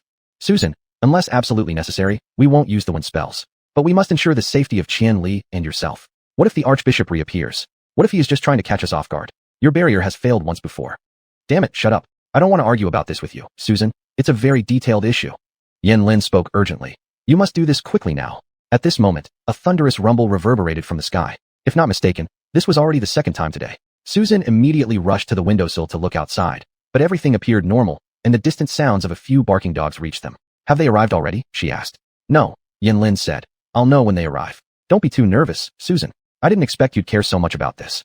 I care, Susan said. I'm a Koan person. I know how much chaos one force can bring. The mid-realm isn't that fragile, Yan Lin paused and said. And this decision is not something I can change. The higher command is all in the high priest's hands. All right, let's get this over with. Susan waved her hand. Tell me your plan. The plan is simple. I'll handle the handover. Bring the high priest here, and you find Qian Li's family and your friends. Once the high priest arrives, we'll immediately arrange security. You will leave first from the mid-realm. Not far from here, we have a Xuan settlement where we can legally shift into Xuan. You don't need me to remind you again, do you? Susan warned once more. Don't misuse the one arts. I don't trust the mid-realm. There are always too many one-bound people here. We'll be very cautious, don't worry, Yan Lin said. Susan sighed and stepped around Yan Lin to knock on the small bathroom door. Come out, Qian Li. It's time for us to run for our lives. She knocked loudly, but there was no response from inside. Frowning, Susan leaned closer to listen, then banged 3 more heavy knocks, saying, Qian Li, if you don't answer, I'm coming in. There was still no response. Only the sound of running water continued. Yan Lin walked up beside Susan, looking at the tightly shut sliding door. Susan shook her head, and with a loud rustle, she opened the door. Steam rushed toward them and dissipated across the room. In the suffocating heat, they saw Qian Li sitting upright in the bathtub, fully clothed and hunched forward. The water had overflowed the tub and spread like a virus across the floor, creeping toward the door while the tap was still running continuously. What's wrong with him? Susan exclaimed. She left Yan Lin behind and hurriedly ran over, attempting to turn off the tap. When her fingers touched the water flowing out of the bathtub, Susan gasped. The hot water Qian Li released must have been at least 60 degrees Celsius, and the cold water tap wasn't even open. Yet, Susan couldn't figure out why she hadn't felt any pain from burns. Grasping the hot water tap, she barely managed to turn it before Qian Li suddenly moved and grabbed her hand. Don't turn it off. He trembled all over, muttering, I'm cold. His teeth were chattering violently, and Susan bent down to examine his face carefully. At that moment, he opened his eyes. They looked misty, as if a layer of frost had grown over them. After a second of reaction, Susan understood. The more the erosion progressed, the stronger Qian Li's Dark One power became. Now, the chill brought by the Dark One force was already quite evident, but because Qian Li couldn't control the One force, he couldn't regulate or coexist with it. It would bring extreme cold almost beyond what a human body could endure. Qian Li also stared at Susan. Recognizing her, he seemed to come truly awake. They are leaving soon. Qian Li's voice was weary but now coherent. It's my decision. Susan asked calmly. Where are they going? We're heading to Xuan soon. We should take them along. To the east, Qian Li took a breath, speaking softly. Even if they go to Xuan, so what? If the two countries are at war, going to Xuan won't save them either. They might be in even worse shape in the mid-realm. Even if your parents take the little girl east out of China, the Archbishop could catch up in a second if he wants, Susan said sharply. You aren't serious, Qian Li, are you? You want them to stay here? Qian Li opened his mouth, but did not reply. Footsteps and faint movement came from outside the door, followed by a lonely dog bark that echoed through the room. For some unknown reason, hearing this sound seemed to stir an indescribable change in Qian Li's expression. This change was unusual because it appeared to be something he couldn't control. It was almost as if he were struggling against it. Susan noticed this, and she suddenly stood up, taking a step back and summoning her black-handled weapon. Yan Lin, Susan whispered quietly. The bathroom lights had never been turned on. Using the light seeping in from the adjacent room, they saw Qian Li bending down, resting his forehead on the edge of the bathtub. With no new influx of hot water, the air in the bathroom quickly cooled, and Qian Li started trembling again. His hand spasmodically gripped the side of the tub. When he raised his head again, he looked like a completely different person. Susan and Yan Lin exchanged glances. They could sense foreboding in each other's expressions. Together, their weapons pointed at Qian Li. Qian Li sat in the motionless water, his expression wildly changing, like hatred, or perhaps a deranged laugh stemming from ultimate anger. Then he calmed down, his eyes abnormally bright, smirking at them. I really don't understand. The person who should have been Qian Li laughed, and said, What are you trying to achieve? Yan Lin, did you even listen to anything I said? Susan abruptly spun around and glared at Yan Lin. You've talked to him? Susan, it seems you didn't understand the note I left, the man said again. Now we're even, Yanlin muttered. Put down your weapons. Be friendly to me, okay? There was still laughter in Qian Li's voice as he wobbled to his feet and stepped out of the bathtub. Then, right before their eyes, his clothes suddenly dried completely. I can only stay for a few minutes. I need to go find the girl her dog. Don't go, Susan said anxiously. I'll help find the dog. You just sit here. Tisk, Qian Li said. Susan, you don't keep your word. Before either could react, Qian Li moved with such speed they couldn't track him. Suddenly, water surged throughout the bathroom, icy shards snapping and crunching toward them. Huge waves rose from the bathtub and froze into solid ice sculptures that pointed their sharp edges directly at the foreheads of both Susan and Yanlin. In an instant, the room filled with cold so bitter that every breath became frozen vapor, and tiny drops of blood, crimson and transparently cold, dripped down their faces. Stunned, Susan and Yanlin glanced at each other, noticing how Qian Li had used ice rings to pierce through their lips and pin them together. Being sealed like this meant neither could recite any auxiliary incantations or use more complex one arts. Neither Susan nor Yanlin had anticipated this kind of move from him. By the time they managed to break free from the ice rings and heal their lip wounds using alternative methods, he had vanished. With a sudden cheat born out of emergency, Susan and Yanlin bolted out of the bathroom together. Yanlin rushed downstairs as quickly as possible, while Susan flipped off the second floor railing and landed smoothly on the living room floor before regaining her stance. The front door of the house was wide open, allowing cold air to blow in. They held their weapons tightly and quietly approached the doorway, ready to handle any situation.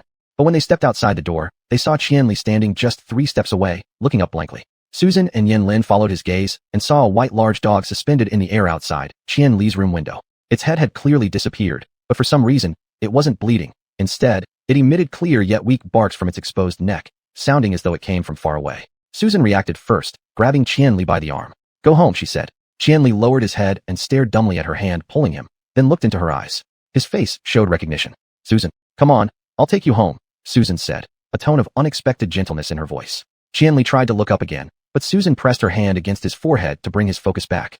Let's go. On the other side, Yanlin began unraveling the one art spell cast upon the great dog. Though for him, reading these spells and understanding how they worked, and why the dog was in its current state, was fairly simple, hesitations crept in once it came time to reverse them. He foresaw what would happen after the undoing of the spells. Susan, Yanlin spoke without turning his head. Keep an eye on Qian Li and close the door. In response, Susan stretched her hand from the living room and slammed the house door shut. Yanlin quietly murmured the one incantation, repeating the auxiliary spell under his breath, layer by layer undoing the dark one art that bound the great dog. His wound on the lips had healed and no longer caused pain, but the newly regenerated skin was extra sensitive to the cold air. As he proceeded, the great dog first stopped twitching, then gradually stiffened. Yanlin licked the new skin on his lips, took a deep breath, and broke the final seal of the dark one art. The bark emanating from the dog abruptly cut off. At the same time, blood spurted violently from the severed neck of the dog. Yanlin lowered his hands, solemn and mournfully bowed his head, staring at the corpse of the great dog. It had been dead for quite some time, motionless now, but due to the unusual way the blood kept gushing out, its body slowly convulsed into contractions. Yanlin's tiles beneath his feet were soaked crimson red. Judging the effects of the one art fully dissipated, Yanlin bent over, preparing to carry the dog's body to bury it in the grass in front of the house. At this exact moment, the dog's corpse made a thunderous sound. Almost a shriek escaped Yanlin's mouth. It happened so fast that he thought perhaps the body had exploded. If it was that, it wouldn't be too bad. It shouldn't scare him this much. But then he realized everything around him had changed. The world seemed altered. Then he realized the loud sound didn't come entirely from the dog's corpse, but from somewhere deeper, the edge of the sky cloaking this city. At the moment the thunderous sound occurred, the entire world changed. Suddenly, the deep crimson sky seemed ready to drip, and incredibly massive, thick black clouds hovered low in the air. Billions of hands, hidden in the apocalypse, reached out from the clouds, spreading towards Yanlin as if begging. And there were billions of eyes, filled with icy tears, gazing at him sorrowfully. At the spot where the dog lay, the corpse was gone, leaving behind only a withered, shriveled red dog head. The sound rumbled and had already reached above his head. But it all lasted only a fleeting moment. Before Yanlin could react further, everything returned to normal. The blue sky was clear, the sun set in the west, and in the slightly cold autumn breeze, the big dog lay on the ground, having bled its last drop. Chapter 40, Like Growing Wings 3. His heart plummeted. He couldn't deceive himself. The sound had already occurred 3 times, and this wasn't a good sign. Yanlin's slight confidence in the middle realm, inspired by Liu Yan's words, was fading. He dealt with the big dog's body as quickly as possible and teleported into the house, thinking perhaps he should ask Liu Yan to stop the transfer and immediately take Qian Li and the others away.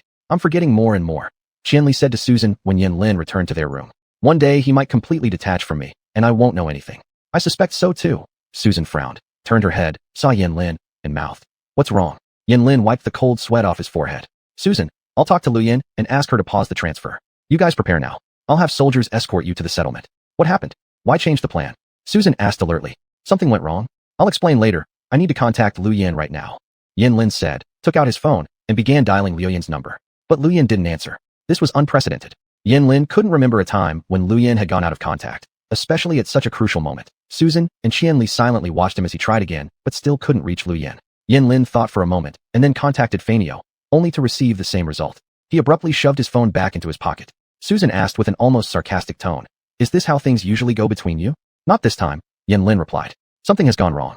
Susan, contact your friends now, hurry." "Qianli," he turned to Qianli, "the plan is changing. We can't let your family go just anywhere. We'll take them with us. Once we get to Xuanhuan, I'll figure out a way to ensure their safety."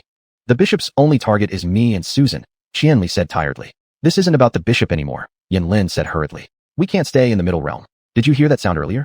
Susan glared at him and clenched her teeth. You were just saying." I know. Yin Lin looked at her and whispered, "I'm sorry. This isn't something I can control. The middle realm may not hold up much longer. We need to find a way out first." Qianli lifted his head, waking up from a trance-like state, looking at them. "Not holding up? Do you mean Jeshuade?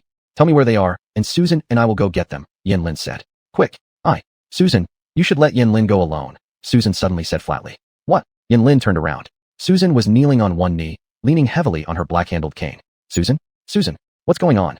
Susan raised her gaze blankly, extending an open hand towards them. In the center of her palm, which hadn't healed yet, they could see some molten substance seeping through her bone fissures and sticking to her skin. That pool of material emitted a peculiar red glow, and it felt scorching even to be near. It was a completely melted absolution order. "It's over," Susan trembled, saying, "It's over. Yin Lin, handle things here. I need to find Xuanhuan." "What? No, wait, Susan." But she had already disappeared, vanishing instantly while kneeling on the ground. "What happened?" Qianli asked, furrowing his brows and clutching his left wrist tightly with his right hand. "Never heard of it," Yin Lin said in a daze, waving his holy assignment rod. "I have to contact Liu Yan. Soldiers mustn't enter the middle realm anymore. Stay here until I reconnect with Liu Yan. I'll add some more defense spells and barriers soon. You absolutely cannot leave.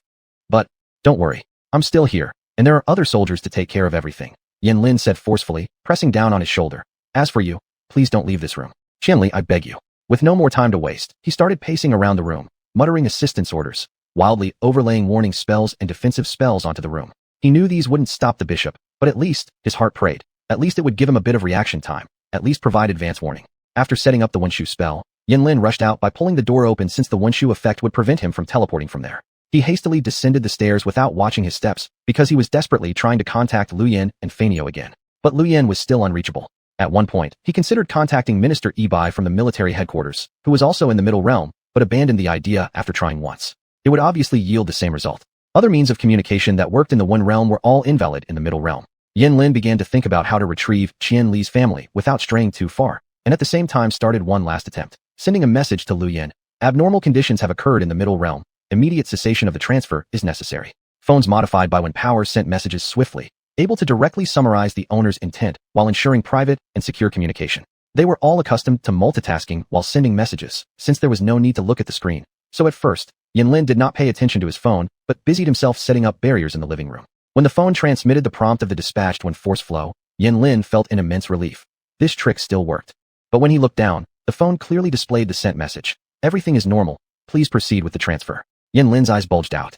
He slapped the phone first, then slapped his own head. Could something be wrong with his mind? This was no time for jokes. He resent the message. This time he stared at the screen, confirming the summarized information as "halt the transfer," then carefully sent it. The phone again transmitted the one force flow, showing the sent message. "Everything is normal. Please proceed with the transfer." Yin Lin's brain exploded with panic. His hands were trembling. He took a deep breath forcefully. "Relax, it's your problem. You're overthinking this," he told himself, and began typing with both hands. Abnormalities have appeared in the middle realm. Everything is normal. There was no denying it now. Yin Lin had witnessed the phone alter the words he typed. He didn't know the principle behind this, or exactly how things were operating, but he gradually understood what it all meant. Cold sweat rolled down from his temples, yet he stubbornly continued typing. "Middle realm abnormality. Everything normal. Middle realm abnormality. I'm fine. Middle realm anomaly. Please proceed with the transfer. Please start the transfer. Middle realm, everything normal. Anomaly stopped. Please immediately begin the transfer immediately. No, don't send." Yin Lin shouted aloud. But that made no difference. Was he going crazy, or was the phone going crazy? Yin Lin trembled all over. He wanted to throw the phone away, but reason stopped him, making him put it back in his pocket. Qianli was right. He told himself, Qian Li's family should have left earlier, farther away, as far as possible. The doorbell rang. Yin Lin turned his head blankly, staring at the door. The sunlight outside the door blazed with a sickening brilliance, perhaps tinged red because evening was approaching. He originally intended to hide, but thinking twice, he stepped forward and opened the door. Outside stood the young girl, Qianli's sister. She carried a big purple backpack, standing alone amidst the golden-red sunlight, her face as pale as paper. Seeing Yanlin, she showed no reaction, only shaking uncontrollably. I can't get out. She forced out the words through chattering teeth. Neither can my parents. We walked out the north gate, straight to Caillou. We tried the east gate, still Caillou. We even climbed over fences, it's still Caillou. In the third minute after hanging up the phone, Luyan was fastening the buttons on her sacrificer's ceremonial attire. Her sacrificer uniform was immaculately white, flowing with faint silver light, which symbolized the protective one spell embedded in the uniform. They waited for her outside, members of her sacrificer guard team. Although they were assigned to protect her safety, she never treated them as subordinates or bodyguards. They were like brothers to her, always fighting side by side. Once again, they were about to take risks together in a world crowded with lambs awaiting slaughter. Moke worriedly asked behind her, "Are you sure I don't need to go with you?" Luyan turned around, looking at Moke's black hair and eyes. Under the milky white office light, his facial features cast soft, tranquil shadows. "No need," she smiled. "Don't you trust me? Besides, I have an important task to entrust to you. The one magic gun I handed over yesterday should already be in human hands," said Moke. "There's more," said Luyan. "You need to forge a mission failure report signed by xuanhuan. A report that can pass the one inspection? That's not easy." Moke laughed softly, lowering his head to ponder for a moment. A few strands of long hair silently fell down. He casually brushed them back. "For concealing purposes?" "Yeah, to fool the idiots. If xuanhuan plans to spread the news that Qianli is the successor, I have to do this," Luyan said wearily. "Before humans are able to protect themselves, I will never let a word of this leak under any circumstances. Let's see how xuanhuan reacts," Moke said after a moment of thought. "First, he will surely summon the humans to his place for review, just like what he did when we took office. Remember? Shit, I remember that too well." Luyan chuckled. He wanted a set of instruments to study us. How long did we stay in his office? 7 hours. It was more tiring than training. Moke smiled as he stroked his chin. "I don't want him to treat the humans this way," Luyan said, hearing the undertone of anxiety in her voice and involuntarily scratching her hair. "Humans can't endure his antics. Moreover, he would memorize their appearances." "Relax," Moke said, patting her shoulder. "I'll handle these matters. Go ahead. A major event is about to happen tonight." Luyan pursed her lips. Moke looked at Luyan, seeing her tousled flaxen short hair she had been pulling and her radiant young face. They'd known each other for nearly a decade. He understood her well and was familiar with the peculiar gleam in her eyes. He knew she wasn't afraid at all when saying this. Not only unafraid, but perhaps even eager for something big to happen. She was kind-hearted, but her fondness for battles oddly combined with her love for commotion. Of course, some big events should be avoided. After several seconds, Moke carefully went through the situation and data of the Middle Realm in his mind. Although the one magic relationship in the Middle Realm was abnormally disordered, it itself wasn't serious enough to trigger a collapse of one power. Indeed, many one-bound individuals were scattered across various areas of the Middle Realm city, but due to their limited level of one power, their influence on the Middle Realm was negligible, and they might even fail to produce effects due to the overly tight core one magic relations. What truly worried Moke was not those one-bound individuals or the silence contract, but the chief priest. The chief priest had repeatedly intervened in this matter, interfering with an ostensibly insignificant Cohen girl. Stranger yet, this didn't resemble a conspiracy, but rather an impromptu haunt. Moke had reviewed the video and text records. The chief priest had had at least 20 opportunities to directly deal a fatal blow, yet he refrained every time. This was highly suspicious. Still, once he joined in and attempted to provide help, the one magic relationship would become even more chaotic. Moke moved his fingers, intending to take out his pipe, but restrained himself. It was an unfamiliar sensation, being unable to assist because there existed an incomprehensible mist before him. "Moke." Luyan patted him. "Stop worrying." Moke faintly smiled without saying anything. "Seriously, stop overthinking it," Luyan said. "This is a very special mission, involving the Poliart totem, so some danger is inevitable. But are we afraid of it?"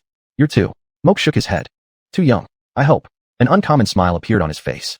"I really wish I could help you this time." "Oh, come on, that's not like you." "Moke, don't do this," Luyan exclaimed, bumping him with her shoulder.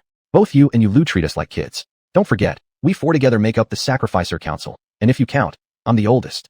"You're certainly strong, little monster," Moke smiled, calling her by a nickname that hadn't been mentioned by him or Yulu in a long while.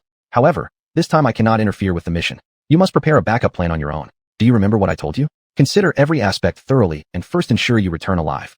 "I can. Listen to me. Moke, you should worry less." Luyan patted him again. "You need to get used to. There will be times when we fight separately. Watch me this time, alright? I'll tumble back safely." She walked toward the door. "Relax, Moke. You're too smart. Just having half your brain would be enough to survive until the end of the world." She waved to Moke. "The guys are waiting for me. I've got to go." "Be safe," Moke said. "Prepare a backup plan for yourself. We'll have a feast when I come back." Luyan said cheerfully. "Bring Yanlin and Xianyu." Moke smiled and said, "All right." Luyan stepped out of the office door, which then concealed itself into the wall. The sacrificer building was exceptionally tall, with a distant spire. From the spire to the ground, countless tiny glowing dots floated in the air, interspersed with dozens of larger luminous spheres. Even though the extremely wide corridor was softly lit without any lamps or torches, those light balls were not the source of illumination. No light source was needed here. Lu Yin saw many extinguished glowing points floating in the air, now just faint gray shadows, and sighed silently. 10 steps away from her, a neatly arranged squad gradually became visible as she appeared. The first Sacrificer Guard squad was here in full force, 61 of them in total. They were almost all the same height, with similar builds, their faces hidden under the hoods of their white floral robes. Upon seeing her emerge from the door, the captain at the front stepped forward, removed his hood, and revealed a rebellious-looking face marked by a shiny white stud on his right brow bone. Next, he swiftly folded his arms, encircling his shoulders with his hands and bowed his head, an action resembling that of an angel folding its wings, a gesture representing the highest salute among soldiers. Following the man's movement, all members lowered their hoods and slightly bowed their heads. Lu Yin gave a slight nod and silently summoned her poleared staff, sweeping it over the captain's head. The captain then resumed his military stance while the rest of the team pulled their hoods back up. In the name of Poliart, the young man proclaimed loudly, Tibet, captain of the 1st Sacrificer Guard squad, is at your service. Chapter 41, As if growing wings. His shoulders ached badly. In the haze, Qianli could only be aware of this much. He didn't want to sleep, but he had lost control over his body. Occasionally, when he opened his eyes, he would see the pale white ceiling and the reddish sunlight streaming into the room. Then he would fall into a dream where Mocha was biting his shoulder tightly. Seeing Mocha pained him. He couldn't figure out why because he knew it was a dream. Mocha wasn't really biting him. Now it was biting one side of his shoulder, yet both sides hurt. That clearly indicated he was dreaming. So where did such oppressive sorrow come from? Now he felt so cold, chilled all over. In the past, when he got close to Susan, he felt a bone-chilling cold. But he never expected it to get worse now. It was seeping out from his own body. It was unbearable, horribly cold. His consciousness struggled like someone drowning, gradually detaching itself from the biting dream. Qianli leaned against the head of the bed, drowsily reaching out for the blanket. At that moment, he remembered, Mocha was dead. This fact caused him to push away the quilt and stand up by the bed. Actually, there was no need to get up. He might as well go back to sleep. This wouldn't affect his situation at all. In fact, everything he could do was already done. However, even so, he couldn't bear the feeling of sitting around waiting to die. He started pacing back and forth in the room like a caged animal, sometimes stopping in front of the piano, nervously stroking its cover. Mocha lingered somewhere in his mind, swaying faintly while barking weakly. Qianli slumped down, sitting dumbly on the piano stool, thinking about Mocha and also Jiaocheng. Among the people he had once worried about, they were the ones least remembered. And yet, it was precisely them who had gone. He tried to recall those key days from his memory, the earliest memories of Mocha and the day he first met Jiaocheng. But what came to mind were just small details. He remembered how he once printed a few walkthroughs of Dark Souls 2 for Jiaocheng and took them to school because both their phones had been confiscated after they crashed them during class. And at the time, the router at Jiaocheng's house had been smashed by his 2 aunts. He remembered the day Jiaocheng invited him for dinner at home. After eating, Jiaocheng solemnly wanted to show him a treasure, and taking advantage of his mother not paying attention, he showed him a mushroom growing inside a kitchen cabinet. That year, they were about to graduate middle school. He remembered how they squatted together looking at the mushroom, touching it with their hands. 2 silly, foolish guys circled around the mushroom, telling boring jokes, marveling at its vitality. Jiaocheng said, "My mom wants to pull it out, but I want to keep it." Qianli replied, "No problem, it will grow back if you pull it." Jiaocheng loved Mocha, perhaps more than himself. One day, he told him, "If you're going to make music in the future, you'll definitely have more money than me. If I can't find a rich woman, I'll live with you, eat your food, drink your drinks, and get another dog." Of course, he was joking.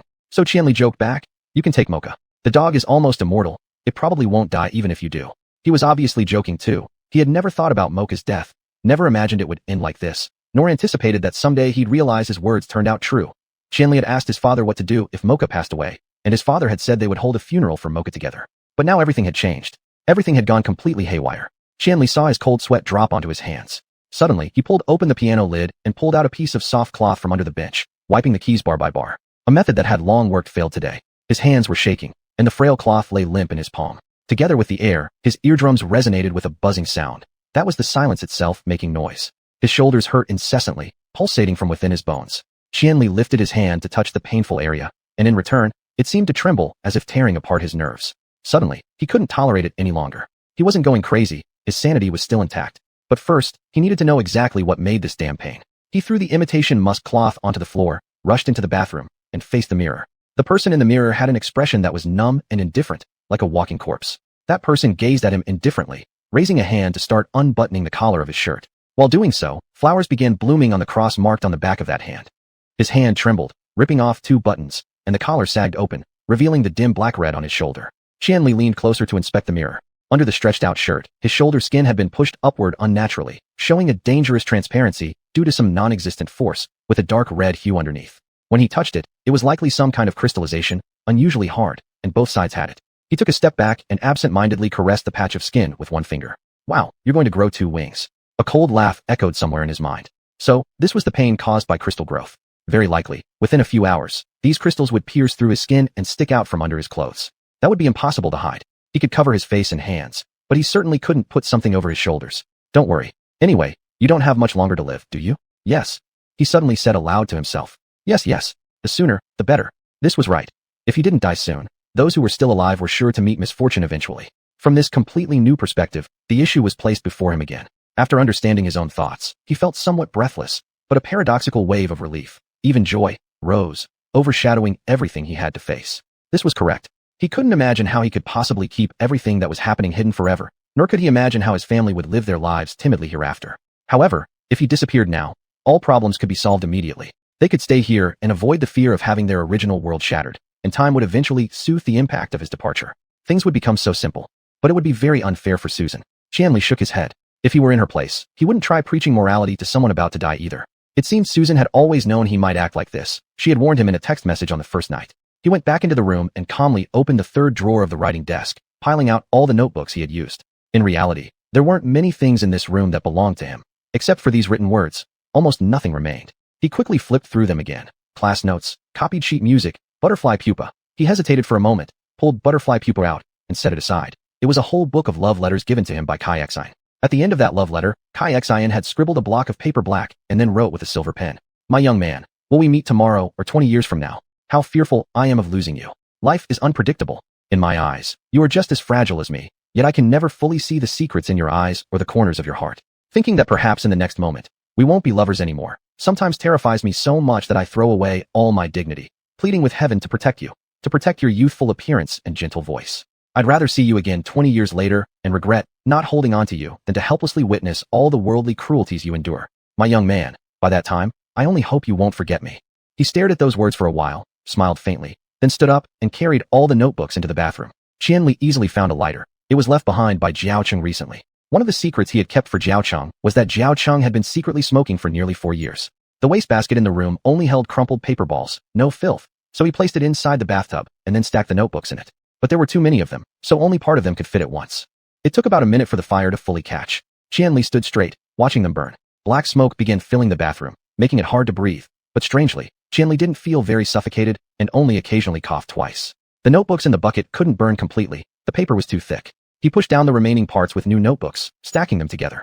Through the frosted glass, he could see the daylight in the room growing increasingly red. The sky was starting to darken. Qianli didn't know what time it was, but this year's nights seemed to fall particularly early. Flames were still flickering in the bathtub, and the notebooks burned slowly, but he couldn't wait any longer. He turned and walked out of the bathroom, taking a knife from the clothes he'd changed earlier, then sat in front of the desk. For a moment, Qianli idly twirled the butterfly knife handle. But he didn't waste more time. There was nothing to hesitate about, he told himself. He slashed down onto the wrist of his right hand. The initial absurd thought was that he might have applied too much force, because the skin of his wrist was far softer than he imagined. He saw the blade sinking halfway in, and blood immediately gushed out from the edges. Qianli had never realized that the sight of blood might make him faint, but now he indeed briefly experienced dizziness. However, it lasted only an instant. Next, he made another cut a bit further back, then a third cut between the first two. A huge boom sounded from outside the window. If Qianli hadn't forgotten, this was definitely the 3rd or 4th time today. Blood flowed down his arm, dripping ceaselessly onto the floor, making the scene increasingly unmanageable. Qianli thought about lying on the bed since he began to feel weak.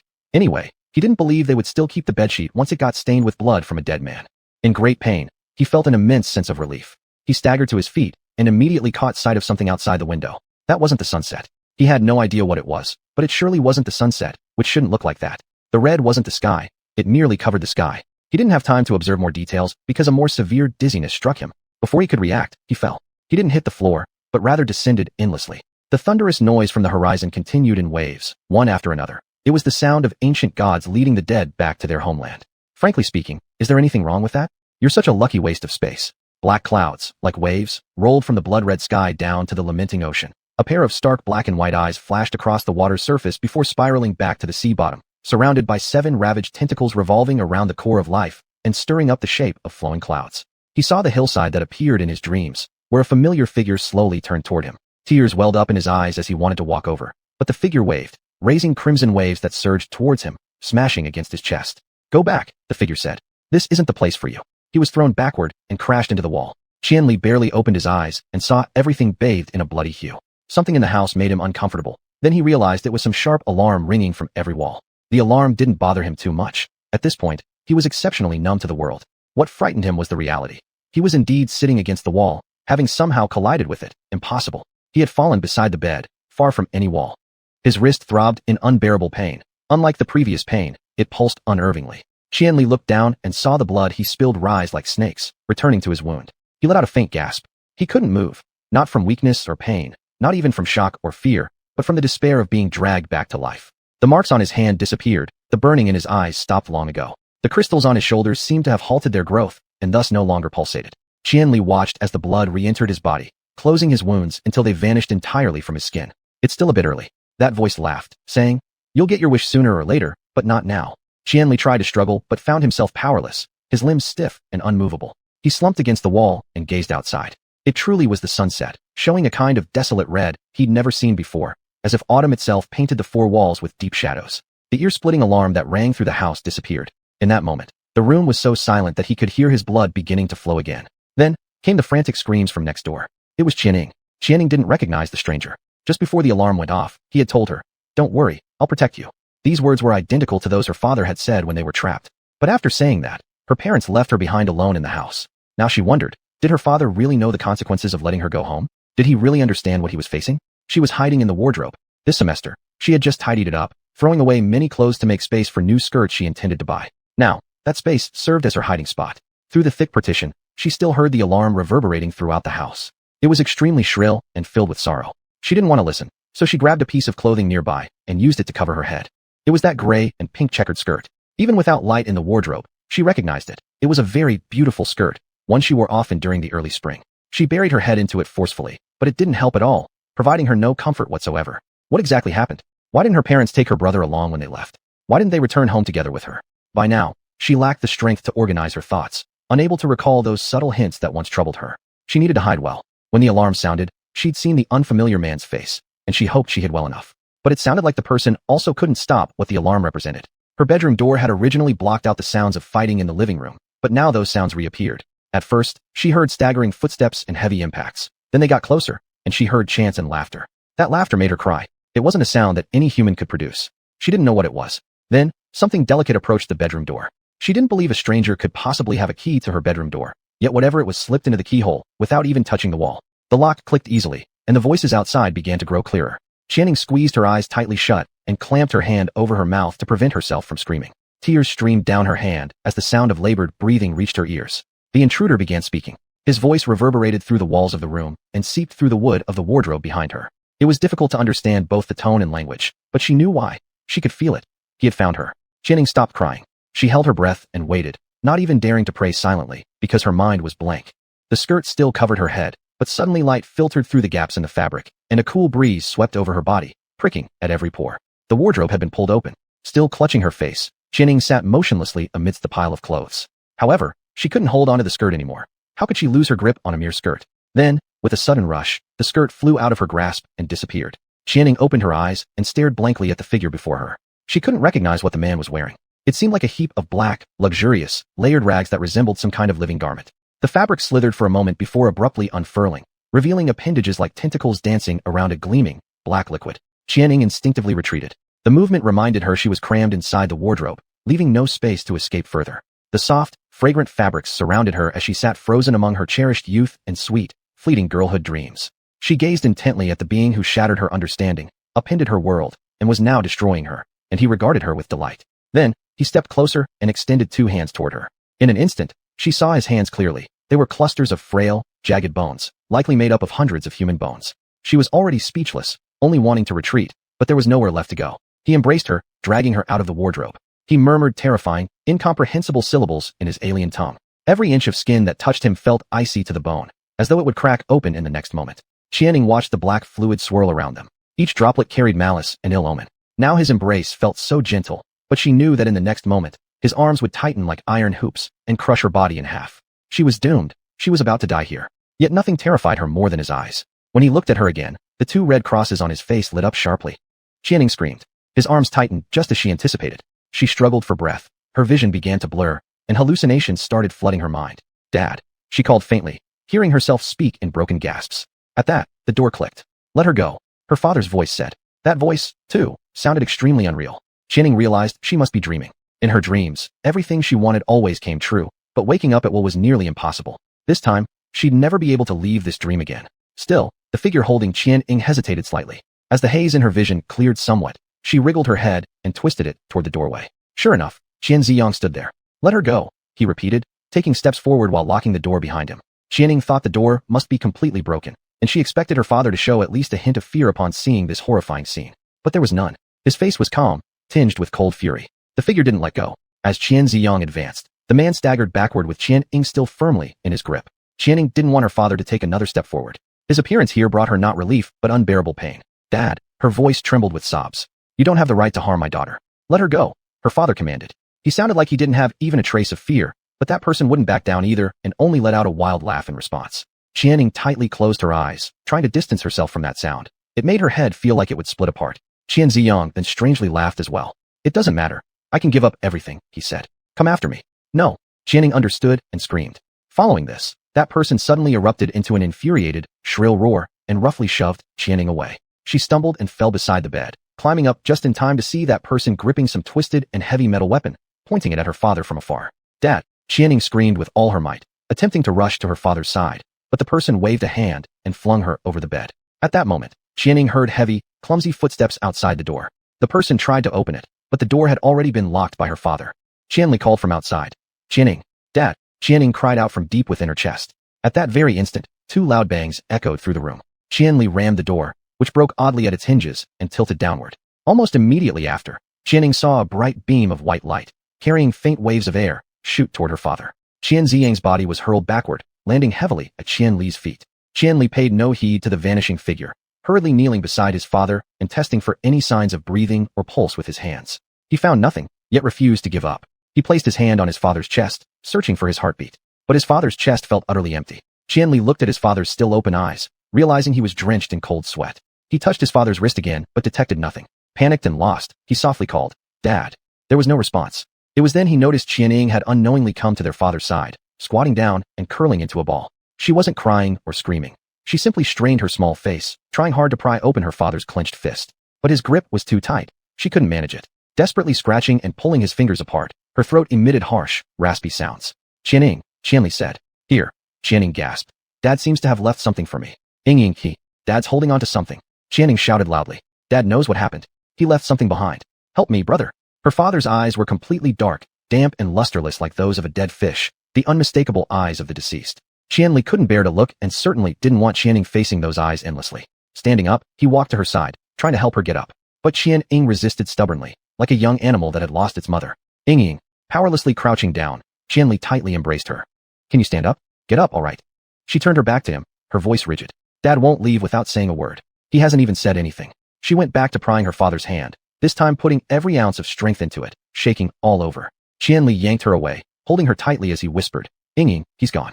As soon as these words left his lips, a hanging sword finally crashed down upon his head. He smelled the real coppery tang of blood in his mouth. "I'm sorry. I'm so sorry." Right then, Qianli distinctly felt his consciousness slipping away again. He continued speaking aloud. "I'm useless. Brother should have protected both of you. It doesn't matter." He closed his eyes. "This is what I wanted to say. Say it. I'll avenge you, brother. Whoever hurt Dad, whoever scared you, I will make sure they die no matter what. It's my fault." Qianning attempted to throw herself onto her father's lifeless body, but Qianli used all his strength to hold her back.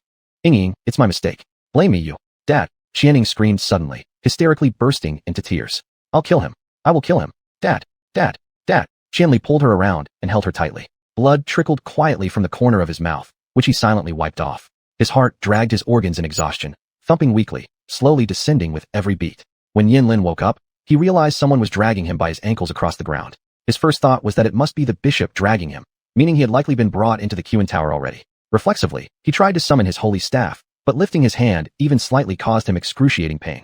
"Don't move." The person dragging him croaked hoarsely. "I'm tired enough as it is. If you struggle, we'll both die here." "Susan," Yinlin exclaimed in surprise. His face scraped the ground again. "Ouch. Never mind. I can walk myself. Let me get up." He struggled to stand up, feeling dizzy and achy all over, but at least he was still mobile. Susan stood in front of him, holding a lit black handle. She appeared uninjured but unusually fatigued. Yinlin began looking around at their surroundings. The air was hot, humid, and sticky, Everything was pitch black, surrounded by dense forest, with no sign of lights or human-built structures visible anywhere. He shivered. Where is this? Where am I? Where are you? Susan frowned. I was going to ask how you found us. This is Suna's refuge, on the other side of the earth from Qianli's place. I don't know where here is, Yanlin said. I didn't find it. He wasn't sure how to explain. The terror creeping inside him spread quietly, leaving no time for choosing his words carefully. The bishop broke through the barrier and went to Qianli's house. Yanlin continued. After you left, I tried contacting Lu Yin and the soldiers several times, but my phone started typing gibberish and issuing commands contrary to mine. Susan stared blankly at him. And then the bishop came. We fought. I held out less than 2 minutes before he knocked me unconscious. He used a wind technique on me, and I ended up here. Susan opened her mouth as if to say something, but Yanlin waited for several seconds before she merely shrugged and turned away, walking off on her own. Susan. Yanlin hurried after her. It was too dark here, and the ground was covered with tangled roots, making it difficult to move. He wanted to light up his holy staff, but his arm still hurt too much to lift it. Hey Susan, wait. He caught up with her and blocked her path. What's wrong with you? Say something. Yanlin stopped short. He had never seen Susan wear such an expression, her breathing erratic. He thought she might be scared, but when she finally spoke, he realized she was furious, so furious that it felt like defeat. There's nothing more to say, Susan muttered. You did your best, Yanlin. Let's call it quits. What? Yanlin asked, bewildered. Susan, what are you talking about? I mean, it's over. Susan shouted, raising her voice. Can't you see? Don't you understand that the bishop is trying to trigger the wind energy collapse? The wind energy collapse? Yanlin repeated dumbly. He had no idea how Susan figured it out. The level of education about the wind energy collapse in Xuanhuan's techniques was minimal, treating it like a dirty, grotesque secret. But her expression was both angry and resolute, cutting off any possibility of further questioning. Think, she growled, lowering her voice. Use your brain. Try to piece things together. Speechless, Yanlin watched as fragments of events began rotating in the depths of his mind, slowly forming a logical picture. The bishop appearing in various locations of the middle realm, only to withdraw instantly every time. The bishop repeatedly possessing humans, acting almost desperately to act before the blind souls could even strike. The bishop bringing scores of followers, yet behaving as though he were enjoying a twisted stage play. The bishop moving joyfully, always leaving when he could have easily killed them. They had assumed it was a way to force Qianli to commit suicide. That reason, while comforting, had glaring flaws. But, triggering the wind energy collapse, what benefit would it bring the bishop? Yanlin said slowly. He'd be affected himself. Susan didn't answer. Instead, she glared at Yanlin, took a deep breath, then slowly deflated like a punctured bag, shaking her head. He succeeded, she said weakly. Succeeded? Let's just wait, Susan said. It won't be long now. In the damp, suffocating night, the thick clouds above promptly revealed pinkish glows. Chapter 42. Isolation. If someone were to pass through this unnamed wasteland and see the scene here, they would certainly leave in a hurry. Tall figures draped in silver-gray cloaks, their faces obscured, surrounded a large clearing. They stood facing outward, apparently glaring at every blade of wild grass around them. Each one held a pure white staff with an egg-sized transparent crystal embedded in its head, and golden flowing patterns adorned the shaft. There were 27 of them at the moment, but no one would pass by. They wouldn't build a settlement where people often tread. It's too risky. Even if no one ever came here, the builders meticulously placed invisibility spells on each brick. Once outside the building, even the Xuanhuans themselves couldn't see its shadow. They were waiting. About 10 minutes later, a mysterious whistling sound suddenly came from the sky, though no one would directly call it so, for the sky of the middle realm was indeed too pale. When the whistling ceased, a rectangular opening suddenly appeared in the space behind them. Through the gap, one could briefly glimpse the entire interior of the gathering hall inside, but only for a few seconds before it closed again. The air vibrated strongly. Yi Bai, the minister of the military headquarters of the Tipind Xuanhuan research base, stood directly facing the sun, silently chanting the Xuanhuan order in his heart. At this point, if one were to visualize the magnetic field of Xuanhuan energy here, the clues would become apparent. The white light carried by these individuals no longer emanated from separate entities, but was instead interconnected in an extremely complex way. This connection not only allowed them to be in perfect sync mentally, but also let each leader of a branch control the bodily movements of their subordinates to some extent. Yi Bai could control the captains of the left and right branches, while the two captains could control the 12 elite squad members under them. At this moment, a thought crossed Yi Bai's mind, prompting the others around him to lift their saintly staves. An intensely bright white light flashed across the barren land, so strong that it momentarily dimmed the heavens. A perfectly aligned formation emerged within their surrounding circle, standing completely still. Lu Yin appeared alone outside the circle, facing them. 10 meters apart, she and Yi Bai stared at each other, raising their left hands and placing them on the center of their abdomens in a brief salute. The first ritual master and her escort team had entered the middle realm. The wind replaced the sound of breathing, causing the wild grass to rustle. Not a single person spoke. In reality, everyone was tightly gripping their saintly staves, fully focused as they built a larger network of connections. Lu Yin and Yi Bai exchanged permissions, while all the rest established corresponding links with others. In the vast and tumultuous spiritual world, commands were being rapidly issued and executed at this moment. The members of the headquarters and the escort team are ready, Lu Yin continued, addressing the solemn people before her. their muscles tensed. The soldiers of the 1st Battalion will retreat from the middle realm ahead of us. Once they're gone, we'll split into groups and enter the city. The current situation in the city is nearing a critical threshold. Each of your actions will directly determine whether or not the collapse of xuanhuan power occurs. Strictly follow orders. Unauthorized action is prohibited. The groups entering the city should be spaced 50 seconds apart, and I will repeat the coordinates. If I don't give instructions within 50 seconds, the remaining individuals should stay put. They acknowledged her commands. Left division of the military follows me to surround human residences. Right division investigates traces to find the contracted xuanhuan, then takes her away. Escort team members follow Captain E by and disperse among various locations within the middle realm, eliminating xuanhuan remnants and providing support, Luyan instructed. This time, our goal is to bring humans back, not to suppress the xuanhuans. Avoid prolonged engagements and prioritize retreat and defense. Once humans and xuanhuans join forces, we'll take them out of the city first, then return to the settlement area, and finally depart from the settlement to arrive at Merce's transfer station where someone will meet us. Ritual Master, if that area truly collapses under xuanhuan force, how can the remaining people offer assistance? Ibai interjected. The area will be locked down, making it impossible for anyone to provide aid. We can only wait for the Jizao day to pass, Luyan replied. Let's hope there isn't a collapse. I've received the signal. Depart now. Escort team follows Ibai. Left division goes first, following me closely. Coordinates repeated. The wasteland remained silent, but the destination coordinates had already filled the minds of everyone present. Liu Yan's repetition had been too forceful. Among these people, only Ibai knew this was a sign of her nervousness. Not for anything else, but for the impending Jizao day. Jizao day happens after the collapse of xuanhuan power, and it's bizarre and rare, with phenomena incomprehensible to all. Now, the web of xuanhuan relationships within the middle realm has become a tangled mess. The influx of outsiders from the xuanhuan world is a tremendous burden for the middle realm, especially since incorrect silent contracts have emerged. Silent contracts are extremely complex xuanhuan creations called wallets. The more perfect the Hullen, the more catastrophic its flaws might be. There was no denying it. The silent contract was indeed a nearly perfect Hullen, crafted by a genius. Ibai had no doubts about the severity of the matter. If even one step went wrong, the hundreds or thousands of xuanhuan techniques that were intricately connected would collapse into complete chaos. And as Luyan had pointed out, the middle realm was already at its critical point. It was, after all, a region without xuanhuan energy. Therefore, if a strong xuanhuan power source suddenly intruded on these complex xuanhuan relationships, it could very likely lead to the collapse of xuanhuan energy and trigger the dreaded Jizao day. Ibai had never experienced the Jizao day, nor could he have. Most people in the xuanhuan realm were not entirely clear what a collapse of xuanhuan energy entailed. It only happened under extreme circumstances. Hence, it was hard to describe Ibai's current emotions. Was he anxious or excited? Concerned or anticipatory? He knew it was perilous, yet deep down, he truly desired to witness it with his own eyes. He often proposed such wild ideas, and whenever he did, Luyan would smile and say another soul had gone mad at the xuanhuan temple. But then again, if he always adhered strictly to rules, there's no way he could resonate so well with Luyan in private. Luyan had already departed with the left division toward the city district. The coordinates she had embedded in their minds were still intact, signaling that everything remained stable for now, and both sides were maintaining regular communication. Ritual Master, please be more discreet, Ibai gently reminded her. Apologies, came the response. The thought of the coordinates suddenly diminished, providing some relief. I'm a bit restless. Don't worry. If anything happens, let the younger ones gain some experience. Ibai heard faint cheers through subconscious transmission and chuckled inwardly. It seemed madness wasn't confined to just him alone. This isn't a game. Right division follow-up. 13 individuals simultaneously lifted their saintly staves, vanishing into thin air. The escort team was divided into 5 squads, and during routine training, they practiced in this exact 5-squad configuration.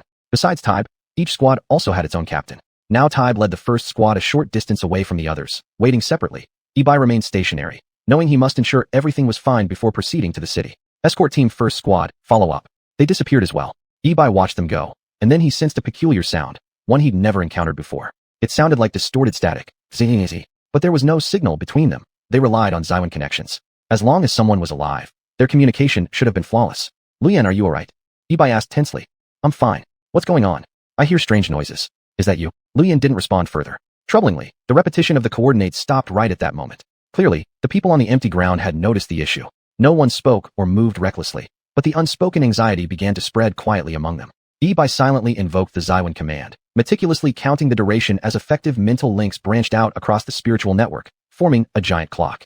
10 seconds had passed since Liu Yan's last instruction, then 20 seconds, 30 seconds. Silence continued within the communication channels. Ritual Master? Ibai tentatively whispered through the mental link. Ritual Master, can you hear me? Still, nothing changed. 40 seconds had passed since Liu Yan's last command. 45 seconds, exactly 50 seconds. Within the combat connection, the clock silently and indifferently shattered into pieces and vanished.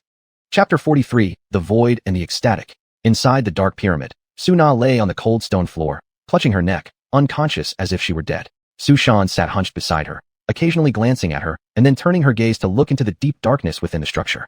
Yin Lin stood beside her with his hands in his pockets. At this critical moment of life and death, every second a matter of survival, they all remained silent, no one moved. After a while, Yin Lin took out a yellow sphere from his pocket and slowly placed it in his mouth. Milu, Su Shan said casually. Looks obedient, but you're still eating this stuff. Can't quit, Yin Lin mumbled, moving the Milu around in his mouth with his tongue. At this point, indulging a little isn't wrong, is it? Su Shan didn't respond further. She just pulled up the sleeve of her left arm and looked at her wrist. The strange red and black veins on her wrist were still prominent, and the red blood streaks at her knuckles accompanied by an inexplicable pain were still present. She blinked, and through her eyes, the darkness still swirled with a reddish haze. They could no longer make it back to the downtown area where Qianli was located. Since the pink flashes had appeared among the clouds, any teleportation to that place had failed. Both Su Shan and Yin Lin knew what this meant. Hey, little angel, Su Shan said, Yin Lin swallowing some Milu juice before looking back at her. Look, regardless of the reason, it took quite a bit of effort for you to find us. Thank you for your trouble. Su Shan, I think you should pack up and go back to Xuanhuan while you can, Su Shan said calmly, meeting Yin Lin's gaze. His eye color was very light, still shining faintly in the darkness. The farther away you are from the Jiza Day event, the less harm will befall you relatively speaking. It doesn't work for me. I'm at the center of the collapse. But if you get far enough away, you might save your own life. That won't do. Hey, Su Shan harshly interrupted him. From the time Yin Lin had met her until now, though not long, he had mostly seen her nonchalant or absent-minded demeanor with her usual mocking tone. This was the first time he'd heard her speak loudly and forcefully. Can you come to your senses? I'm teaching you how to survive. No one understands when energy collapse better than Q and people. Take your Justice Alliance and get lost. You guys might have a chance to come back here later to find other humans. Is that so? Then why don't you try stopping it? And Su Shan, if we leave, what about you and Qianli? Yin Lin stared directly into her eyes, which seemed, to Su Shan, like he was trying to find proof of her lying. Are you giving up? I don't understand. I just know a little more than you. Su Shan shifted her gaze and said wearily. And stop being so judgmental, Yin Lin. I'm just tired. You? Yes, me, Su Shan said angrily, and immediately softened, resting her chin on her knees. You ask why I don't stop it? My goodness, who among you can I possibly stop? Can I stop you from finding your savior? Can I stop you from bringing reinforcements? Can I stop the bishop from hunting us down? It's meaningless even if Qianli listens perfectly, isn't it?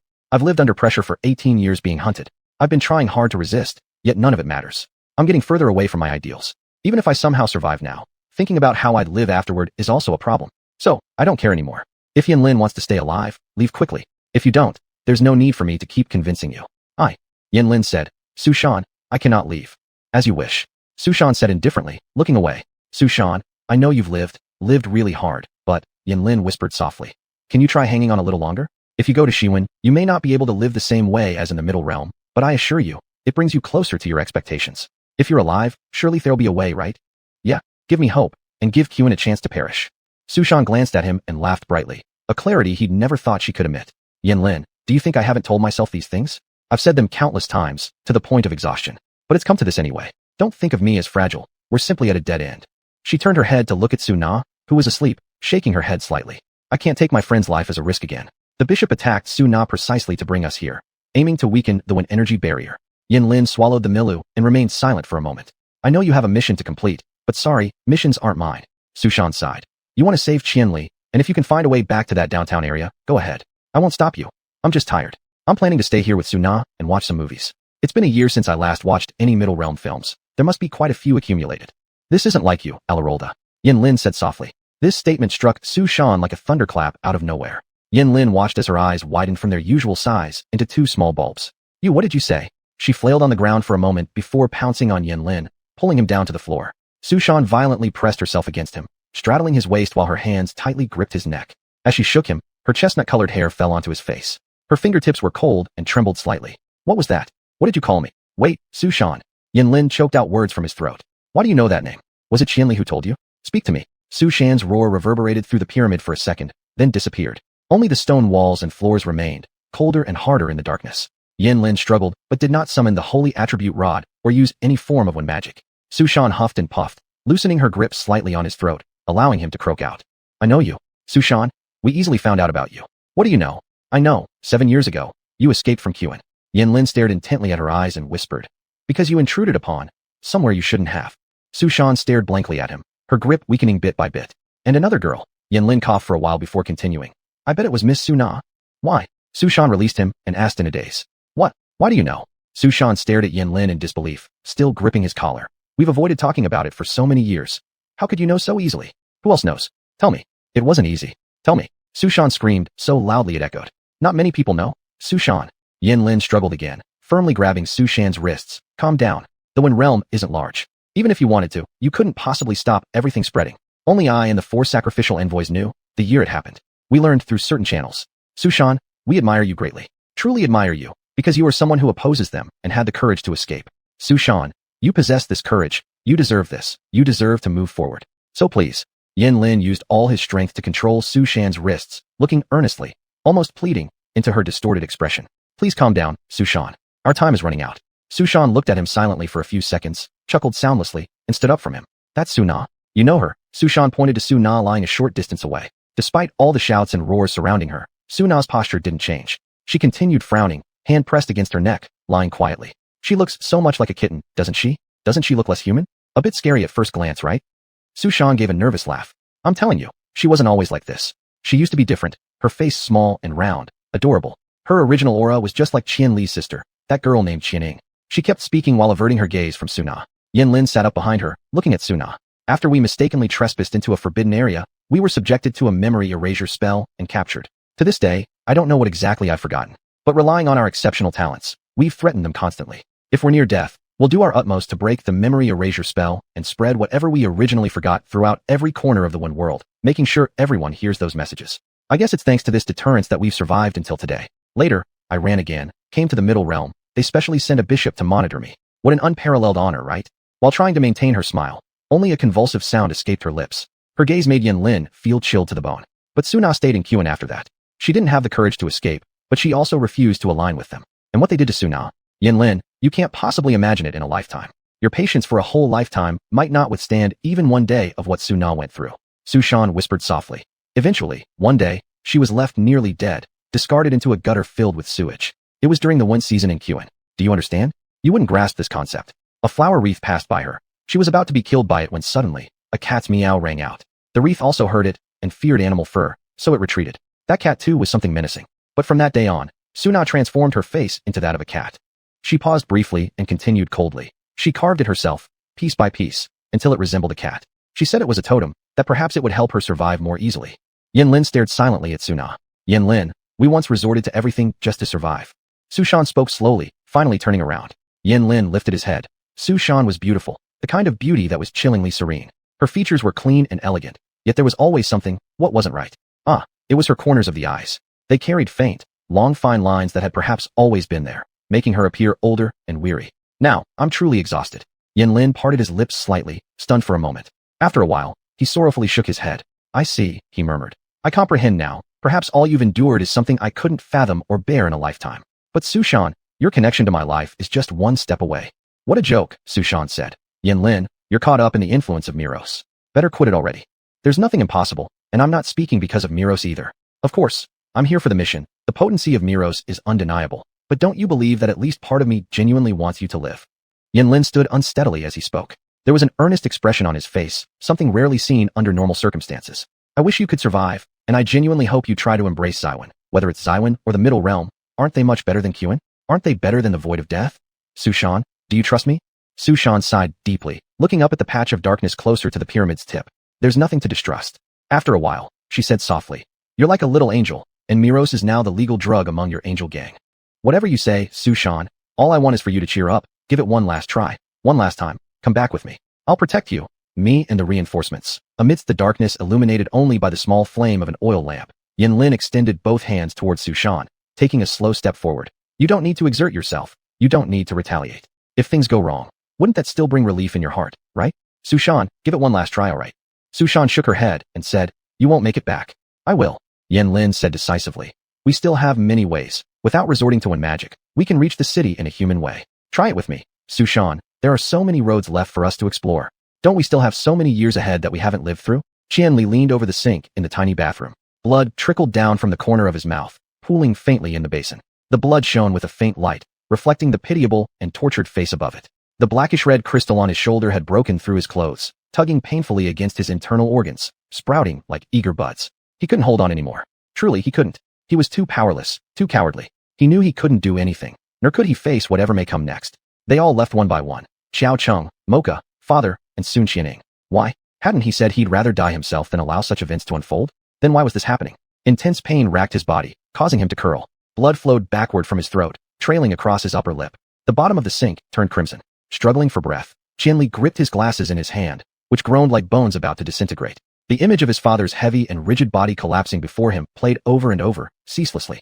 His vision blurred. He struggled to support his body, his hands trembling violently as he tried to put on his glasses. But the two crystals pinned him firmly in place, leaving him almost immobile. You still can't move? All these years, you've always been useless, haven't you? He couldn't tell if those words were what he wanted to say or what he had heard. Weren't they all the same? Hadn't he hated himself from the start? Wasn't it precisely because of this self-loathing that he never questioned where you came from, and even felt no fear, only a strange sense of relief? Because you know doing this is right, isn't it? It's right. It's right. If it were me, I would do the same. You will never be forgiven. Because of your cowardice, everything you touch becomes hopelessly worse. You should have come here earlier. I've always been here. Qianli piano. Qianli, Senior 3, Class 24. Qianli, Great Sword. Yuli, Qianli, xuanhuan. Qianli, black and white. Qianli, crimson. Everything. Void and control, ecstasy and silence. The man named Qianli. Who are you? Who am I? We've always lived and died together, haven't we? And right now, aren't we working in harmony? Aren't we? A full-bodied power erupted from the earth within him, surging up through his throat. It was ancient resentment and suppressed fury. It was a wild beast. You're right. He closed his eyes. Go ahead. This should have happened long ago. Qianli straightened up from the sink, gazing at his reflection in the mirror. Deep in his black and white eyes, a drop of crimson ink fell into them, swirling until they finally became an unrelenting deep red. He raised his hand to feel pain. Still pain. His fingers touched the two crystals embedded in his shoulders, gripping them almost wildly. His left hand grabbing the crystal on his right shoulder, his right hand gripping the one on his left. This way, it would be easier to use force. When he touched them, the skin at their roots spasmed as if fearing what was about to happen. Then he began. The power first surged from his arms to his wrists, then flooded out of his entire body like an uncontrollable flood. Roars erupted from deep within his body, shaking through the pitiful room, half fueled by anger and half by unbearable pain. The pain was omnipresent and unavoidable. No matter, let it come. Like a tightly drawn string snapping, he used his strength. Blood warmed his shoulders. After a moment of excruciating pain, with a sound somewhere between a scream and a roar, he saw the two crystals being torn from his shoulders, each carrying complicated and massive roots. They had already taken root inside him. Trembling all over, he suddenly punched the mirror in front of him. The mirror shuddered with what seemed like an impossible sigh, cracking into a spider web shape in the middle. Then, in the next second, the cracks spread uncontrollably, and the 18-year-old mirror hanging in the bathroom shattered into countless flying shards, slowly falling into the sink. In an instant, an icy, damp gust swept through the tiny bathroom, rushing past Qianli's room and violently bursting open the door before racing down the corridor. It passed by Qianning crouched in the hallway corner, rushing into her room to caress the face of the dead Qianziang. It rolled down the stairs, engulfing the Xuanhuan soldiers who had silently infiltrated the house, then dispersed in all directions through every window. Lu Yan stood at the foot of the stairs, the wind in the house tossing her flaxen short hair. With a solemn expression, she stared up at the lifeless corridor on the second floor, without uttering a word. Chapter 44, The Death of the Sun. Minister, emergency situation. Minister, please respond immediately, otherwise I will initiate the contingency plan in 10 seconds. Ibai's Minching opened eyelids were twitching. As he struggled to deal with the cacophony of voices in his mind, he also tried to lift his body. The first thing that caught his eye was a strange sky, which was the only adjective he could think of to describe this color. Then, 1 second later, when Ibai realized how far off things had gone, he couldn't tear his eyes away from the sky. Was this the middle realm? This kind of sky definitely shouldn't appear in the middle realm. It wasn't day or night, just a pure color, ignoring its eerie undertone of yellow mixed with red. It looked like Xiaowanski at the start of the wind season. Apparently, they were still in the middle realm. They wouldn't retreat even if Liasmoke's orders disappeared. They would stay put at most. But moments ago, they were less than 6 kilometers outside the city. Everything normal then. What had happened? Why was the sky like this? Or had they somehow arrived in a different place? Attention, all communication units. Report your positions after receiving this order. He gritted his teeth and gave the command into the communicator while pressing his head as he slowly rose, glancing around. At that moment, he clearly heard what he had earlier mistaken for mere noise. It was actually interference coming from some incomprehensible source, not voices of soldiers. The sounds he could make out weren't clear due to their floating over the noise, but because they were almost the last human voices left amidst that chaos. Minister, we're all together. Location cannot be discerned here. He instantly received a clear reply. We've been forcibly displaced here, and now we can neither teleport nor use one magic to get any detailed information. Shit. Ibai silently cursed, incredulous inside. He began moving, inspecting the surroundings. As soon as he took a step, he found new information. Apart from the imminent collapse of one energy itself, there was also thick orange fog tightly connected to the sky, causing such an eerie change in light. That mist carried an overwhelming sickly sweet smell that made him feel nauseous. Ibai summoned his holy staff and headed towards the depths of the fog. When he occasionally looked back, he saw a massive white soft-bodied creature coiled in the position where he had lain, silently sketching the shape of his awakening pose before quietly slithering away into the grass. Is there anything special near you? Ibai asked. Oh, too many, minister. Shit is everywhere. We're surrounded by thick fog. The fog has a sickly sweet smell, like dead bodies. There are pink flashes in the clouds. Don't know if you see them. This came from a stranger among those currently connected, Ibai's fourth person. Are there clouds in this goddamn place? The first voice swore. We might be in the same place, Ibai said. What about others? We originally had 45 people. Where did everyone else go? Don't know. We woke up already here. When did we lose consciousness? Ibai strained hard to recall, walking further into the fog despite knowing nothing good lay ahead, and the nauseating sensation becoming stronger with each step. After the precise countdown stopped? Yes, right after 50 seconds, several voices chimed in sporadically. Fantastic, Ibai thought, forcibly suppressing the thought from spreading through the combat network. Sure enough, the collapse of the Wind Force had come as he'd anticipated, starting with this mess. He hoped Lumok wouldn't kill him, but now there wasn't even a shadow of humans around. They didn't even know where they were, so he had to save these kids first. A huge dark silhouette appeared ghost-like out of the orange mist directly ahead. Ibai furrowed his brows and looked up. Through the faintly flowing colors, he made out it was a building. There's a building, roughly straight ahead of me. No clue on distance or angle yet. Our building. Excited responses followed, but awkward silence settled in shortly after, since the combat communication no longer provided specific data. Almost, upper right corner. Minister, hopefully we're seeing the same building. Just as that sentence ended, two more buildings dramatically emerged far away in Ibai's line of sight. But moments later, several tall figures appeared from around the initial structure and quickly ran toward him. Though the expressions on those young faces remained calm and serious, it was clear they weren't very good at controlling their thoughts. Suddenly, Ibai's mind was flooded with unfamiliar joy and gratitude. At least we're a bit safer. Wow, holy shit. I've never been this glad to see him before. Ibai couldn't help but laugh as he pressed his palm against his head. The guards accompanying him also chuckled sheepishly. Damn, they all heard us. I was almost about to share my 800 mistresses with them, one added, and then another asked. Minister, should we exit the telepathic link? Probably won't be able to go back once we exit. Ibai voiced aloud. Let's get closer, but don't enter the building yet. They quietly approached the nearest building as the faint sparks of joy in Ibai's mind extinguished like fireflies. The reality surrounding them and the spiritual realm inside his head felt equally silent, interrupted only by the sound of their feet stepping on soft, dying grass. Occasionally, a metallic clang echoed from the horizon, reverberating through the thick mist like a trapped sound in a hollow chamber. Minister, can we still reach out to the ritualists? The question was faint. We can, Ibai replied. Can we leave this place? The guard persisted. We can, Ibai firmly answered. Minister? Hush. Listen up. You guys, we aren't at the center of this cursed day phenomenon. Our forced relocation is most likely just an edge effect caused by the collapse of one energy. We'll be fine, so perk up. Even if things take a turn for the worse and our mission fails, you'll still be able to return to Xuan alive. Got it. Yes, Minister. The guard softly responded. Minister, the sky seems to be getting darker. Ibai fell silent. He was right. They continued moving forward when the building appeared close enough to touch. A short metal fence unexpectedly stretched across their path, blocking them. From Ibai's perspective, it was incomprehensible why such a thing existed here. It was both low and full of flaws, offering no real hindrance to anyone determined to intrude. But then it made sense. He saw the stone pillar connected to the metal fence. There were 4 elegant characters inscribed upon the pillar in Middle Realm script. Caillou Middle School. Seriously? The guard standing beside him couldn't believe it. It's really a human school. Of course, it really was Caillou Middle School. Now, a physics class was in session.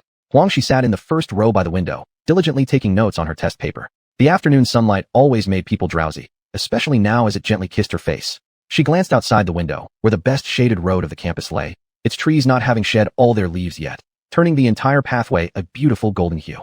Xiao, take your notes. Her desk mate nudged her gently as a reminder. Huangshi smiled contentedly at her and bowed her head to jot down the solution to the final problem. It was futile. She knew she wouldn't understand even after noting it down. She could barely manage 7 or 8 points out of the last 20 each time. In this A-level class, she struggled a little, particularly in physics and mathematics. Yet, there were people in this world who excelled at both subjects. Her former desk mate Su Zhan often slept deeply during class, yet effortlessly scored over 250 points in science. Of course, back then they hadn't finished all the courses, but that wouldn't have mattered to Su Zhan. Huangshi turned her gaze again to the 2 empty seats. Qianli was quite good at physics. In fact, incredibly good. Su Zhan even borrowed notes from him. She sighed pensively, turning back around. Qianli probably wasn't coming back anymore. This was something Qiao Cheng had personally said on his behalf. He and Qianli were always close like brothers. That was why she didn't believe the rumor. Not just her, but none of the teachers or classmates in this class did. Neither Qianli nor Qiao Cheng would do something like that. What Huangshi could never figure out was why Qianli would choose to give up the college entrance exam. He had the least reason to do so. Although he wasn't ranked first or second among top students, he could still attend the best universities, whichever school he desired. No one could guess what he was thinking. He had always been someone whose thoughts were hard to read. When the class was first divided, he wore a blank expression every day, rarely taking the initiative to get to know anyone, chatting only with Qiao Cheng. Everyone thought he was aloof and distant, but when they did interact with him, they found out that he was actually quite gentle. Later, there was a time when she talked to him every day. He responded, showing neither extra affection nor dislike. This situation persisted for a while. He appeared to show no change whatsoever, but suddenly one day, everyone in the class was discussing how Qianli had a beautiful girlfriend, Kai Xuanhuan, the literature committee member of Class A in the liberal arts department. Huangxi giggled as she asked about it, and Qianli answered her with his usual gentleness. After school, once everyone had left, she hugged Sushan's arm and secretly cried her eyes out. I'm not pretty enough, she sobbed to Sushan. Sushan furrowed her brow and tilted her head as she scrutinized her for a moment before saying lightly, You're pretty enough. Your eyes are bigger than hers, and the droop at the end gives you a compliant look. Moreover, your nostrils and lips are very small. It's just that you don't share the same style as her. She looks more mature. As always, Sushan communicated with Huangxi in ways that were slightly off-putting. Huangxi hesitated for a moment, hiccuping as she said, Should I try to be more mature then? Sushan frowned deeper and said, No. Human emotions are incredibly complex, especially love, which is determined by many opportunities and factors, with very little relation to appearance. Maybe that girl just happens to live close to Qianli or takes the same bus. Qianli takes the school bus to school. Huangxi reminded her as she wiped her tears. All right, Sushan sighed. Who cares anyway? Huangxi, your current behavior is extremely foolish. You're expending your emotions for others and crying for no good reason. He hasn't betrayed you. You've never said you liked him, so it's perfectly normal for him to date other people. Even more normal, they'll eventually break up. You should go have lunch now. Will they really break up? Of course, Huangxi hated herself for wishing like a bitter old woman that their breakup would happen soon, but she couldn't help thinking about this matter while she ate her meal. From that day on, an unbearably fast yet long 11 months flew by, reaching early May in the second half of their sophomore year. One morning, her close friend came to school half an hour early to tell her during a quiet moment in the classroom. Qianli and Kai Xuan have broken up. Huangxi paused for a moment, feeling regretful for a short while, and then bashfully smiled. Sushan was right, she whispered to her friend. I'm such a terrible person, but I was so uncomfortable before. Every day they stayed together. I felt like they were going to get married in the future. She waited for Sushan to come to school so she could tell her about this. But precisely on that day, Sushan never showed up for class. Huangxi kept waiting, from anticipation turning into confusion, until finally, she started to worry. The next morning, she still didn't see Sushan, and by the afternoon, she arrived early at school again. She walked in to find Sushan sitting at her empty seat all day, and almost as if reading her mind, she turned around and looked at Huangxi. Sushan. Huangxi rushed over to her. Huangxi, Sushan said, we've been deskmates for over a year now. I need to let you know about my decision. Starting tomorrow, I'll leave here and won't return. Looking at Huangxi, Sushan gave a faint smile. She looked absolutely radiant when she smiled, truly stunning, but she seldom ever smiled like that. Sitting next to you has been very pleasant, she said. I can stay for one more afternoon. For the first time, Huangxi skipped 2 math classes, dragging Sushan to her favorite accessory shop, stationery store, and bakery, and ended up bringing her home without permission. Since she couldn't cook, she boiled 2 packs of instant noodles. Sushan seemed like a girl who'd seen it all, and Huangxi assumed she wouldn't care much for this quick meal. But surprisingly, Sushan liked them a lot. Thus, in the last half hour before Sushan left, Huangxi personally taught her how to cook instant noodles. Huangxi felt a bit sad and glanced outside the window. These were the best boy and girl she had met in high school. But now, where had they all gone? Xiao Xiao. Her desk mate nudged her again. Xian, I wish we could go back to our sophomore year, she muttered behind her notebook, speaking quietly to her desk mate. Why? Confused, her desk mate asked, still busy copying the board notes. Lecture time had already ended, now moving to the question and answer session. The teacher was quietly seated at the front desk, waiting for students to ask questions. The notes on the board were about to be erased.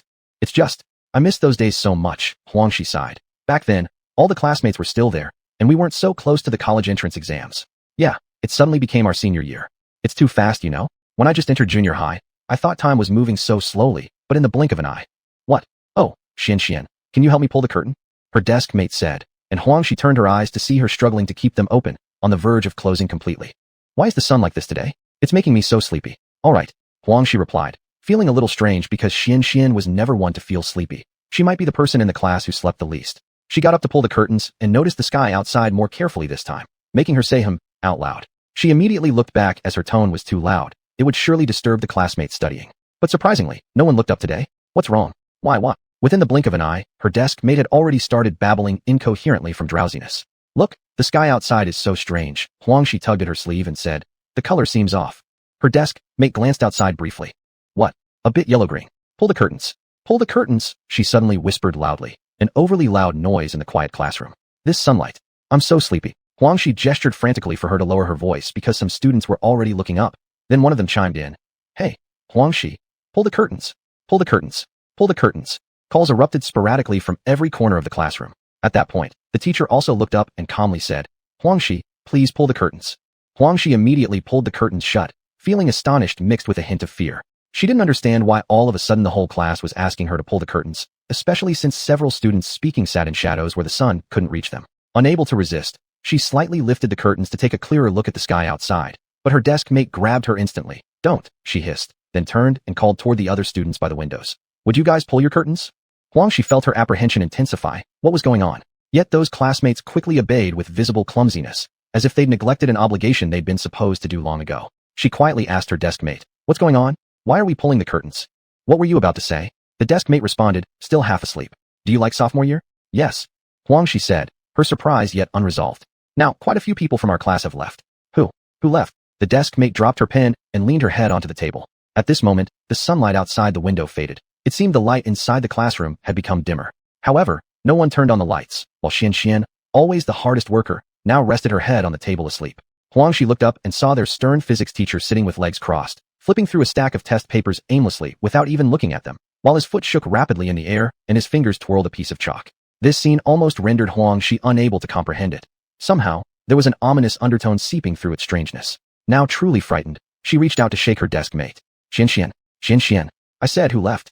Xian answered with her eyes closed, but her voice louder than usual. As she spoke, no one raised their heads, no one shushed her, and at that moment, Shi realized they indeed wouldn't. Unconcerned now, Shi said, "So many people are gone.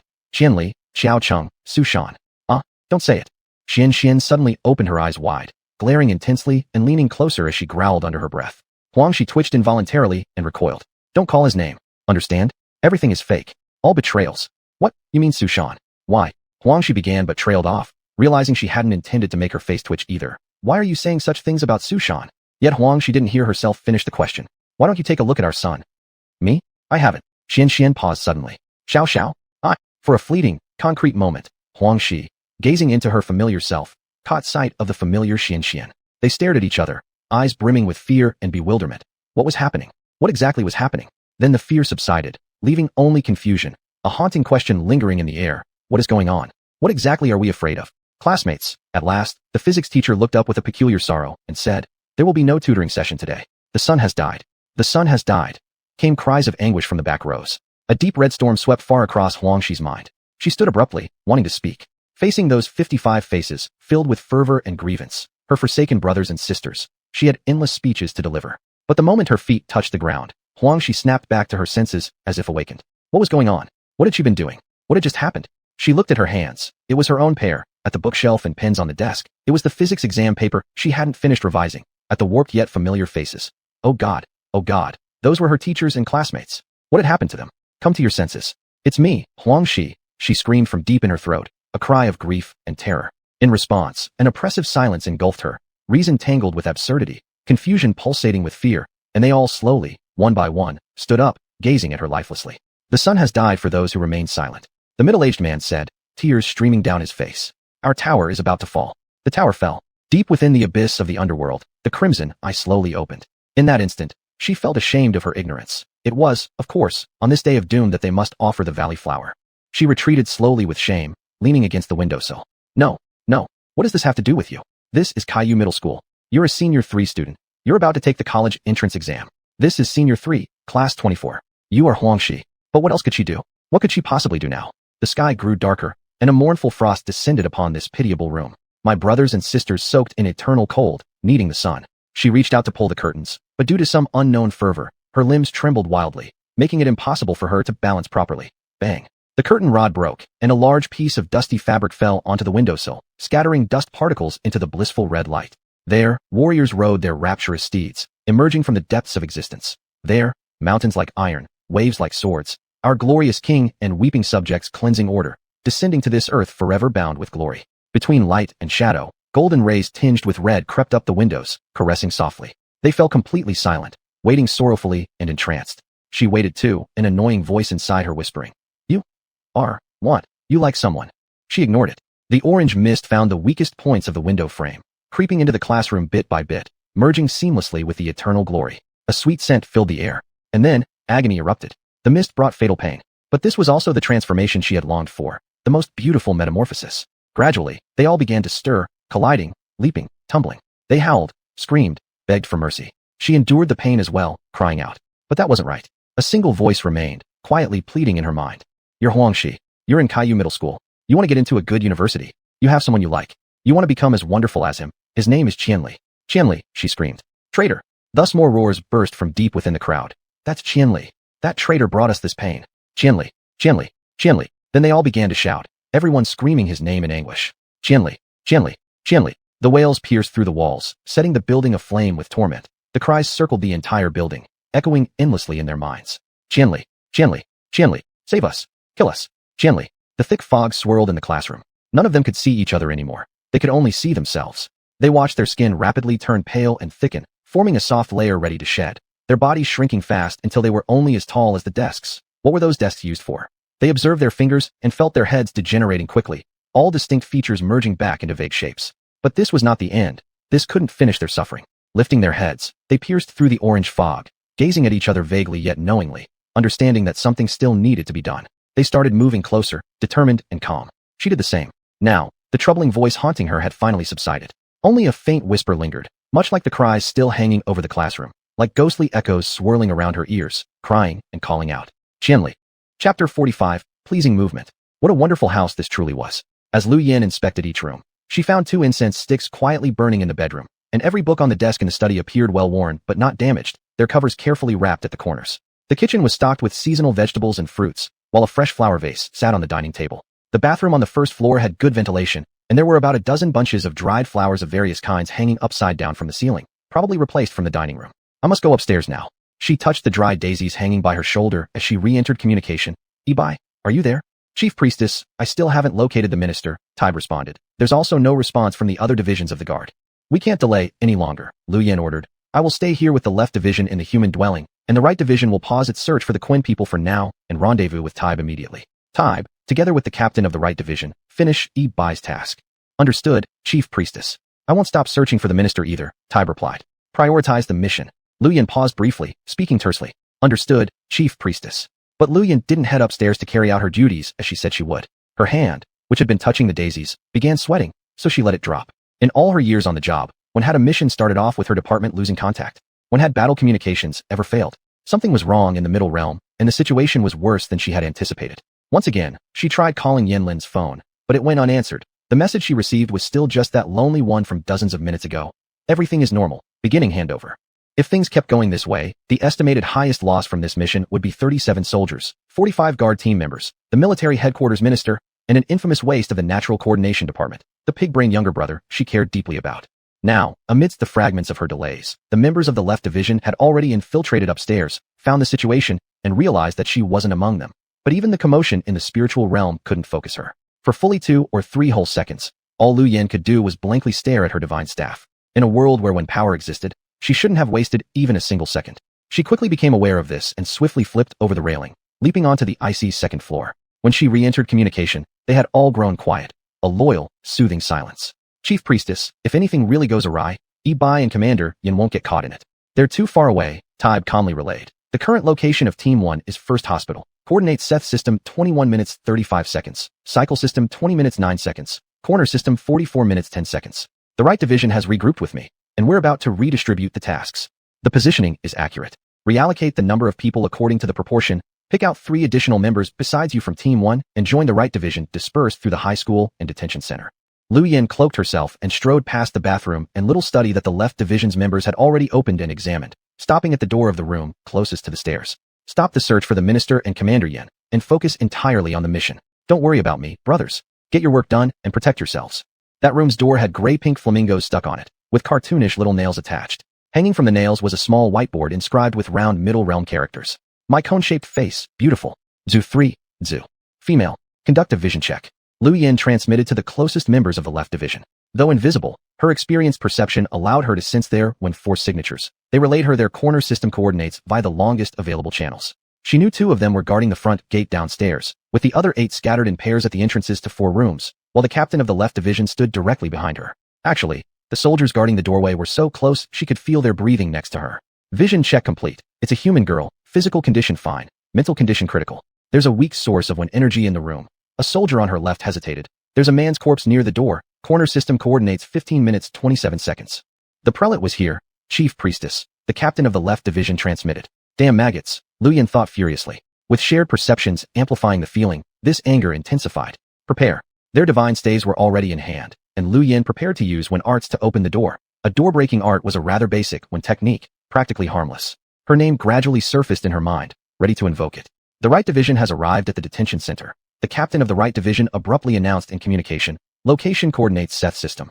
While calculating the coordinates he spoke about, mentally reconstructing a map of the city, Lu Yin simultaneously invoked her name. At this moment, countless voices erupted simultaneously in both the spiritual realm and the visible world. Lu Yin heard shrill screams from behind the door, and suddenly there was a commotion in the adjacent room. In the combat communications channel, voices burst out chaotically as the captain of the Right Division repeated, second and third squads. High Priestess, we, 2 squads are here. Meanwhile, the captain of the Left Division was issuing orders, stand by 1. Lu Yin heard the divine staves crackling past on either side of her, aiming at the doors of the 2 rooms. Within Ying Ying's quarters, the girl began sobbing helplessly. That's good. You deal with squads 2 and 3 yourselves. Squads 4 and 5 are probably also at the incident site. After issuing the order on the main channel, Lu Yin moved to the private channel to respond to type. Speak. Although Lu Yin knew it was absolutely necessary, opening the most dangerous and vulnerable private communication channel for combat during operations had always been controversial. In fact, even Tybe himself believed, it benefits you to keep your distance from me. As a result, unless it was a major moment, he rarely used this channel. Now, Lu Yin knew the message she was about to hear must be sufficiently important. She waited, while turning around to face the open door. Human target. The captain of the Left Division made an unnecessary explanation. Tybe, having also heard the captain of the Left Division, temporarily cut off the information flow. Among the invisible divine staves behind her, Lu Yin silently gazed at the door. A shadow obscured the light at the doorway and slowly began to move. A bowed head and a bloodstained shirt appeared at the edge of the door, revealing a young human leaning crookedly against the doorframe, slowly stepping out. He looked weak, wounded, but when he raised his head, looking down the corridor that seemed empty to him, his gaze immediately prompted Lu Yin to decide to dispel the invisibility spell and appear before him. That look wasn't merely ferocious or savage, it was resolute, calm, and carried the intent of self-destruction. It was strange, thought Lu Yin, but this was indeed the case. She was sure that even if she hung him up now, tortured and killed him, flaying 3 layers of skin from his body, he would still carry himself through here, enter that room, and protect his sister. He would choose to go with them, or stay here forever. He would choose to enter the Poliart Totem to fight for Xuan, or stand against Xuan's millions, becoming bones in loneliness. He only recognized one choice, or death, even knowing his efforts might be futile. She lifted the invisibility. The colors of reality washed over Lu Yin, rendering her visible in the air. We're not Quan people, Lu Yin simply stated. Silence. The human stared at her, saying nothing. On the much criticized private channel, Tybe was relaying. High Priestess, I must quickly inform you. Speak. High Priestess, just a suggestion. You should be more cautious. Just then, the human said. You need to be careful too. I've already heard rumors. People have been talking about how Xuan's successor is human. The human slowly flashed a smile, twisted strangely yet brimming with joy. Ceased being human. And you intend to find an excuse to smuggle humans along with Yanlan. The rumor-mongers include regular citizens and some of our soldiers, Tybe transmitted calmly. High Priestess, a team of 60 does seem a bit excessive. Shit. Instantly, that was all that went through Lu Yin's mind. Then, Tybe's originally calm information flow abruptly rippled in panic. Lu Yin heard the chaos in the communication channels. On the main channel, sporadic voices mechanically repeated due to fear. Archbishop. Archbishop. Archbishop. Lu Yin's mind was already a mess. Unable to make them hear her commands clearly, the captain of Squad 1 hadn't heard Tybe's report and thus showed up in the channel. The 7th Archbishop has appeared, location confirmed as the first hospital. Simultaneously, the human's expression was changing. This change represented an internal struggle from within his spiritual darkness. 6 invisible divine staves were surrounding him in secret while Lu Yin stood with her hands down, holding nothing. Thus, when the human threw the 2 objects at her, she instinctively raised her hand and caught them. Finally, Qian Li, the human, managed to stretch out his grin. On the other side of the corridor, Lu Yin opened her palms, finding herself holding 2 sharp, black-red crystalline shards. Of course, she recognized what they were. Hold my organs well, General. Qian Li smiled and detached himself from the wall. He walked downstairs. As he passed by Lu Yin, she noticed 2 wounds on his shoulders, bloody and torn, healing at an abnormal rate. You can't go. Lu Yin turned around, speaking calmly. I can. Qian Li's voice echoed as his figure descended onto the platform. In the combat communications channel, the captain of the Left Division was issuing orders, Alert 2. By this point, the soldiers' formation had been set, and the 1 art incantation reached its final syllable. It was about to be summoned, ready for action, yet Lu Yin hadn't given the order. You will die, she called out from the railing, chasing after him. The middle realm is about to collapse. Hardly believable. Qian Li shot back mockingly. Why is that?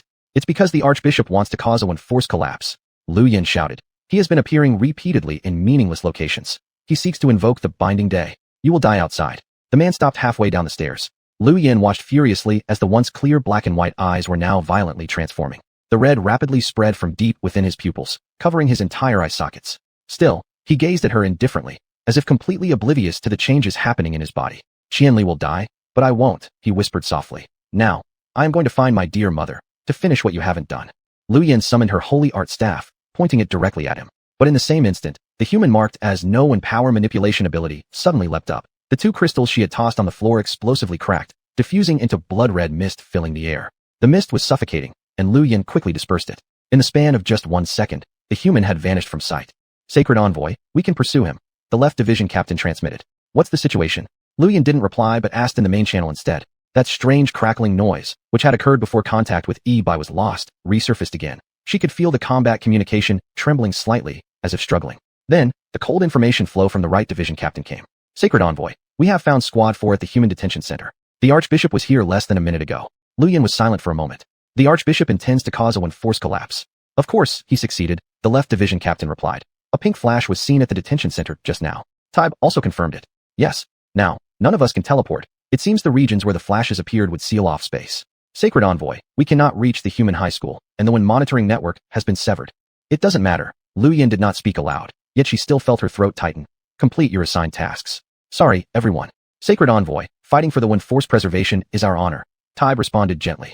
The combat communications violently trembled like a rain-soaked spider web. Static rose to a piercing pitch, leaving them unable to receive any further information streams intermittently. Lu Yin leaned over the stair railing, gazing downward at the bay window in the living room. Dark yellow clouds silently released a pink glow, responding as if addressing her thoughts. It seemed the human had no way out either. Thinking so, Lu Yin summoned her holy art staff and unbuttoned the clasp on her envoy uniform, pulling out a letter from the pocket close to her skin. Standby 3, Lu Yin said aloud. She didn't look back, but she could sense their movements. She knew they followed instructions. They canceled the invisibility spell, each taking their own letters from their inner pockets.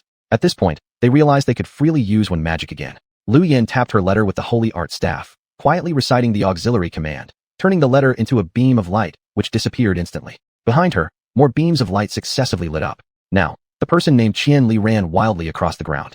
The howling wind and trees screamed together, while the heavy sky threatened to downpour. His entire skin and underlying muscles pulsed, coursing with faint traces of black and white. Yuli, Yuli, he yelled. Behind the residential building he lived in for over a decade, there was no sign of life. Only dead grass swaying lethargically. How could no one be here? How could she have disappeared? Enraged, he vowed to dig her out, even if it meant excavating the earth 3 feet deep. Raising his hands, he stood alone on the grass, and all of a sudden emitted infinite brilliance and flames. The air twisted as it passed over that patch of grass, kicking up dust and rolling fiercely, revealing everything within to him, but she still wasn't there. He clenched his teeth so hard that they almost bled. In a frenzy, he destroyed and searched, yet with no life left here, how could he find anything? And as everything was but an illusion, how could he destroy it? The barren land smiled emptily while pink light pierced through the cloud layers. He roared at the sky. The cross on the back of his hand bloomed with lush flowers. In the center of the cross, the once silent eyeball that had gazed at him now began to stir, about to awaken. Streams of black and white flowed. The bald eyelids dotted with blossoms trembled violently. His teeth changed imperceptibly, slowly sharpening. Chapter 46, Silent as the Grave. Xuanhuan helped Qianyu wipe off a streak of black residue from the piano cover, folded the cloth neatly, and handed it back to her. That's about it. Thanks for your help, Xuanhuan, said Qianyu. Next time, I can take care of this myself. It's no big deal. Actually kind of fun, he replied. If it weren't for getting to know Rao Qianyu, Xuanhuan would never have done any housework in his life with his own hands. He wasn't as fast as Wen Shu, nor did he achieve results as good as Wen Shu's. All he could say was that it gave him peace of mind, at least from a human perspective. But since it was Qianyu, over time, everyone felt that doing this was fine. In some ways, it even felt rather ceremonious. Even though the process was somewhat more complicated, tidying up the room didn't require too many people. Yulu pointed this out, and then sat downstairs all the time attending to her own affairs. This sounded very much like Yulu's style, so Qianyu didn't object. Instead, she continued helping Xuanhuan upstairs to tidy up the rooms, using Wen Shu's magic to dry the washed bed sheets by hand, offering suggestions they knew vaguely based on impressions of humans and their partners so the wardrobe could provide suitable clothing and styling options while automatically categorizing areas, unpacking new furniture from compact packaging and watching them expand to the right size. In less than 2 hours, they had finished everything and went downstairs to look for Yulu. She was sitting in the dining room with her eyes closed, holding her sacred assignment rod tightly, muttering unclear assisting commands. The pastries in front of her were almost untouched. Are you working? Qianyu asked softly, sitting down beside her. Yes, there's still something left undone. Yulu replied vaguely without opening her eyes. Xuanhuan mumbled an answer on her behalf. Qianyu, why don't you make us a couple cups of tea? Sure. Qianyu agreed, but remained skeptical. She crossed through the living room toward the kitchen. Before she reached the door, she saw the big tail inside swishing up and down. ABO in the living room was trying its usual routine, jumping onto the refrigeration counter and failing. It recognized Qianyu's footsteps and immediately wagged its tail pleadingly, chirping hopefully. All right, let you sniff, Qianyu said, lifting Abo closer to the refrigeration counter so it could cross the boundary and go through the protective barrier to sniff at the food inside. These are all leftovers from before. We'll give you something fresh when we cook again later, all right? But Abo wouldn't settle for it. To Abo, any food unseen for 2 hours was new food, and anything out of reach was undoubtedly the most delicious food in the world. As soon as Qianyu finished speaking, Abo began shrieking and whining loudly, even attempting to sneeze at the cookies. The combined preservation and protective barrier detected non-human activity and popped into action, ejecting Abo out of Qianyu's grasp.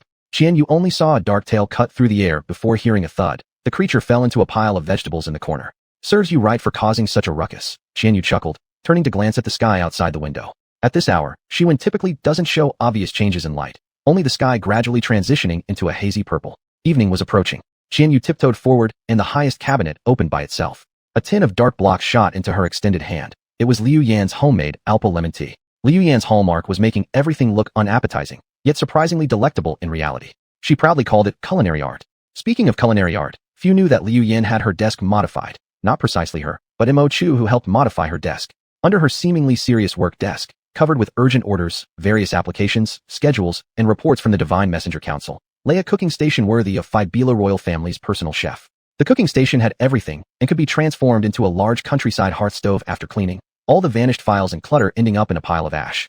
Liu Yan loved studying food so much that she once tried teaching Qianyu how to make Alpa lemon tea step by step.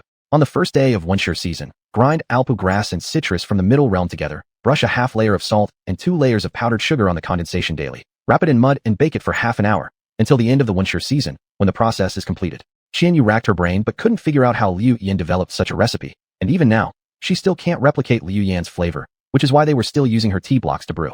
Qianyu waved her sacred assignment rod. The tea tin flipped and released 3 square blocks that collided with 3 identical teacups that had flown out from the cupboard. Hot water shot over from the preservation counter, and as soon as the tea blocks met the hot water, they started to react violently. The tea swelled up, releasing large aromatic bubbles that surrounded Qianyu in just a few seconds before quickly disappearing. The cups gradually filled with clear blue-green liquid.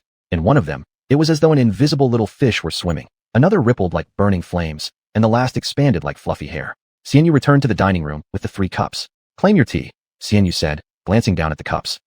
Too obvious. No challenge. As she looked up, Yulu immediately stepped away from xuanhuan. Although Yulu kept her expression well hidden, xuanhuan's lingering terror on his face couldn't be concealed from anyone. What's wrong? Qianyu immediately asked, concern creeping back into her mind. Did something happen with Liu Yan? Don't overthink it. Yulu smiled and reached for the cup resembling hair tea from midair, gently shaking it. This tea smells like. She abruptly stopped speaking. Qianyu stared at her face. There was no mistake. Something related to Liu Yan was causing her pain. What happened with Liu Yan? Lulu, don't hide things from me. Qianyu held the other 2 teacups in her hands, softly imploring. The situation there is pretty urgent, and Yulu is worried, xuanhuan explained. What kind of situation? Qianyu pressed further. There's no situation, Yulu insisted firmly, changing the subject. Qianyu, you must be tired. Why don't you rest for a bit? No, Qianyu replied forcefully. Qianyu knew Yulu was a good person who cared deeply for her, but sometimes, Yulu acted like an overprotective mother, and this wasn't the time for it. There was no way she could rest at a moment like this. If this was something that didn't involve her directly, Liu Yan wouldn't have contacted her or involved her in the first place. Honestly, Qianyu knew exactly why the 2 divine messengers had gathered here as if they had nothing better to do. Rao Qianyu, listen to me, Yulu stated bluntly. It's for your own good. The when energy structure of the middle realm has collapsed, Qianyu gritted her teeth, saying it outright. She'd guessed correctly. Both Yulu and xuanhuan instinctively turned their gazes elsewhere. Yulu's complexion instantly turned gray, a sight Qianyu had rarely seen before. She felt dizzy, gripping the 2 cups tightly as though they were the only thing keeping her standing. xuanhuan silently pushed a letter toward her. At once, Qianyu recognized the stamp. It was the personal mark of Liu Yan, the first divine messenger. She hastily grabbed the letter and unfolded it. Hey everyone. In accordance with this mission's arrangement, Mo Chu will be responsible for overseeing operations at the temple, so this letter will first go to Mo Chu's hands. Hey Mo Chu. Oh right, you should be the last one reading this letter. Well, as usual, I write my will before every mission, just like you, Lulu, Mo Chu, and xuanhuan. It's hard work, no doubt about it.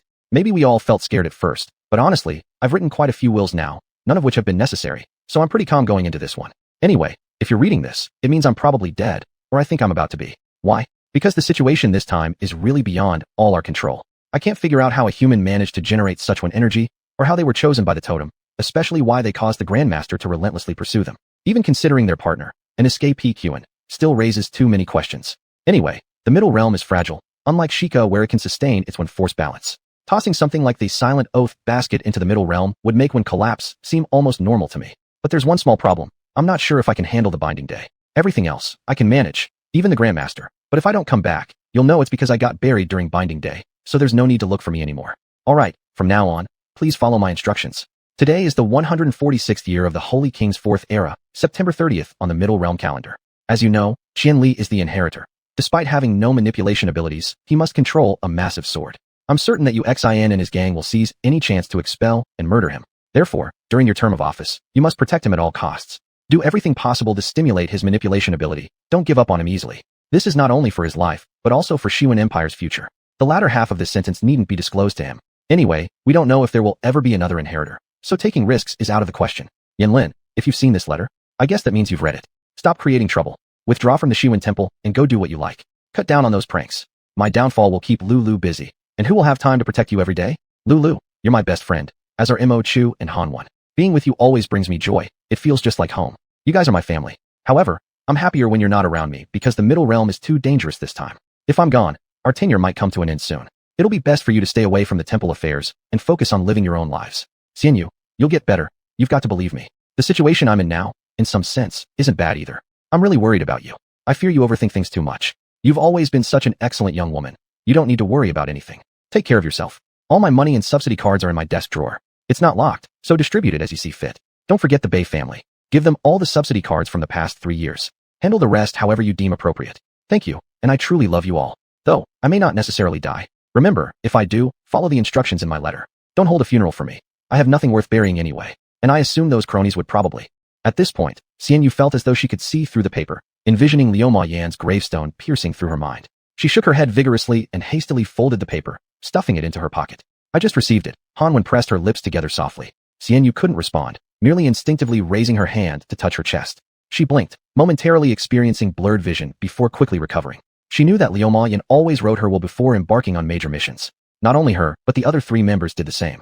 Yet these were subjects only discussed jokingly over meals among their group. After safely returning, they'd burn or hide away those letters never to glance at them again. Xianyu had never seen a single will from any of them. It was akin to preemptively visualizing Liu Ma Yan's death, which presented an almost unimaginable scenario. Oh, Xianyu blinked forcibly, straining to smile as she patted Xuanhuan's shoulder. Don't worry, you've seen right? I'm fine. I'm well prepared mentally. I even called Liu Ma Yan earlier, and she mentioned it too. She said, Liu Ma Yan told me to pick her up at the station. So, I'll prepare accordingly, then try my best to help. Realizing she was starting to ramble, she hurriedly placed 2 cups on the dining table. Lulu, don't worry, there won't be any problems. Liu Ma Yan is so skilled, nothing will happen to her. And I'm fine too. Yulu's complexion remained gloomy but slightly improved. That does make me feel a bit more relieved. Xianyu, I am truly concerned about you. She lowered her long lashes, gazing at her untouched teacup where the water quietly released tiny bubbles. We've once before received Yan's wills, and this time doesn't amount to a great shock. But with the region locked down, we can do nothing, and I really. Liu Ma Yan will be alright, surely no problem. She is exceptionally talented. One force collapse comes in varying degrees. Compared to Ku's frequent disruptions, the Middle Realm has less severe cases, said Xuanhuan. But this time, humans and Qian people alike are in danger. Whatever. Yulu suddenly spoke sharply. Xuanhuan turned to look at her. Yulu picked up her teacup, sipped from it, and resumed speaking calmly. I don't care about their situations. All I expect is for Liu Ma Yan and Yan Lin to return home safely. They definitely will. Xianyu replied. I'll go upstairs to change clothes and prepare normally for their arrival. You go ahead. Yulu responded gently. Rao Qianyu leaped up and rushed to her room upstairs. She slammed the door and sat down against the light yellow wall, pulling a knife from her pocket with her teeth and tugging up her right sleeve. Several irregular patches of dark red covered her forearm, each consisting of many small pea-sized perforated crystals. The surrounding skin was noticeably sunken. As Qianyu watched, another crystal emerged through her skin accompanied by an intense wave of pain. All right. Qianyu took a deep breath and said to herself, they're fine. Yan Lin is fine. Lu Yan is fine. Everyone will be all right. Rao Qianyu, relax. While muttering these words silently, she didn't hesitate in cutting with the blade. The tip pierced her skin before prying upward forcefully. A perfectly round crystal along with a short black fragment, falling with a faint pop sound onto the ground. Qianyu bit her lip tightly, her hand holding the knife steady. In the quiet room, the faint popping sounds echoed as crystalline chunks landed on the floor one after another, soon scattering all over the clean floor, while her arm now appeared spotless. Exhausted, Qianyu threw the knife aside, clutching her right arm tightly as she curled up silently on the ground for a few moments. Soon though, she got back up, ignoring the mess, simply changing into a floral dress and throwing on a cloak before heading out of her room. Just outside the door, she touched her chest once more, grabbing a thin string around her neck, and pulled out what was hidden underneath her clothes. It was a circular jade pendant. Upon closer inspection, this white jade pendant displayed an extremely vast and magnificent design. Mountains and rivers were depicted, cloud-like cities hovered in the sky above. The jade seemed to hold endless intricate details. But Xinyu had no time to look closely, merely pressing it lightly against her lips for a moment. It was warm, as usual. She quickly stuffed it back inside her clothing. Then, cautiously locking the door 3 times, she bounded downstairs cheerfully. "I'm ready," she announced. "Then come wait in my office," Xuanhuan offered willingly, "until Lu Yan contacts us. She'll have things handled in no time." Xinyu inhaled deeply, confidently saying, "Then she and Yin Lin will bring humans home. Sister, please come in." The door was half open, revealing a ghostly pale little face resembling an elf's. "I heard there are a lot of people outside," the young girl whispered, opening the door a bit wider. "Sister, I need your help." The girl called Ying pushed the door wide open, stepped barefoot into her room, and climbed onto the bed with some effort. She extended her hand, grabbing the stuffed bear at the edge of the bed and cradled it in her lap, sitting on the covers as she watched Yu Lu approach, followed by 2 or 3 soldiers who removed their invisibility spells. She wasn't startled by any of this, observing strangers materializing as if they always existed in her Wenhua force-infused world. Considering she was the human sister, Lu Yan tried using vision magic to check on her, but found it ineffective. This was within her expectations. She glanced out the window. The light entering the room was gray and alerting. The city had long been overshadowed by a bleak sky. The wind whistled sharply, the surroundings unnaturally still. "You're Qian Li's sister, right?" Lu Yan asked softly. "Yes." The girl responded brightly, then held up her stuffed bear. "Are you here to rescue my brother? Can you take this to him?" Her voice was crisp, slightly childish, yet carried an indescribable tone. Lu Yan walked to the bedside, gently touching the stuffed bear's head and patted her shoulders soothingly. "Soon, you can give it to him yourself. We'll get both you and your brother out." The girl's face suddenly twitched oddly. A flash of injustice and sadness flitted across her expression, only to vanish just as quickly, like forcibly smoothed over. She still held up the bear, her voice trembling slightly as she insisted. "Sister, you should give it to him instead. Tell him it's from me. It's the birthday present I prepared for him this year." Lu Yan looked at the little girl, who smiled sweetly and blinked her eyes once. At that very instant, Lu Yan saw 2 glistening tears fall vertically from her eyes. "Don't be sad," Lu Yan said abruptly, without any conscious control over her emotions, unsure why she blurted it out. What made her feel so urgently compelled? Something in her heart thudded loudly, counting down like a drumbeat, urging her to act faster, do something quicker. It was already too late to bid farewell or prepare. The girl looked up at her, slowly extending her small, thin hand towards Lu Yan, resembling a tiny claw. She also reached out to the girl. The little claw-like hand grasped her fingers, cold and timid. The palm was warm, soft, like that of a child just picked up from school by their mother. She lowered her head and caressed the small hand. Everything seemed so blurry, slow, and meaningless. "So, Lu Yan, Xuanhuan, Imochu, did you see my letter? Xinyu, will you still come to pick me up?" The continuously thundering sound finally split open this accursed world. Everyone in the room screamed. Even Lu Smoke herself let out a cry without realizing it. She just held the little girl's hand, slowly turning her head toward the window. Her movements were quick, but she felt as if she had frozen, stuck in time at that moment. "Barela, what is that sound? What is that ancient sensation, like a flow of blood running deep through her body and thoughts?" The thunder had passed, but the extremely bright white lightning still stretched across the sky, gradually fading, like a crack in the heavens, an eye that suddenly opened to challenge. No one spoke. Even the human girl, who had previously been unaware of everything, joined them in gazing skyward as though worshipping some higher power. And for Lu Smoke, there was more going on. Years of combat had made her extremely sensitive to fluctuations in Wenhua energy. Even without using Wenhua techniques, she could perceive its presence. But now, this place which had once bristled with hostility and hidden danger, suddenly withdrew all its traps. She no longer sensed any peril at all. It was as if this place lacked Wenhua energy now. All she could feel was the eye slowly opening, and something else awakening. They sleep while it wakes.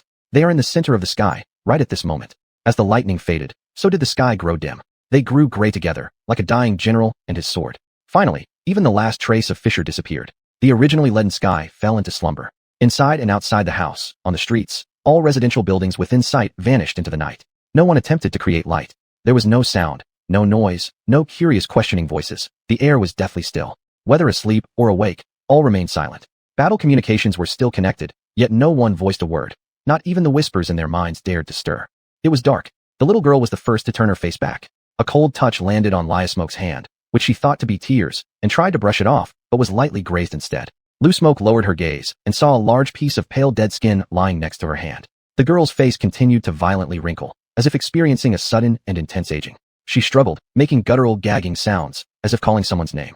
Her grip tightened more and more, her nails digging into Lia Smoke's flesh. Her toy bear finally fell to the floor. A mechanism triggered, emitting a hissing sound of electric current. It was playing back a recording. Chapter 47: The Great Hell. In addition to the above, as of 2 minutes ago, my combat communications with 4 members of my squad have been forcibly cut off entirely. The unknown mist continues to worsen, visibility is 0, and I must maintain a certain degree of physical contact with the team members to ensure we do not lose touch with each other. I am unable to provide precise coordinates or interference waveforms for our combat communications. All levels and forms of the one techniques we employ are failing at random. After the pink flashes appeared, the area has remained locked down. After long exploration, we found that the locked area presents a closed-loop state. Upon exiting one marked gateway, we enter directly into the next zone, which in all dimensions is completely identical to the previous one. We believe this to be most likely a mental-based one technique, but the images within it appear extraordinarily realistic. Staying in the current position yields no further information. We've decided to venture inside the buildings within this zone for more exploration. I can hear screams coming from straight ahead. No matter how many campuses we pass through, those screams never cease. Theoretically, we're on the edge of a force collapse. However, judging by what we see now, I can't guarantee that everyone will escape this unscathed. A few seconds ago, there was an abnormal flash in the sky, similar to a thunderstorm, and the sky is gradually darkening. Purple, viscous liquid containing force is rapidly seeping onto the ground. We must move forward. Though terrifying, the scenery of the seal-breaking day is undeniably magnificent. I wish to explore further and leave behind valuable records of the scene, hoping the great Totem King blesses us, so that we may return safely. In the name of Polier. Ibai E., Minister of the Military Headquarters of the Advanced Force Base, Year 146 of the 4th Era of the Holy King, September 30th of the Intermediate Calendar. Note: this written document is left behind for staff at the base to gain precious real-time records of a force collapse, facilitating further in-depth research. Except for J.W. personnel authorized by the Decision Center, this material should not fall into anyone else's hands in any form. Minister, let's go, urged a voice from behind. Let's go, Ibai said, snapping shut the notebook he'd been holding. He couldn't continue writing because he could barely make out the words on its pages anymore. The fog had grown unnaturally thick, transitioning from dark yellow to leaden gray. Its sickly sweet smell was suffocating and didn't diminish even as their respiratory systems adapted. They were now completely unable to determine their location, only able to follow the direction of the screaming ahead. There's nothing to worry about. Geographically speaking, and concerning force relations, we're quite far from the collapse's epicenter. Ibai encouraged the 4 team members behind him. They formed a line, placing their left hands on the shoulders of those ahead as they moved forward together. Let's go. Once we get inside a building, maybe we'll be able to see better. I don't want to see what's inside, came a timid response from someone behind him. Cheer up, Ibai sighed sharply, urging them on. Go. They stepped forward, sloshing through dark purple sludge, its color only visible when unknown objects splashed it onto their bodies. They walked silently. Though this place was anything but quiet, they couldn't hear their own footsteps. A deafening rumble echoed continuously from the distant air, and loud, crisp cracking sounds reverberated around them, both ahead and behind. The screams continued endlessly from the direction they were heading. Guided by these sounds, Ibai led the 4 younger members forward, reaching out blindly to try to find the entrance of a building. He knew he would easily find it. They were familiar with this place. Before the fog grew so dense, they had passed the screaming structure countless times without anyone considering entering. It would have meant death with their holy staves malfunctioning and losing communication with the main force. However, soon they realized there were no other entrances to be found among other buildings. No matter where they went within the campus, it always circled back to here. Finally, Ibai's hand touched nothing but empty space. Now the screams were nearly right beside them, hauntingly echoing through the hall filled with reverberations. Cold wind whistled out from the fog-covered entryway. Go inside, Ibai ordered. The 4 people behind him obeyed in silence, stepping through the last wisps of fog and entering the pitch-black school hall. Even though there wasn't a single ray of light, Ibai could sense that this was an expansive hall with towering ceilings. Those screams now seemed distant, having lost much of their shrillness. They echoed, stretched, and faded, moving closer and further in a sorrowful rhythm, brimming with despair. Although Ibai had not flinched at the cries before, he felt his skin crawl as goosebumps spread over his body. Still need some light, Ibai muttered. Try the illumination technique. He summoned his holy staff first, quietly chanting the one techniques. He tried once, twice, thrice, stubbornly hoping for even a small flicker of light to accompany him forward. By the 6th attempt, his holy staff wavered faintly in response, a sliver of light seeping out from the crystal on its tip. Suddenly, 4 more lights appeared behind him, one after another. Ibai exhaled a breath he hadn't realized he'd been holding. Good. Let's go then. Split up or stay together. As he said this, slightly tilting his head, something barely caught in his peripheral vision, a pale, undifferentiated hand resting weakly on his shoulder. At that moment, the hall suddenly fell into an eerie silence. All sound ceased entirely. Ibai's blood ran cold at the top of his head. Then he quickly turned around, only to find 4 snowy white heads emerging from behind his ribs. Undifferentiated, thick, rough skin, narrow nasal holes, slit-like mouths, cold, expressionless faces, misty eyes. They stared at him blankly, and he looked back at them. But when he fully turned around, he saw 4 more heads emerging from the other side. Impossible. Absolutely impossible. The 4 kids should have no connection to this place. If anyone were to change shape, it should have been him first. Ibai glanced wildly at the 4 two-headed creatures, each reaching up to the height of his ribs, identical in appearance, expression, and blurred necks. They all had rotund bellies, a single pair of hands, and feet. Their entire bodies were wrapped in thick, snow-white hide. Then, In the dark hall, spots of light began to appear one by one in various corners. At every spot illuminated, there stood a small, cold, two-headed creature. Ibai was utterly dumbfounded. He spun around repeatedly, gazing at the scene around him but unable to comprehend it. For a long time, he couldn't speak or form thoughts to try and explain what was happening. What made him so shocked and filled with sorrow in this extraordinary situation? What chilling sensation was crawling along his organs, freezing his human heart? They continued to stare at him, expressions numb, gazes cloudy. They wouldn't attack him. Ibai gradually realized this. He was still free to move, attempting to discover where they came from. Their apathetic stares felt almost like permission. He started walking cautiously around the hall, the two-headed creatures automatically clearing paths for him, still observing him with their 4 eyes. Ibai moved faster and faster, his mind regaining clarity. He began patrolling the hall, squatting down to inspect items discarded on the ground. He picked up a snow-white school uniform, torn workbooks, and worn name tags inscribed with the names of students from certain classes. Could they be theirs? He silently wondered, examining the name tag carefully. By now, he needed the light of the holy staff less, since the tiny two-headed creatures in the hall, for reasons unknown, had each become sources of light. Standing up with the name tag and workbook in hand, he looked at the two-headed creatures. Are these things yours? Ibai asked uncertainly. Are you all students here? No response. He guessed the two-headed beings didn't speak. Unwilling to read aloud the names on the name tags, he raised the workbook toward them instead. Three-dimensional design. Do you recognize this thing? Is it yours? Still no answer. But the closest two-headed creature moved slightly. Ibai used his holy staff to illuminate it, staring blankly at its movements. It seemed to struggle, as if one head was trying to pull away from the other. Ibai's lips grew dry. You? The two-headed creature extended its short arms, attempting to hold down its own 2 heads. But the heads continued struggling, each wanting to tear itself off the other. The previously blank faces finally displayed a new expression, one of repulsion, evasion, a strenuous effort. Ibai hesitated. Then, the two-headed creatures in the hall began to stir, all making the same motions. They started struggling, and Ibai shouted, "Stop." He rushed to the nearest two-headed being, intending to stop it, but refrained from touching it due to years of military experience. "Stop now. You'll die." For a moment, Ibai doubted whether they would even feel his touch if he did reach out. It was plain to see that the skin of these two-headed beings was both extremely soft and exceedingly rough. As the one in front of him twisted violently, Ibai noticed the flesh and bone beneath the layer of skin rolling in large movements, leading him to suspect that the skin was possibly detached from their bodies entirely. Then, he observed that this skin was very fragile. The first creature to struggle had already cracked at the junction between its 2 necks, oozing milky white blood. "Don't move anymore," Ibai shouted loudly. "You'll cause damage. You're too fragile." Gripping his holy staff tightly, Ibai attempted to use one techniques to halt them, but nothing happened. He yelled at them, but no one listened. Above the transparent ceiling, thunder rumbled incessantly with accompanying flashes of light, bright cracks overlapping endlessly, covering the deathly pale sky. From somewhere, a faint crackle was heard, signaling the sky caving in completely into utter darkness. At the same moment, an unknown two-headed being opened its mouth, emitting a hoarse sound. That sound was like a command. Suddenly, all the two-headed creatures erupted into chaotic collision, screeching like rats being boiled alive. They tore at each other furiously, their round bodies hiding 2 persons' worth of strength. Heads glared at each other hatefully, gnawing with toothless mouths. Their fragile skin could not endure such violent assaults. They ran wildly throughout the hall, beyond any control, not even theirs. Before Ibai could foresee the outcome, some of the beings had already split into pieces, tugging too hard, panicked to leave each other's bodies. They stumbled helplessly to the ground. Their skin slipped off too easily, peeling apart at the wounds to expose snow-white bodily fluids. These liquids splashed in the air within the hall, reflecting a similarly snowy light. Their bellies contained 2 sets of organs without bones, which Ibai could now see clearly. Then he gave up. There was no way he could save them. He could do nothing. He needed to run. He had to get out of this goddamned living hell immediately. Ibai turned around, wanting to leave this place. But then, a flash of lightning struck this unfortunate spot, the ceiling shattering instantly, falling on top of the two-headed beings making noise. Another bolt of lightning hit the spot right before him, piercing through the glassless ceiling this time.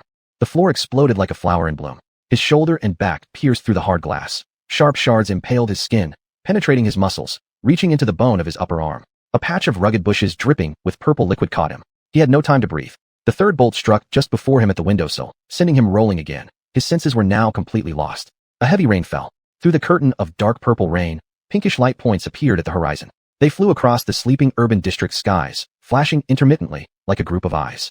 They gazed upon this suffering-filled world, occasionally a solitary light point falling away from the others. Wherever the light points landed, vivid radiance blossomed like flowers. There was no fixed pattern in their movement. Actually, no specific destination for their descent either.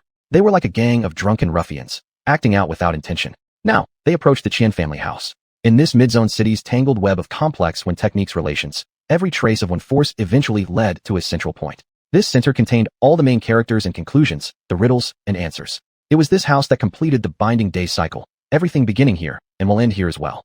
Chapter 48. An Old Acquaintance. On the other side of the earth, Susan fell into the sticky purple water. Her vision was dominated by these colors for a long time, and Susan felt like she was going to throw up. She struggled to get up from the ground, and saw Yanlin similarly struggling not far away. Between them, the broken car that couldn't be stopped flapped its kicked-open doors and sped down the slippery road, disappearing at the end of the road. There's no way out. The sound of rain and roaring was too loud. She could hardly make Yanlin hear her, so she only signaled with her lips. Yanlin understood what she meant, gritting his teeth trying to get up, but his waist collapsed strangely, and he lay back down again. They both stared at his right hand reaching out, waiting helplessly for a long time, but the divine staff never reappeared. Yanlin seemed to sigh, then buried his head in his arms soaked by the purple water. None of this surprised Susan. She didn't find it surprising that the region was thoroughly locked down, the weapon could not be summoned, or the sky raining strange colors, nor did she find Yanlin's look of failure surprising. His frustration stemmed not only from their failed attempts, but also from the side effects of the medication he had taken. What made her surprised was her own feelings. She started feeling sorry for him. She shook her head, went over to him, and extended her hand. What did I tell you? Susan said. You should have gone back. Yanlin didn't answer her, nor did he look up, so she bent down and patted him, saying, Get up. It's true, there is no way out. As they got closer, Susan heard what Yanlin said while still nestled in his arms. When Shu can't even leave this place, let alone a car. Get up, Yanlin, Susan said calmly, still holding out her hand. Let's go. Yanlin looked up at her, puzzled. His eyes were yellowed, which was one of the residual effects of Mi Lu. Go where?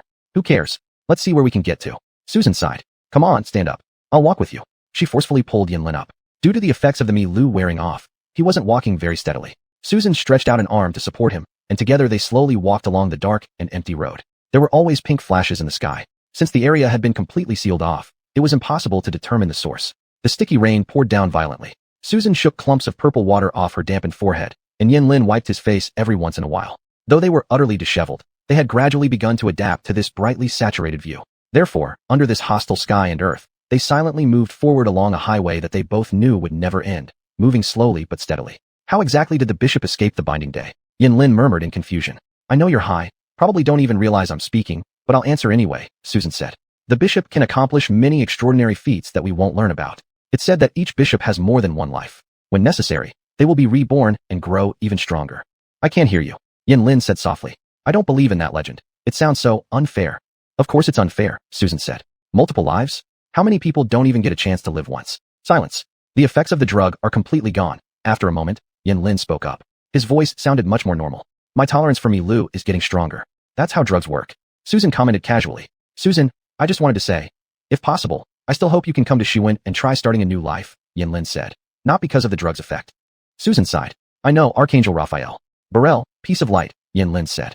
After a brief silence, they both burst out laughing suddenly. Susan's laughter sounded as if the whole world finally meant nothing to her, while Yanlin spat after laughing. No fool would want to taste whatever was falling from the sky. To be honest, Yanlin wiped his eyes and said, if I go back, Lioma will definitely nominate me as a candidate for Burrell piece of light. Not in a good way. I'm serious too. I thought you would have some special method to leave Xuanhuan. For example, even after the regional lockdown, you could still leave through your big basket. Is that so? That's bad. Yanlin laughed cheerfully. We both assumed the other had something we didn't know. General opinion. Ku wins when power research far exceeds Xuanhuan. There are always rumors that you found a stable way to enter Urgenster. Urgenster used to be another method of crossing boundaries outside of teleportation, often referred to by the people as the Urgenster subway. However, as Yanlin said, it was unstable. Susan's eyes flickered for a moment before she smiled and said, that's nonsense. We found a way to forever evade Urgenster. We found it too. Urgenster has been banned for almost 10 years now. What a pity, Susan said. That thing was so convenient. Even if it was dangerous, compared to the current situation, it would have been worth a try. Never thought you'd reminisce about Urgenster with me. Yanlin chuckled. When you said you were from xuanhuan, I figured you'd have 100 ways to save your life. You flatter me too much. All I can teach you is one principle to survive, Susan said, her gaze unfocused. When you see the bishop, for heaven's sake, kneel down. Seriously, you must kneel. Her arm supporting Yanlin trembled slightly. He felt it. It was her dominant hand, the one she used to summon the black handle. But it doesn't matter anyway. I probably won't see the bishop again. Susan exhaled deeply and smiled. What about you? What if you die here today? Yanlin hesitated for a moment. Personally, there's nothing to fear, but I'm very worried about Lioma. Qianyu, see how troublesome it is? Susan said. She suddenly clamped her mouth shut, thinking for a while. Troubles are always unavoidable, she sighed. I think Miss Suna would care deeply, Yanlin said. She wouldn't care long enough. Once I'm dead, the one relationship tied and the pardon orders will be lifted, and Suna will be free, Susan said. In fact, she eagerly awaits that kind of freedom. I thank her for not acting against me all these years. Yanlin asked, hasn't your pardon order recovered yet? Why did it look like that before? Who knows? I can't summon it out now either, Susan said casually, waving her hand. A lump of the frozen pardon order residue appeared in her hand. They both stopped their steps and stared at it blankly. Without further discussion, they immediately began trying to summon their weapons, but failed again. The pardon order still remained in Susan's hands without disappearing. What's going on? Susan squinted her eyes and asked, looking reluctant to put the pardon order away. Why does it work while my black handle doesn't? The rain hadn't subsided. Dark liquid glowing purple struck Susan's open palm and flowed on the surface of the hardened substance. Susan murmured quietly, what if I use this as a medium to cast a spell? Yanlin kept his eyes firmly on it, warning softly, be careful. Susan held the pardon order and softly chanted an ancient divine language. No response. Susan fell silent, but continued holding it. Yanlin knew she was trying some of the most basic spells now, spells that didn't require auxiliary orders, but still, nothing happened. That's strange, Yanlin said. This useless thing, Susan said impatiently.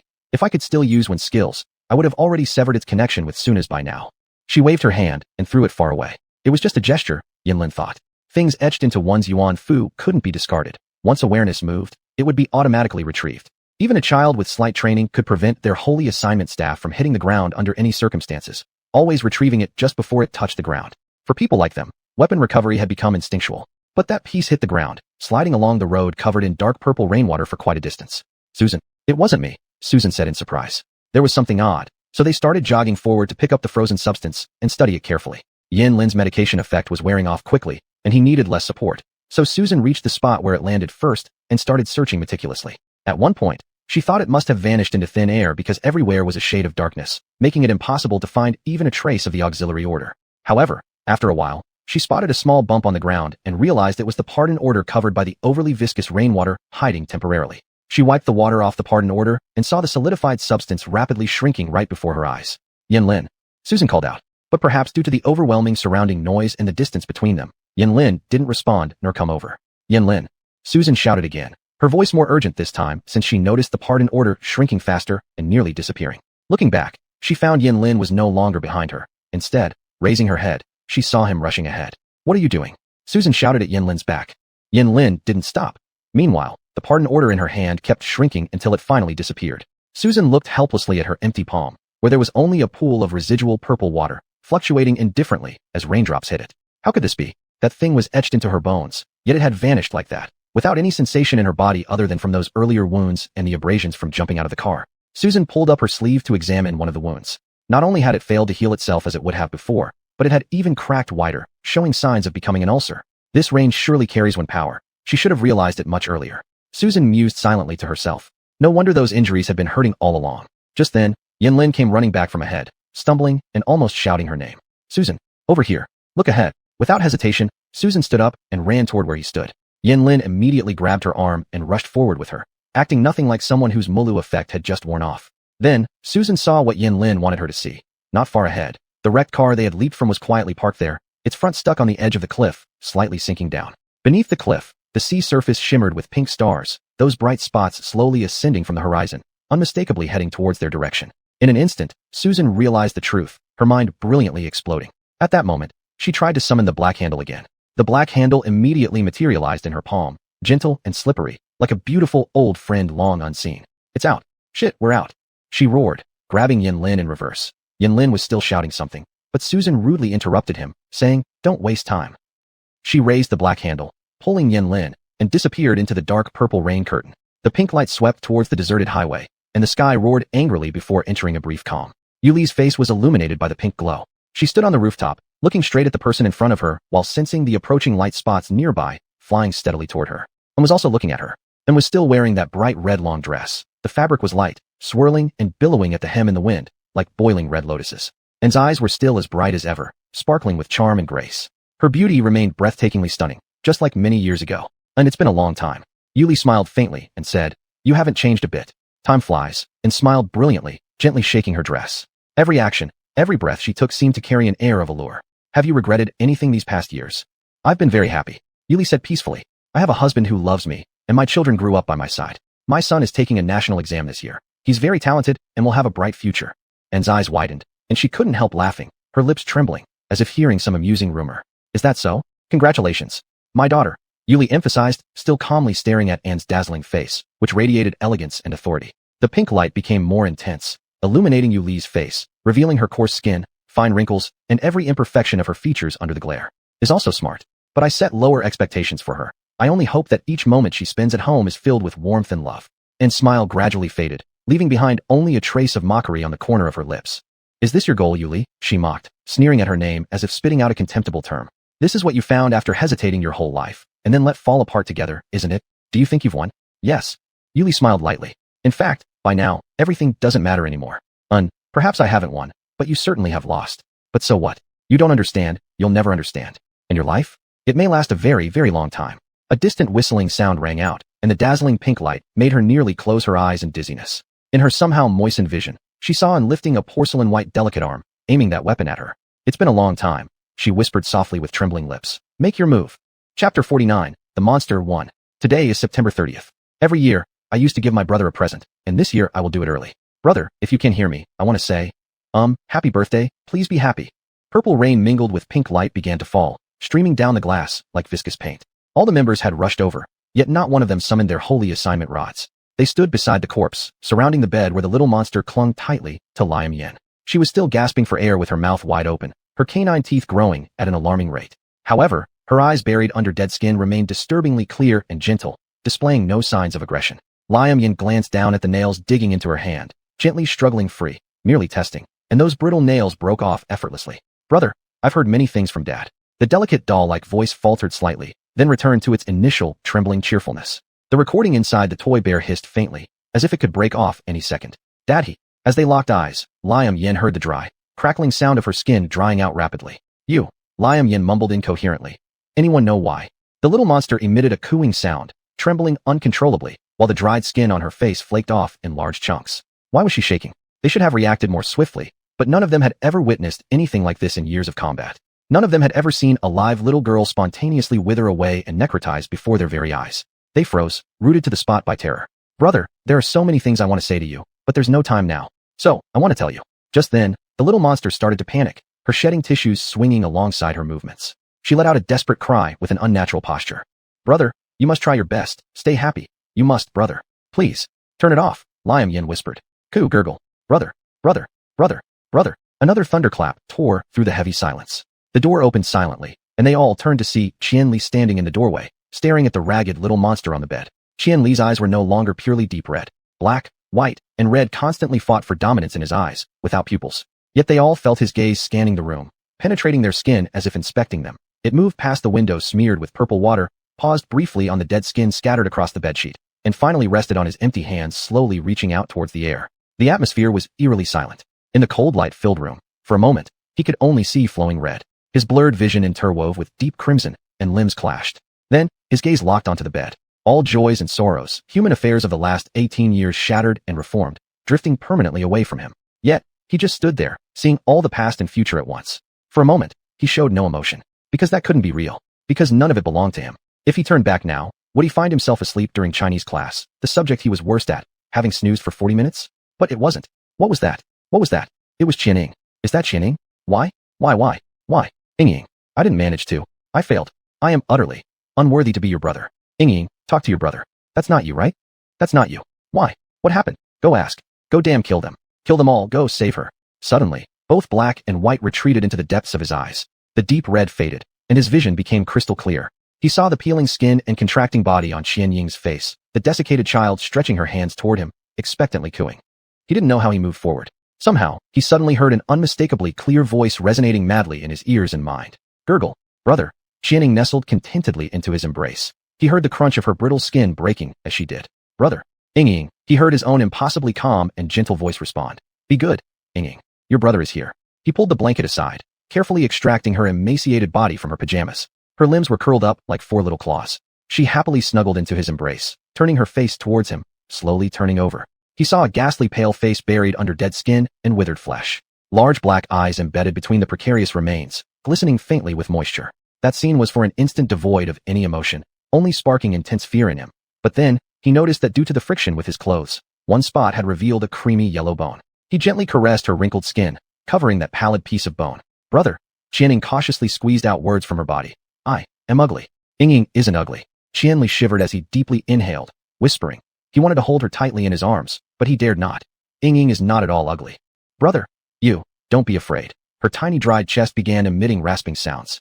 I am scared. Ying isn't scared. Qianli whispered softly. Neither is brother. Brother, play the piano. Qianli suddenly stood up, rushing out of the room, holding Qianying. She was too light, as if she had no weight at all. Play the piano. The sister wished to hear him play it. There were just a few steps between the two rooms. Please hold on. Please. He rushed into his own room, where a foul smell drifted about. He gently placed Qianying onto his bed. Her body made cracking noises. Her eyes remained open, and for a moment Qianli thought she had passed away, yet then she again wheezed. Brother? I'm here, Qianli said, crouching beside the bed, lifting a trembling hand to touch Qianying's hardened skull. I'm right here. He leaned down, gently kissing her forehead.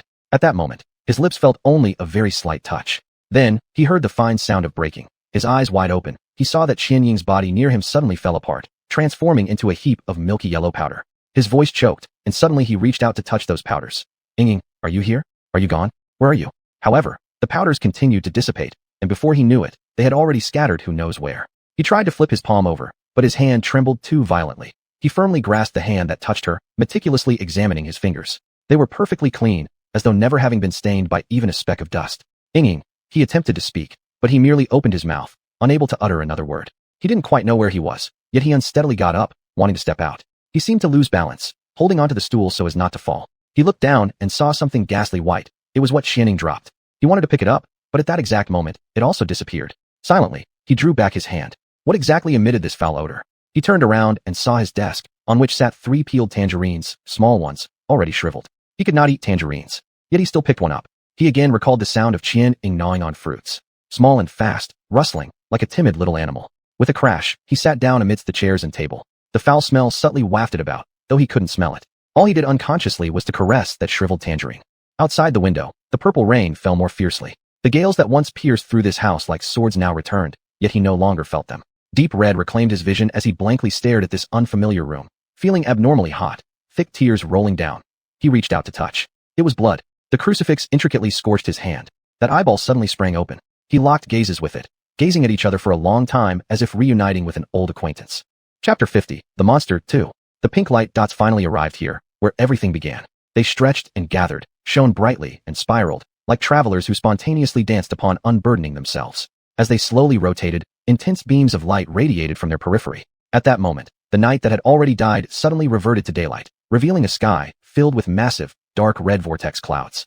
The sun and moon were embedded side by side at the center of these crimson clouds, large and dim, flashing alternately like a pair of sorrowful eyes. Stars floated around them, ascending and descending. From afar, the last resounding crash came. Centered on Qian's residence and encompassing the entire urban area, the curse-bound day first descended at its edges.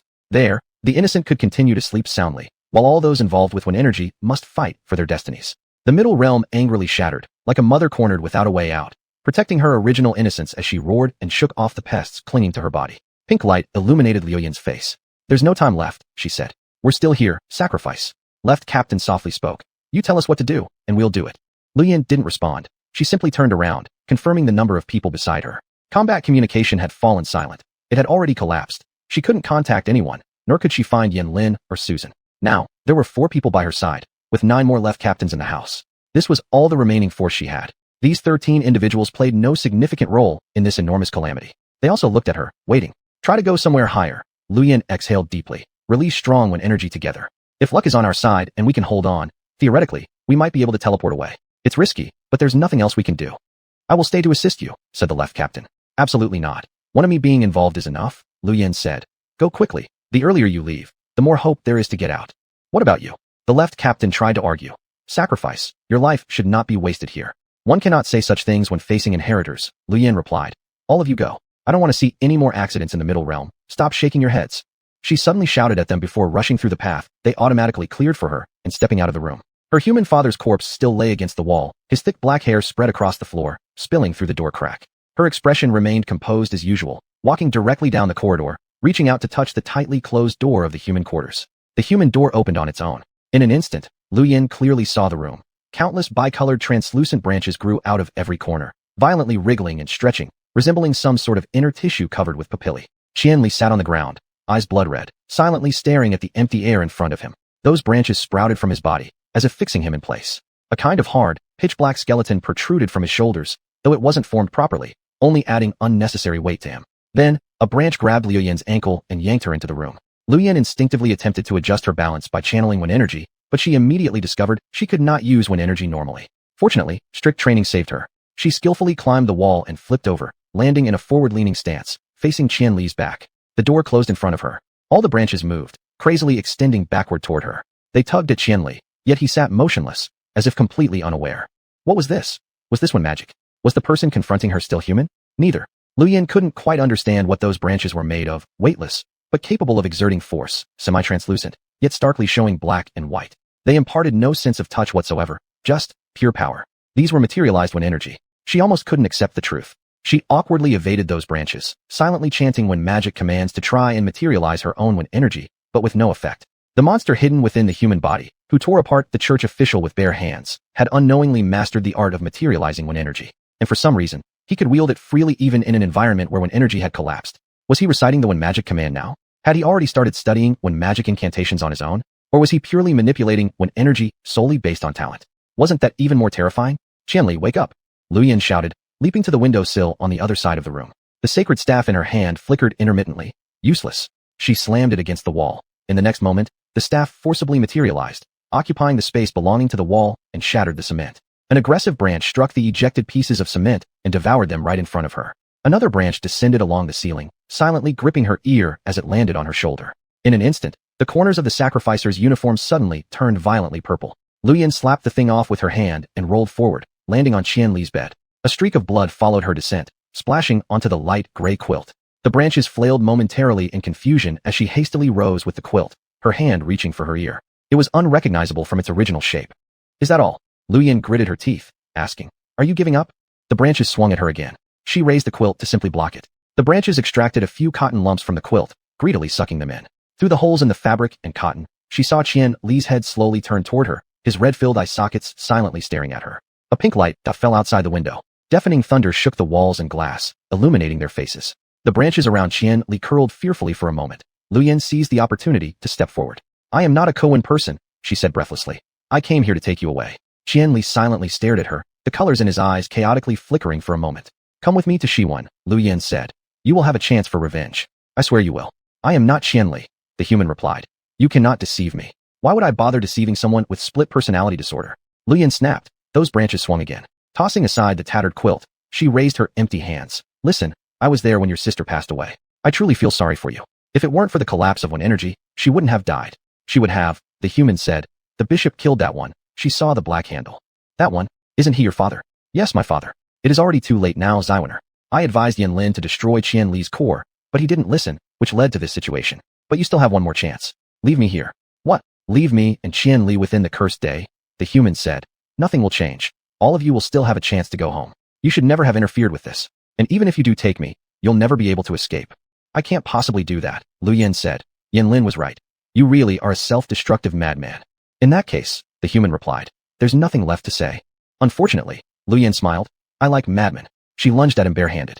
The swinging branches seemed unable to inflict damage, merely causing her sacrificer's uniform to darken furiously, turning a dark shade of purple-black. As Qian Li lifted his head, he was immediately pinned to the ground by Liu Yan's hand clamped tightly around his throat. Blood gushed from the wounds left by the branches, flowing down her hand. Qian Li made no resistance, only laboriously turning his head to gaze at the growing pool of blood beneath him. Continue. He looked at her imploringly, mouthing the word almost frenziedly. Continue. It was becoming increasingly difficult to distinguish who was urging her now, but that hardly mattered anymore. Another pink glow dropped, shaking the room fiercely as she nearly strangled him to death. She had to find a way to calm him down and end this situation because every second spent prolonging it suited his purpose. Nothing was easier than seeking death during the apocalypse. Your sister, she blurted out almost instinctively. She left something for you. Don't you want to see it? It doesn't matter anymore, he hissed. It can't go on like this. It was your birthday gift. Luyan loosened her grip slightly, shouting at him. A special gift prepared just for you. Isn't she your sister? The human's eyes swirled between black and white, occasionally lucid, yet frequently scattered as they stared at her. The translucent branches recoiled. Viscous rain hammered wildly against the windows. Luyan glanced upward, stumbled to her feet, and pulled Qian Li forcefully to his own. I'll get it for you. Luyan wiped the blood streaming down her face from her shoulder and said. Chapter 51, The Monster 3. As Qian Li, or perhaps that lunatic, silently listened to the recording, Luyan decided it would be best not to stay with him and stepped out, returning to the room where the little girl had been earlier. The man's corpse had already been moved to the bed by the soldiers. Now the room was empty. They were all gone. Luyan looked at the lifeless face of the man and realized this was truly an odd moment. It was precisely now, on the brink of the apocalypse with danger lurking everywhere, that she stood here idly, perhaps experiencing her first meaningless pause in a long time. Living can be exhausting, she said to the corpse. Resting is good too. The door to Qian Li's room opened. Luyan walked over and saw him standing at the doorway, holding the stuffed bear, staring blankly. There was a shimmer of 2 bright points in his eyes, and the branches behind him were slowly shrinking, retreating back into his body. He hadn't fully reverted to that harmless human yet, but he no longer appeared like a madman. What a likable little girl, isn't she? He said, smiling faintly at the bear. We've prepared a room for you, Luyan said. You can put the teddy bear in there. The human didn't say anything more. He lowered his hand and leaned back. On his shoulder, the massive crystalline structure slowly cracked, breaking apart piece by piece and falling to the ground. At this moment, the entire house shook with a tremendous rumble, and the pinkish glow outside illuminated his emotionless face. Luyan glanced out the window and saw a massive single eye flickering across the pitch-black sky. There's no time. I need to try to get you out of here, she told Qianli. Luyan began reciting an assistance spell while attempting to summon her sacred assignment staff. This effort seemed futile so far, but the collapse of one power at least had one benefit. Everything was entirely random. She could no longer accurately cast everyone's spell, but surely she wouldn't completely lose the ability to use them. There was still a weak flow of warmth coursing through her spine. How could they leave the middle realm? The only method always available was Erkinst, but it had been permanently sealed by Xuanhuan. Teleportation wasn't possible, and since only she was present with the human, most ways to unleash powerful Xuan abilities wouldn't work either. Vague thoughts floated through Liu Yan's mind, reminding her that because the Xuan collapse selectively occurred in some individuals, there might be hidden loopholes within its patterns that could allow an escape. But then she remembered, the Xuan collapse wasn't a carefully constructed Xuan spell, but rather an unshakable surge of natural forces. Natural forces lacked logic. No, there must be logic. She just hadn't found it yet. The Xuan collapse itself wasn't naturally occurring either. It couldn't be unbreakable. Even chaotic when energy produced relatively orderly branches like Mingguan. The Xuan collapse was nothing to fear. She was the first sacrificer, the pinnacle of Xuan power. The vision before Luyan flickered strangely for a moment. In an instant, the giant eye on the sky move suddenly opened, gazing at her restlessly. A fierce flow of Xuan energy erupted from Yuan's position. Qianli's body was still leaning backward, but his eyes strained to look at her as he rasped softly. This isn't right. That voice was strange and distorted, blurred due to its rapidity. Everything happened so fast, so incredibly fast, that everything depended on a single thought. Just as he spoke, a final thought flashed through Liu Yan's mind. There must be a way to escape the binding day. A prophecy-like intuition made Liu Yan think she'd succeeded. Then, she recognized something. It was a name. She triggered a name that shouldn't even exist. Bang! She saw a blossom of blood explode on her chest. But the explosion didn't stop. One flower of blood after another bloomed, and Liu Yan, lips slightly parted, watched herself, Qianli, her increasingly unfocused eyes, and this wretched world. She saw her own limbs fall limp, as if dried up, sliding sideways, becoming piles of tattered clothes. The sacrificial official uniform let out a sharp scream, turning from purple to black, and then suddenly back to pristine white. Pain! She gasped like a fish trying to breathe. The pain the ceremonial robes couldn't hold intensified her consciousness instead, flooding her as though this were her last moment of thinking. It was a mental Xuan spell. She fell victim to a mental Xuan spell activated by thought. She never allowed barriers or defensive spells to leave her. No one should have truly touched her. In the middle realm, when power started collapsing, making her unable to use Xuan spells normally, but the same applied to others too. What did she do during this lapse? The door shattered like thunder. Big brother. Big brother. Luyan. Luyan couldn't see anymore, and her hearing was nearly gone. She recognized Yanlin. Palara. How could Yanlin still appear? She struggled to make a sound, wanting to call him, but what she truly thought about was type. Type. Is that you? Why? Type. He stood there. The pink light points outside the window slowly fell. All the branches slowly returned to his body, returning to their source. But he didn't remember having any connection with them or what he had done. The stream of memories in his brain had drifted to some place that didn't belong to him. The room door collapsed into a heap, and the Xuan people rushed in, passing by him. The Xuan person stopped in front of him, pulling him over and muttering something with his lips moving. He stared blankly at those pale lips, splashed with purple rainwater. They were like sick flowers. Had he ever seen a dark purple flower? No, I haven't touched those brilliant memories of yours. In so many wonderful days, think about it. You couldn't even have never seen a dark purple flower, right?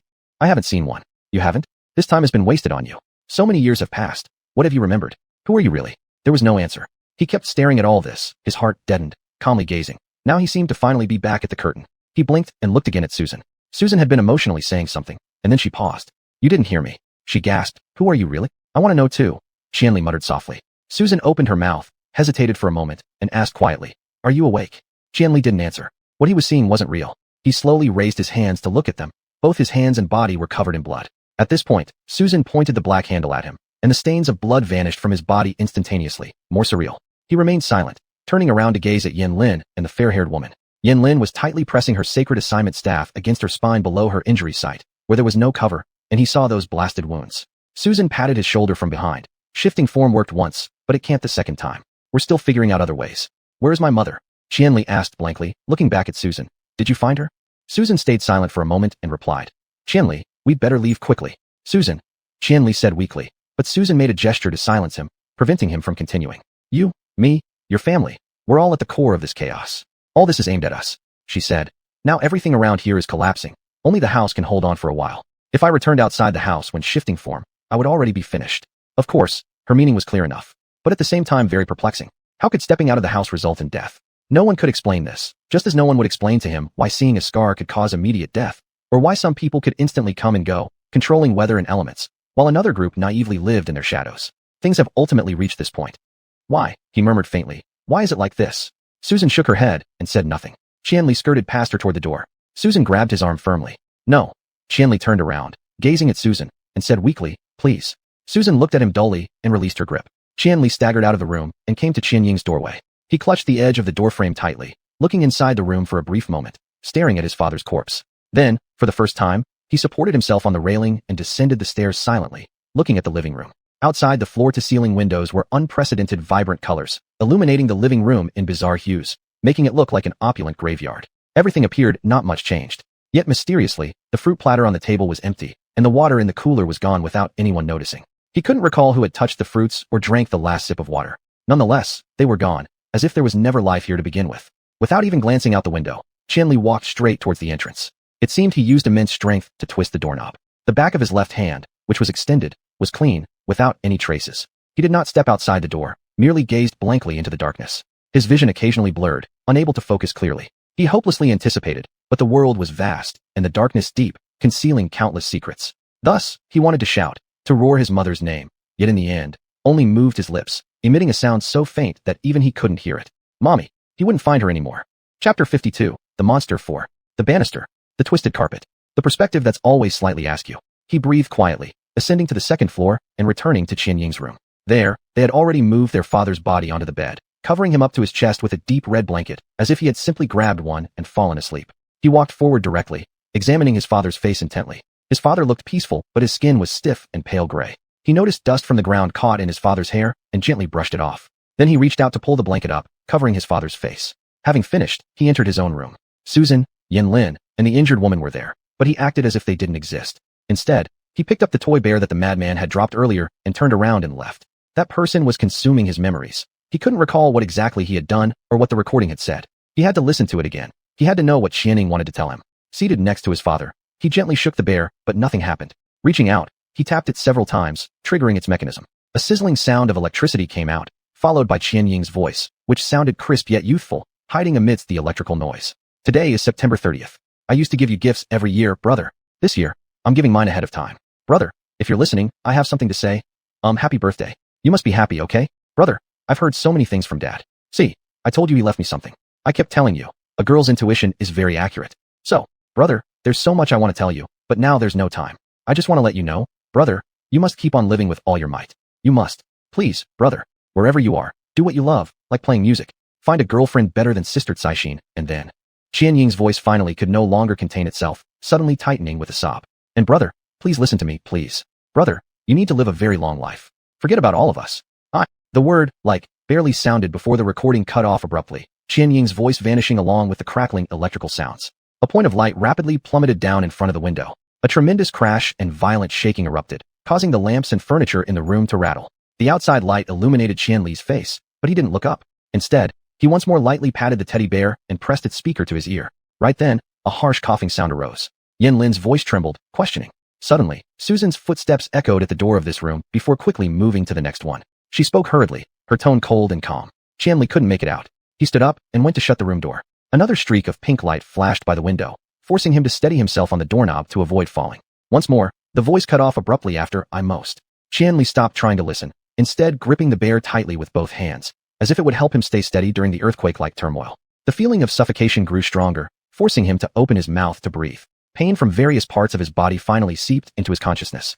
Thin crystalline formations began slowly protruding from every corner of his body, solidifying and turning brittle, then falling silently. A drop of cold blood dripped from the center of his lower lip, landing on top of the bear. Shocked, he hurriedly wiped it, but it had already spread out into a small patch of black-red. Qianli, let's go. Susan knocked on the door and said calmly. Qianli closed his eyes and shook his head soundlessly, though the motion was so slight that even he barely noticed it. You really should die? His mind quaked with white-hot agitation, Yet his body remained eerily still as he approached the side of the bed and gazed at the blanket-covered figure of his father. "Dad, I can't find where Mom is," Qianli murmured softly. "I can't do it anymore. I'm falling apart. I'm sorry." His body trembled, but he forced himself to hold it back. "I will come back." Qianli's voice was so low he could barely hear himself. The third thunderous roar, louder and closer than the last. Susan burst into the room as if following an order, rushing up to him and grabbing him by the arm.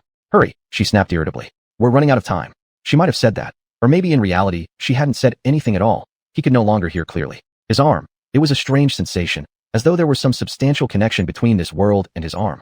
Because everything here was about to collapse. Even his muscles seemed to be slipping out of his control, ceasing to function. Then Susan stepped forward and snatched the bear away from him. "I'll hold it for you," she said firmly without allowing him to protest. She turned and strode toward the doorway, where the door had already shut on its own. Reaching out, she pulled it open again. Beyond the door stretched an impenetrable darkness, devoid of any light. Susan took a few steps back until she stood beside Qianli, both of them staring blankly at the abyss before them. Neither of them spoke, and for some reason, the sounds outside the window had also vanished.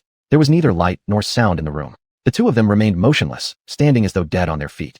From within that darkness, faint cold gusts occasionally swept into the room, carrying distant howls. Suddenly, the howling grew louder.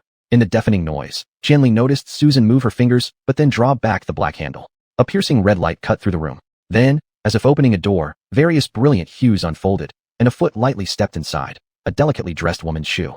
Then came the calf, the thigh, the curves of her chest, her entire body, her vivid and lively face. Her lustrous hair floated weightlessly for a moment before settling softly on her shoulders, brimming with warmth. She offered a gentle, reserved smile, gazing at Susan. Neither of them summoned weapons.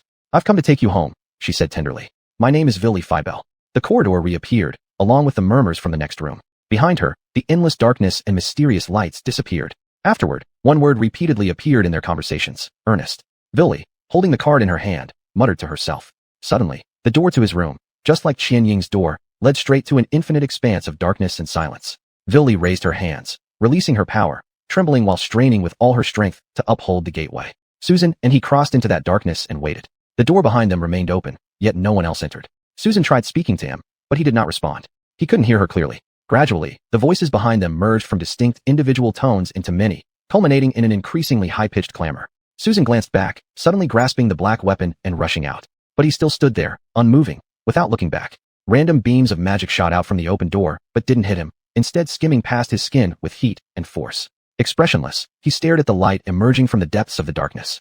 The spells and the light blended together, then faded. The light split into two beams, stopping in front of him. It turned out to be a regular subway train. When the train stopped in front of him, everything suddenly became clear. Dim lights hung above him, and glass doors cast his shadow. This was just an ordinary subway station. The glass doors and the subway doors slid open together, and he stepped inside. The commotion behind him continued, yet the door remained open. If he exited that way, he would see his room. But it wasn't his home anymore, so he never looked back. Everything was normal inside the car, except that if he stared intently at the air, he could vaguely see suspended, swirling colors floating in the space. He wasn't sure whether it was his problem or something about the place. He just sat there. At this time, Susan and Vili, supporting the young woman, hurriedly ran into the subway, followed by what seemed like hundreds or thousands of soldiers. Where had all these people come from? He wondered dimly. Yin Lin entered last, but after stepping onto the subway, he turned and lifted his holy staff, firing over a dozen spells. His expression so cold and ruthless it sent chills down everyone's spine. Had someone failed to board the subway? Actually, he shouldn't have come either. But at that moment, the subway doors slammed shut with a loud bang. That sound startled him, as if awakening him. Only now did he notice his surroundings, sitting with the void-like darkness visible beyond the left window. Pale faces under the dim subway lights around him resembled those of the living dead, silent and seated. He had no idea where this subway was headed or what awaited him. He had said he would return. Could he still come back? He closed his eyes. His heartbeat roared like a massive drum, blending with those rumbling sounds, which ultimately caused excruciating pain in his ears. On that ice-covered slope stretching across the hill, he turned his head. The wild wind tossed his hair, just like the mother in his dream who stood on the hill.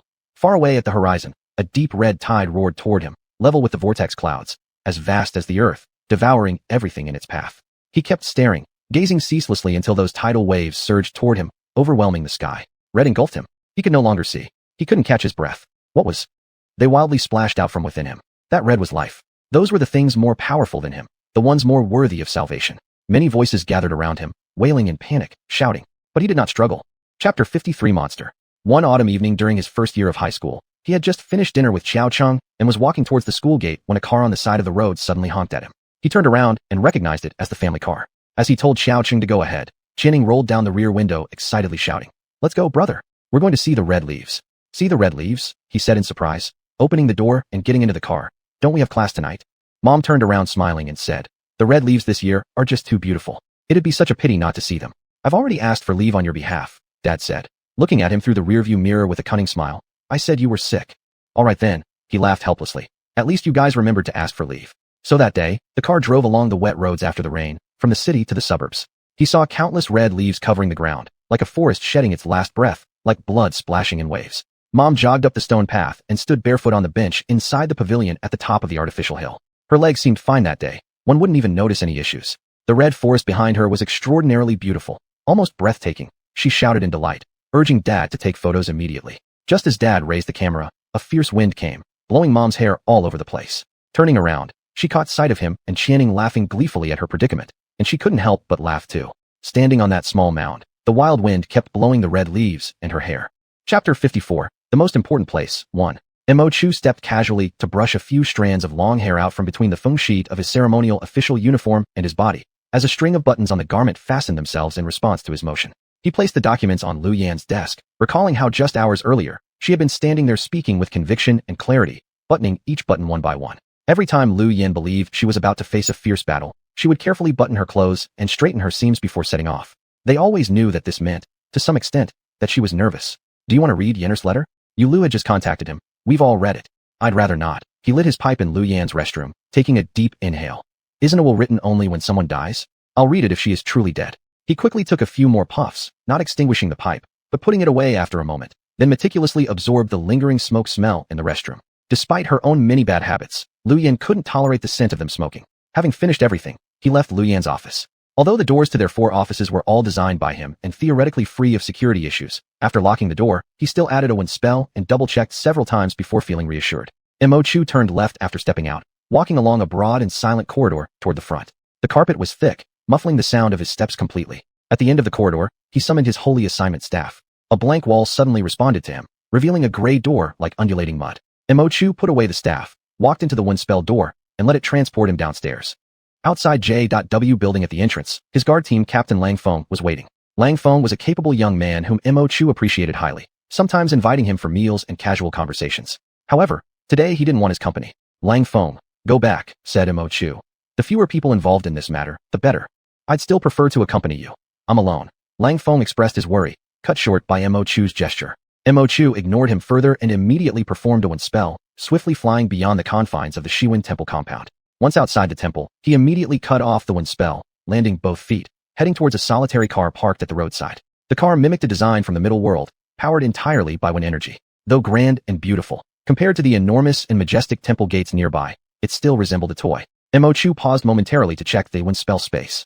In truth, the concept of a wind spell space didn't exist. It was their recompiled version of wind spells. Through intricate theory, they managed to integrate multiple spells together so they could function with minimum side effects, achieving multiple results. A practice known as wind spell compilation, also one of the most complex fields in wind magic.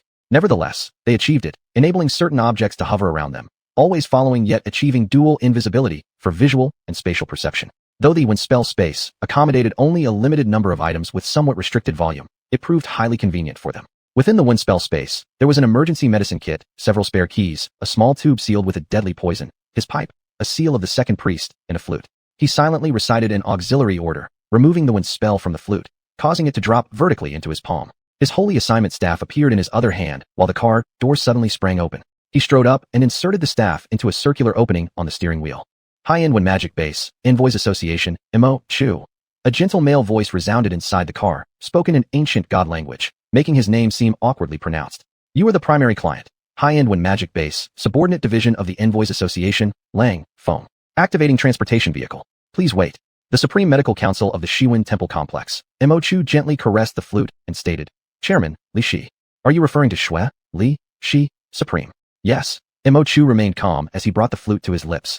Contact person locked. Route confirmed. The car slowly started. The steering wheel rotated seriously on its own, while Mo Chu softly drew in a breath and exhaled it steadily through the flute hole. The first main avenue of Xuanhuan's capital, Melsa City, was as dark and deserted as usual at this moment. Buildings were sparsely located on both sides of the road, their lights flickering faintly in the gloom. Mo Chu knew the distance between him and them. He also knew that his flute playing would not disturb their slumber. Thus, his melody streamed out through the half-open car window, bright notes floating in the air, while the mournful and gentle sounds swirled before settling to the ground. The wheels rolled over these notes, gradually carrying them from the shadowy highway into a brightly lit commercial district. Chapter 55. The most important place, 2. Xueling woke up lightly when her mom pushed the door open, and she immediately sensed the beam of light that entered her room. However, her consciousness was still immersed in her dream, so she mumbled vaguely, hugging the stuffed toy in her arms and burrowed deeper under the covers. "Baby, wake up," Mom said gently, sitting by her bed and stroking her face softly. "Brother Moke needs to see you," she complained unwillingly. "Mom, I'm sleepy." "Dear, get up. Luyan is hurt." She abruptly opened her eyes. The 4 words, "Luyan injured," completely snapped her back into full consciousness. What happened? What kind of injury? Xueling sat up immediately. "When did this happen? Hurry up and get ready. You need to go with us." Mom sighed, standing up and walking out of the room while lighting the lamp for her. The room lit up, reflecting a gentle shade of pink in her eyes. She loved pink the most, so almost everything here was pink. Light pink walls, a pinkish red bed, cream white pillows, and cherry pink chairs and table. The only exception was the small white workstation on the desk, where a human body model lay with its stomach cut open, and the blood had almost dried onto the surface of the station. Beside it, there was a half-eaten piece of blue birthday cake. Xueling quickly finished washing up, changing clothes, and then let the eyebrow pencil on the table hover shakily in the air as it drew eyebrows for her. After tidying up, she rushed over to the table. Ignoring the cake, she carefully picked up the workstation from the table and softly recited an auxiliary command.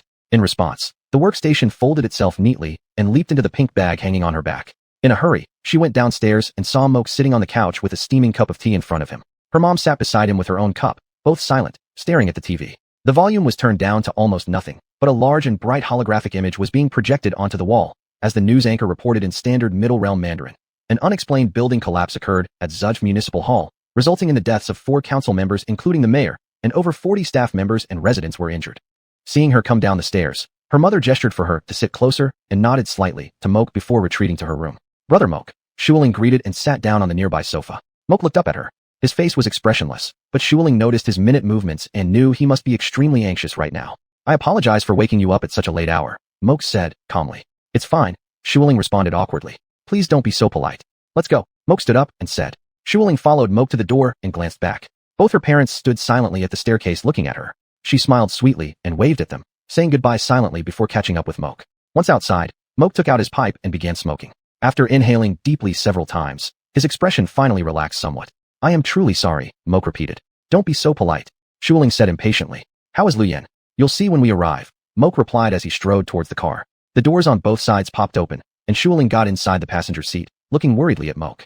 "Welcome back," a male voice said. Directly to the second contract location, Moke instructed. Only after the car started moving did Moke turn his face toward Xueling. "Sister Xueling," Moke said, unusually tenderly. "You have to forgive me. Technically, there should not be any more issues, but dragging you into this makes me feel selfish." "What's wrong? What happened?" Yanlin encountered when energy collapsed during the mission, Moke stated calmly. "They managed to return to Xiwen through the Jezhou period. We observed them for a while and thought there might not be any problems. However, I cannot be sure if they may bring the influence of Jezhou to Xiwen. Anyway, I have no choice but to seek your help since Luyan and others are gravely wounded. We will do our utmost to protect you." "Oh," Xueling covered her mouth and thought for a moment. "It's fine." Her voice became more determined. "Though I don't understand much, there won't be any problem. I'm glad I can help." "Thank you," Moke sighed. They didn't speak again during the journey. The car turned several street corners at a speed like flying, and after driving for a while, Xueling saw a huge silver billboard at the next intersection from afar and knew their destination. Turning right under the billboard, they drove straight on the street for 10 minutes, then turned into the first fork in the road, where they needed to get out of the car. At the end of the small road, she could see the black metal gate covered with lace patterns, the standing guardian statues on the gates, the layers of bright flowers inside, and the goddess statue on the nearby fountain. Among those clusters of flowers, a winding path paved with pebbles led to the 3-story villa, one of only 2 private residences on this street. It clearly followed the Gothic architectural style of Central Realm Europe, featuring exaggerated spires and 2 towers. Yet even under the night sky, its overall color palette appeared elegant and bright. Between the ivory pillars of the long corridor hung many giant flowers in light green and champagne colors. From the moment anyone entered the garden, they would feel delighted by the view here. Not just because of its luxury, but more so due to the warmth embedded in its decorations and furnishings, making it feel like home. This was number 20 Yunying Street, the most important place. Chapter 56, the most important place, 3. Xueling got out of the car, holding her bag and hurried along the small path to the garden gate. "Please register your name and motive," said the carved stone eagle, but he spoke so slowly that Xueling interrupted him. "I have the key," she exclaimed, and as she spoke, the key flew from her pocket into her grasp, which she extended in front of the stone eagle's eyes. The eagle's beak clicked once, flapped its wings, and the garden gate opened as if in response. "Don't close it yet. There are more people coming." "Thank you for the trouble," Xueling shouted, squeezing through the narrow gap opened by the gate, rushing forward. As she ran, she heard the gate click behind her. The stone eagle had closed it again. But she did not look back. She continued forward, leaping into the corridor among the blooming flowers. Her footsteps echoed lightly down the long corridor, and a single withering flower fell within her peripheral vision. Autumn is approaching, she thought. She reached the end of the corridor. The two heavy doors numbered 20 were not fully closed, just as she had anticipated. It was common when Yanlin was at home. A faint, warm light seeped between the slightly ajar doors, and she climbed the final steps quickly, pulling the door open. Yanlin was waiting at the entrance, standing before a screen. "Shuling," he said, opening his arms wide. Shuling smiled at him as they embraced briefly. Then, Xinyu burst from behind the dining table. "Shuling," she cried, and Shuling rushed towards her, embracing tightly, their hold unwavering for a long time. "It's been so long," Xinyu murmured against her shoulder, sounding relieved. Shuling, half a head shorter than her, stretched her arms around her shoulders with all her might. "I'm here," she comforted them. "It'll be fine as long as I'm here." On the other side, nearly opposite the dining room, Yulu originally stood by the glass garden, facing away from them, gazing at a landscape already swallowed by nightfall. Now she turned, forcing a smile toward Shuling. "Treat the human first," she said. "Oh," Shuling responded, turning her head to glance at Yanlin and Xinyu. Both nodded. She gave them a comforting smile before dashing straight for the stairs. Even without guidance, she knew where the human was located. Whenever guests came to the house, Yanlin and Xinyu always placed them on the second floor, adhering consistently to this courtesy. As she ascended to the second floor, Shuling felt an uneasy shift in the atmosphere, despite the living room and corridors being completely empty. Nonetheless, she proceeded through the living room toward the inner corridor. At that moment, Yanlin called her from behind and rushed to catch up with her, carrying a drink in his hand. "Drink some water first," he said, handing the drink to her, and then leaning closer to whisper softly in her ear. "We brought a Crovan woman back. She's all right. No need to worry. The human's room is inside that one. His name is Qianli." Shuling's eyes widened in surprise, but a second later, she gestured reassuringly to Yanlin and drank half the cup of chilled beverage in one go, before heading towards the human's room. On the second floor, two broad corridors could be seen. Inside the inner corridor, 3 staggered rooms were arranged. The furthest one was the largest, equipped with a small washroom. Yanlin's room was nearby. She reached the door of the room. Taking a deep breath, she tapped lightly on the door. There was no response from the human. This was expected. She directly turned the doorknob and entered. A wave of despair filled the air upon entering. Shuling didn't know why she would think of despair's smell. In reality, there was no distinctive odor in the room. Moreover, this was clearly a newly arranged guest room prepared by Xinyu and the others, with a pure white grand piano unexpectedly placed inside.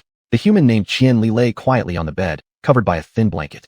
Shuling set her bag down on the nearby desk, retrieving her toolkit from inside, dragged a chair over, and sat next to him, taking a quick survey. This one glance surprised her greatly. Even for someone from the One Realm, he was quite handsome, which for a human, was practically unimaginable. This wasn't prejudice. The people of the One Realm naturally possessed better looks due to their One abilities. What might categorize him as human should be the tiny black mole under his left eye, a facial imperfection not found in those from the One Realm. But it wasn't unattractive either. She gently lifted the covers. His upper body clothing had already been removed, revealing 2 dried blood-filled holes on his shoulders. Shuling observed sympathetically for a while and noticed other wounds. Due to the lack of noticeable bloodstains, these injuries weren't particularly eye-catching but still shocking nonetheless. They were scattered unevenly and irregularly, not appearing like damage caused by external forces, but rather as though torn from the inside. Shuling furrowed her brow as she pulled a small pair of tweezers from the toolbox, extending them toward one of the wounds. Gently pressing on the surrounding skin, she watched as a broken shard was squeezed out from the wound. The moment she let go, it slipped back in. "Erosion," Shuling whispered softly.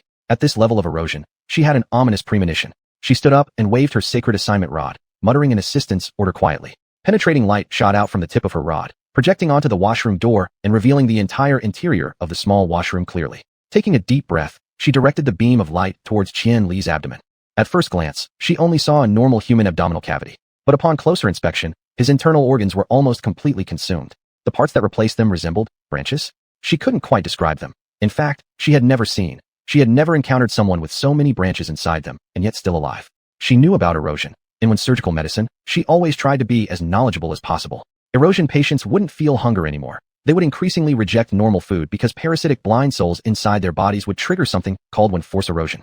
This essentially transplanted the fate of adolescent Crovan people onto those suffering from erosion. If these Crovan individuals failed to shake off the blind souls, they too would face a similar end. The blind souls would consume their internal organs, replacing them with branch-like structures, causing them to lose both hunger and the ability to eat. The crystalline fragments extracted were, for the most part, the remnants of human tissue rejected by these branches. Theoretically speaking, when the branches fully filled their bodies, if they were still alive, they would transform into eroded beings. Chapter 57. The most important place, 4. This person can't wait any longer. He might die at any moment, or worse. Shuling had already constructed a basic plan in her mind to delay the process of erosion. As for how to cure the erosion, she didn't know and didn't think anyone else would know either. so she didn't even consider this issue. She started chanting an auxiliary spell again. The process of healing others made her extremely tired, but it also filled her with happiness. So, she concentrated fully on her work, observing and thinking without noticing that Qianyu had quietly entered the room, raising her hand to conjure a chair from thin air and sitting down behind her. Is he very sick? Qianyu finally asked, surprising Shuling.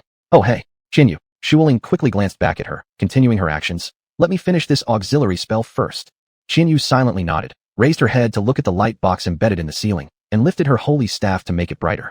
Now, the entire room was filled with bright, yet harsh white light. Shuling softly said thank you. After another 10 minutes or so, Shuling finally lowered her arms, sighed in relief, and leaned back, exhausted, against the backrest of the chair. How's he doing? Qianyu asked worriedly, helping her pick up the half cup of beverage on the table. Don't worry. Shuling habitually played with the left strand of her twin tails while gulping down the remaining drink. He is seriously ill. The progression of erosion is truly terrifying. But I drove away those things in his body with Mingwen energy, and then applied the Palakli theory to help him reconstruct new human internal organs. These things may continue to grow, so I've prepared accordingly, and have tried my best to slow down his erosion. She put down the cup wearily, turning her head to gaze at Qianyu. Qianyu, what's wrong with this human? Yanlin said there's a Q in here too. Is he the human's contract partner? Yes, Qianyu sighed. The situation is complicated, it's a long story. Yanlin wants me to ask if you can see any problems with his mental state. For example, will he split into a different personality due to the erosion? Different personality? Shuling frowned. Because of the erosion? She thought for a moment, shaking her head. Qianyu, I can't explain clearly. The existence of the silence contract is too complex, almost illogical, and one energy itself has infinite possibilities and developments. No matter how many issues arise from the silence contract in the future, I wouldn't be surprised. If personality splitting happens because of the erosion, it is entirely possible. But, she briefly pouted her lips. So far, I haven't heard of any cases where erosion leads to personality splitting. The human injured Liu Yan's ear, Qianyu suddenly said. Shuling opened her eyes wide and stared at her for several seconds. The human, but the injury on the ear isn't serious. Qianyu whispered, standing up from her seat. Let's go check on Liu Yan. Liu Yan had been placed in Qianyu's room. Yanlin and the other 3 sacrificers were all there when Shuling walked in, and they were talking. I think it all relates to Yuanfu. After Suzhan's absolution order disappeared, she suddenly could summon the black handle. But I still couldn't summon my holy staff. We shape-shifted back to the downtown area. We can't leave Qianli behind. Yanlin leaned against the window, shaking his head. Suzhan told me to find Qianli. She attempted to shift shapes again, but it failed. Shifting succeeded only once, then immediately became invalid. So we all went upstairs together. He paused briefly and calmly said. Suzhan's shoulder began to ache severely. She knew something was wrong with Qianli, so she broke the door open and rushed inside. Then I saw many shrinking branches on Qianli's body, and blood spewing out of Liu Yan's chest. A deep silence descended upon the room. All the chairs in the room were occupied, and Shuling quietly summoned a chair using her holy staff, seating herself next to Liu Yan. At a glance, she saw the injured spots, a part missing from the right ear and several similar wounds on her body. However, these could be quickly repaired with one magic. It wasn't complicated. The worst were the large, transverse wounds covering her chest, with slightly pulsating pink membranes over them. Shuling nearly screamed and immediately began reciting an auxiliary spell while carefully listening to Yanlin's account. I stepped closer and saw one of her ears hurt, full of bloody holes in her chest. There was a subtle tremor in Yanlin's voice. It's evident the types of one magic used are different, not on the same level. I suspect the ear wound might be caused by Qianli's branches. His alternative personality certainly possesses that ability. And then, I heard Liu Yan say, Tibi, it's Tibi. Yu Lu was originally leaning back in the chair drinking water, but at this moment, she suddenly sat upright. Her facial expression remained unchanged, yet her eyes shone with an intense light. Everyone was staring at Yanlin, and the room was deathly silent. No one in the intermediate realm can directly wound Liu Yan to that extent, Yanlin said calmly. Not unless it's the high priest, but Liu Yan didn't encounter him. The high priest keeps appearing everywhere to trigger one force collapses. When he showed up in the house, Liu Yan hadn't arrived yet. Mind one art, Mo Chu said. Liu Yan has always trusted Tibi. Yu Lu said, her voice sharp, extremely so. I did my best to save Liu Yan. I wasn't as good as Shuling, and the holy staff was extremely unstable. But anyway, I managed to stop her bleeding. She didn't die. At the time, I didn't know how to leave. Liu Yan brought so many people over. By the time Suzhan and I arrived, there wasn't a single person around her. I began to suspect something was off. Yanlin said, drawing a shaky deep breath. This state of mind was highly unusual for Yanlin. They all turned their heads to look at him. I was completely despairing. Without Liu Yan, we had no chance of escaping the spellbinding day. Then Wei Li appeared at the place. He took out a mistrail from his pocket and popped it into his mouth. Normally, Xianyu would tell him to control this habit as much as possible, but no one said a word about it this time. Wei Li came with Ejean's one art. She said they had sealed this one art on a fixed carrier, and now she'd found the carrier, bringing 2 cards to find us. I asked her how she knew we were here, and she said she got a rough idea from Xuanhuan, then confirmed it with Tibi. I couldn't make sense of it. Regardless of where she obtained the information from, Tibi should have been the least likely one. Could he really be that kind of person? At that point, I had no other choice. So I said, Wei, let's exchange memories. The mist trail was taking effect rapidly. Lin exhaled deeply, tilted his head back, and smiled faintly. She agreed. She didn't lie. Tibi told her everything related to the mission, including places and personnel, also revealing Qianli is the inheritor. My God, Xianyu murmured. After the first door opened, Su Zhan and Qianli went in, and I stayed outside. Wei used E-Genes to go to the mission location, bringing all the soldiers into the second door. The two doors were facing each other, and we reunited. Bai lost an arm, and everyone else in headquarters was scared stiff, scattered in various places, but no one died. Out of 80 members from the guard team, only 50 returned. Only Tibi himself made it back from his team. I can't remember what I said to him then. All I could think about was killing him, but I couldn't bring myself to do it. We were all insane, summoning our holy staves. Su Zhan saw things were going awry and rushed over again. I said, don't move. Then I asked Tibi, how could Luyan get hurt? Why did Luyan say your name? Tibi paused for a moment, gave a cold laugh, and told me, I have nothing to explain. If you want to fight, just fight. I called them into the vehicle, then I continuously fired. I don't know how many kinds of one-art spells there were. In the vicinity of E-Genes, the holy staff suddenly started working properly again. At that moment, I thought, even if I stayed there, I would never allow Tibi to return to Xuanhuan. I threw him away. Even when I got into the car, he was still lying on the ground, unable to rise. Then issues occurred on the subway, and Qianli, who was sitting quietly, collapsed suddenly. His face and wounds on his body started spurting blood. Lin was trembling. He pulled a second mist trail out of his pocket and shoved it into his mouth, and no one stopped him. I don't know what's going on right now, but regardless of the situation back then, I feel I was wrong about Tibi, so I want to bring him back. He won't come back, Mo Chu said. I shouldn't have done that, Lin said, a tinge of pain showing on his face. Even if he betrayed Luyan, I should at least bring him back to face trial. But I can't say this doesn't blame you, Mo Chu said, pulling out his pipe, taking a drag, then putting it back. But why did you do this, Lin? You used to be the one most supportive of Tibi. That's exactly why he felt so disappointed. Lu said with a half smile, leaning back against the chair, her eyes cast down as she idly pinched the side pocket of her high priest robe. The pocket was bulging, occasionally emitting a few crisp sounds. Back then, all of you, and me too, were advising Luyan not to give Tibi such a private channel in the combat communication system. I've mentioned before that it would be incredibly easy to launch a mental one-art attack through that channel, one that might even go undetected. Do you remember? But Lin always cared deeply about trust within the team. He treated people sincerely and protected Tibi with that sincerity. He persuaded us to trust Tibi.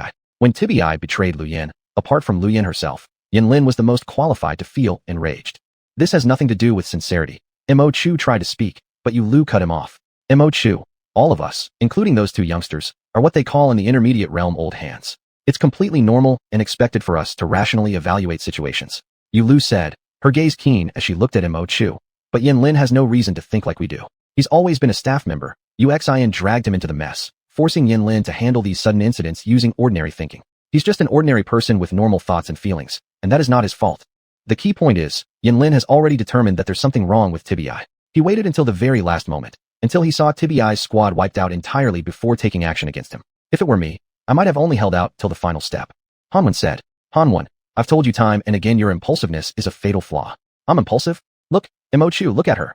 Chapter 58, the most important place, 5. Xuanhuan pointed at the wound on Luyan's chest. However, Mo Chu did not look. None of the people present were willing to look at the wound more than necessary. Only Xue Ling was still staring, continuing to wave her holy wand and pour out energy. This isn't a joke. Bei went all out. If it weren't for Luyan being so damn resilient, would she have survived? Xuanhuan shook his head in disbelief. Who else could have tripped Luyan up unless it was through a private channel that they both consented to? Then there are the things he did later. He leaked secrets and failed in his duty, causing his teammates to die. Even if we bring him back, he'll be subject to military law anyway. It's just a matter of buying him a few extra days. But those few days allowed Lin and Luyan to ensure their safety to the maximum extent. Mo Chu said calmly, I'm not trying to defend Bei here, even though I can't confirm the facts. Since Luyan herself said it was Bei, there's probably no need to dwell on it anymore. But Lin, this is your blunder. You left the captain of the guard under the spell in front of everyone without trial, which was tantamount to sentencing him to death. Although everyone knows he deserves this punishment, you had no right to act yourself. That's a leverage. I know. Lin bit her lower lip and said, the chaos caused in the middle realm earlier, those soldiers from the first unit who had issues, they haven't been dealt with yet. Mo Chu said, looking around at the people in the room. That's one sin. Luyan interfering in Lin's mission is another sin. Luyan took an entire department over there, disrupting the office efficiency, another offense. Now Lin attacks Bei in front of them, and we can't possibly seal all the mouths in such a large crowd, so all these matters will pile up together. You both understand. If I were Xuanhuan, I'd settle accounts with both of you like this, nothing left out. And I haven't even accounted for the crime, yet where Luyan and Lin brought humans and Qin back to Xuanhuan. This also can't be explained easily, right? Xuanhuan simply knows that Luyan won't explain it because we cannot expose the human target. Moreover, I've already prepared a document signed by xuanhuan, stating that Yin Lin failed the mission in order to protect the humans. Yin Lin, this time you're only adding pressure to yourself. Yin Lin failed the mission? Qianyu raised her head, startled. Mo Chu. We can't. xuanhuan will kill him. Lu Yin has already told me as much, and I tentatively assume she has a plan. Mo Chu shook his head, but I don't think she really understands what she'll face after returning. She's very capable and experienced in combat, but she doesn't understand interpersonal relations and is never good at playing games under the table, even though I've reminded her repeatedly. That's why she was betrayed by T-Bei. It wouldn't have happened to someone else. Yu Lu remained silent, mechanically pinching her pocket. Lu Yin will be fine. Xueling suddenly whispered softly. Everyone in the room turned to look at her. Even the sound in Yu Lu's pocket stopped, making the room suddenly feel terrifyingly quiet. Yin Lin did well in the middle realm, and Lu Yan's wound isn't serious anymore, Xueling said, shifting her gaze toward Yin Lin, hoping to meet his eyes, but he didn't look up. Instead, he stared blankly at Lu Yan. Xueling noticed his scara beginning to turn yellow from Miju poison. Human attack types are rather simple. The ears and other minor wounds will heal within hours. Don't worry, with me here, Lu Yan will recover quickly. Xueling grabbed the tip of her left braid, looked at them, and softly added, "Don't be sad, okay? There were so many unexpected situations. Who can do everything perfectly? You all came back safely. That's the happiest thing we can hope for. You've worked hard, Xueling," Mo Chu said. "When will the human wake up?" I don't know," Xueling said nervously, starting to twist her hair around her fingers. "It shouldn't be too difficult to wake him up, but keeping him alive will be a tough task. He can't eat right now. In that case, please think of a way." Mo Chu gazed at her gently. I will, Xueling replied. "There must be a way." At this moment, Qianyu walked around from behind the bed, patted her head lightly, and softly said, "I want to bake a cake." "I'll go with you," Xueling said a bit flustered, standing up abruptly and brushing off her skirt. "Let's all go downstairs for a rest."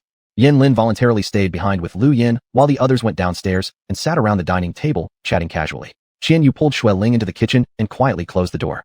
"Thank you, Qianyu," Xueling said dejectedly. "Don't be scared," Qianyu chuckled softly. "There's nothing to be nervous about. We're all old friends here." "I think Mo Chu seems to have noticed," Xueling rubbed her eyes. His gaze, it's as if he knows everything. "But it's true that you get more nervous whenever Mo Chu talks to you," Qianyu said, waving her holy wand to conjure ingredients. "I don't know why, but I'm just really afraid of him. He seems so stern," Xueling said dejectedly, sitting at a small tea table in the farthest corner of the kitchen. "I know he's not that terrifying.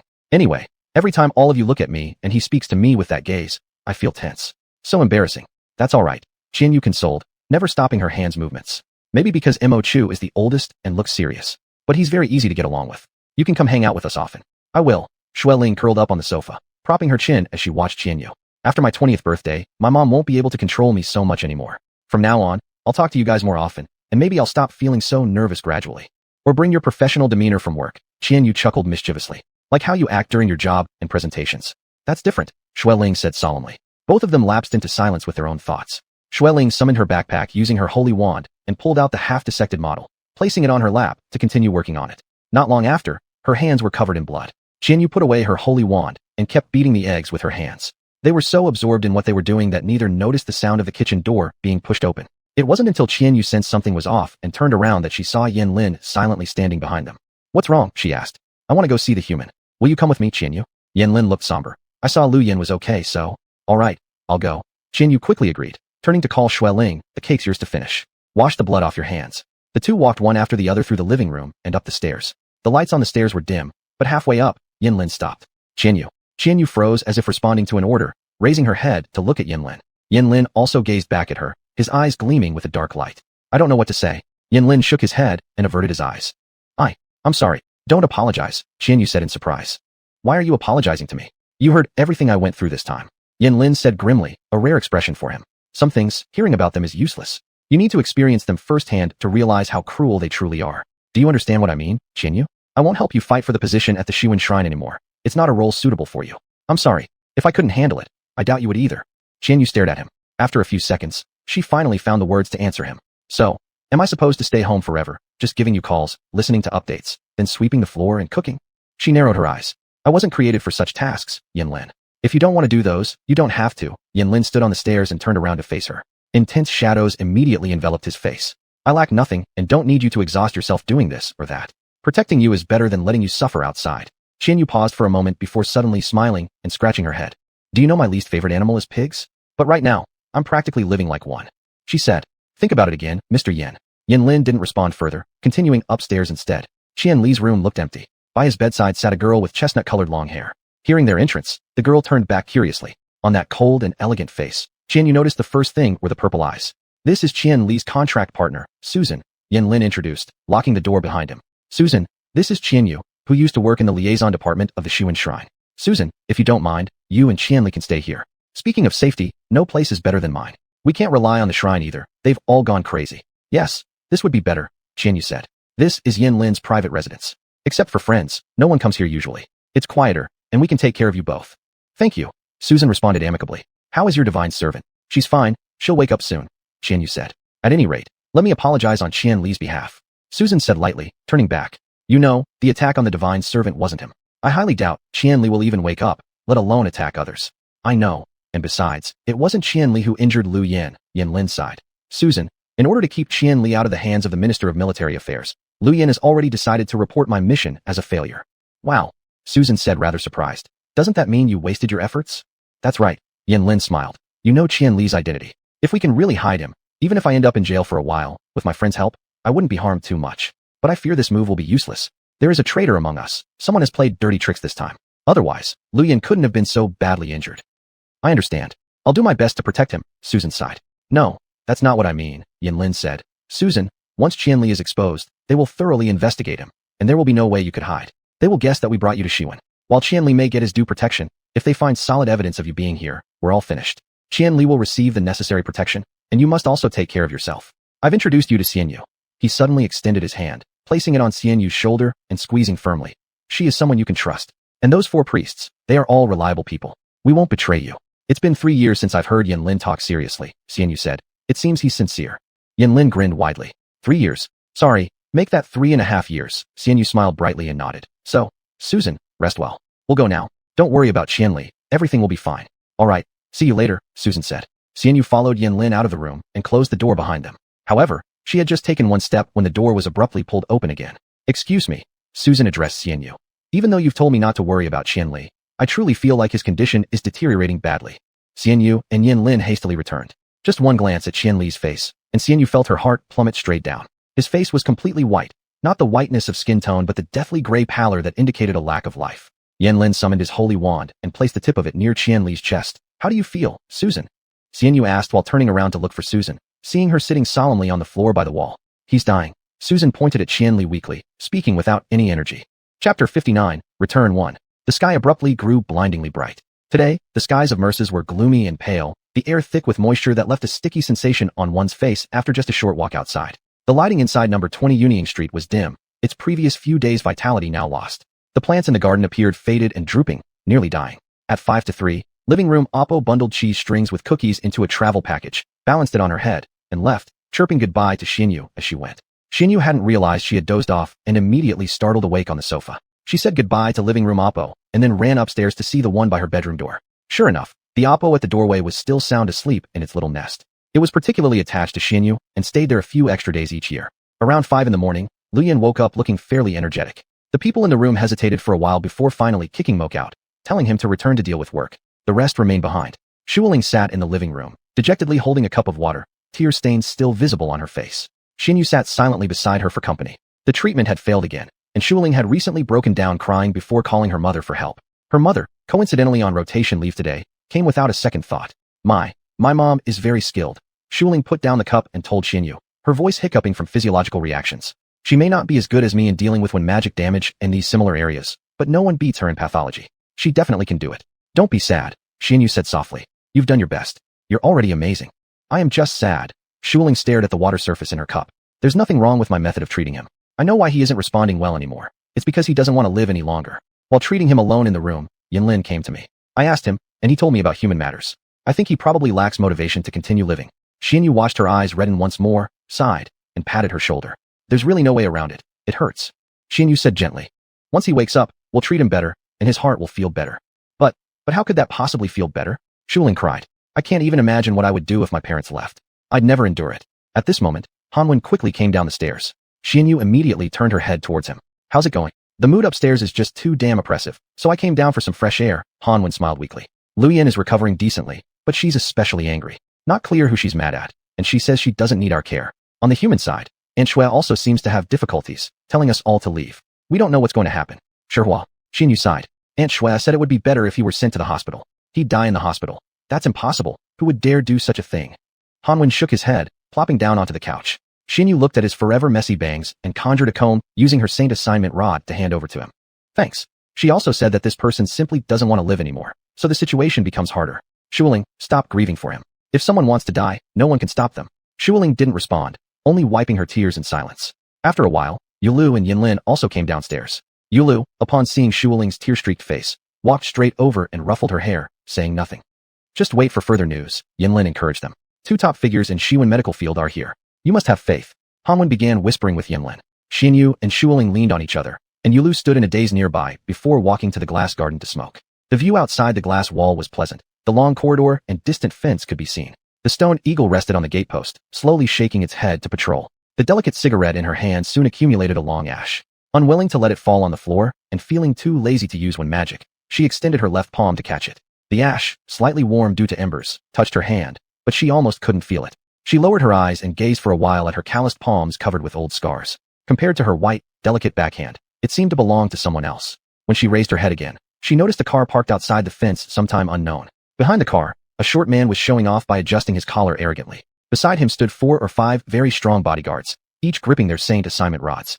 Yulu narrowed her eyes and leaned onto the glass, wanting to confirm once again if she had made a mistake. At this moment, the stone eagle ceased patrolling, definitively turning its head towards those people outside the fence. Soon after, all of its feathers slowly bristled, then it flapped its talons and flew toward the house. Yulu immediately retracted her gaze and summoned her saint assignment rod. Hanwen, she whispered. Hanwen was still discussing the matter of the successor with Yinlin and hadn't heard her. Hanwen, she called out. Let's go. Hanwen sprang up from the couch, summoning his saint assignment rod. Yinlin and Xinyu were startled and stood up. Don't move, Yulu harshly commanded, then hurriedly left the house with Hanwen, following the small path in the garden toward the gate. The stone eagle saw them, let out a whistle, and landed on Yulu's shoulder. Yulu said to it, thank you for your hard work. Do not let them in. It flew back to the gate. Open the door. Xuanhuan started shouting when he was still more than 10 steps away. Hanwen remained silent, just furrowing his brow as he flicked the cape of his ceremonial uniform. Yulu took a deep breath, revealing a smile that she believed was alluring enough. Together they swiftly closed the distance and stood by the gate, looking across the fence at Xuanhuan. Minister Xuanhuan, it's been such a long way for you to come here. What is it? Yulu asked gently. Xuanhuan, Minister of Military Affairs, have been ordered by Chief xuanhuan to search your residence, Xuanhuan arrogantly declared. One of the bodyguards behind him pulled a copper-yellow badge out of his pocket and flashed it. Open the door. At this moment, in the second-floor room, Shirley sighed deeply, sat on the chair, and turned her head to look at the quaint person crouched in the corner. Child, why don't you sit on the bed for a while, she said kindly. No thanks, Susan shook her head. Susan did not know exactly what state Qianli was currently in. Her own lack of pain suggested he wasn't suffering either. However, she felt drowsy and her breathing became increasingly difficult. She knew she absolutely mustn't fall asleep. As if pulled by some strong force towards an endless darkness, although she didn't know his emotions or thoughts, she could roughly guess what he might be thinking. He was dragging her towards death, not intending to harm her, but ignoring her altogether. Suddenly, her throat clenched violently, her stomach convulsed, and her heart almost leaped out of her chest. Her organs were gradually falling into chaos. Can this man survive? Susan took a heavy breath and asked Shirley with a grim expression. I don't know, child, Shirley worriedly replied. Both mine and Lingling's treatment strategies are fine. We're using Wen magic to reconstruct temporary organs to prolong his survival time, so we can think of fundamental countermeasures. But for some reason, his intrinsic Wen power keeps consuming the organs we reconstruct. Ma'am, forgive me for being direct, Susan said. You seem to be related to that little girl earlier. Are you sure if there are issues you can't solve, other therapists won't be able to either? Pretty much, Shirley calmly said. To put it another way, there may indeed be people stronger than us, but clearly we can't fully trust them. Do you think his Wen power consuming the organs has a specific cause? Susan pinched herself lightly and continued asking. I can't say clearly, Shirley sighed. Wen power should harmonize with the human body during fetal development. Cases like his theoretically shouldn't even be born. Now it's as if the Wen power itself is fighting against him. He obviously can't win. Fine. Susan gritted her teeth and shakily stood up. Shirley also stood, preparing to help support her. No, don't bother. Tell me, what Wen magic orders and auxiliary commands did you use to treat him? Teach me. Huh? Teach me. Susan looked directly into her eyes. I'm connected to him via Wen magic linkage, so I should be able to. Have you studied medicine? Shirley asked. He doesn't have many minutes left to live, Susan responded, feeling a bout of dizziness. This came from the incurable decay taking over her body. Shirley gazed at her for a moment, then swung her saint assignment rod, and quickly jotted down 2 extremely long sentences in the ancient script on a piece of paper placed in her lap. She returned to sitting, resting her legs beneath her, scribbling frantically. There's no time to write everything down. This is a delayed release form of Wen magic that will at least buy us some more time. Susan read it aloud. Is it correct? The auxiliary order is wrong. Shirley was shocked and exclaimed. Child, you don't know the ancient divine language? I haven't used this script for years. Can you tell me the right pronunciation? Susan said. Her vision was darkening. and she blindly searched around before refocusing on the paper. If she didn't hurry, she might lose the ability to speak. With that thought, she reached for the piece of paper. Thank you. Please step outside first. Susan interrupted Shirley's half-delivered instructions. She has finally left. Susan grabbed her collar and slumped into the empty chair. She forced herself to stare at the one magic command while she still could, memorizing it first so she could mutter it later. She didn't expect to actually heal him even a little bit. There was no way. In almost 20 years, after all, she hadn't learned any treatment spells. Quaint people were naturally dull towards treatment magic. It was something that the users of Mingwen power were always better at. But she kept reciting anyway. Her proud memory allowed her to quickly memorize the one magic command. Then came the auxiliary spell that required her to both mutter the one magic command and chant aloud. For a moment, she almost fell asleep but then snapped awake with a start. She pricked herself with the black handle dagger, but it didn't help. This wasn't ordinary sleepiness. Pain couldn't rouse her. Susan swore under her breath, using the language of the middle realm. Rage then surged up within her. She wasn't afraid, wasn't sad. Her only emotion was anger. The drowsy haze clouding her mind made her unable to control her strength properly. Yet when she wielded the one magic, everything felt easy.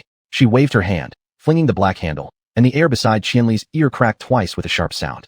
Chapter 60, Return 2. Susan quietly recited the one magic command and released the Toshu light. This was the first step in practicing medicine, requiring no foundation. The light initially struck Qianli's head, and Susan saw the two eyeballs embedded in his skull slightly move. Then, she shone it toward his abdomen. She observed a partially empty abdominal cavity with organs moving chaotically. Susan cast another spell on herself, the vision spell, revealing that the organs were enveloped by white light and black mist as she had anticipated. She dispelled the vision spell and began to chant. By the time she chanted for the fourth time, she felt she had barely managed to activate the corresponding name of the one magic. Now, both Qianli and Susan herself were targets of the one sure magic. With the symbiotic relationship formed by the shared one magic, Susan attempted to improve the condition of both simultaneously. The organs wriggling slowed down, followed by a reduction in her own mild spasms in her throat. Finally, she drew a deep breath, feeling like she had momentarily come back to life. Susan turned off the kosher light, stood up, and staggered towards Qianli's head.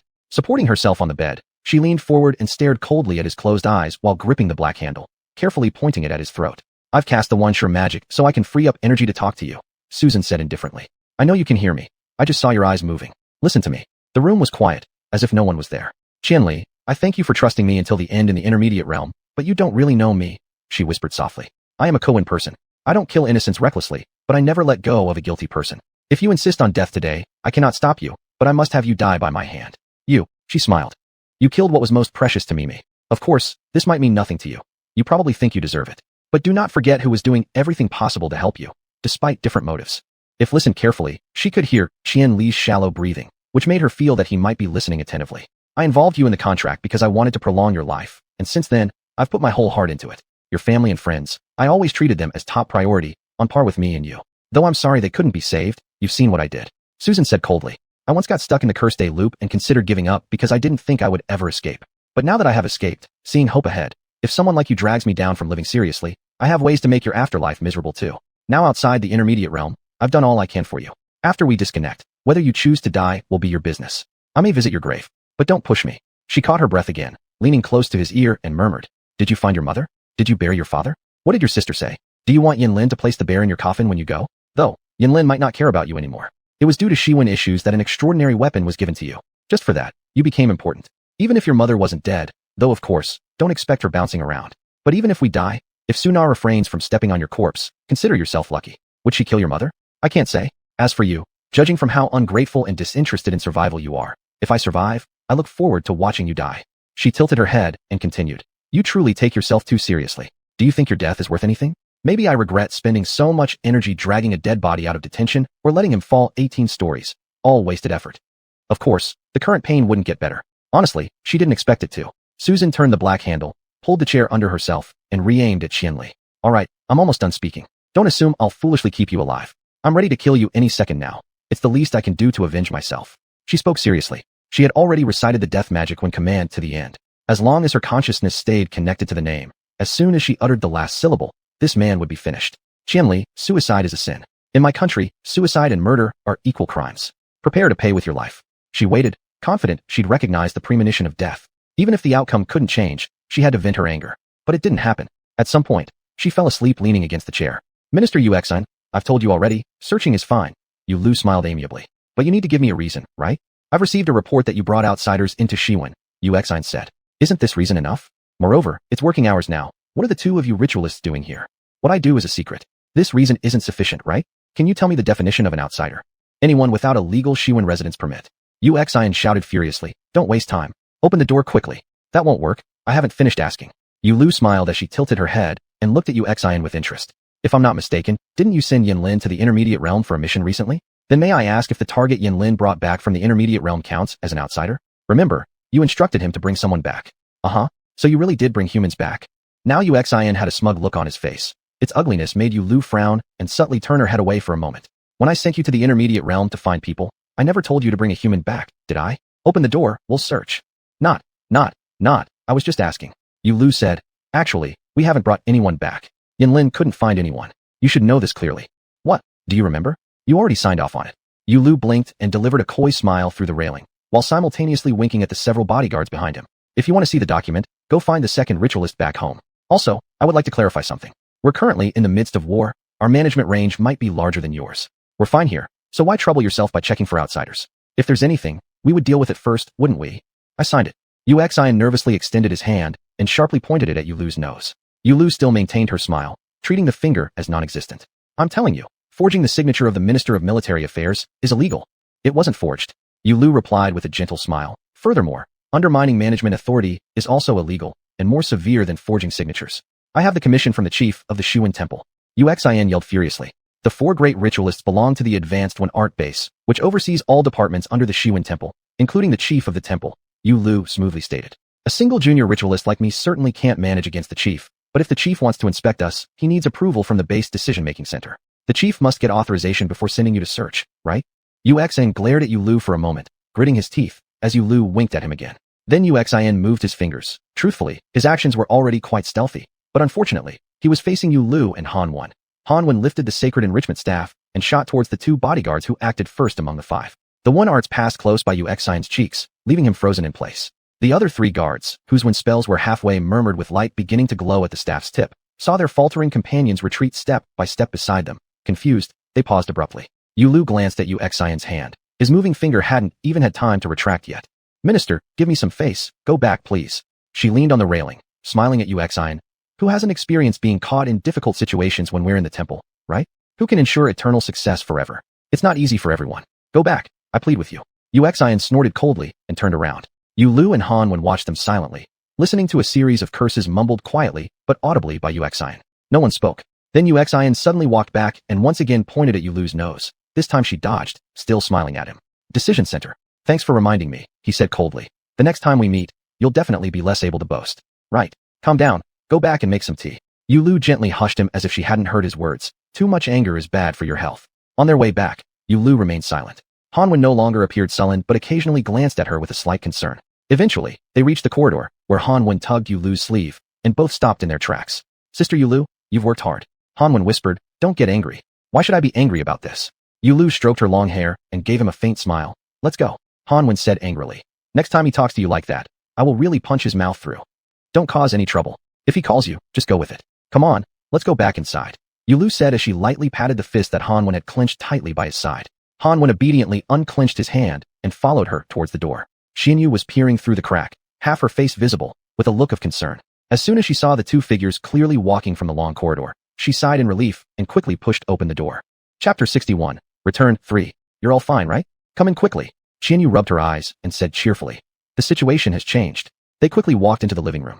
The situation seemed to have improved, not just a little. A familiar voice was faintly shouting from the kitchen. Xinyu, what's wrong with your broken kitchen? Don't you usually eat anything? xuanhuan grinned. Finished. Time to evacuate the residence. The first priestess has opened her eyes. Lu Smoke shouted far away. Which little calf is talking ill of me? Yulu rushed into the kitchen without saying a word, seeing Lu Smoke leaning on a thick and short cane, wobbling as she rummaged through the cabinets. Upon hearing Yulu rush in, Lu Smoke turned around in surprise. She immediately threw the cane aside and suddenly threw herself into Yulu's arms. Yulu tried hard to support her, her body sinking slightly due to the weight, but then stabilized soon. Welcome back, Yinner, Yulu said with a mischievous grin, ruffling Lia Smoke's messy short hair. Lu Branch. Lu Smoke almost called out in a sobbing voice. Did you burn my letter? You didn't read it, did you? None of you read it, right? We all read it, except Moke, Yulu replied. Holy cow, give it back to me. Lu Smoke twisted out of her embrace again, struggling to summon the holy staff. I'm going to erase all your memories. Yulu shook her head and pulled out a packet of chocolate chips from her bulging pocket. Do we still need to delete memories? No need. Lu Smoke stared at the chocolate chips like they were precious, hastily packing up the holy staff as Yulu swung the cane and tossed it along with the chocolate chips to her. Yulu, are you the goddess from the totem? I was lying in bed thinking, if only someone so considerate could put a piece of chocolate into my mouth. Eat it quickly. Yulu smiled and said, after eating, come sit down outside. Don't mess with the cabinet someone worked hard to clean. There's absolutely no condition to speak of for Lu Smoke. Xuanhuan was sitting on the sofa, laughing heartily. I see her physique. Even if her head was chopped off, she would get up and look for something to eat. I fired Xuanhuan. Lu Smoke said feebly, busy devouring the chocolate chips. Oh, I wasn't talking about Lu Smoke anyway. Xinyu said loudly while tidying up the dessert plates at the dining table. The human situation is better. Aunt Shui and Shuling want to deal with it. Susan is also doing okay. Who is Susan? One of the Caven people? Xuanhuan asked. Yes, she signed a silence contract with humans, Xinyu explained, using the holy staff to guide several plates to follow her through the living room and into the kitchen. Lu Smoke, you're looking in the wrong place. I've kept a cake for you over here. Want to check upstairs? Xuanhuan turned his head to ask Yulu. Leaning against the doorframe of the kitchen with folded arms, Yulu pondered for a while. Let's wait. After a moment, she said. We'll go when he really gets through this stage. That's good. Where's Yinlin? Yinlin went to sleep, Xinyu loudly answered. He's worn out. We're all worn out, Xuanhuan said, standing up and stretching, sneaking out a sly smile. It's time to get back to work. Work is the best rest. Both Yulu and Xinyu burst out laughing since this sentence was from a speech Lu Smoke gave 2 years ago when receiving commendation from the Silent Temple. She had said, many people ask me, bearing such heavy responsibilities, do you not feel pressure? Are you not tired? I feel pressure, and I do get tired. When pressured, I look to the future. If I'm tired, I return to work. Work is the best rest. After finishing her speech, she threw the draft onto Xuanhuan's face. You helped me write such an atrocious statement? Xuanhuan pleaded. I let you check it beforehand, but you didn't, right? Everyone knows these things are just lip service. Half the temple can hear you whining about being exhausted in the office every time. You'd better go back to work, Xuanhuan, Lu Smoke said. Cherish your last working moments before I return. My goodness, scared me half to death, Xuanhuan said with a laugh, waving goodbye to them. I couldn't live without this job. I'm off. Let me know if there's any new situation. Leaving already? You haven't even seen my face since you came inside. Lu Smoke complained angrily in the kitchen. Ancestor, let me take a break for a day. I'll be closer to you tomorrow. Xuanhuan scratched his already messy fringe that was beyond disarray. See ya later. And he left. Yulu slowly approached the glass garden and saw him running through the long corridor and the garden. He instantly disappeared once he was past the gate like a gust of wind. Strange. Why is he in such a hurry to leave today? Xinyu stood next to Yulu, gazing at the garden which had become devoid of people. Xuanhuan wanted to come in and search, but I told him to leave. Yulu said softly without looking at her, so Xinyu understood that she didn't want Lu Yin to hear.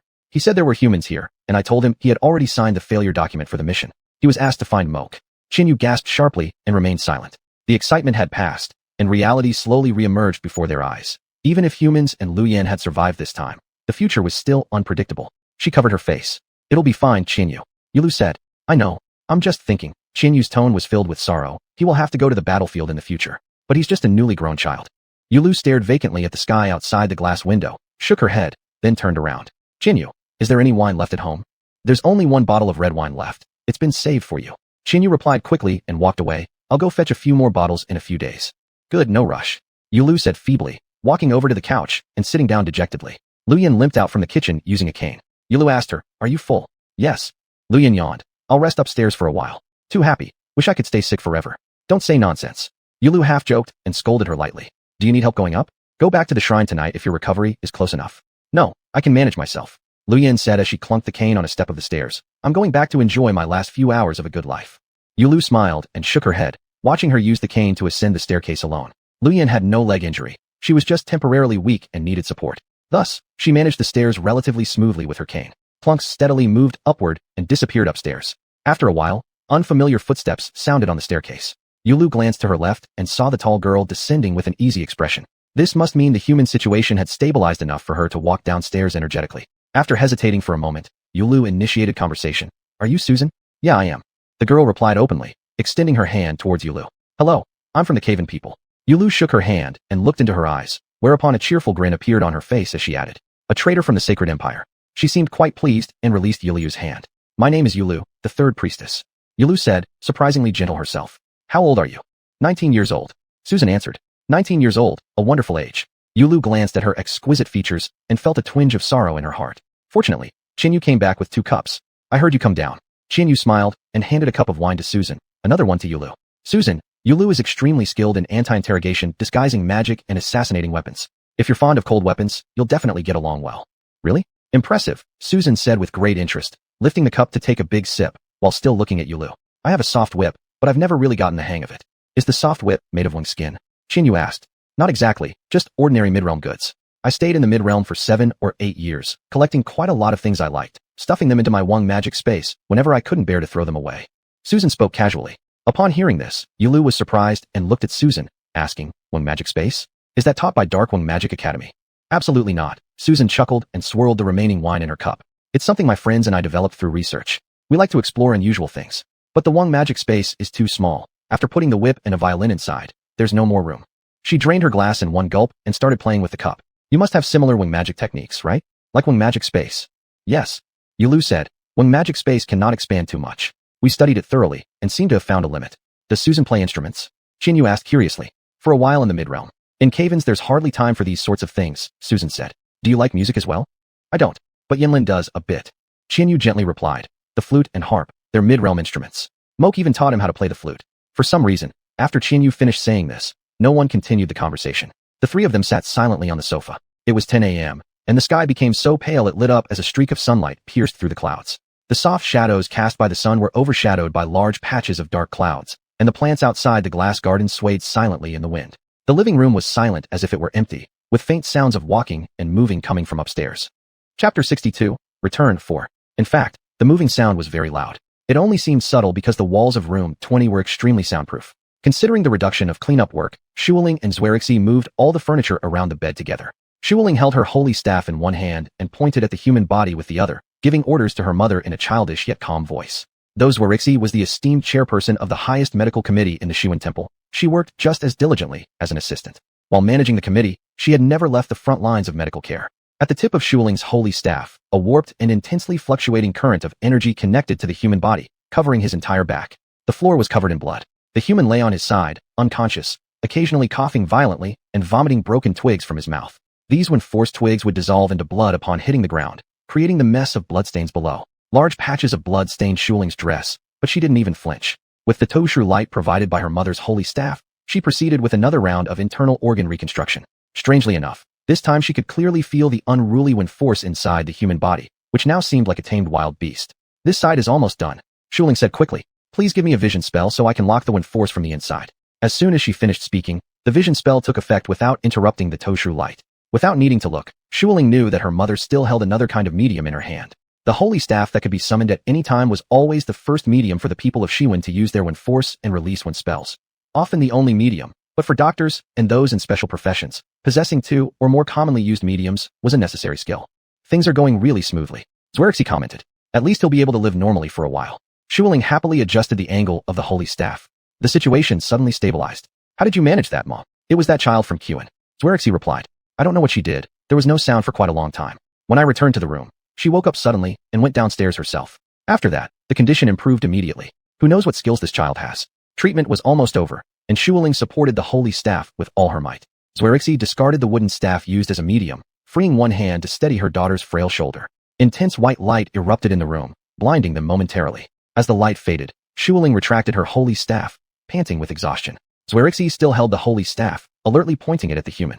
Most of the light retreated into the human's body, and nothing happened when the last bit of light disappeared. Great. Xuanhuan triumphantly clenched her fist, and Xuanhuan affectionately patted her head. The two stepped away from the bedside, and Xuanhuan began cleaning up the blood on the floor. Mom, have you heard about her? Xuanhuan flopped onto a chair and fetched a drink for herself. That girl from Xuan. Not yet. I hear from Yinlin that she's a good girl who has been helping this human, Xuanhuan mused. The Archbishop has been relentlessly pursuing them, yet she has managed to evade every time. She must be highly skilled. Pursued by the Archbishop? Xuanhuan frowned. Why? She knows something she shouldn't. Xuanhuan said vaguely. Xuanhuan straightened up after cleaning the last spot of blood on the floor. Xuanhuan immediately stood up and offered her chair to her mother. Sit down, Lingling, Xuanhuan said lovingly, pulling out another chair to sit beside Xuanhuan. If that knowledge warrants the attention of an archbishop, then it must be more than just something she shouldn't know. Which archbishop pursued her? I can't explain precisely, but it appears to be the 7th archbishop. Xuanhuan furrowed her brow. Beyond the 7th archbishop, how could she have escaped? That poor child truly suffered. Xuanhuan sighed softly. Unfortunately, her suffering hasn't ended yet. Yeah, Luyan will surely conduct strict reviews on her. It's not Luyan, Xuanhuan stated. Gaining the trust of Luyan and his team isn't that difficult. What she should truly worry about are the subordinate departments of the Xuan Temple. Xuanhuan exclaimed in shock. She's with Yinlin and help the human. This hurdle should be easy to pass, right? Foolish child, it's impossible, Xuanhuan lightly laughed. All field data will be recovered by someone. They'll see the truth, Xuanhuan stubbornly argued. Even if there are mentally unstable people like xuanhuan, the evidence is right here before them. They cannot ignore the evidence. Lingling. Xuanhuan reached out to tidy her daughter's disheveled hair at the temple. Mom has told you before, don't judge others by your own thoughts. You like to base your words on facts, but they won't do that. If they all judged based on evidence, then they wouldn't be just average people, but rather upright ones. And helping a human isn't exactly a right thing. Xuanhuan insisted on finishing. Humans shouldn't have come here in the first place. The humans are inheritors. Xuanhuan protested with wide eyes. They wouldn't possibly abandon the inheritors, would they? Some people simply don't want the inheritors, Xuanhuan worriedly said. In the past, they falsely accepted them because they couldn't refuse. This time, something must be wrong with the totem for choosing a human. They now have the perfect excuse to drive him away or even kill him. There's another part of the group who aren't aware of the importance of this matter. They're merely rejecting beings from the middle realm and will try to expel the human too. Without inheritors, xuanhuan will lose. Xuanhuan exclaimed in astonishment. Lingling, many people only act according to their own interests. They hope that xuanhuan loses to xuanhuan, Xuanhuan replied. Why? Xuanhuan asked unhappily. What benefits would it bring to them if xuanhuan lost to xuanhuan?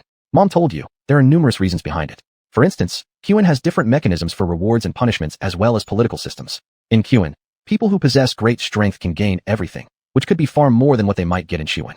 These are individuals with strong force. Surely, they prefer xuanhuan to adopt such a system so they could obtain more. They could simply go to xuanhuan themselves. Xuanhuan's environment is better, so they're greedy. Xuanhuan smiled slightly. The root cause of war is greed. And the details between all this are too complicated to explain in a few sentences. Anyway, the xenophobia sentiment in xuanhuan has been very severe. Both humans and beings from xuanhuan need to put in enormous effort just to survive here. xuanhuan poses one of the major obstacles. I've always thought that xuanhuan wasn't a bad person fundamentally, but now it's not he himself opposing us. It's unknown people standing behind him, which is dangerous. We must proceed cautiously. So how do you think they'll act, Mom? Xuanhuan asked anxiously. I think they'll use every possible means, Xuanhuan said, like what they are most skilled at. Xuanhuan was about to continue when the man on the bed coughed heartbreakingly and turned over by himself. Both women looked at him as Xuanhuan summoned her holy staff. This time, however, the man just coughed without spitting out blood, and Xuanhuan sighed in relief and withdrew it again. Just then, the man panted heavily and opened his eyes. Before either Xuanhuan or Xuanhuan could react, he saw Xuanhuan and tried to sit up abruptly. Qianing. It seemed like he said this. Are you Qianing? Don't sit up. Lie down quickly, Xuanhuan screamed. This probably made him realize the distinction. He fell back onto the bed, closing his eyes again, muttering, sorry. Xuanhuan and her mother exchanged glances. Xuanhuan stood up from her chair and approached to tuck the blanket around him properly. You're fine. My name is Xuanhuan. I'm your healer. Rest well. We'll leave and talk elsewhere without disturbing you. He didn't respond further, just closed his eyes and drifted off to sleep again. Xuanhuan observed for a short while, then went downstairs with Xuanhuan, entering the living room. Jianyu, Yulu, and the xuanhuan girl named Susan were sitting together on a rug by the coffee table. Xuanhuan walked over curiously and glanced. The three of them were playing mid-realm cards. You. Xuanhuan twirled her left hair, unsure of what to say. Good day. The xuanhuan girl looked up and said indifferently. It was getting too boring sitting, so I taught them how to play mid-realm cards. That's good, Xuanhuan smiled warmly. Relax once in a while. Yes, Xuanhuan said. The human woke up just now. My mother and I treated him, and the effect was excellent this time. Jinyu clapped happily. Yulu exhaled in relief. The xuanhuan girl smiled faintly without saying anything. Xuanhuan tugged her hair, hesitating momentarily. I want to ask something. Who is this boy referring to as Qianing? The xuanhuan girl stopped smiling. She's his younger sister, she calmly stated, drawing a card. Xuanhuan paused for a moment, sighing softly. Chapter 63, Twilight, 1. I'm sorry, I should have come earlier, Ibai said through gritted teeth, covering his left eye. It's fine, but you really should have told me ahead of time. Yin Lin stifled a laugh as he unscrewed the cap of the herbal spray in his hand. What did you say to Shuriying that upset him so much? What could I possibly say? Ibai said helplessly, carefully lowering his hand to reveal a swollen eyelid. I asked him if he didn't recognize me. How many times have I been here? I really should thank it for holding back and not gouging my eyeball out. Ow. Gentle. Yin Lin paid no heed and sprayed another couple of hard squirts. There's medicine on its bite. Even light sprays will hurt. Lu Smoke is upstairs in her room. I'll lead you to her. Is she asleep?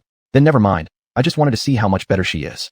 Ibai lifted his holy staff to clean his shoe sole, stepped inside from the doorway, peeking behind the screen to see an empty dining table. You might not know, but a building in Zudge collapsed, losing a few council members. The temple just called me to send people over there. Now even stray kittens making a fart require military headquarters intervention. I barely managed to get away from this matter. What smells so fragrant? Stay for dinner. Yulu and Lishi are both here. They're chatting upstairs with girl Kevin now. Yin Lin smiled. Lu Smoke has recovered enough. Tonight she'll return to the temple. Xinyu is preparing. All right, thanks for your trouble. Ibai smiled and sat down on the sofa. Yin Lin sat next to him, casually waving his holy staff so that Ti-Were jumped onto the table to pour tea for Ibai. I truly should have come earlier. Last night was quite dangerous when I saw Elias Smoke's injuries. Sigh, but I broke an arm at school. He flung his right hand about carelessly. My medical skills aren't great, so I had a department member help treat it. It's almost healed now, so I came. My goodness, why don't you ask us? Yin Lin tapped his arm. Li Shi and her daughter are here. Treating one arm wouldn't be difficult. You guys were definitely too busy. I couldn't burden you all with this. Ibai said. That human seemed pretty badly injured too. How is he doing now? Better. Everyone is alright for now, and the situation is stable. Yin Lin said absent-mindedly. Ibai glanced out the window. It was nearing evening, and outside, the peculiar yet stunning purple mist began to rise again, signaling the last traces of the wind season. Tomorrow, October 2nd in the mid-boundary calendar, would mark the Great Lin Festival, the autumnal equinox of the wind season. On this day, the wind force fluctuations and influences belonging to the wind season would completely disappear, signifying the end of the wind season. From tomorrow onward, Xuanhuan would enter a 2-month autumn period, gradually transitioning into winter. At this very moment, in the civil building of the Xuanhuan Temple, the folklore and religious departments were working feverishly to plan fireworks and the evening celebration programs for the Lin Festival. It would surely be a bustling scene. The atmosphere between them grew increasingly strange. This was due to a heavy matter that stood as a barrier between them. Discussing it would bring a slow and dull kind of pain, and for Yin Lin, he'd rather not mention it. Yet, at the same time, he knew he never would avoid it. Bye-bye, Yin Lin whispered. How are they all doing? Not bad, Ibai said calmly, looking at his palm. All my department members are doing well. Left team is a bit uneasy, but some guidance will fix it. Have you seen anyone from the guard team since you've been back? No. They've probably already arranged the follow-up work back at the temple, haven't they? Who's handling it now? I don't know.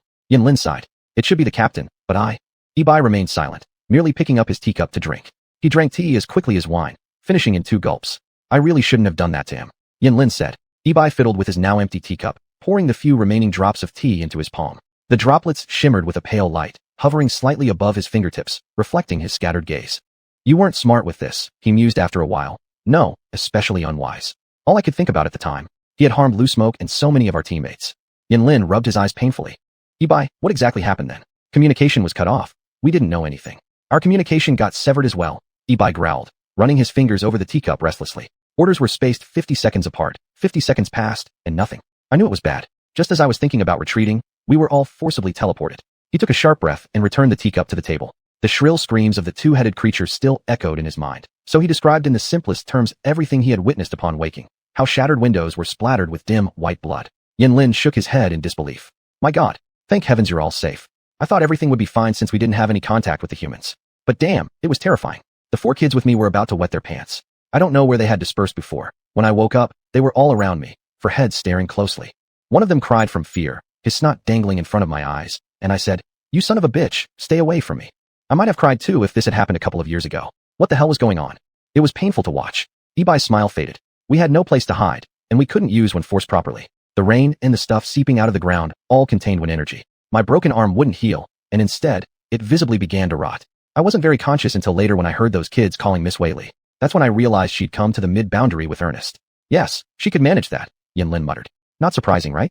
She's from the royal family. She definitely has ways to get what she wants. The question is how. She asked Tybe. I can't believe Tybe would leak classified information. Yin Lin clutched his hair. But the one art that exchanges memories can't go wrong. It's the only one that can't be faked. Tybe, where was he at that time? I saw Tybe when I entered Ernest. He was standing alone, trembling. Ibai said briefly. He said the hospital caught on fire. He stopped talking because they both knew what had happened afterward. What did Whaley tell you? Yin Lin asked softly. Nothing. Ibai said. There was no time for anyone to talk, and Miss Whaley looked like she didn't want to speak. From our last meeting, her character seemed to have changed quite a bit. A long time ago, I stopped guessing what she thinks, Yin Lin said. But she did the right thing. Regardless, she came with Ernest and saved all of us. Otherwise, who knows how things would have ended. I know, but it didn't have to end this way, Yin Lin said. If Tybe hadn't messed up, we wouldn't need Ernest. Tybe, Ibai said slowly. I've talked to him countless times. About leading the team, confidentiality, and his attitude toward the higher-ups. Even so, I can't imagine why he betrayed Lusmoke. Leaking the mission shouldn't cause such severe consequences. Of course, I know Lusmoke always favored him. Hey Ibai. Liasmoke's voice rang out extraordinarily loud, exploding above their heads.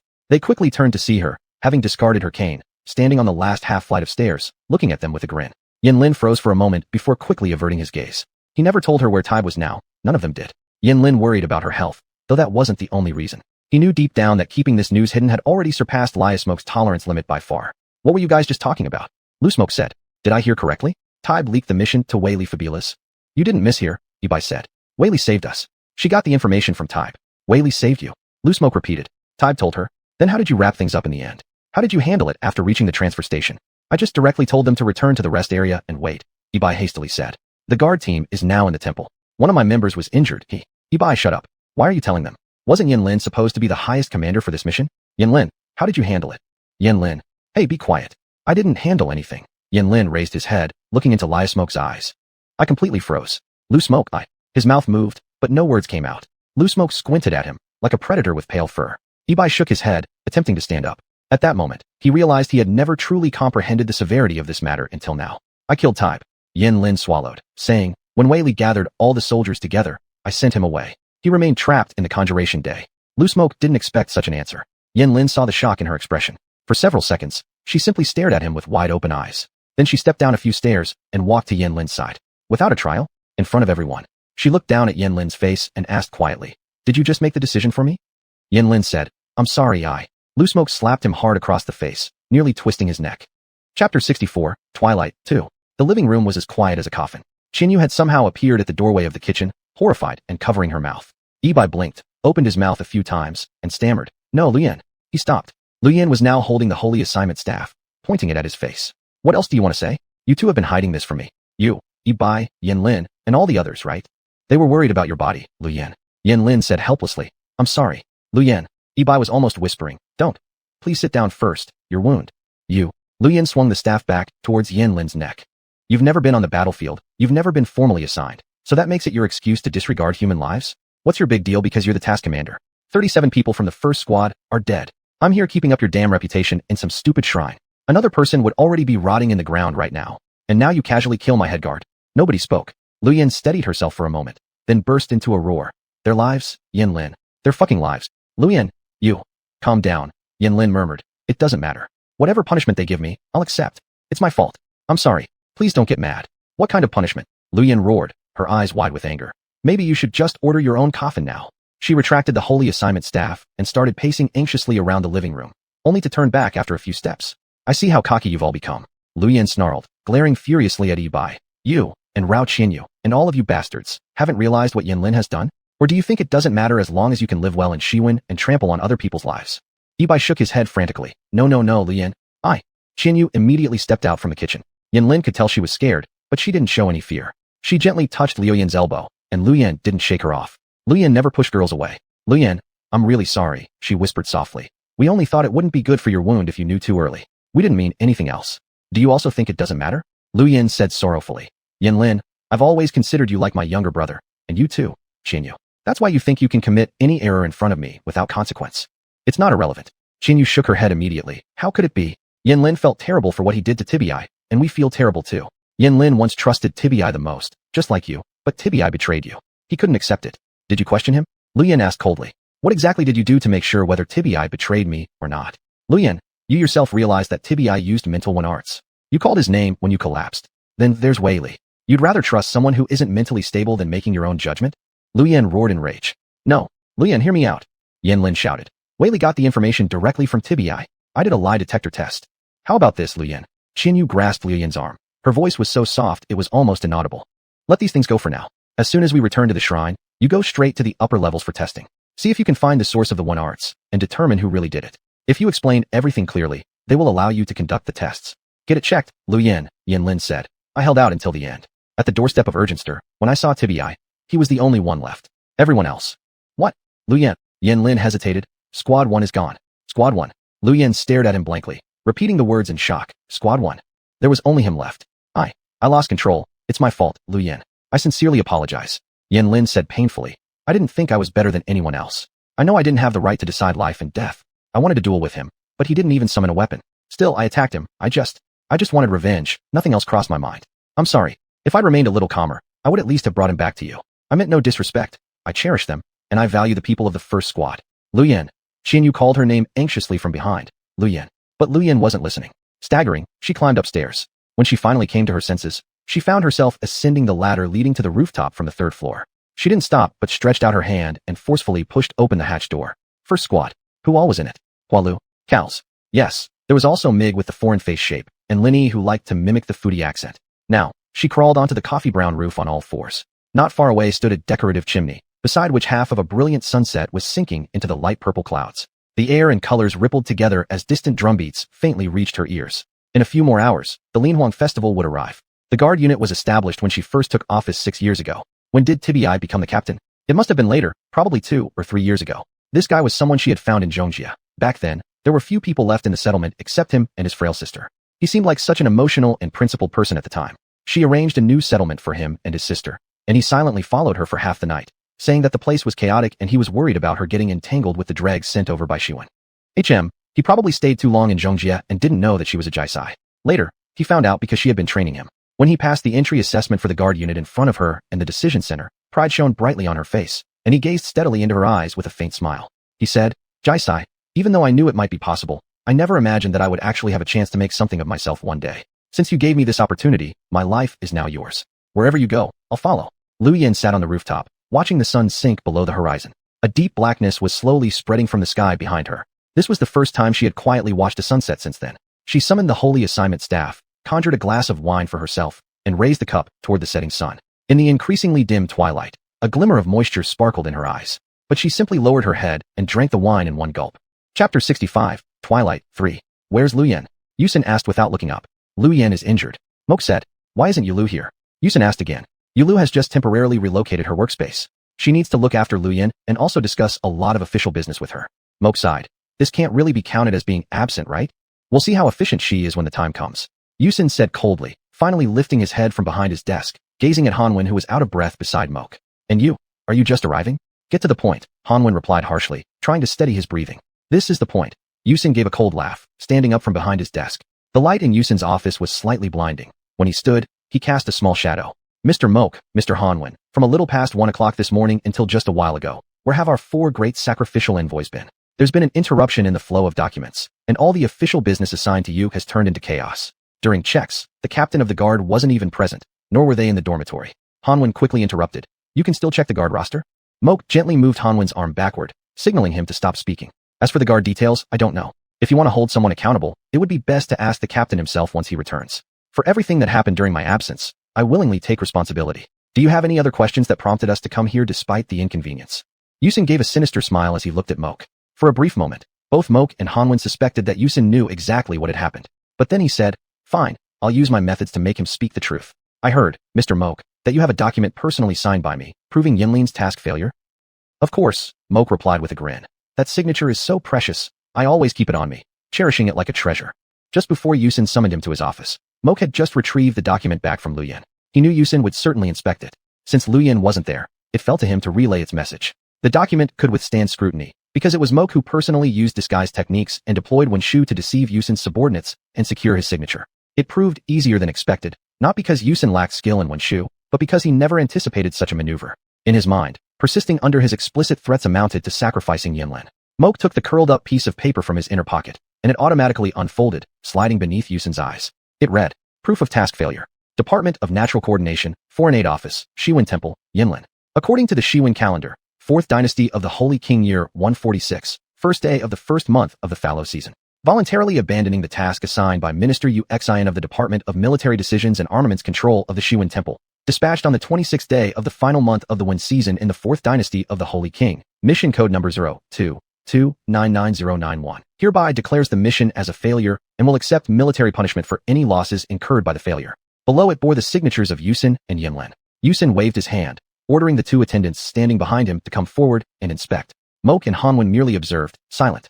After a while, those 2 shook their heads at Yusin and retreated to his back. Unwilling to give up, Yusin rose himself, reading incantations against the document for quite some time, but achieving no effect.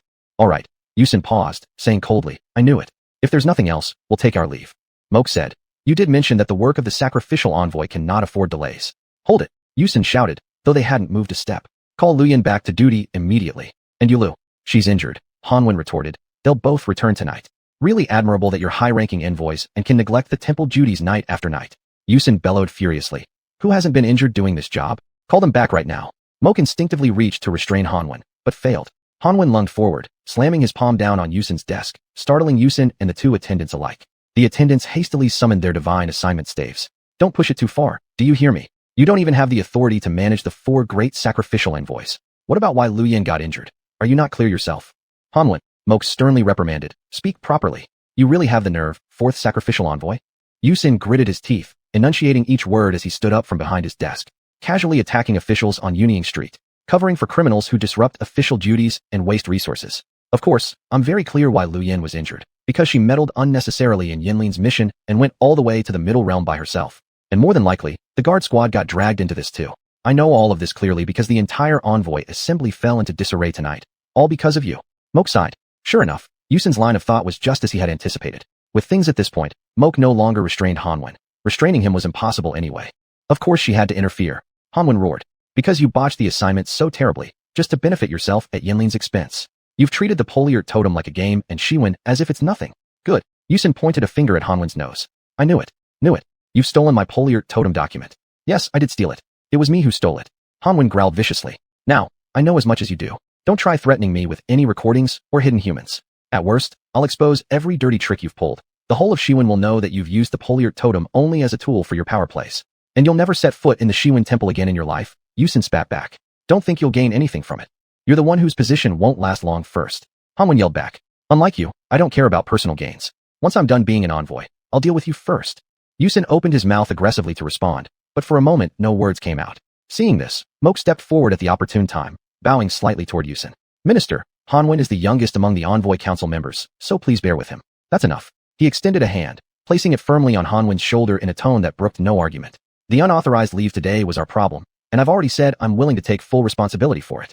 However, Minister Yusin, as a public servant of the temple, you are well aware of the selection process for sacrificial envoys.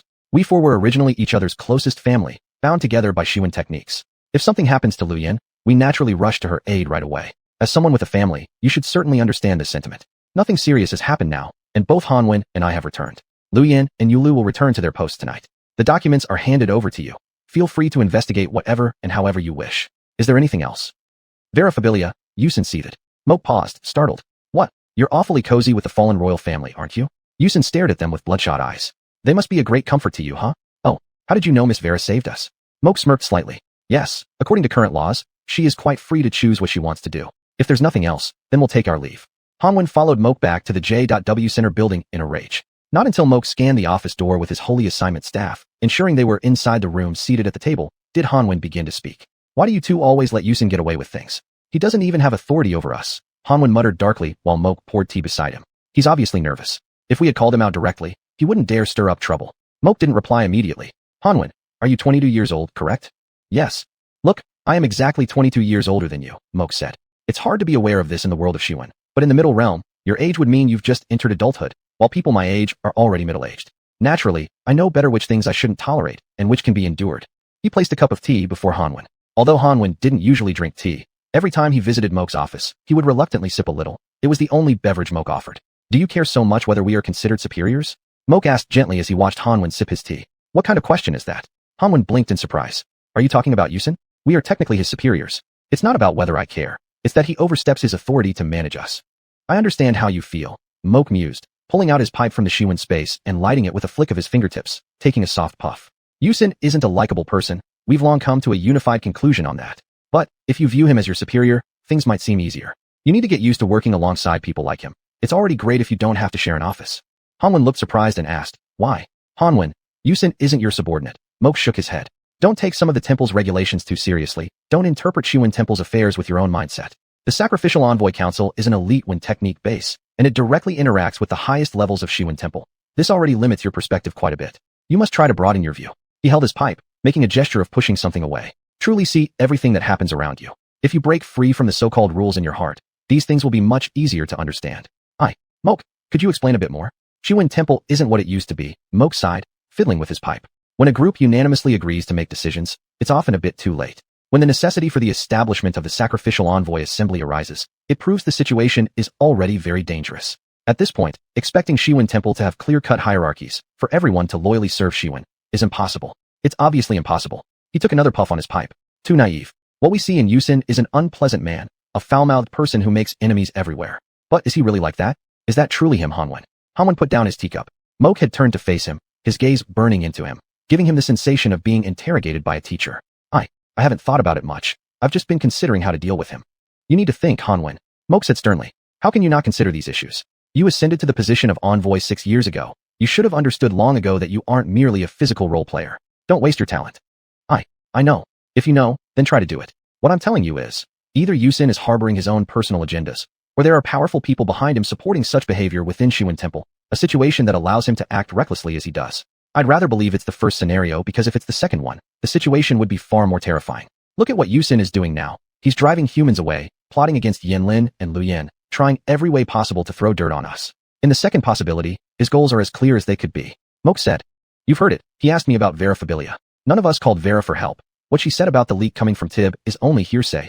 Even if Yanlin did a lie detection test, the one techniques for lie detection aren't entirely reliable. Whether Vera herself has issues, or if some soldier sent to the Middle Realm betrayed us, right now, no one knows for sure. His tone grew more anxious as he got up and started pacing around beside Xuanhuan, smoking his pipe. In either case, the advantage is not on our side, do you understand? What you need most now is thinking, not quarreling with people like him. Don't assume exposing everything is a shortcut. All you'd be doing is providing him with excuses to attack you. Treat him as your superior, Xuanhuan. Even if he isn't our superior now, he certainly isn't under our control. Xuan Temple has changed long ago. Xuanhuan fell silent for a moment. Vanis is also with him, isn't he? It's still too early to tell. Moke took a harsh drag from his pipe. But judging from my perspective, there's a problem in the military department. If things continue this way, the military department will become less and less regulated, eventually turning into a deformed monster. That wouldn't be surprising. Which moron would distribute power this way, handing over so many military resources and information to a single department? How could problems not arise? He exhaled a cloud of thick smoke, letting out a light sigh. I understand, Xuanhuan whispered softly. Moke, I know a lot of principles, but I simply can't remain as calm as you and Yulu do. Seeing him always reminds me of Kazmord and all the troubles he caused.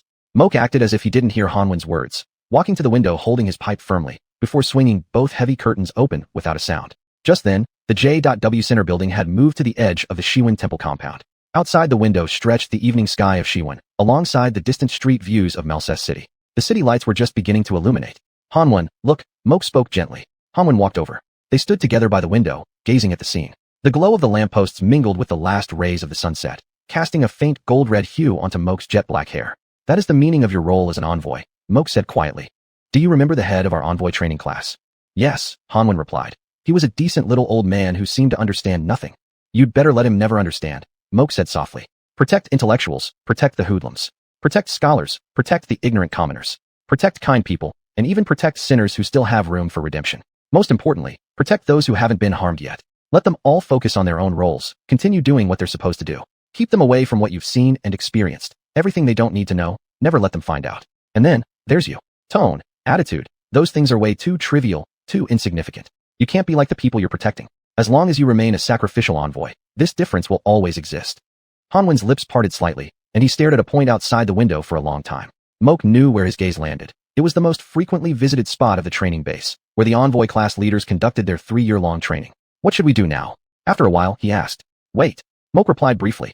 Chapter 66, Sudden Affairs, 1. Waiting. Yanlin felt like a man waiting for his own execution, anxious and uneasy as he lived at Yunying Street number 20. Lu Yan had already returned to the temple with Yulu. After descending from the rooftop, she seemed as if nothing had happened, but they were still a little shaken. The meal was oppressive, likely not to Su Shan's liking either. The specially prepared tableware for guests lacked seasoning in her dishes, which Yanlin noticed she barely touched. Qian Yu turned on the TV, and reports of the aftermath of the Juju City Hall incident immediately appeared on the wall. Lu Yan and Yi Bai frowned as they stared at it, while others watched in astonishment. Zwelixi shook her head. Will there be more trouble in Juju? Yu Lu murmured. Then I really don't know where to trust any house. The world is chaotic. Yi Bai simply said. Afterward, Yanlin didn't get another chance to talk to Lu Yan. She maintained her usual composure as she bid farewell to everyone, including him, yet he still felt heavy-hearted. Yi Bai patted his shoulder, and Yu Lu gave him several comforting looks, though no one spoke a word. Not long after their return to the temple, Zwelixi also prepared to take Shuling home. Shuling begged her mother to let her stay, but Yanlin said, It's fine, Shuling, go home. There's no problem here. If that human boy has any issues, you must call me. Shuling repeatedly turned back to warn from the doorway. It must be handled by me. I'm afraid. Don't worry, Qian Yu said, smiling as she hugged Shuling briefly. Now, the only people awake in the house were Yanlin, Qian Yu, and Su Shan. Under this atmosphere, Yanlin actually felt somewhat relieved. He went to the kitchen to find Qian Yu, who was tidying up the dishes. Today, she was using Wenshu magic for housework. You've worked hard, Qian Yu. Yanlin said wearily. I want to sleep a bit early. Can you manage these?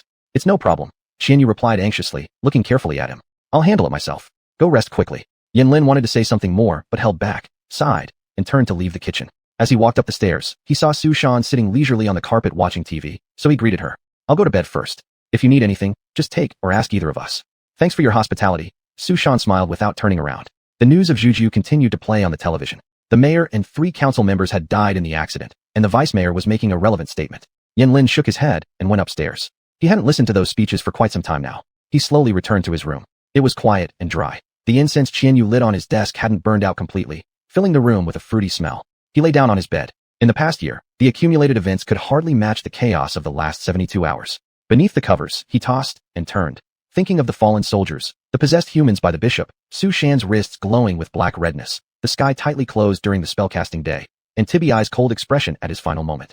This wasn't the familiar gentle one world he knew. Yes, the one world had never been gentle, but only now did he realize how unprepared he was to face this reality. Tibiai, why? Tibiai, having come this far, I am unsure whether my judgment is right or wrong. Why? Tibiai, was it you? Was it truly you? I hope not. And yet I do. Am I then this wicked? Yanlin turned over and curled into the depth of the blankets before falling asleep. This sleep felt relatively okay. Initially, he didn't dream, he rarely did. But as he neared waking, he dreamed of singing. Listening to the song, he gradually relaxed, reminded of the sunlight almost daily spilling into the second-floor meeting room every afternoon. Just then, the rhythm added percussion. Urgent, dense like a sudden rainstorm. Where did such a drumbeat come from? It was disharmonious, unwelcoming. It was intrusive, as if bandits were smashing through the door. Yanlin suddenly woke up. Outside, Qianyu was pounding frantically on the door. Yanlin, wake up, please. Her voice, muffled and hoarse, urged him, wake up. Before he fully realized something serious was amiss, his body had already jumped up, barefoot rushing forward to open the door. Xuanhu sprang into his arms like an arrow, clinging to his neck tightly for a moment. Then she pushed him away abruptly. Hurry, escape, through the window. I've contacted Lu Yan and the others to assist you. Qianyu trembled, all over. Yanlin finally noticed her pale complexion, sweat-soaked bangs, and the shouts and rude footsteps echoing from downstairs. The night was dark, illuminated faintly by a single light in the hallway outside, dimly revealing an overturned flower pot in the corner of the living room. This house now felt stiff and rough. Yanlin, naturally, was not about to leave. What's going on? He asked calmly as he started redressing himself. Has Yusin arrived? Yusin has come to search, Qianyu said, her lips trembling slightly. Caught off guard in the middle of the night, he injured Shi Ying and burst in. He's brought his security team. They're downstairs. I've already provided cover and sent Su Shan away. Yanlin, you must also go. I'll stay behind to protect Qianyu. Don't talk nonsense. Yanlin frowned and said, Qianyu, go downstairs for a snack and stop worrying about this. I'll go have a word with Yusin. There's nothing to talk about, Qianyu said despairingly. Yusin has brought reporters with him to catch you doing something wrong. Imochu will certainly have submitted a report about your mission failure. So the old dog's stirring up more trouble, Yanlin said. Don't worry about it. He ruffled Qianyu's messy short hair. There's no problem. There's no need for me to hide from him. Don't worry, Qianyu. If you don't want to see them, just avoid them. At that moment, the footsteps rushing upstairs grew louder. Yusin's quacking voice and other strange, coarse voices mixed together, someone shouting Yanlin's name. He pushed Qianyu hard. Go. Now, Qianyu wouldn't budge. Pale-faced, she retreated into his room, by the side of the curtained shadows. Yanlin stepped out boldly. Don't touch the furniture. Yusin fumbled around and turned on the lighting in the reception room. The light seemed especially dim today. Where's the human? He frowned and asked, stepping forward to stare at Yanlin. His disheveled entourage looked on from the stairwell. You've broken into my home without permission? Very well, Minister, Yanlin said. Shut up. Yusin snapped sharply, and for a moment Yanlin was certain he was squinting towards Qianyu hiding in the dark. The sins you haven't washed away are more than the mongrels in your house, do you know? Yanlin waved his hand, summoning the Saint Assignment staff. If you have something to say, spit it out. Don't damn involve others. What did you come here for? I've said it before. I'm looking for the human, Yusin said, taking back his gaze and gesturing to the people behind him. Search. Without another word, Yanlin raised his Saint Assignment staff and fired 3 Wenshu spells, causing the hands of the first 3 individuals rushing forward to instantly snap backwards, restrained by an invisible force. Due to their loss of balance, they tumbled onto the floor in a ridiculous manner. A loud thud sounded when their bodies collided with the floor. A man running last, wearing round glasses, let out a high-pitched scream. Yo! It was then Yanlin realized this person was a woman, though she had short hair like the others. Upon seeing those 3 individuals on the ground, she stopped immediately, pulling some kind of equipment out of her bag to start scanning them. Let me introduce her, Lika, a special correspondent for the bystander, Yusin proudly announced. Yanlin understood now that Yusin had the upper hand in this situation. There were still a few others he didn't pay attention to. Before he could react, they squeezed through past him, knocking down ornaments, dirtying the carpets and cushions with muddy shoes, anxiously opening each room door one by one. Yusin strolled behind them leisurely with his hands behind his back. Although the floor was large, there weren't too many rooms. Yanlin couldn't stop them, and they quickly opened the door to the room where Qianli lay asleep. Qianli was still in bed, one arm exposed outside the quilt, revealing all the unhealed, twisted scars on it. Ho ho! Yusin smiled broadly as he moved to the front among the crowd, looking at Qianli. Wow wow wow. They all crowded into the room together. Yanlin tightened his grip on the Saint Assignment staff, standing behind them. He glanced back at his own room. Qianyu still stood in the darkness, lips tightly sealed, despair etched across her face. Yanlin shook his head lightly at her, then went to close the door. The offense of breaking into my house is something I won't overlook easily, Yanlin coldly stated, walking back into Qianli's room. Spare yourself the effort. Yusin's face was full of unrestrained joy. Care about yourself first. Hiding a human. Inspect. Qianli remained asleep, lying motionless on the bed, for others moved forward to lift him up. Hands off, Yanlin roared, raising his Saint Assignment staff behind him. The first person to make a move got hit immediately, clutching his arm and howling as he fell to the side clumsily. The others clearly underestimated Yanlin's accuracy, and for a moment, they were all frightened into immobility. The journalist named Lika almost dropped her device out of fear. Back off all of you. Inspect. Inspect. Inspect. Yusin screamed repeatedly. Everybody stand still right there. Yanlin bellowed furiously. Even Xianyu, 2 doors away, had never heard Yanlin explode in such rage. An oppressive silence filled the room instantaneously, even Yusin shutting his mouth and giving Yanlin a sideways glance. This is the human, no need for inspection. I brought him back voluntarily. Any issues, address them with me, Yanlin said, walking to Qianli's bedside and glaring at them hatefully. You come in the middle of the night, beat up the guardian sculptures until they're spitting blood and babbling nonsense. What kind of people are you? An injured person lies in bed, and as soon as you arrive, you start dragging him around. What kind of creatures are you? He took a deep breath. Do you even qualify as humans? Quit wasting our time, Yusin scoffed. And you, come with us. The human needs to be taken along too. No one's going anywhere. We'll handle it all properly. Let's go. No one spoke. Yanlin's Saint Assignment staff quietly pointed at Yusin's face. Xianyu behind them silently summoned her own Saint Assignment staff, aiming it at Yusin's back. No one saw her move. But at that moment, Yusin said smugly, Xuanhuan Divine Hall, Natural Coordination Department, Yanlin. On the first day of the barren season, you abandoned your mission, declared failure, correct, right? Last month, due to your fault, an entire squad of 37 people died needlessly, right? Yanlin, we have more debts than we can settle. If you dare touch a single hair on me now, your older sister priestess won't be able to save you, and she might even get dragged into this herself.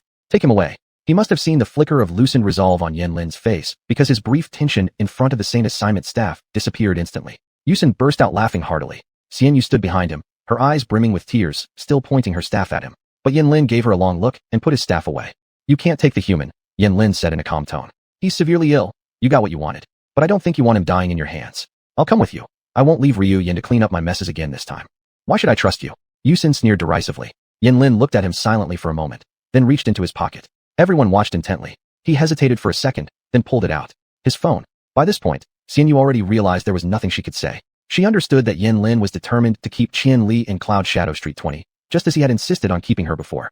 Here, Yanlin said, tossing the phone to Yusin. The phone is mine. Without me, you can't open it. But if I change my mind, you can destroy the phone or hold onto it indefinitely. Hold onto it. Yusin toyed with Yanlin's phone. If I do, will you leave Xuanhuan Divine Hall peacefully? Yes, Yanlin gritted his teeth and replied. Don't make it difficult for anyone else.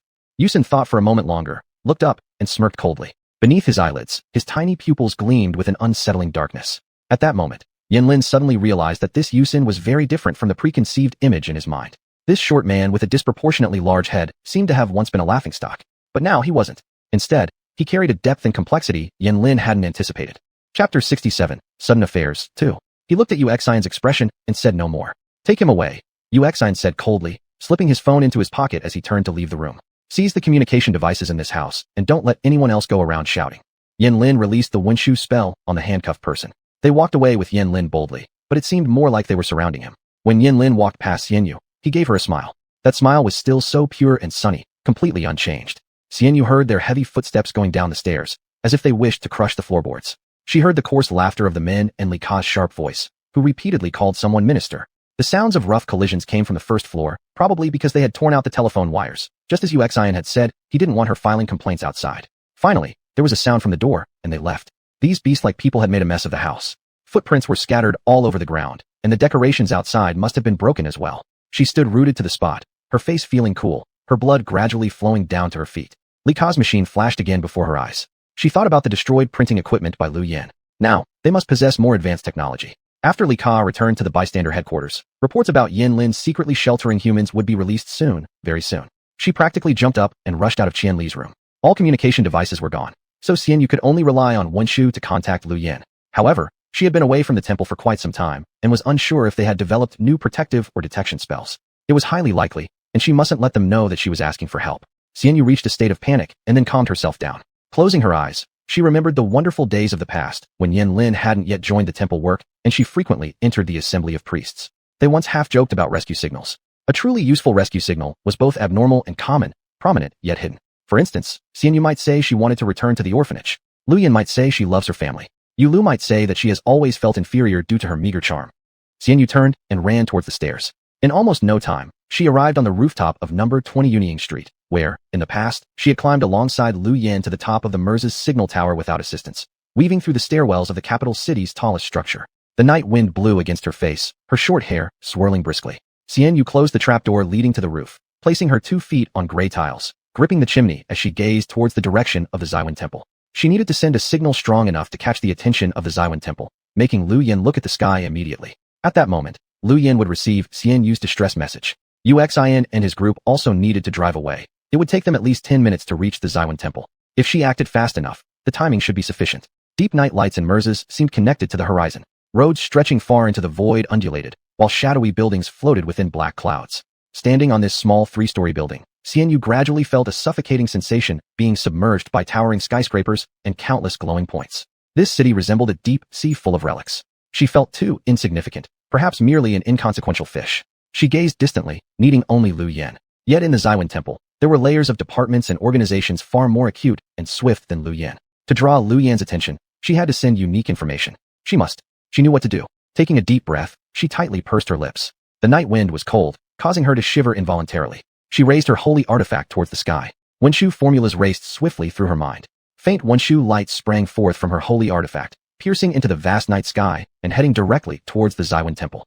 At the same time, in the underground section of the J.W base building, known internally as the upper levels, Lu Yan was walking out of the human body Wenshu examination office. Mo Chu sitting outside glanced up, concern etched on his face as he watched her. But Lu Yan did not speak. She just shook her head somberly and dragged Mo Chu away from the damp and narrow corridor. Striding past the Wenshu gate, they returned to the spacious hall of the base building. The hall featured a glass ceiling and an open layout. Despite the dead of night, the entire base was brightly lit. Each corridor was filled with people bustling about, human voices echoing throughout. Arriving here, Lu Yan's expression softened slightly. Is Xuanhuan temple broke or something? She exhaled irritably. I nearly suffocated underground. They call themselves upper levels. Pretty optimistic though, Mo Chu said, finding it amusing. Mo Chu. Lu Yan shook her head. You were right. They stay underground every day? They would be exhausted if they weren't optimistic. No, Lu Yan said. I'm talking about what you told me before. You told me not to trust others easily, including T-Bei. You were right. If I had back then. She cut herself off, discouraged. Mo Chu slightly furrowed his brow and said, I did say that, but the key word is easily, not trust. I don't easily. After becoming a sacrificer, I've become suspicious. I doubt more each day. Lu Yan looked at Mo Chu passionately. T-Bei was the only outsider I trusted in 6 years. He's my guard captain, do you know? He became your guard captain after you trusted him too easily. Mo Chu said calmly. Why does this happen? Lu Yan asked sorrowfully. Can someone pretend for so long? Mo Chu. Can you imagine, if Lang Feng wanted to kill you? Can you understand something like that? Mo Chu looked at her, smiled silently, and gently took out his pipe from his Wenshu space to light it up. I can. He took a puff of his pipe and said softly. Unforgivable, but completely understandable. Lu Yan was about to continue when suddenly there was a dull roar from the sky. Then, a streak of red light flooded into the hall. The base building hall was too bright for the red light to stand out much, but the sound made everyone look up. Lu Yan looked towards the sky and saw a line of text slowly explode in the sky. You extinguish the lamps and the brightness. Lu Yan gazed in surprise. Before the line disappeared, another one blossomed from where the first left off. Your soft blade cuts my throat. Mo Chu watched Lu Yan with a serious expression.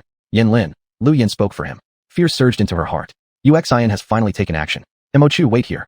I need to go. No. Lu Yan, wait a moment. Mo Chu quickly said. We need to confirm. I can't wait. Lu Yan's voice abruptly rose, drawing attention from nearby people. I previously had even been with him. She didn't finish. Behind her came an unfamiliar shout. Lu Yan turned around sharply to see a man in uniform running over. Sacrificer, I am the minister of J.W's sudden incident department. By coincidence, I just saw it. He puffed and pointed toward the ceiling. The 2 lines of text were almost entirely gone. Do you know what's going on? I can let my men assist you. It's our duty. Sudden incident department, are you ministerly? It's a pleasure to meet you. Lu Yan greeted him briefly with a handshake. No trouble needed. Continue your work. This will be handled by the sacrificers. You see what I mean. Ministerly scratched his hair quite perplexedly. You might possibly know the source of these messages. In fact, there's no need for the sacrificers to take specific action. We're here just to save you time. It's all right, Ministerly. Lu Yan smiled faintly. I understand how to allocate the sacrificers' time. Don't worry, I'll contact you if necessary. Ministerly hadn't even finished speaking when Lu Yan pulled Mo Chu away. As soon as they stepped outside the base building door, Lu Yan immediately asked, where could they go? The military department? Or directly to the military tribunal? Both are possible. We'll split up later and search both places. With Xianyu's response speed, we should be able to reach Yan Lin ahead of Xuan, Mo Chu said. Remember not to act rashly, Lu Yan. If the situation gets tough, we must remain calm and think of other ways to rescue Yan Lin. There can't be any ruckus now. Understood.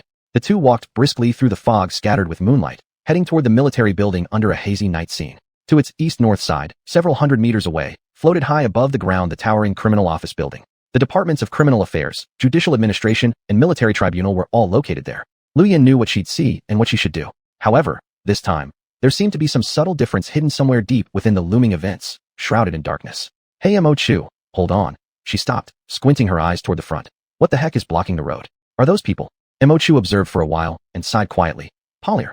Chapter 68, Bug Lychee 1. In his earliest memory, he had eaten a lychee. That should have been the first time he peeled a fruit by himself and ate it. Unfortunately, he was too young to distinguish between good and bad fruits. When he bit into it for the first time, preparing to flip the fruit over for a second bite, he saw that the lychee's stem was mushy and a white worm was wriggling in the flesh. That was also the first time he had encountered food with bugs. Bugs. In the past, whenever his mother saw caterpillars on the road outside, she would carry him far away from them, saying, "Bugs are dirty. They sting our baby. The baby must not touch the bugs." The pristine image of food overlapped with something filthy. This scene was undoubtedly very strange. He swallowed the lychee in his mouth and stared intently at the worm. He originally wanted to pick it up for a closer look, but some instinct stopped him. As he watched the worm, he grew increasingly confused. What was this thing? Where was its head? Where were its hands and feet? How could such a bizarre and mysterious existence exist, seemingly all alive? Every part of its snow-white flesh could move, and both its head and tail could rotate at any angle. Such a creature evoked the feeling of the staircase bottom at home. Unseeable things were almost inevitably ugly, and the more they were magnified and explored, the more certain their ugliness became. But back then, all these feelings were only dimly horrifying, incapable of being put into words. Thus, these sensations became more intense in his young mind. Finally, he suddenly grabbed the lychee and threw it far away. More than 10 years later, he once told this little story to his friends at a gathering. At that time, he had lost a game, and as punishment, they asked him about the most frightening experience from his childhood to adulthood. "This is the scariest thing I've ever experienced," Qianli said. The guys made dismissive noises, showing disbelief. Just then, Xiao Cheng, sitting next to him, happened to be peeling a lychee and eating it, remaining silent. While Qianli was explaining to others, Xiao Cheng suddenly brought the lychee close to Qianli's face. Qianli instinctively swatted it away with a start. Xiao Cheng laughed heartily. "Why do you fear bugs when they're out of sight, but freak out over lychees?" Qianli shook his head while smiling. "Childhood trauma, I guess." He didn't drink alcohol, didn't smoke, didn't sing songs. That day's gathering almost did not exhaust his energy. Later, when other friends dispersed, it was already 1 o'clock in the morning, and taxis were unavailable. Therefore, Qianli and Xiao Cheng had no choice but to walk home from the gathering place. When they reached the lake beside the north gate of the school, the two started chatting while sitting there. "Is there anything in your current life that you fear?" Xiao Cheng asked abruptly. "No," Qianli replied. "It's just like before. Nothing much has changed. There's still 1 year left until the college entrance exam, and your sister will also take the high school entrance exam," Xiao Cheng said mockingly. "Aren't you at all nervous? Aren't your family members worried or scared? What's there to be nervous about? It's just a matter of fact," Qianli said indifferently. "My parents are the type who go with the flow, accepting whatever results come. My sister's temperament is such that when she gets angry, I can't even fight her. Such children won't worry over an exam. You're living quite freely, aren't you?" Xiao Cheng sincerely sighed. "I suppose so," Qianli reflected thoughtfully. "There's nothing much happening in school. I only play single-player games, and if I'm not gaming, I practice the piano. I've lived like this since childhood. There's really nothing much to worry about." "Do you know why they didn't believe you at the KTV?" Xiao Cheng threw stones randomly. "Why? It's because you said it was such a trivial thing, which shows you've had too smooth of a life. But it's impossible for you to have had it that easy," Xiao Cheng said seriously, lowering his gaze toward the lake water. "From the time you mentioned to now, dare you say there's been nothing scarier than that lychee?" "No," Qianli responded earnestly. "I think that lychee was the scariest." Xiao Cheng looked up at him, shaking his head incredulously. "Unbelievable. But I know you're not lying. Why would I lie to you?" Qianli smiled. "Do you know what my scariest moment was?" Xiao Cheng began answering his own question. "When I was in junior high, one day my mom got sick. I cooked for her. I'd done it many times before, and that day, the procedure was exactly the same as always. But somehow, the pan just caught on fire. Have you ever seen a large spoon catch fire?" His voice rose with excitement as he used his hands to gesture. "I went inside and poured a glass of water for my mom, and when I came back, the pan was on fire. When I circled around, the fire had spread to the side, and 2 tiles had turned black. Do you know how I felt at that moment? Holy shit, I thought we were finished. What if we lost everything? Could I afford to pay for the house damage? Where would we live afterward? Totally screwed." Qianli pressed his lips together and patted his shoulder. "I'm trying to say, I've never been afraid of all the crazy women in my family, and neither have I feared those who came to pick quarrels. But isn't it normal for one to encounter unexpected situations or troubles in life? If you claim you've never encountered such, well," Xiao Cheng paused for a moment. "That's too surreal. It's not like that." "Ah, I see what you mean." Qianli thought for a moment. "This is different. I have felt fear like that, but it was brief and quickly passed. However, the feeling the lychee gave me was absolute chaos. That wasn't ordinary fear. Sigh. It sounds quite absurd when you say it. Cthulhu lychee." Xiao Cheng raised an eyebrow and chuckled. At this moment, Qianli's phone lit up. It It was a text message from Kai Xian. Haven't you returned home yet? Are you with Xiao Cheng? Qianli began replying, and Xiao Cheng leaned over to take a peek, suddenly asking in a low voice, have you ever been afraid for her sake? Kai Xian. Qianli hesitated for a moment. Why would I be afraid? Like whether she is safe when she walks alone, or if some other loser might take an interest in her. Xiao Cheng said, grinning, which is scarier compared to the lychee. I'll protect her regarding safety issues. Qianli said casually, whether someone takes a fancy to her is their business. The main issue is whether they can control themselves. But these are just parts of life. Lychees don't belong to life. Xiao Cheng fell silent for a few seconds before laughing and saying, all right. He stood up, leaned forward, and snatched Qianli's phone, placing it on the shore. Come on, give it to me first. Kai Xian is a good girl, but in your eyes, she's less important than a lychee, right? Let me. Then, he pushed Qianli into the lake from behind. Hey, Xiao Cheng stood on the shore, dramatically bowing with the demeanor of a righteous hero. I've upheld justice, brother. Qianli shook his wet hair, laughing while cursing, then tackled Xiao Cheng into the lake. In the Xuanhuan's empire, in Melser City, at room number 20 on Yunying Street, Qianli opened his eyes.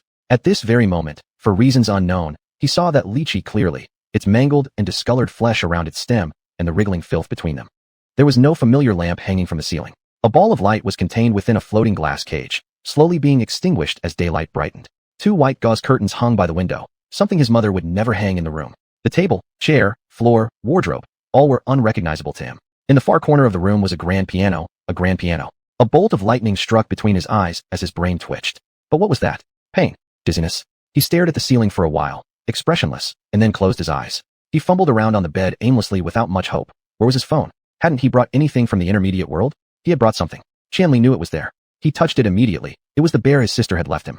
He held it close to his chest, but carefully, not wanting to trigger any mechanism, nor hear Qianying's voice. Not just her voice. He didn't want to hear or see anything. He hugged the bear tightly, closing his eyes firmly. Now, was there something more frightening in his life than the lychee? He didn't ponder it.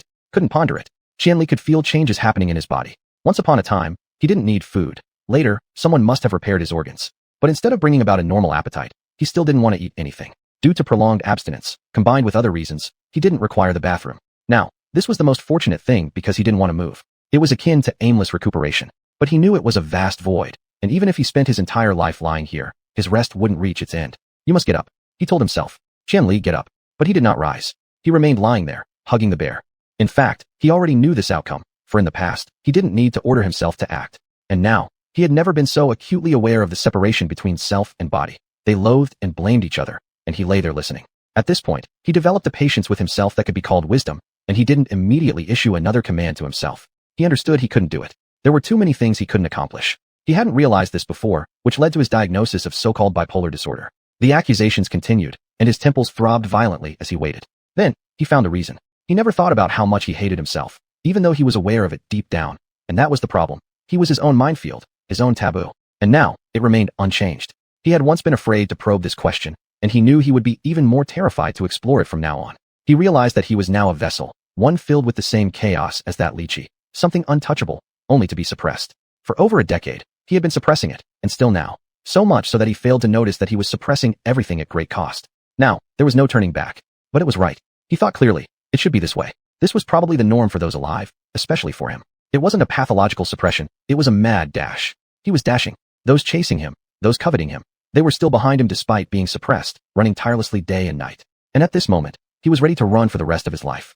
Qianli, get up, get up. His hand gripped the bear's arm. Get up. He gently placed the bear aside and abruptly threw off the blanket. His glasses were on the bedside table. He was bare-chested, so he grabbed the clothes draped on the chair back. While buttoning them, he noticed his hands were trembling. He lowered them and waited a moment, but it didn't help. They kept shaking.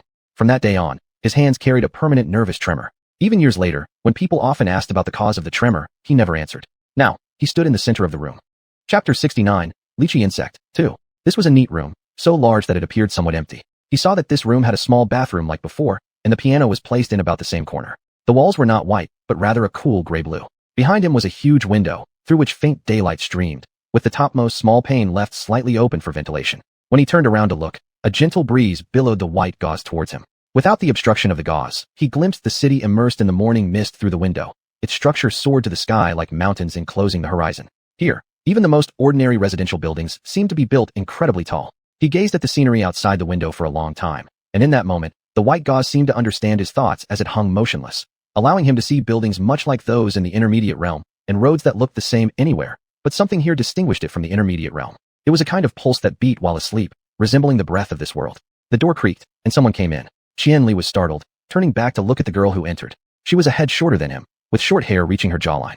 In her standing position, the soft light perfectly illuminated her amber-colored eyes. Rao Qianxian. She gave a slight nod and smiled at him. You can call me Qianxian, just like everyone else. Where are we? Qianli asked blankly. This is the capital of the Xuanhuan Empire, Melzes, Rao Qianxian said. This is Yanlin's home. I've already prepared this room for you. Is it alright if you stay here? Anything is fine, Qianli said. How long have I been here? A little over a day? About that, Qianxian said casually as she walked to the bed and tidied up the pillows and sheets. Do you want to rest a bit more? In theory, he should. Qianli was very tired. But now, he absolutely couldn't allow himself to lie down again. No, it's fine. He sat down at the edge of the desk. The desk was completely bare, with nothing on it. Qianxian also came over and conjured up a chair, sitting opposite him. Have some drink.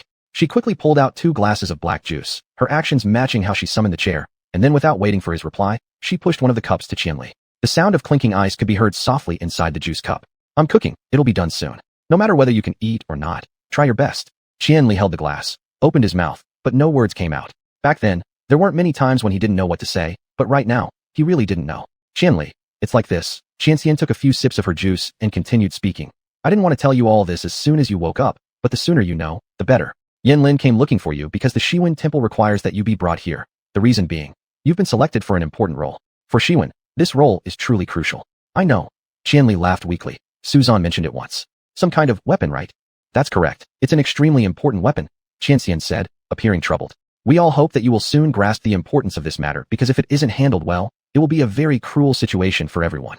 We've been at war with the Xuanhuan Empire for almost 7 years now, and recently we've been retreating more and more. Historically speaking, this weapon would appear during Xuanhuan's retreats. Choosing someone with powerful Xuanhuan force, these individuals are called inheritors. They would be the ones with the highest hopes of leading Xuanhuan to victory. Qianli remained expressionless, silent for several seconds. After a while, he muttered quietly, damn. You. Sorry, Qianli, but you don't have manipulation skills, do you? You've lived your life as a human, haven't you? Right, Qianli said. You guys knew I wouldn't be able to handle this, right? We anticipated it, Qianxian said bitterly. So, can this position be transferred to someone else? The Polier totem has never changed its decision. Hey, what's going on here? Qianli mumbled. No matter what, try not to worry too much, okay? Qianxian said. We'll figure it out.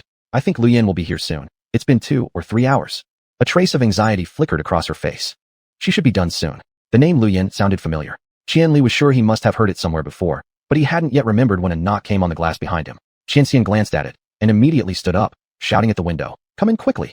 Qianli turned his head. He expected to see someone crouching on the window, but whatever it was, its size was evidently much smaller. Then, with incredible speed, it squeezed itself inside, accompanied by a strange, hard flapping sound. It was a gray stone eagle, intricately carved, with rigid eyes, and holding a newspaper in its beak. The stone eagle landed on the desk, placed the newspaper in front of Qianyu, then turned its head towards Qianli. Qianli looked back at it with no interest.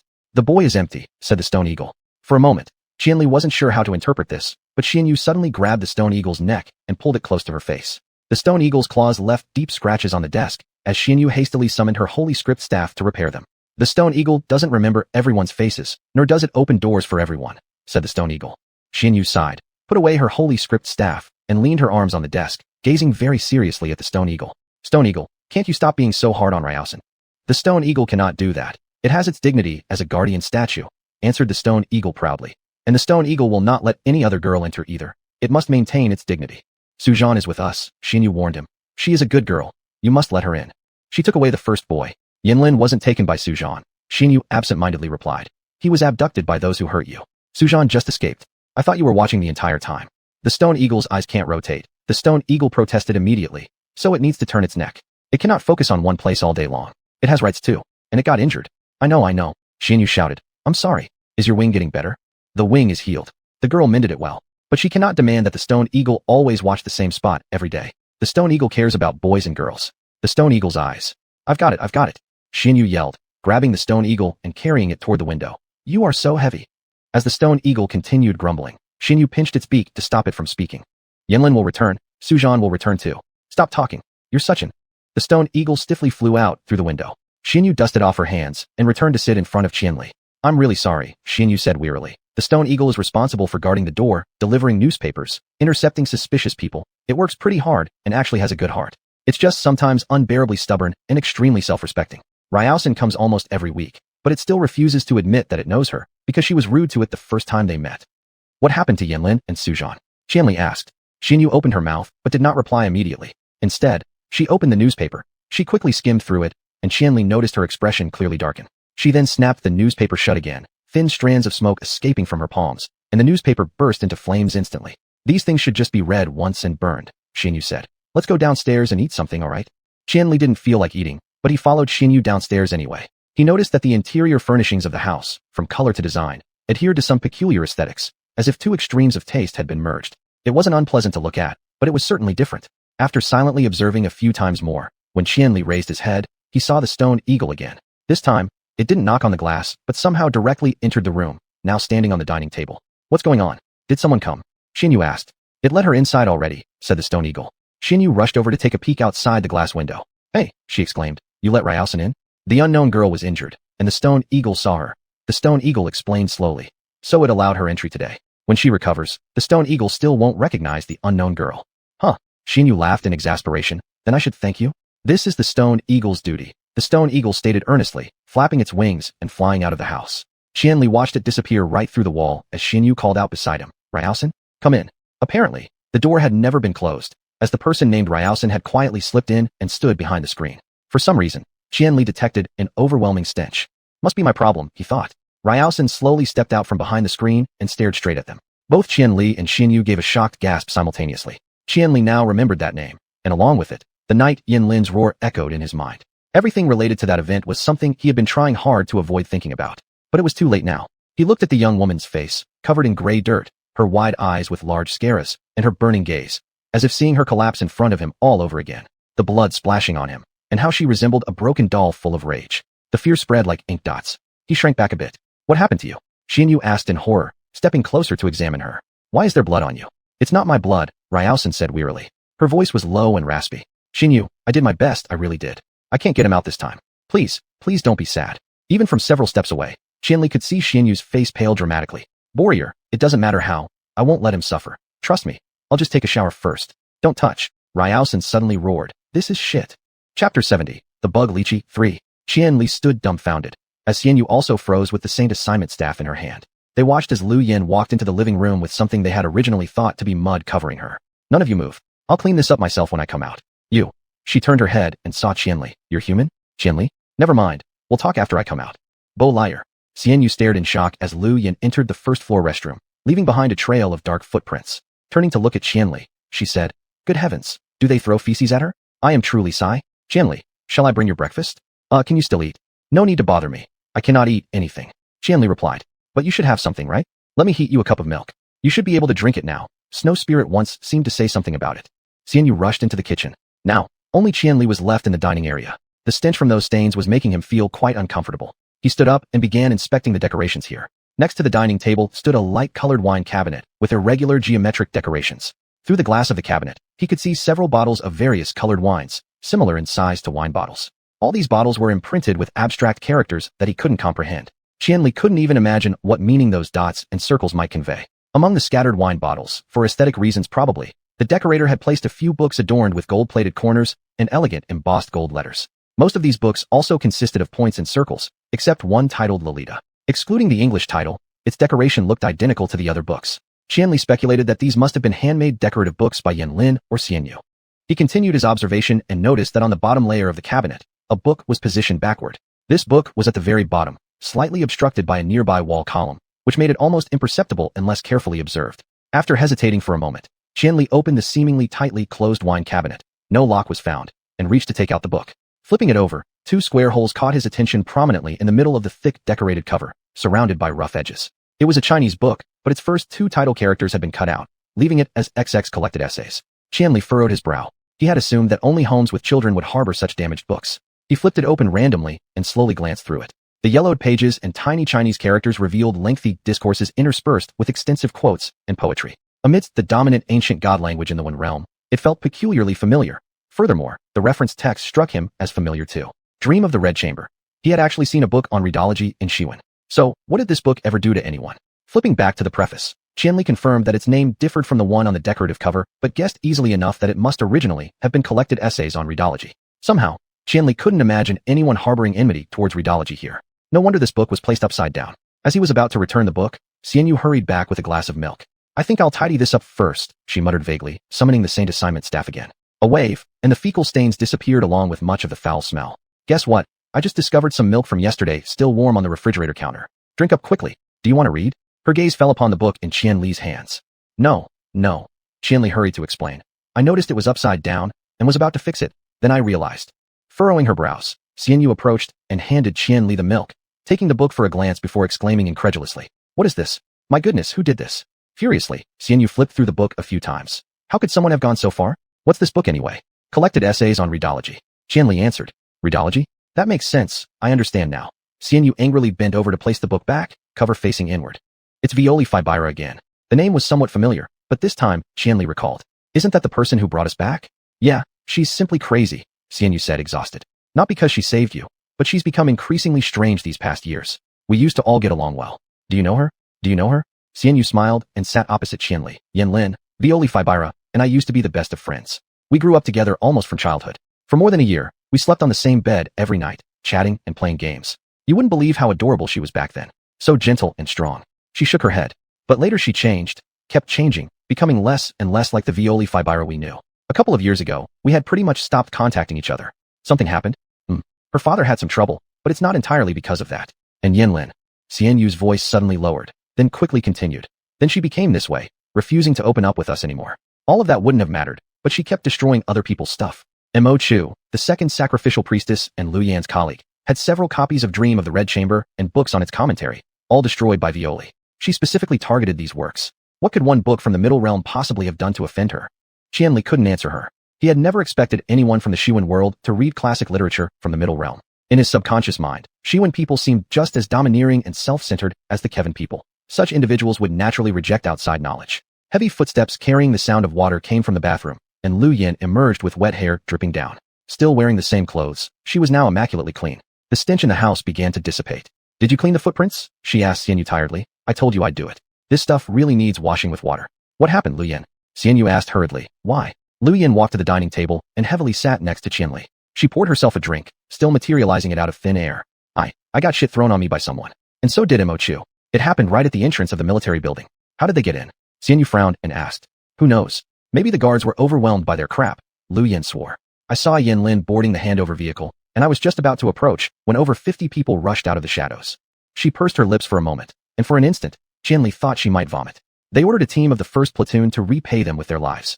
Lu Yan hurriedly took another swig of liquid in her cup and said hoarsely. Xian Yu covered her mouth, staring blankly at Lu Yan. I heard rumors accusing me of embezzling funds from the 1st Brigade, colluding with other priests to withhold payments to soldiers, confiscating bonuses from the troops, forcing them into missions against their will, and even intercepting bodies of fallen soldiers to prevent their proper burials. Lu Yan continued, seemingly unable to contain herself anymore.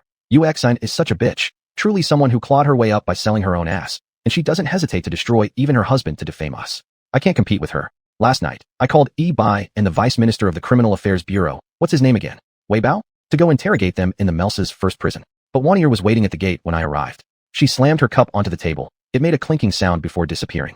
I confirmed with him multiple times. Even the parole procedures were rejected, saying the situation this time was special. They had already held 2 sham trials since the incident involving the 1st platoon started, implying they even filed an appeal for Yan Lin. Before Yan Lin returned to the Xuan realm, they had already sentenced him. His fate being sealed inside is a sure thing now. Lu Yan closed her eyes briefly and glanced at the lying cup, pulling it back and pouring herself another. Xian Yu, there's simply no way around this. Though the accused isn't present, the procedures for absentia trials are actually far stricter than regular court hearings. They haven't done this in years, and this time, they mean serious business. Moreover, too many charges are piled up. I simply can't clear them all. Yan Lin's case hurts me as deeply as it does you, but there's nothing I can do. If I force him back, it'll leave us unable to salvage the mess afterward. Qian Li tried understanding Lu Yan's words. Xian Yu looked ghastly pale, but focused intently at Lu Yan. After finishing her long speech, Xian Yu gently placed her hand atop Lu Yan's. Don't worry, Lu Yan, you're too exhausted. Rest a while. Xian Yu softly spoke. You've always managed to do more than any of us could. I'm not worried. Lu Yan, I'll resolve this mess. These trifles aren't hard to fix. It's just a matter of timing. Once the opportunity arises, fixing this won't be harder than washing off all the shit from my body. Qian Li, come here for a moment. There's something I need to tell you. Both Xian Yu and Qian Li were startled, but Qian Li immediately put down his glass and stood up. He had just listened to Xian Yu and drank half of his milk, feeling as if he was drinking mere air, sensing nothing at all. Xian Yu turned her gaze toward him, whispering to him, Don't worry. Qian Li gave her a thumbs up and followed Lu Yan upstairs. Lu Yan indeed seemed to visit quite often, as she navigated the house like it was second nature to her. He trailed behind her past the second floor, reaching the third. The layout of the third floor was markedly different from the second. The hallway was cramped by the rooms. They trod on a thick black furred carpet toward the end of the corridor where instead of a door, there hung a heavy velvet curtain reaching the ground. Luyan swept the curtain aside, holding it high as she let Qianli step in. Once inside, he was greeted by a crowded polygonal room, with books filling the distance from the floor to the ceiling. The built-in shelves seemed to have been designed for this specific purpose right from when the room was constructed. Luyan walked over to the wall opposite the entrance, pulling out a handle from somewhere obscure and pressing it down. An old machine hissed somewhere unseen as a ladder shot down swiftly, unfolding against the wall. Come, Luyan said calmly, then started climbing up using both hands and feet. Qianli followed her up the ladder, which was by far the narrowest one he had ever ascended, with book spines protruding slightly from either side like an unbreakable fortress. Then came a creak from above as light and a slightly cold air poured into the room. Luyan had opened a hatch located on the ceiling. They emerged onto the roof of number 20 Yunying Street. Here, Qianli could sense the towering grandeur of the city without needing to look up, its cold hues amidst the thin mist seeming to press down with authority. Sit down, Luyan said bluntly, already seated next to the chimney. Qianli sat beside her, wondering what she had to say to him. Chapter 71, Insect Lychee 4. Don't be nervous, I just want to have a talk with you. Luyan said, my name is Luyan. I'm the first Jisoo, sacrificial priest, here, and I've been doing this job for 6 years. Time flies. How old are you, Qianli? 18 years old, Qianli replied. I've just become an adult. In Xuanhuan, 18 years old is also the age of adulthood. The age you've said indeed makes sense, so we followed it. Luyan said, do you know that we've borrowed many things from you? Human lives? Qianli blurted out. He didn't expect himself to say that. Luyan glanced at him, and he immediately apologized. Sorry, I didn't mean to say that. You has your injury healed. Oh, Luyan looked at him rather surprisingly. I thought you didn't remember. I'm fine now, don't worry about it. I still remember a little bit, Qianli murmured dejectedly. I don't intend to shirk my responsibilities. But that wasn't something I did. I couldn't control that person. I'm really sorry. I know about this matter. It's okay, it was just a small issue, 1 year, after all. Luyan said indifferently. What you said is also true. Weenie people borrowed quite a lot of things from you, including human lives. But the ones who recklessly kill innocents are the Xuan people, not Xuan. Do you understand the difference? Yes, Qianli whispered softly. We are the Xuan people. Luyan lifted her head and gazed at the horizon. We've borrowed some beautiful aspects of your culture, some machines, some systems, and now, it's hard to distinguish what belongs to Zhongjia and what belongs to Xuan. Many things have blended together and become better, regardless of whether traditionalists accept it or not. That's how it is. Qianli didn't reply. After a while, he asked, what happened to Yanlin? Yanlin was captured. Luyan said calmly. Xinyu should have told you. Last night, the minister of the military department took him away. Was Susan also arrested? Susan? The Xuan girl? She can't be caught. Luyan sighed. I just saw that she isn't here, which means she probably escaped. It seems like you also don't know why Yanlin was captured. No, I don't. He was captured because he brought you into Xuanhuan. Luyan said. I'm not saying this to make you feel guilty, but I hope you can understand the current situation. You've already been chosen by the Poliart totem as its inheritor. You need to know that for ordinary Xuan citizens, the Poliart totem and its inheritor are paramount. The idea of a human inheritor is unimaginable. On the other hand, Xuan is currently at war with Xuan, and unavoidably, there are some scoundrels mixed in among national institutions. They may be Xuan people, but they admire and look up to the lifestyle of the Xuan. For obvious reasons, these people will not like you, nor will they want you to become the inheritor. Qianli nodded and listened attentively to Luyan. Luyan turned her head, looked at him carefully for a few moments, and continued. Right now, among all the subordinate departments of the Xuan Temple, the military department is the most dangerous one. It has both power and resources. Things were not as bad when the previous head of the military department was still an idiot. However, in recent years, he has become more systematic, as if someone was supporting him. During wartime, our Haiyan Wenshu Center specifically established headquarters targeting several temple departments in order to counterbalance them and prevent similar situations. Unfortunately, this incident still happened. Now, Xin, the head of the military department, has begun preparing to expel you from Xuan, or even worse. With the uniqueness of the inheritor's identity added on. An inheritor always belongs to the battlefield. I think it's unnecessary for me to say this, but you should realize that your current situation is very dangerous. Luckily, also because of the special nature of the inheritor, they do not dare to act rashly for now. So, can't the inheritor be replaced? Qianli asked tiredly. There's no such thing, Luyan said. If it could be easily replaced, why would the Poliart totem hide for so many years before carefully sending out signals? This totem only sends messages once it has found the inheritor and appears during the days it opens to the inheritor. Anyway, if luck is on your side, after obtaining the weapon, you'll be under my supervision. That's the best case scenario, and it's something I will do my utmost to strive for. The Xuan Temple is chaotic right now. If I can keep you in J.W, which is our advanced Wenshu base, things would go much more smoothly. Then, I'll try to find you. Qianli remained silent for a few seconds to gather his thoughts, then slowly asked, You know that I can't manipulate when forced like you, right? Everyone knows. Then, are you sure? I'm sure. Luyan said a little impatiently. Suddenly, she produced a cup in her hand, and Qianli hadn't even seen her make the motion. In the blink of an eye, She was pouring something into the cup for herself to drink. You also need to be sure. What are you afraid of? Qianli raised his head expressionlessly, looking far off at the distance before lowering his gaze back to his own hands. That's not it. There isn't much left for me to be afraid of. Luyan glanced at him. The smell of some strong liquor drifted over from the contents of her cup. I understand, she sighed. Don't dwell on this anymore. I've already said it. There is no evidence proving that the inheritor can be easily changed, and we couldn't rashly do so either. So why think about it? I am certainly not the most powerful person in Xuan Empire, but helping you will not be a problem. You'll have the best conditions, the tightest protection. What else is there to worry about? This situation is already good. Luyan grabbed another cup and gestured toward Qianli with her eyes. Qianli shook his head. It's just a matter of time, she remarked indifferently as she put the extra cup away. I don't worry about other things, Qianli said. I'm just thinking that even if I succeed, I might not be your best option. I don't want to waste time with such an important weapon, and I have something I need to do. Luyan fell silent, silently finishing the wine in her cup. Then, she slightly leaned forward, casually tossing the cup away. Qianli felt the air next to him seem to abruptly pierce through, but within the blink of an eye, the cup had already passed over the fence of Cloud Shadow Street number 20. She let out a small burp and sat back down. Qianli, listen up, Luyan said clearly. Whatever it is you plan to do, obtaining the weapon and becoming the inheritor is the sole condition for you to accomplish it. She burped again. I know how you feel. I'm not going to feed anyone similar nonsense. These are hurdles you have to overcome on your own. For this reason, you must be more clear-minded. I said your current situation is dangerous, regardless of what you intend to do, whether it's killing or overthrowing a country. You still need to protect yourself first. You need the qualifications and freedom to act. What's laid out in front of you now is the best, the only choice. I hope you don't think too much or jump blindly, and look carefully. Her voice became softer and softer, almost fading into silence. Qianli thought she would pass out drunk, but when he turned his head to check, he saw her eyes wide open, unusually alert, and seemingly expressing an indescribable pain in that clarity. I haven't said this publicly, Qianli, Luyan said calmly. But everyone here knows that Xuan knows Zhongjia. We've always concealed our observations of Zhongjia. For many years, this policy hasn't changed. And you? Well, you just got unlucky. From this angle, no matter what you decide to do, I have no reason to interfere. Qianli was like a spellbound man staring at his own hands. Luyan also turned her head to look at his pale, slender fingers and asked in a surprisingly gentle tone. I heard you play the piano exceptionally well, right? Go on. There's nothing else I have to say, Luyan said. You're a smart person, you'll get it. Things have come to this point where neither you nor I have a way to retreat. She prepared to stand up, but evidently, the effects of alcohol lingered, causing her to lean backward instead. Qianli reached out and steadied her, allowing her to straighten her body on the rooftop. After Qianli stood up as well, Luyan extended a hand toward him. Just stay focused, she simply said. Qianli nodded briefly as they exchanged a short handshake. Liuyan's palm was scorching hot, and her grip strength was greater than any male around him. In short, Xuan has arranged some relatively tough tasks for you. Luyan released his hand and continued.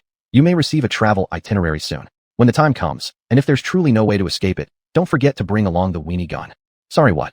The weenie gun, Luyan frowned while explaining. It's the item I instructed the soldiers to deliver to you. Qianli hesitated for a moment. No one delivered anything to me.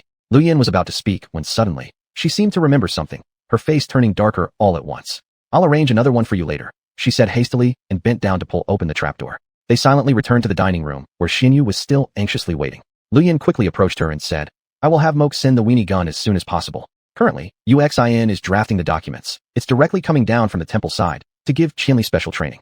They're apparently looking for Kuiyarti. Kuiyarti? Xinyu asked in shock. You mean the one who participated in court trials? I thought he could no longer participate in training.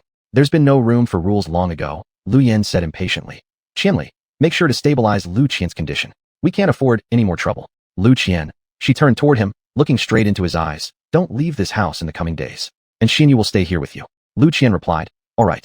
He looked into Liuyan's eyes and felt as if she were a leopard with light-colored fur. I have to go now, Luyan said halfway through her sentence before letting out a long yawn. JW is holding a hearing regarding a few things this time. As you might guess, Sai, I'm really considering resignation. See you later. It's okay, Luyan, Xinyu said. JW won't cause too much difficulty for you. They know what's going on. They won't hassle me because I'm already walking a thin line by lighting fires in their backyard, Luyan said. If anyone joins Xuan in making trouble for me right now, I swear I'll kill him. She headed for the front door. As she approached, it opened automatically. For a moment, Lu Qian thought it was just how doors worked in this world of Wenjia. But then, Xinyu softly spoke. Lu Qian, you should head upstairs. It was too late. A foot slowly stepped onto the doormat from outside, an action that immediately triggered painful memories. The visitor sashayed inside with grace, smiling at Luyan but allowing her gaze to slither like a snake towards Xinyu. Xinyu, thank you for your trust. I assumed you would have Yin Lin change the one-spell code on the door. Vivian Philippra. Chapter 72, The Bug Lychee, 5. A damp feeling flowed mysteriously through the air, and large patches of cold-colored mold grew on the walls around. This room was excessively small and cramped, and Yin Lin sat idly on a low stool by the wall, playing with the light orb between his hands. A layer of yellowed _ the spectator _ paper covered the window above his head, so he couldn't distinguish the color of the sky outside. However, it had been several hours since he was brought here. The sky must have brightened completely by now. Voices and footsteps faintly echoed in the corridor outside earlier, but now, the voices seemed increasingly clear and loud, their tone more intense, with different levels becoming distinct as they drew closer. Yanlin lifted his head. Among those voices, there was one familiar, clear, and impassioned male voice mixed in. Before his brain could react, he had already extinguished the light orb, leaping to his feet in an instant. Moments later, that door was roughly pushed open, and Xuanhuan strode inside. "Are you hungry?" Xuanhuan almost shouted. "Cookies." "Oh, little Han." Yanlin rushed over cheerfully, giving him a pat on the chest. "You actually made it in. It's not like I can't come in, right? Leaving might be tricky though," Xuanhuan said disdainfully, glancing back at the door left slightly ajar before turning back to tearing open the cookies for Yanlin. These were baked by Lu Yan. "I tasted these cookies once in the Middle Realm, chocolate-filled ones. They're much better made by humans than by this bunch from xuanhuan." So I told her the approximate ingredients. In time to buy some from the Middle Realm. These are somewhat decent. Wasn't she busy? Yanlin paused, picking up a cookie and biting into it. "Lu Yan, is she okay?" "She's fine, man," Xuanhuan said firmly. "Don't overthink it." Yanlin shrugged while munching on the cookie. "Everyone's doing well. No need to worry." Xuanhuan fell silent for a moment before speaking again. "We just need a plan to deal with the dog sitting on the 23rd floor of Xuanhuan building." Yanlin quickly devoured a big bag of cookies. Xuanhuan gave him a thumbs up, crumpled the bag, and burned it straight away. "Not bad." Yanlin wiped off the crumbs on his hand. "Anyway, when I acted out, I wasn't exactly unprepared for consequences. 2 days here means a quieter 2 days for all of you. Xuanhuan, good work. I'll leave tonight from here. You won't suffer." Xuanhuan patted Yanlin's shoulder. "There are still a few hours." Bang! The door was violently kicked open, spilling light into the small waiting room, temporarily blinding them so that all they could see was the tall figure standing within the light. The figure rolled up both sleeves and swaggered forward 2 steps, speaking loudly with exaggerated intonation. "Director Yan." Yanlin's eyes quickly adjusted to the bright light, recognizing the fiery red hair flowing about. "Captain Fei Niao," he said. News traveled fast. By now, everyone should have known about his capture, but Fei Niao wouldn't have come to visit him. They weren't familiar enough for that yet. Yanlin and Xuanhuan silently watched Fei Niao approach them with a strange expression. Up close, they saw his red eyes and twisted smile. "Director Yan," Fei Niao repeated slowly, glaring down at Yanlin with a sneer. "I actually thought you were someone who cared about your soldiers and held good intentions." "How?" Fei Niao summoned his holy endowment staff. After Yanlin was captured, his ability to summon his staff had been suppressed by xuanhuan magic. Xuanhuan knew this and immediately shouted, stepping between the two. "What are you doing?" "I've come for justice." Fei Niao stared coldly at Yanlin and declared, "There is no fairness in the temple. Only I can deliver this justice." Yanlin shook his head, sitting down on the small stool behind him and gesturing at Xuanhuan's leg. "Let him through." Xuanhuan stepped aside but frowned, warning Fei Niao, "Know where you are. If you cause trouble, you'll come with us." "Not going to defend yourself this time?" Fei Niao looked down on Yanlin from above. "Not going to divert attention to humans? Not going to say things you claim to know? Director Yan, do you even belong in the xuanhuan temple? Maybe you do, with your brother and sister." He pointed at Xuanhuan with his thumb. "This is where you go wild. That's why you treat human lives as a joke." He roared out the last sentence. Yanlin raised his eyes to look at Fei Niao without flinching. Xuanhuan clenched his fists in secret but remained silent for the moment. "Your lies can fool others, but not me." Fei Niao glared at Yanlin, curling one side of his lip. "I know Tibi. I know what kind of person he is. You motherfucker can't fool me. You're a murderer." "Captain Fei Niao." Xuanhuan took a deep breath, obviously suppressing his anger, speaking word by word. "Tibi framed Lu Yan. He used mental xuanhuan arts on her, almost killing her in the Middle Realm, and his wrong decisions led to the complete annihilation of the first team of the guard." Fei Niao turned his head to look at Xuanhuan, shaking it with a cold laugh. "Sacrificer. Yanlin is your brother, not Tibi. You're protecting him, I understand, but you're also trash. Please shut up." Yanlin was ready to grab Xuanhuan immediately, but this time Xuanhuan had no expression, even without summoning the Holy Endowment Staff. Lu Yan went to high levels for human body xuanhuan detection. She received an extremely definitive answer. The source of the mental xuanhuan arts was Tibi. "If you don't have access to check the records, I can help you check them. Regardless of possible reasons behind it, they're irrelevant to us. But Tibi has indeed committed betrayal." "Betrayal is no excuse," Yanlin said weakly. "I really did not have the right to punish Tibi myself." "Captain Fei Niao, you're absolutely right. I'm not suitable for xuanhuan temple, let alone command any of you, wasting manpower for nothing. Sorry, Tibi wouldn't betray." Fei Niao roared. "Tibi could never betray the first sacrificer. I know Tibi better than all of you do. He was as loyal to the first sacrificer as a dog. I've warned him so many times that you sacrificers won't take him seriously." "Lu Yan, are you talking about Lu Yan? Put your hand on your conscience and say that again." Xuanhuan roared louder, shoving him back a step with a palm before leaning closer. Lu Yan almost raised Tibi like her own son. Without Lu Yan rescuing him from the Middle Realm, how would you, Fei Niao, have known Tibi? During the entire time Lu Yan has been a sacrificer, when have you ever seen her care more about herself than she cared about all of you? "Fei Niao, come after me," Yanlin said calmly. "Too many lives were lost because of this mission on my part. I'm not worth the deaths." But Lu Yan always considered Tibi one of her most trusted individuals. Yanlin, shut up. Hanwen roared. Yanlin's only mistake was not handing Tibi over to the military court for trial. The crime of rebellion leads to death anywhere. When the Middle Realm's Wenshu power collapsed, you were already back then, and you knew nothing about the situation. Lu Yan wrote her will, still worrying about taking care of Tibi's family after she died. And your good brother's gratitude was to cast a mental Wenshu spell on her, nearly causing her heart to burst. My good brother told me before he left that if he died, I must find the mole in the guard corps and protect the first sacrificer. Fei Miao shouted desperately. You haven't even thought about how such a loyal man could possibly betray. You haven't thought about whether he might be framed? And did you not consider the possibility that your dear friend could have been lying to you until the end? Hanwen asked furiously. The two of you, people with punishment records, why are we striving so hard to find excuses for believing you are not rebels? Shit, is that what you mean? Fei Miao laughed bitterly in rage. Because I slept with women, my loyalty means nothing now? Alright. He neatly unbuttoned his shirt and pulled out 1 badge, 2 badges, 3 badges from the lining, throwing them onto Yanlin's face. I quit. See you later. In the blink of an eye, the door closed again, and Fei Miao's heavy footsteps faded away down the corridor. Hanwen clenched his fists tightly, making a crackling sound, while Yanlin silently picked up a badge that fell to the ground, holding it toward the blurred light above his head, slowly reading the text engraved upon it. Imperial Flower Corps, First Class Merit. Don't listen to his nonsense. Hanwen said grimly. You made a mistake, just acting too soon, that's all. Hanwen, I actually feel like I've long been unsuited for working in the temple. Yanlin whispered softly, flipping the metal repeatedly in his hands. Actually, his voice gradually faded. Hanwen sighed sorrowfully, saying nothing. After a moment, he changed the subject thoughtfully. That guy won't just leave. Deserting during war merits punishment. I think he meant it. Yanlin held up the first-class merit badge. Who would easily discard something earned at the cost of life? Hanwen, if he leaves, could his punishment be reduced? He already feels he cannot obtain fairness in the temple. Don't be foolish. Hanwen replied. Not punishing him would be more unfair. The door opened a third time. Both of them frowned and looked over. However, a stranger appeared. A sickly face mixed with caution, discontent, and exhaustion peeked in. Can we go now? The man said in a thin voice. I let you stay for more than 20 minutes. Normally, no one is even allowed into the waiting room, and usually only 4. I don't understand you, brother, Hanwen said wearily. You almost wore my lips out before letting me in, and then you so easily let that squad leader in. I don't understand you either, the man snapped. Whatever, that guy rushed in like a madman. Impossible to stop, and I couldn't even fight him off. It looked like he didn't even want to live anymore. Chapter 73, Bug Lychee 6. Wei Li apparently knew the house very well. Rao Qinyu and Lu Yan were still standing awkwardly at the door when she had already naturally wiped the dust off her shoes and walked straight to the kitchen to pour herself a cup of tea. This cup of tea was poured without much thought because, in the end, Wei Li never took a sip. She sat on the couch holding the tea and then looked up to softly invite them. Don't just stand there. Come and sit down. Lu Yan frowned silently. Qinyu shrugged and said, All right, I'll come and sit. Qinyu sat on the single-person sofa next to Wei Li, with Lu Yan still standing behind her. Then suddenly, the single-person sofa extended, while Wei Li's sitting area shrank back into a single seat. The 2 sofas exchanged sizes. Whoa. Qinyu bent down to look closely and unexpectedly said, Wenli regulation. Qianli, you can come over here. Is it convenient for you? Qianli keenly asked. Or should I go upstairs first? Good idea, Qinyu said. Lu Yan glanced at him, but didn't say anything.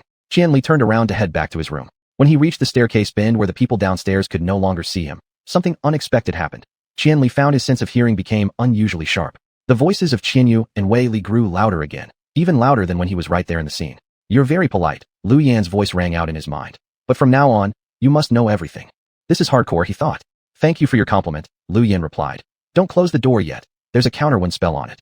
She stopped talking after that. So Qianli returned to the room without closing the door and sat by the desk. In the conversation between Qinyu and Wei Li, there were sporadic snores which slightly distracted him. He stuck his head out to look around and saw a small black animal sleeping curled up in a grass nest at one corner of the small living room. I've sent the 2 carriers back, don't worry about it, Wei Li said downstairs to Qinyu. I came this time mainly to talk to you about Yanlin's safety issues. Excuse me, I'm still here, Lu Yan interjected. Sorry, no offense intended, but isn't Yanlin still taken away? Wei Li replied. Her voice raised slightly but remained gentle, reminiscent of her habit of tilting her head up when speaking. It was only after yesterday's incident that I decided to bring it up, and also, I heard that someone near number 20 fired slogans against Yanlin. Or maybe it was just ordinary lyrics, Lu Yan said. Maliciously altered lyrics. Wei Li emphasized those 4 words. Lyrics Yanlin once sang that have been tampered with. Whether it's fans or adversaries, such things don't surprise me. Yanlin is very popular, and there will always be fanatics who stop at nothing to get closer to him. She paused in an unusual spot, and when she continued, her tone was softer. If you were with me, none of these things would happen. Because you die before leaving the Fubula Castle cluster? Lu Yan retorted. Please don't say that. Family affairs are distressing enough. Wei Li responded rather calmly, showing no sign of sadness in her tone. I don't care about your family matters. What I care about is the national affair involving all of Xiwans, Lu Yin bluntly answered her. Miss Wei Li, both the Divine Oracle Assembly and the Supreme Supervisory Court have approved the proposal. The Fubula royal family is no longer fit to manage any matters related to Xiwan's finance. I guess deciding on that issue has far more meaning than determining who Yin Lin stays safely with. Qianli heard the words Fubula royal family and was slightly surprised. It seemed Yin Lin had a higher status than what was outwardly shown, capable of drawing a princess pursuing him directly. That's true. Qian Yu suddenly chimed in. I heard the price of grain along the coast has more than doubled. It's too excessive. Problems between the castle cluster and the Divine Oracle Assembly will naturally be resolved by others, Wei Li replied to Lu Yan.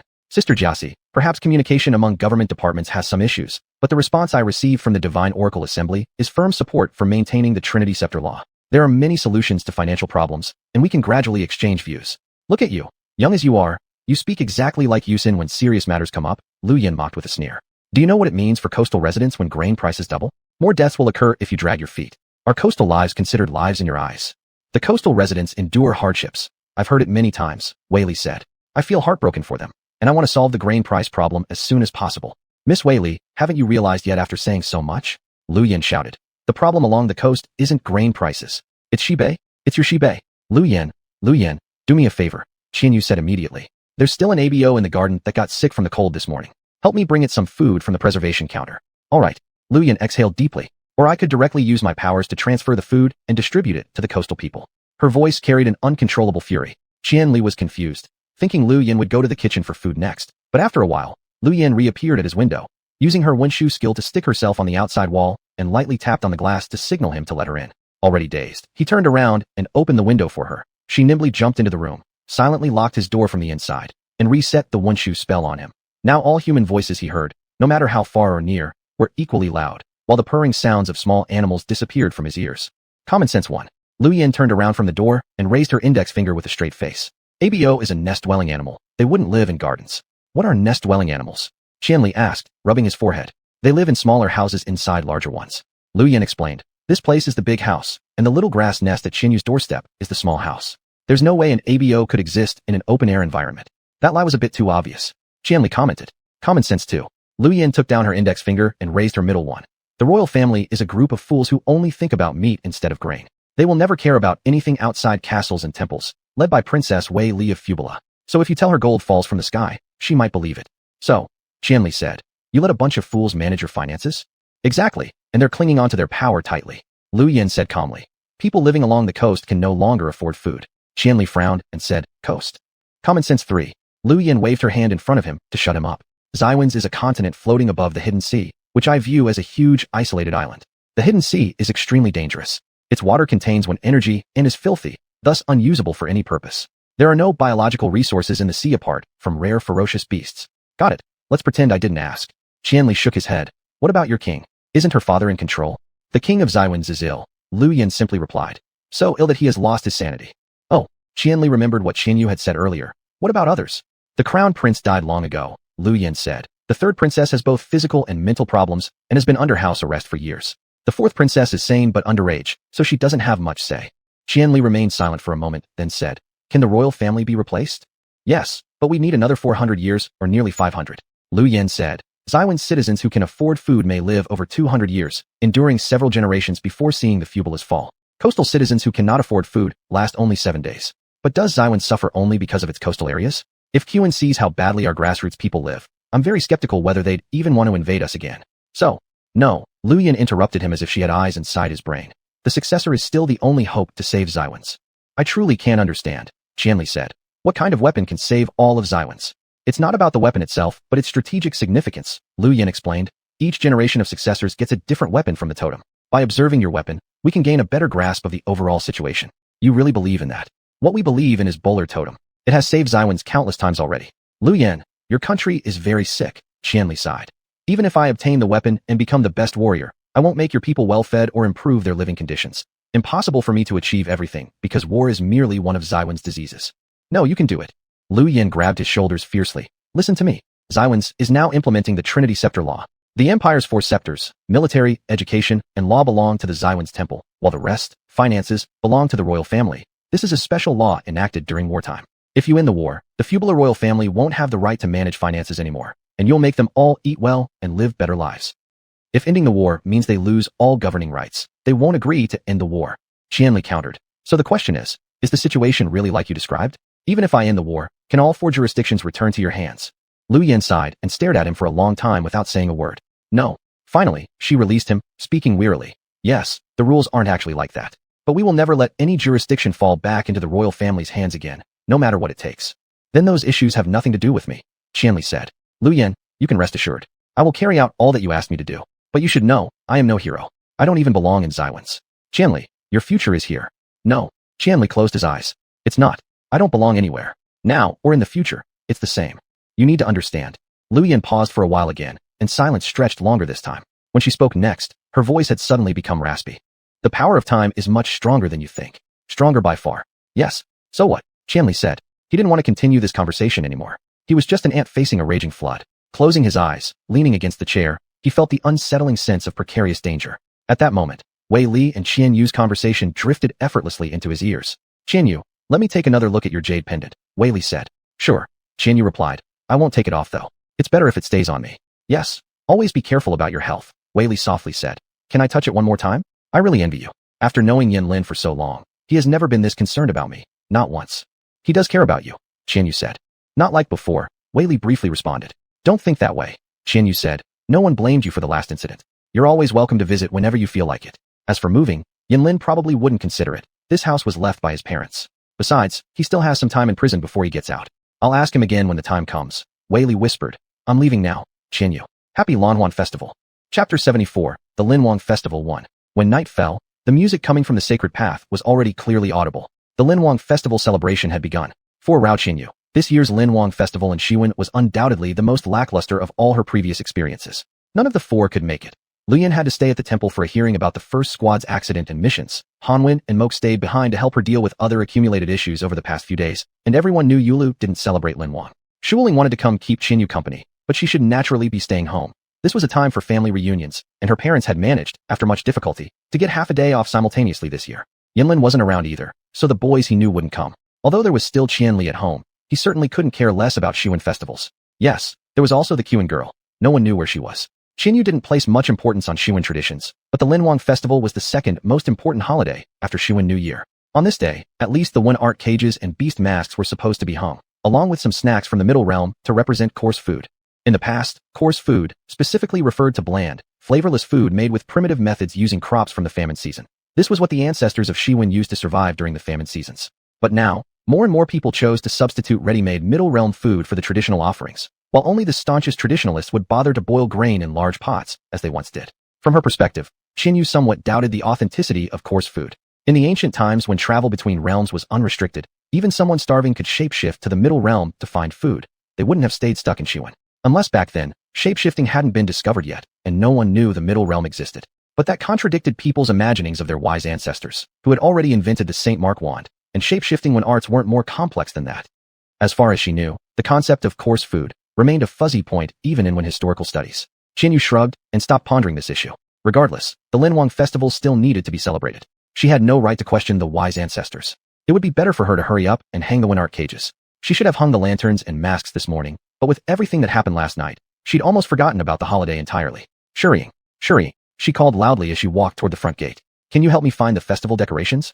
Across the garden, Shuri could hear her clearly. It lazily stretched its wings and suddenly disappeared. A few minutes later, it reappeared by the fountain with a bag full of art cages and plaster masks. Qinyu rushed over, reaching out to take them. It had been a year since she'd touched these things, and she'd completely forgotten how heavy they were. The bag hit her hand hard, sinking lower and tearing open extensively.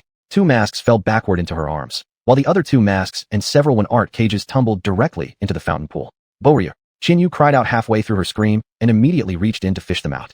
The garden lamps brightened automatically, revealing the bottom of the fountain. 1 mask had its nose chipped off, and 5 of the 6 art cages were shattered, their frames scattered across the water pool. She helplessly rubbed her eyes and looked up at Shuri. Shuri stood there, wings spread wide, looking at her. Shuri didn't mean to. It said apologetically. No, it's not your fault, Qinyu sighed. I underestimated the weight. Do we have any spare art cages at home? Shuri replied. There are 3 broken ones in the warehouse. They were the same ones she broke when she first arrived here. Annoyed, Qinyu flipped herself onto the edge of the fountain and considered her options. The damaged art cage presented a serious problem because it was meant to contain arts. It couldn't be repaired with arts. Any magic she cast would either be absorbed by the intact fragments or slide off. And she couldn't buy new ones. Stores would be closed at this time. Perhaps she could use her subsidy card to obtain a few at the xuanhuan temple, but the distribution center might already be closed too. And given the current situation, she didn't want to enter the xuanhuan temple unless absolutely necessary. After a few minutes, she returned to the living room carrying a pile of soaking wet xuanhuan art frame pieces. The xuanhuan art cage still needed fixing. This year's Linhuang festival might not be indispensable, but who knows about the future? She threw the broken cages onto the floor and watched as the carpet soaked up the water while recalling the manual repair process. After a while, she thought she understood, and just as she looked up, she saw Qianli walking down the stairs, looking like he'd just woken up. "Are you celebrating?" he asked wearily, glancing at the xuanhuan art cages on the ground. "I heard music outside." "Yeah, and I also dropped the xuanhuan art cages." "Such a hassle," Qianyu said with a smile. "Qianli, if you think the outside noise is too loud, you can ask the windows to block more sound. Just say it directly. They can understand your words." "I'd better sleep less anyway," Qianli said, glancing at the xuanhuan art cages on the ground as he noticed Qianyu starting to move things around. "Do you need help?" "It's fine. I know what to do," Qianyu replied. But she looked quite strained, so Qianli helped her carry the rest of the items to the dining room and stack them on the table. "Thank you. The rest I can handle myself. You can take a bit more rest." Qianli faintly smiled and said, "Never mind. It feels good to be busy." Qianyu vaguely understood his meaning but wasn't sure exactly what it implied, so she patted his hand and sat down after pulling out a chair. Qianli sat beside her and watched as she used her St. Mark wand to lay out a pile of brand new repair tools on the table, beginning to unpack them. "I put some tools in the drawer. They're barely used," Qianyu said, pushing glue and a piece of broken skeleton toward Qianli. "Here, help me apply the glue." The xuanhuan art cage originally looked like this. She pointed out the model of the xuanhuan art cage in the air. This model, though intangible, could be rotated by hand, clearly showing its internal structure.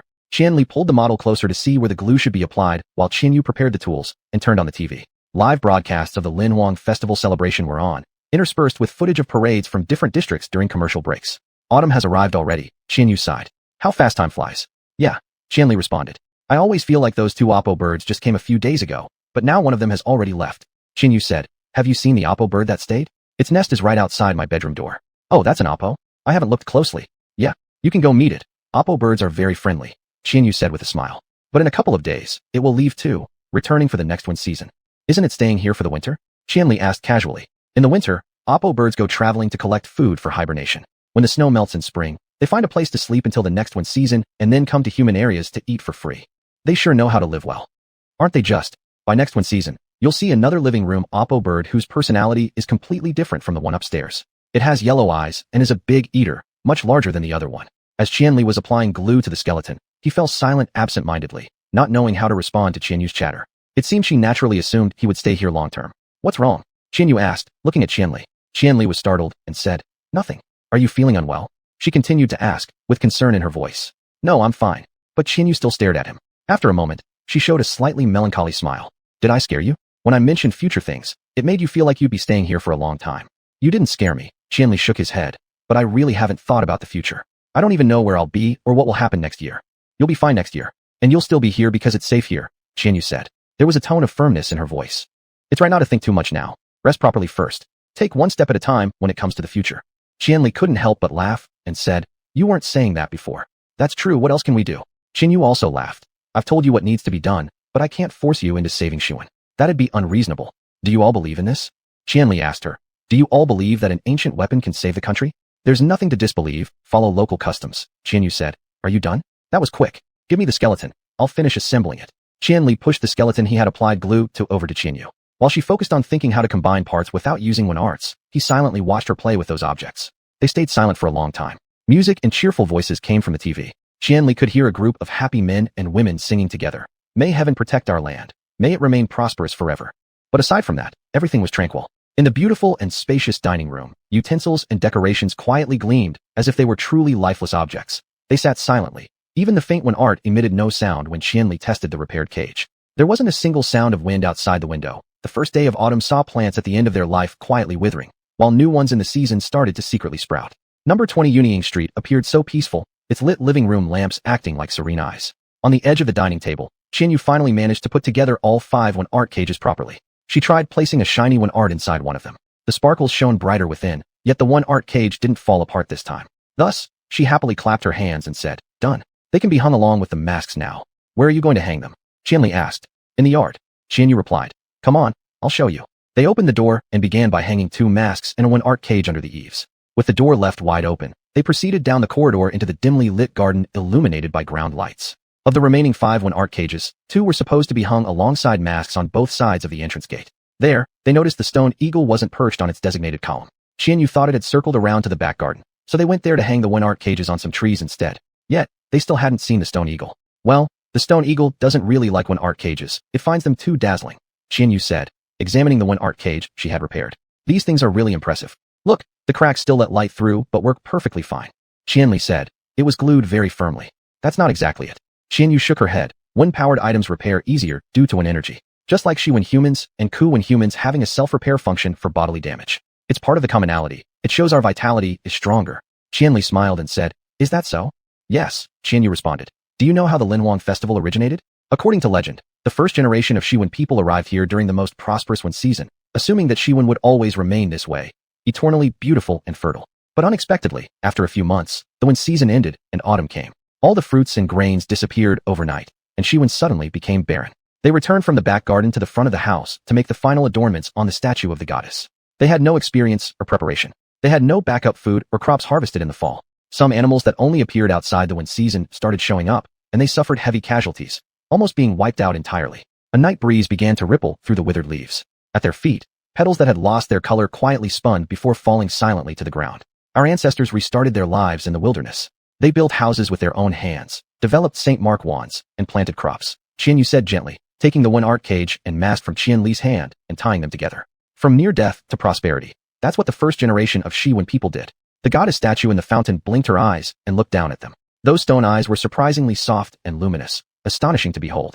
Then, just as Qian Li carefully observed her face, the statue moved. Her movements weren't stiff but also not clumsy like the stone eagles. Gracefully, she extended an arm that rested beside her toward Qianyu and slightly bent down. This is Yingjin. Thousands of years ago, she lived in Shiwen, Qianyu softly said, hanging the art cage and mask on the goddess' hand. She discovered the existence of primordial marks and the connection between Saint Marks and primordial marks, making her the true goddess. Yingjin, happy Linhuang festival. Yingjin seemed to smile faintly at Qianyu and Qianli, nodding slightly, then carried the mask and art cage over her shoulder, maintaining that pose without further movement. Right at that moment, an explosive sound echoed across the sky. Qianyu let out a soft cry and looked up. Qianli almost instinctively stepped back, but then he saw the fireworks bloom. They had surely been improved by art to form such magnificent, grand yet intricate patterns. Suddenly, the smoke began to move with sound and even a scent. So, they saw the opulent and fertile Mersais, the ecstatic ancestors wandering amidst flowers and fruits, while clever little animals ran around their feet. Then came desolation, the famine and illness that followed. Were these fireworks? Or was it an illusion? He could even imagine those scenes in his mind. He thought he could hear them running, shouting. Finally, beasts arrived, monsters emerging from the darkness. They carried off the small figures made of smoke, rushing away and leaving behind a faint, piercing cry like a scar in the sky. The figures of smoke covered their faces and wailed, making soundless lamentations as if unable to twist their bodies to express the agony. Behind them, the light left by the firework bursts was gradually dimming. The people remaining there were becoming as gray as the sky. But still, they rose again. They resumed living, gathering seeds, busy with farming, studying wind power. They started achieving something, reaping rewards. They completely forgot the pain. Yes, they were only little figures made of smoke. But when the deep autumn and winter of Shiwen turned into a land of warmth due to the harvest, lanterns, and joyful people, Qianli felt he heard the echoing shouts of the crowd in his mind again. When the little figures in the sky raised their Saint Mark wands and proclaimed that from then on people possessed this weapon and talisman, Qianli noticed Xianyu gazing at the sky, her eyes brimming with tears. Xianyu noticed his gaze and smiled at him. The fireworks had ended, the sky darkened again, and the bright gleam in her eyes vanished along with the light. Music and drumbeats came from afar down the street. Qianli listened. It was the merry crowd of the parade coming this way. Xianyu said, Qianli, happy Linhuang festival. Qianli smiled and said, Happy Linhuang festival. That night, when Qianli returned to his room, he found that the stone eagle had served him for the first time. Neatly placed on his table was a package. As he approached, the package unraveled itself. Inside was a gun and a note. Attached is an explanation of art for you. Chapter 75. On the eve of the crisis, 2. As it neared the early hours of the morning, 2 men in uniforms abruptly kicked open the door and strode into the waiting room. Let's go, one of them commanded tersely. Yin Lin was jolted awake. His neck and back ached from holding the same position for too long, so he paused for a couple of seconds before standing up from where he had been leaning against the wall. Without a word, he followed the 2 men out of the waiting room. They flanked him closely as they guided him down an empty and twisting corridor that seemed to stretch endlessly. By the time they reached a point where a cold breeze could be felt from outside, they stopped, and Yin Lin halted as well. Someone wants to see you, said the uniformed man who had spoken earlier. Please cooperate with our work and don't mention your case. All right, Yin Lin agreed, though something about this instruction struck him as odd. When he stepped outside, he understood why the uniform had issued the warning. Waiting there was Mo Chu. I don't have much time. I'll get straight to the point. Don't interrupt me. Mo Chu began without preamble. The family piano broke. I didn't have time to repair it myself, but I sent over a set of maintenance tools. Shering has checked it, so there shouldn't be any issues. The worst scenario might require sending it for repairs, and the manufacturer has already contacted Qianyu. On my side, I'm concerned about you, so I came here to check on you. You made a mistake, and you must correct it. Once you leave here, reflect on whether your mental maturity hasn't caught up yet. I know you can't let go, but what happened with your parents was far too long ago. Continuing like this will distort you. Understand, by now, his gaze wasn't simply focused. It was drilling into Yan Lin insistently. Are you listening? At this moment, Yan Lin finally grasped the message. My parents' death will never pass, he suddenly yelled, startling both the guards and Mo Chu. That is the reason I live. You will never understand me. Not even you, Mo Chu.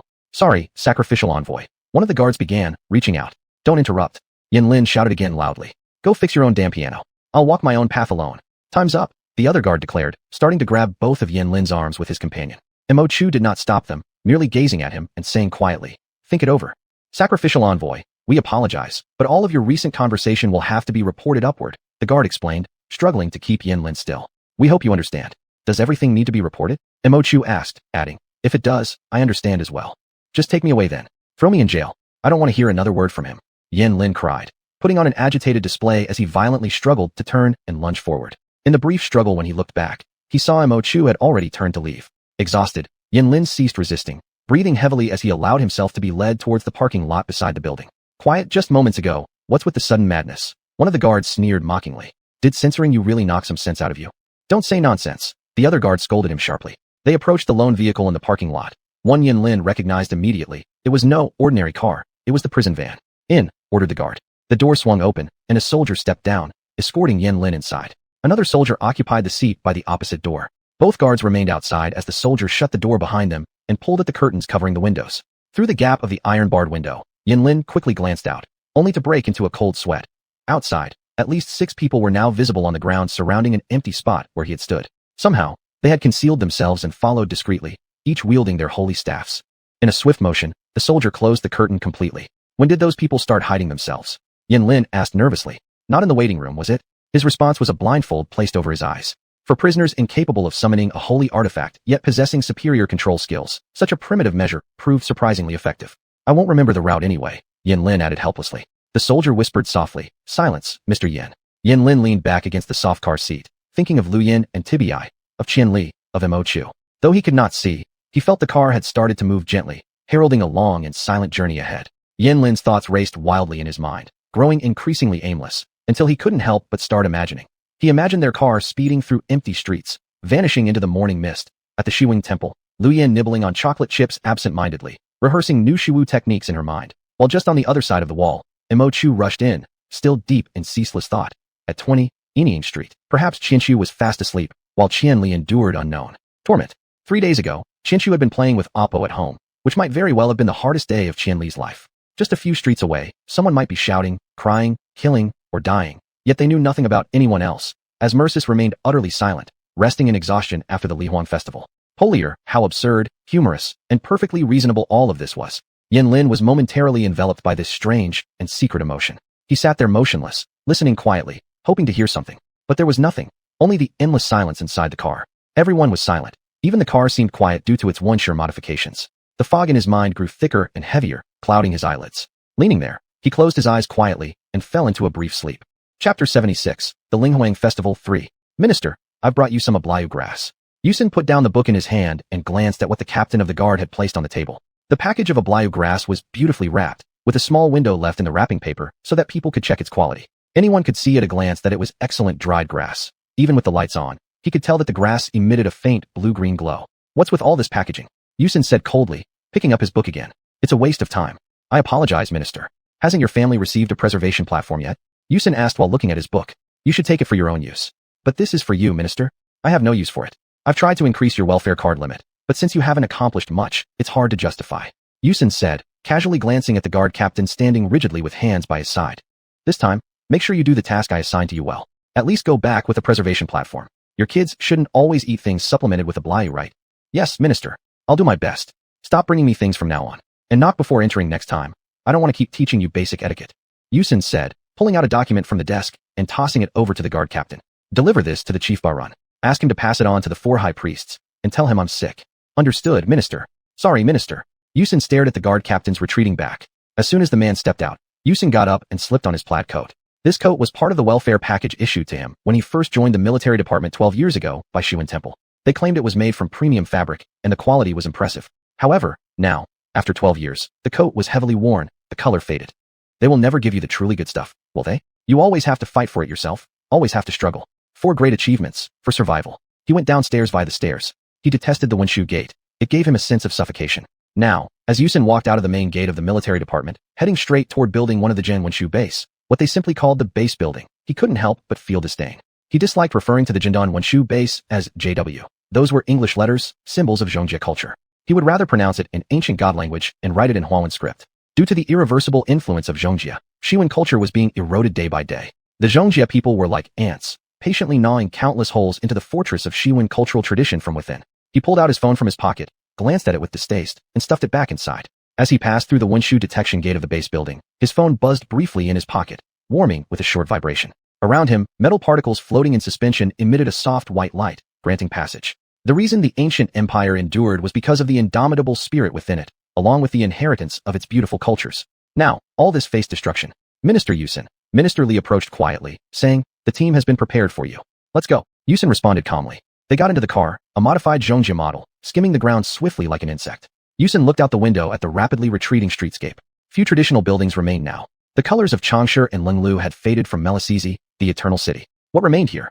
Zhongjia buildings, bell towers, pointy roofs, layered houses where tiny figures invisible to the naked eye resided, moving back and forth, eating vegetables, collecting subsidies.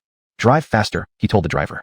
Before dawn broke, they reached the administrative boundary line of Zhuju City. Everyone on the vehicle disembarked, summoning their sane assignment staves for a Wenshu force inspection at the dividing line.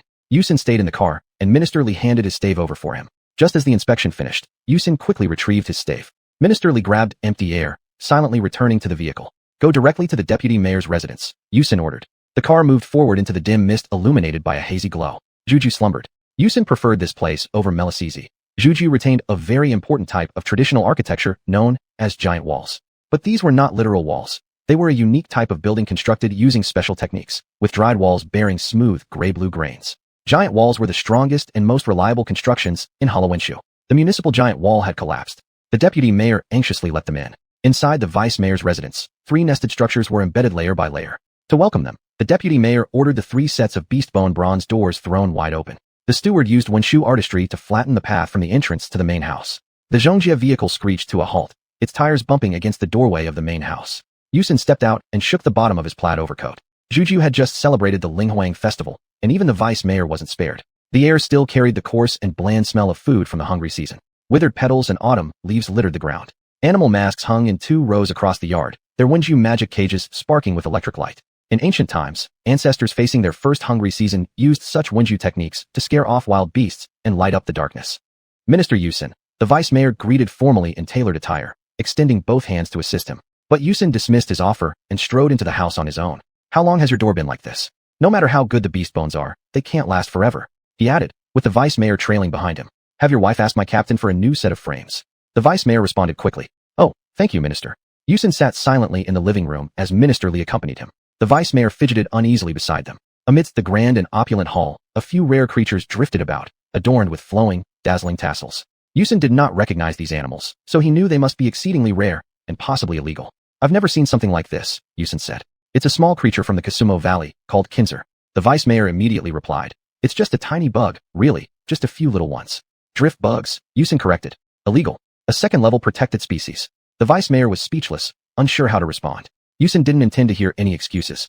He turned to scrutinize the man closely. Under his steady gaze, sweat trickled down the vice mayor's face. He relished this feeling. The building collapsed. When did you take office? I'm not in a rush, the vice mayor stammered. Everything depends on the resolution center's arrangements. Great, Yusin said. The mayor's salary is high, as far as I know. It's 4 times yours.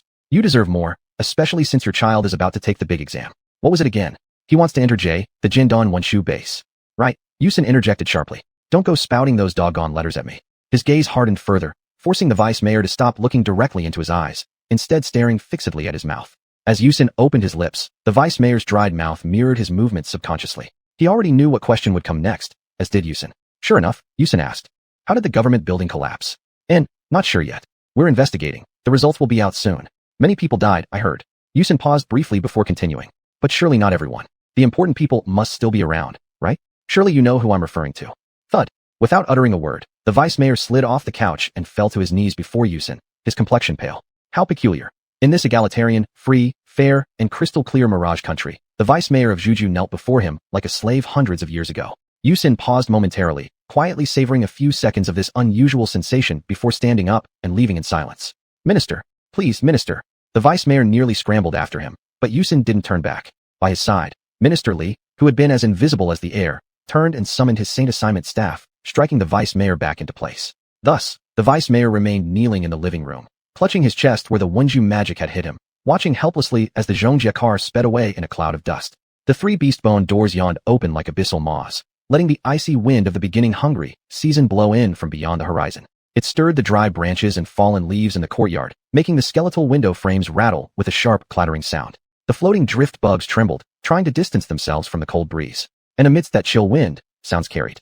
Somewhere far outside the gates, through the misty gray fog, faint explosive crackles echoed. Those were tiny, almost invisible figures joyfully setting off Zhongjia fireworks to celebrate the festival.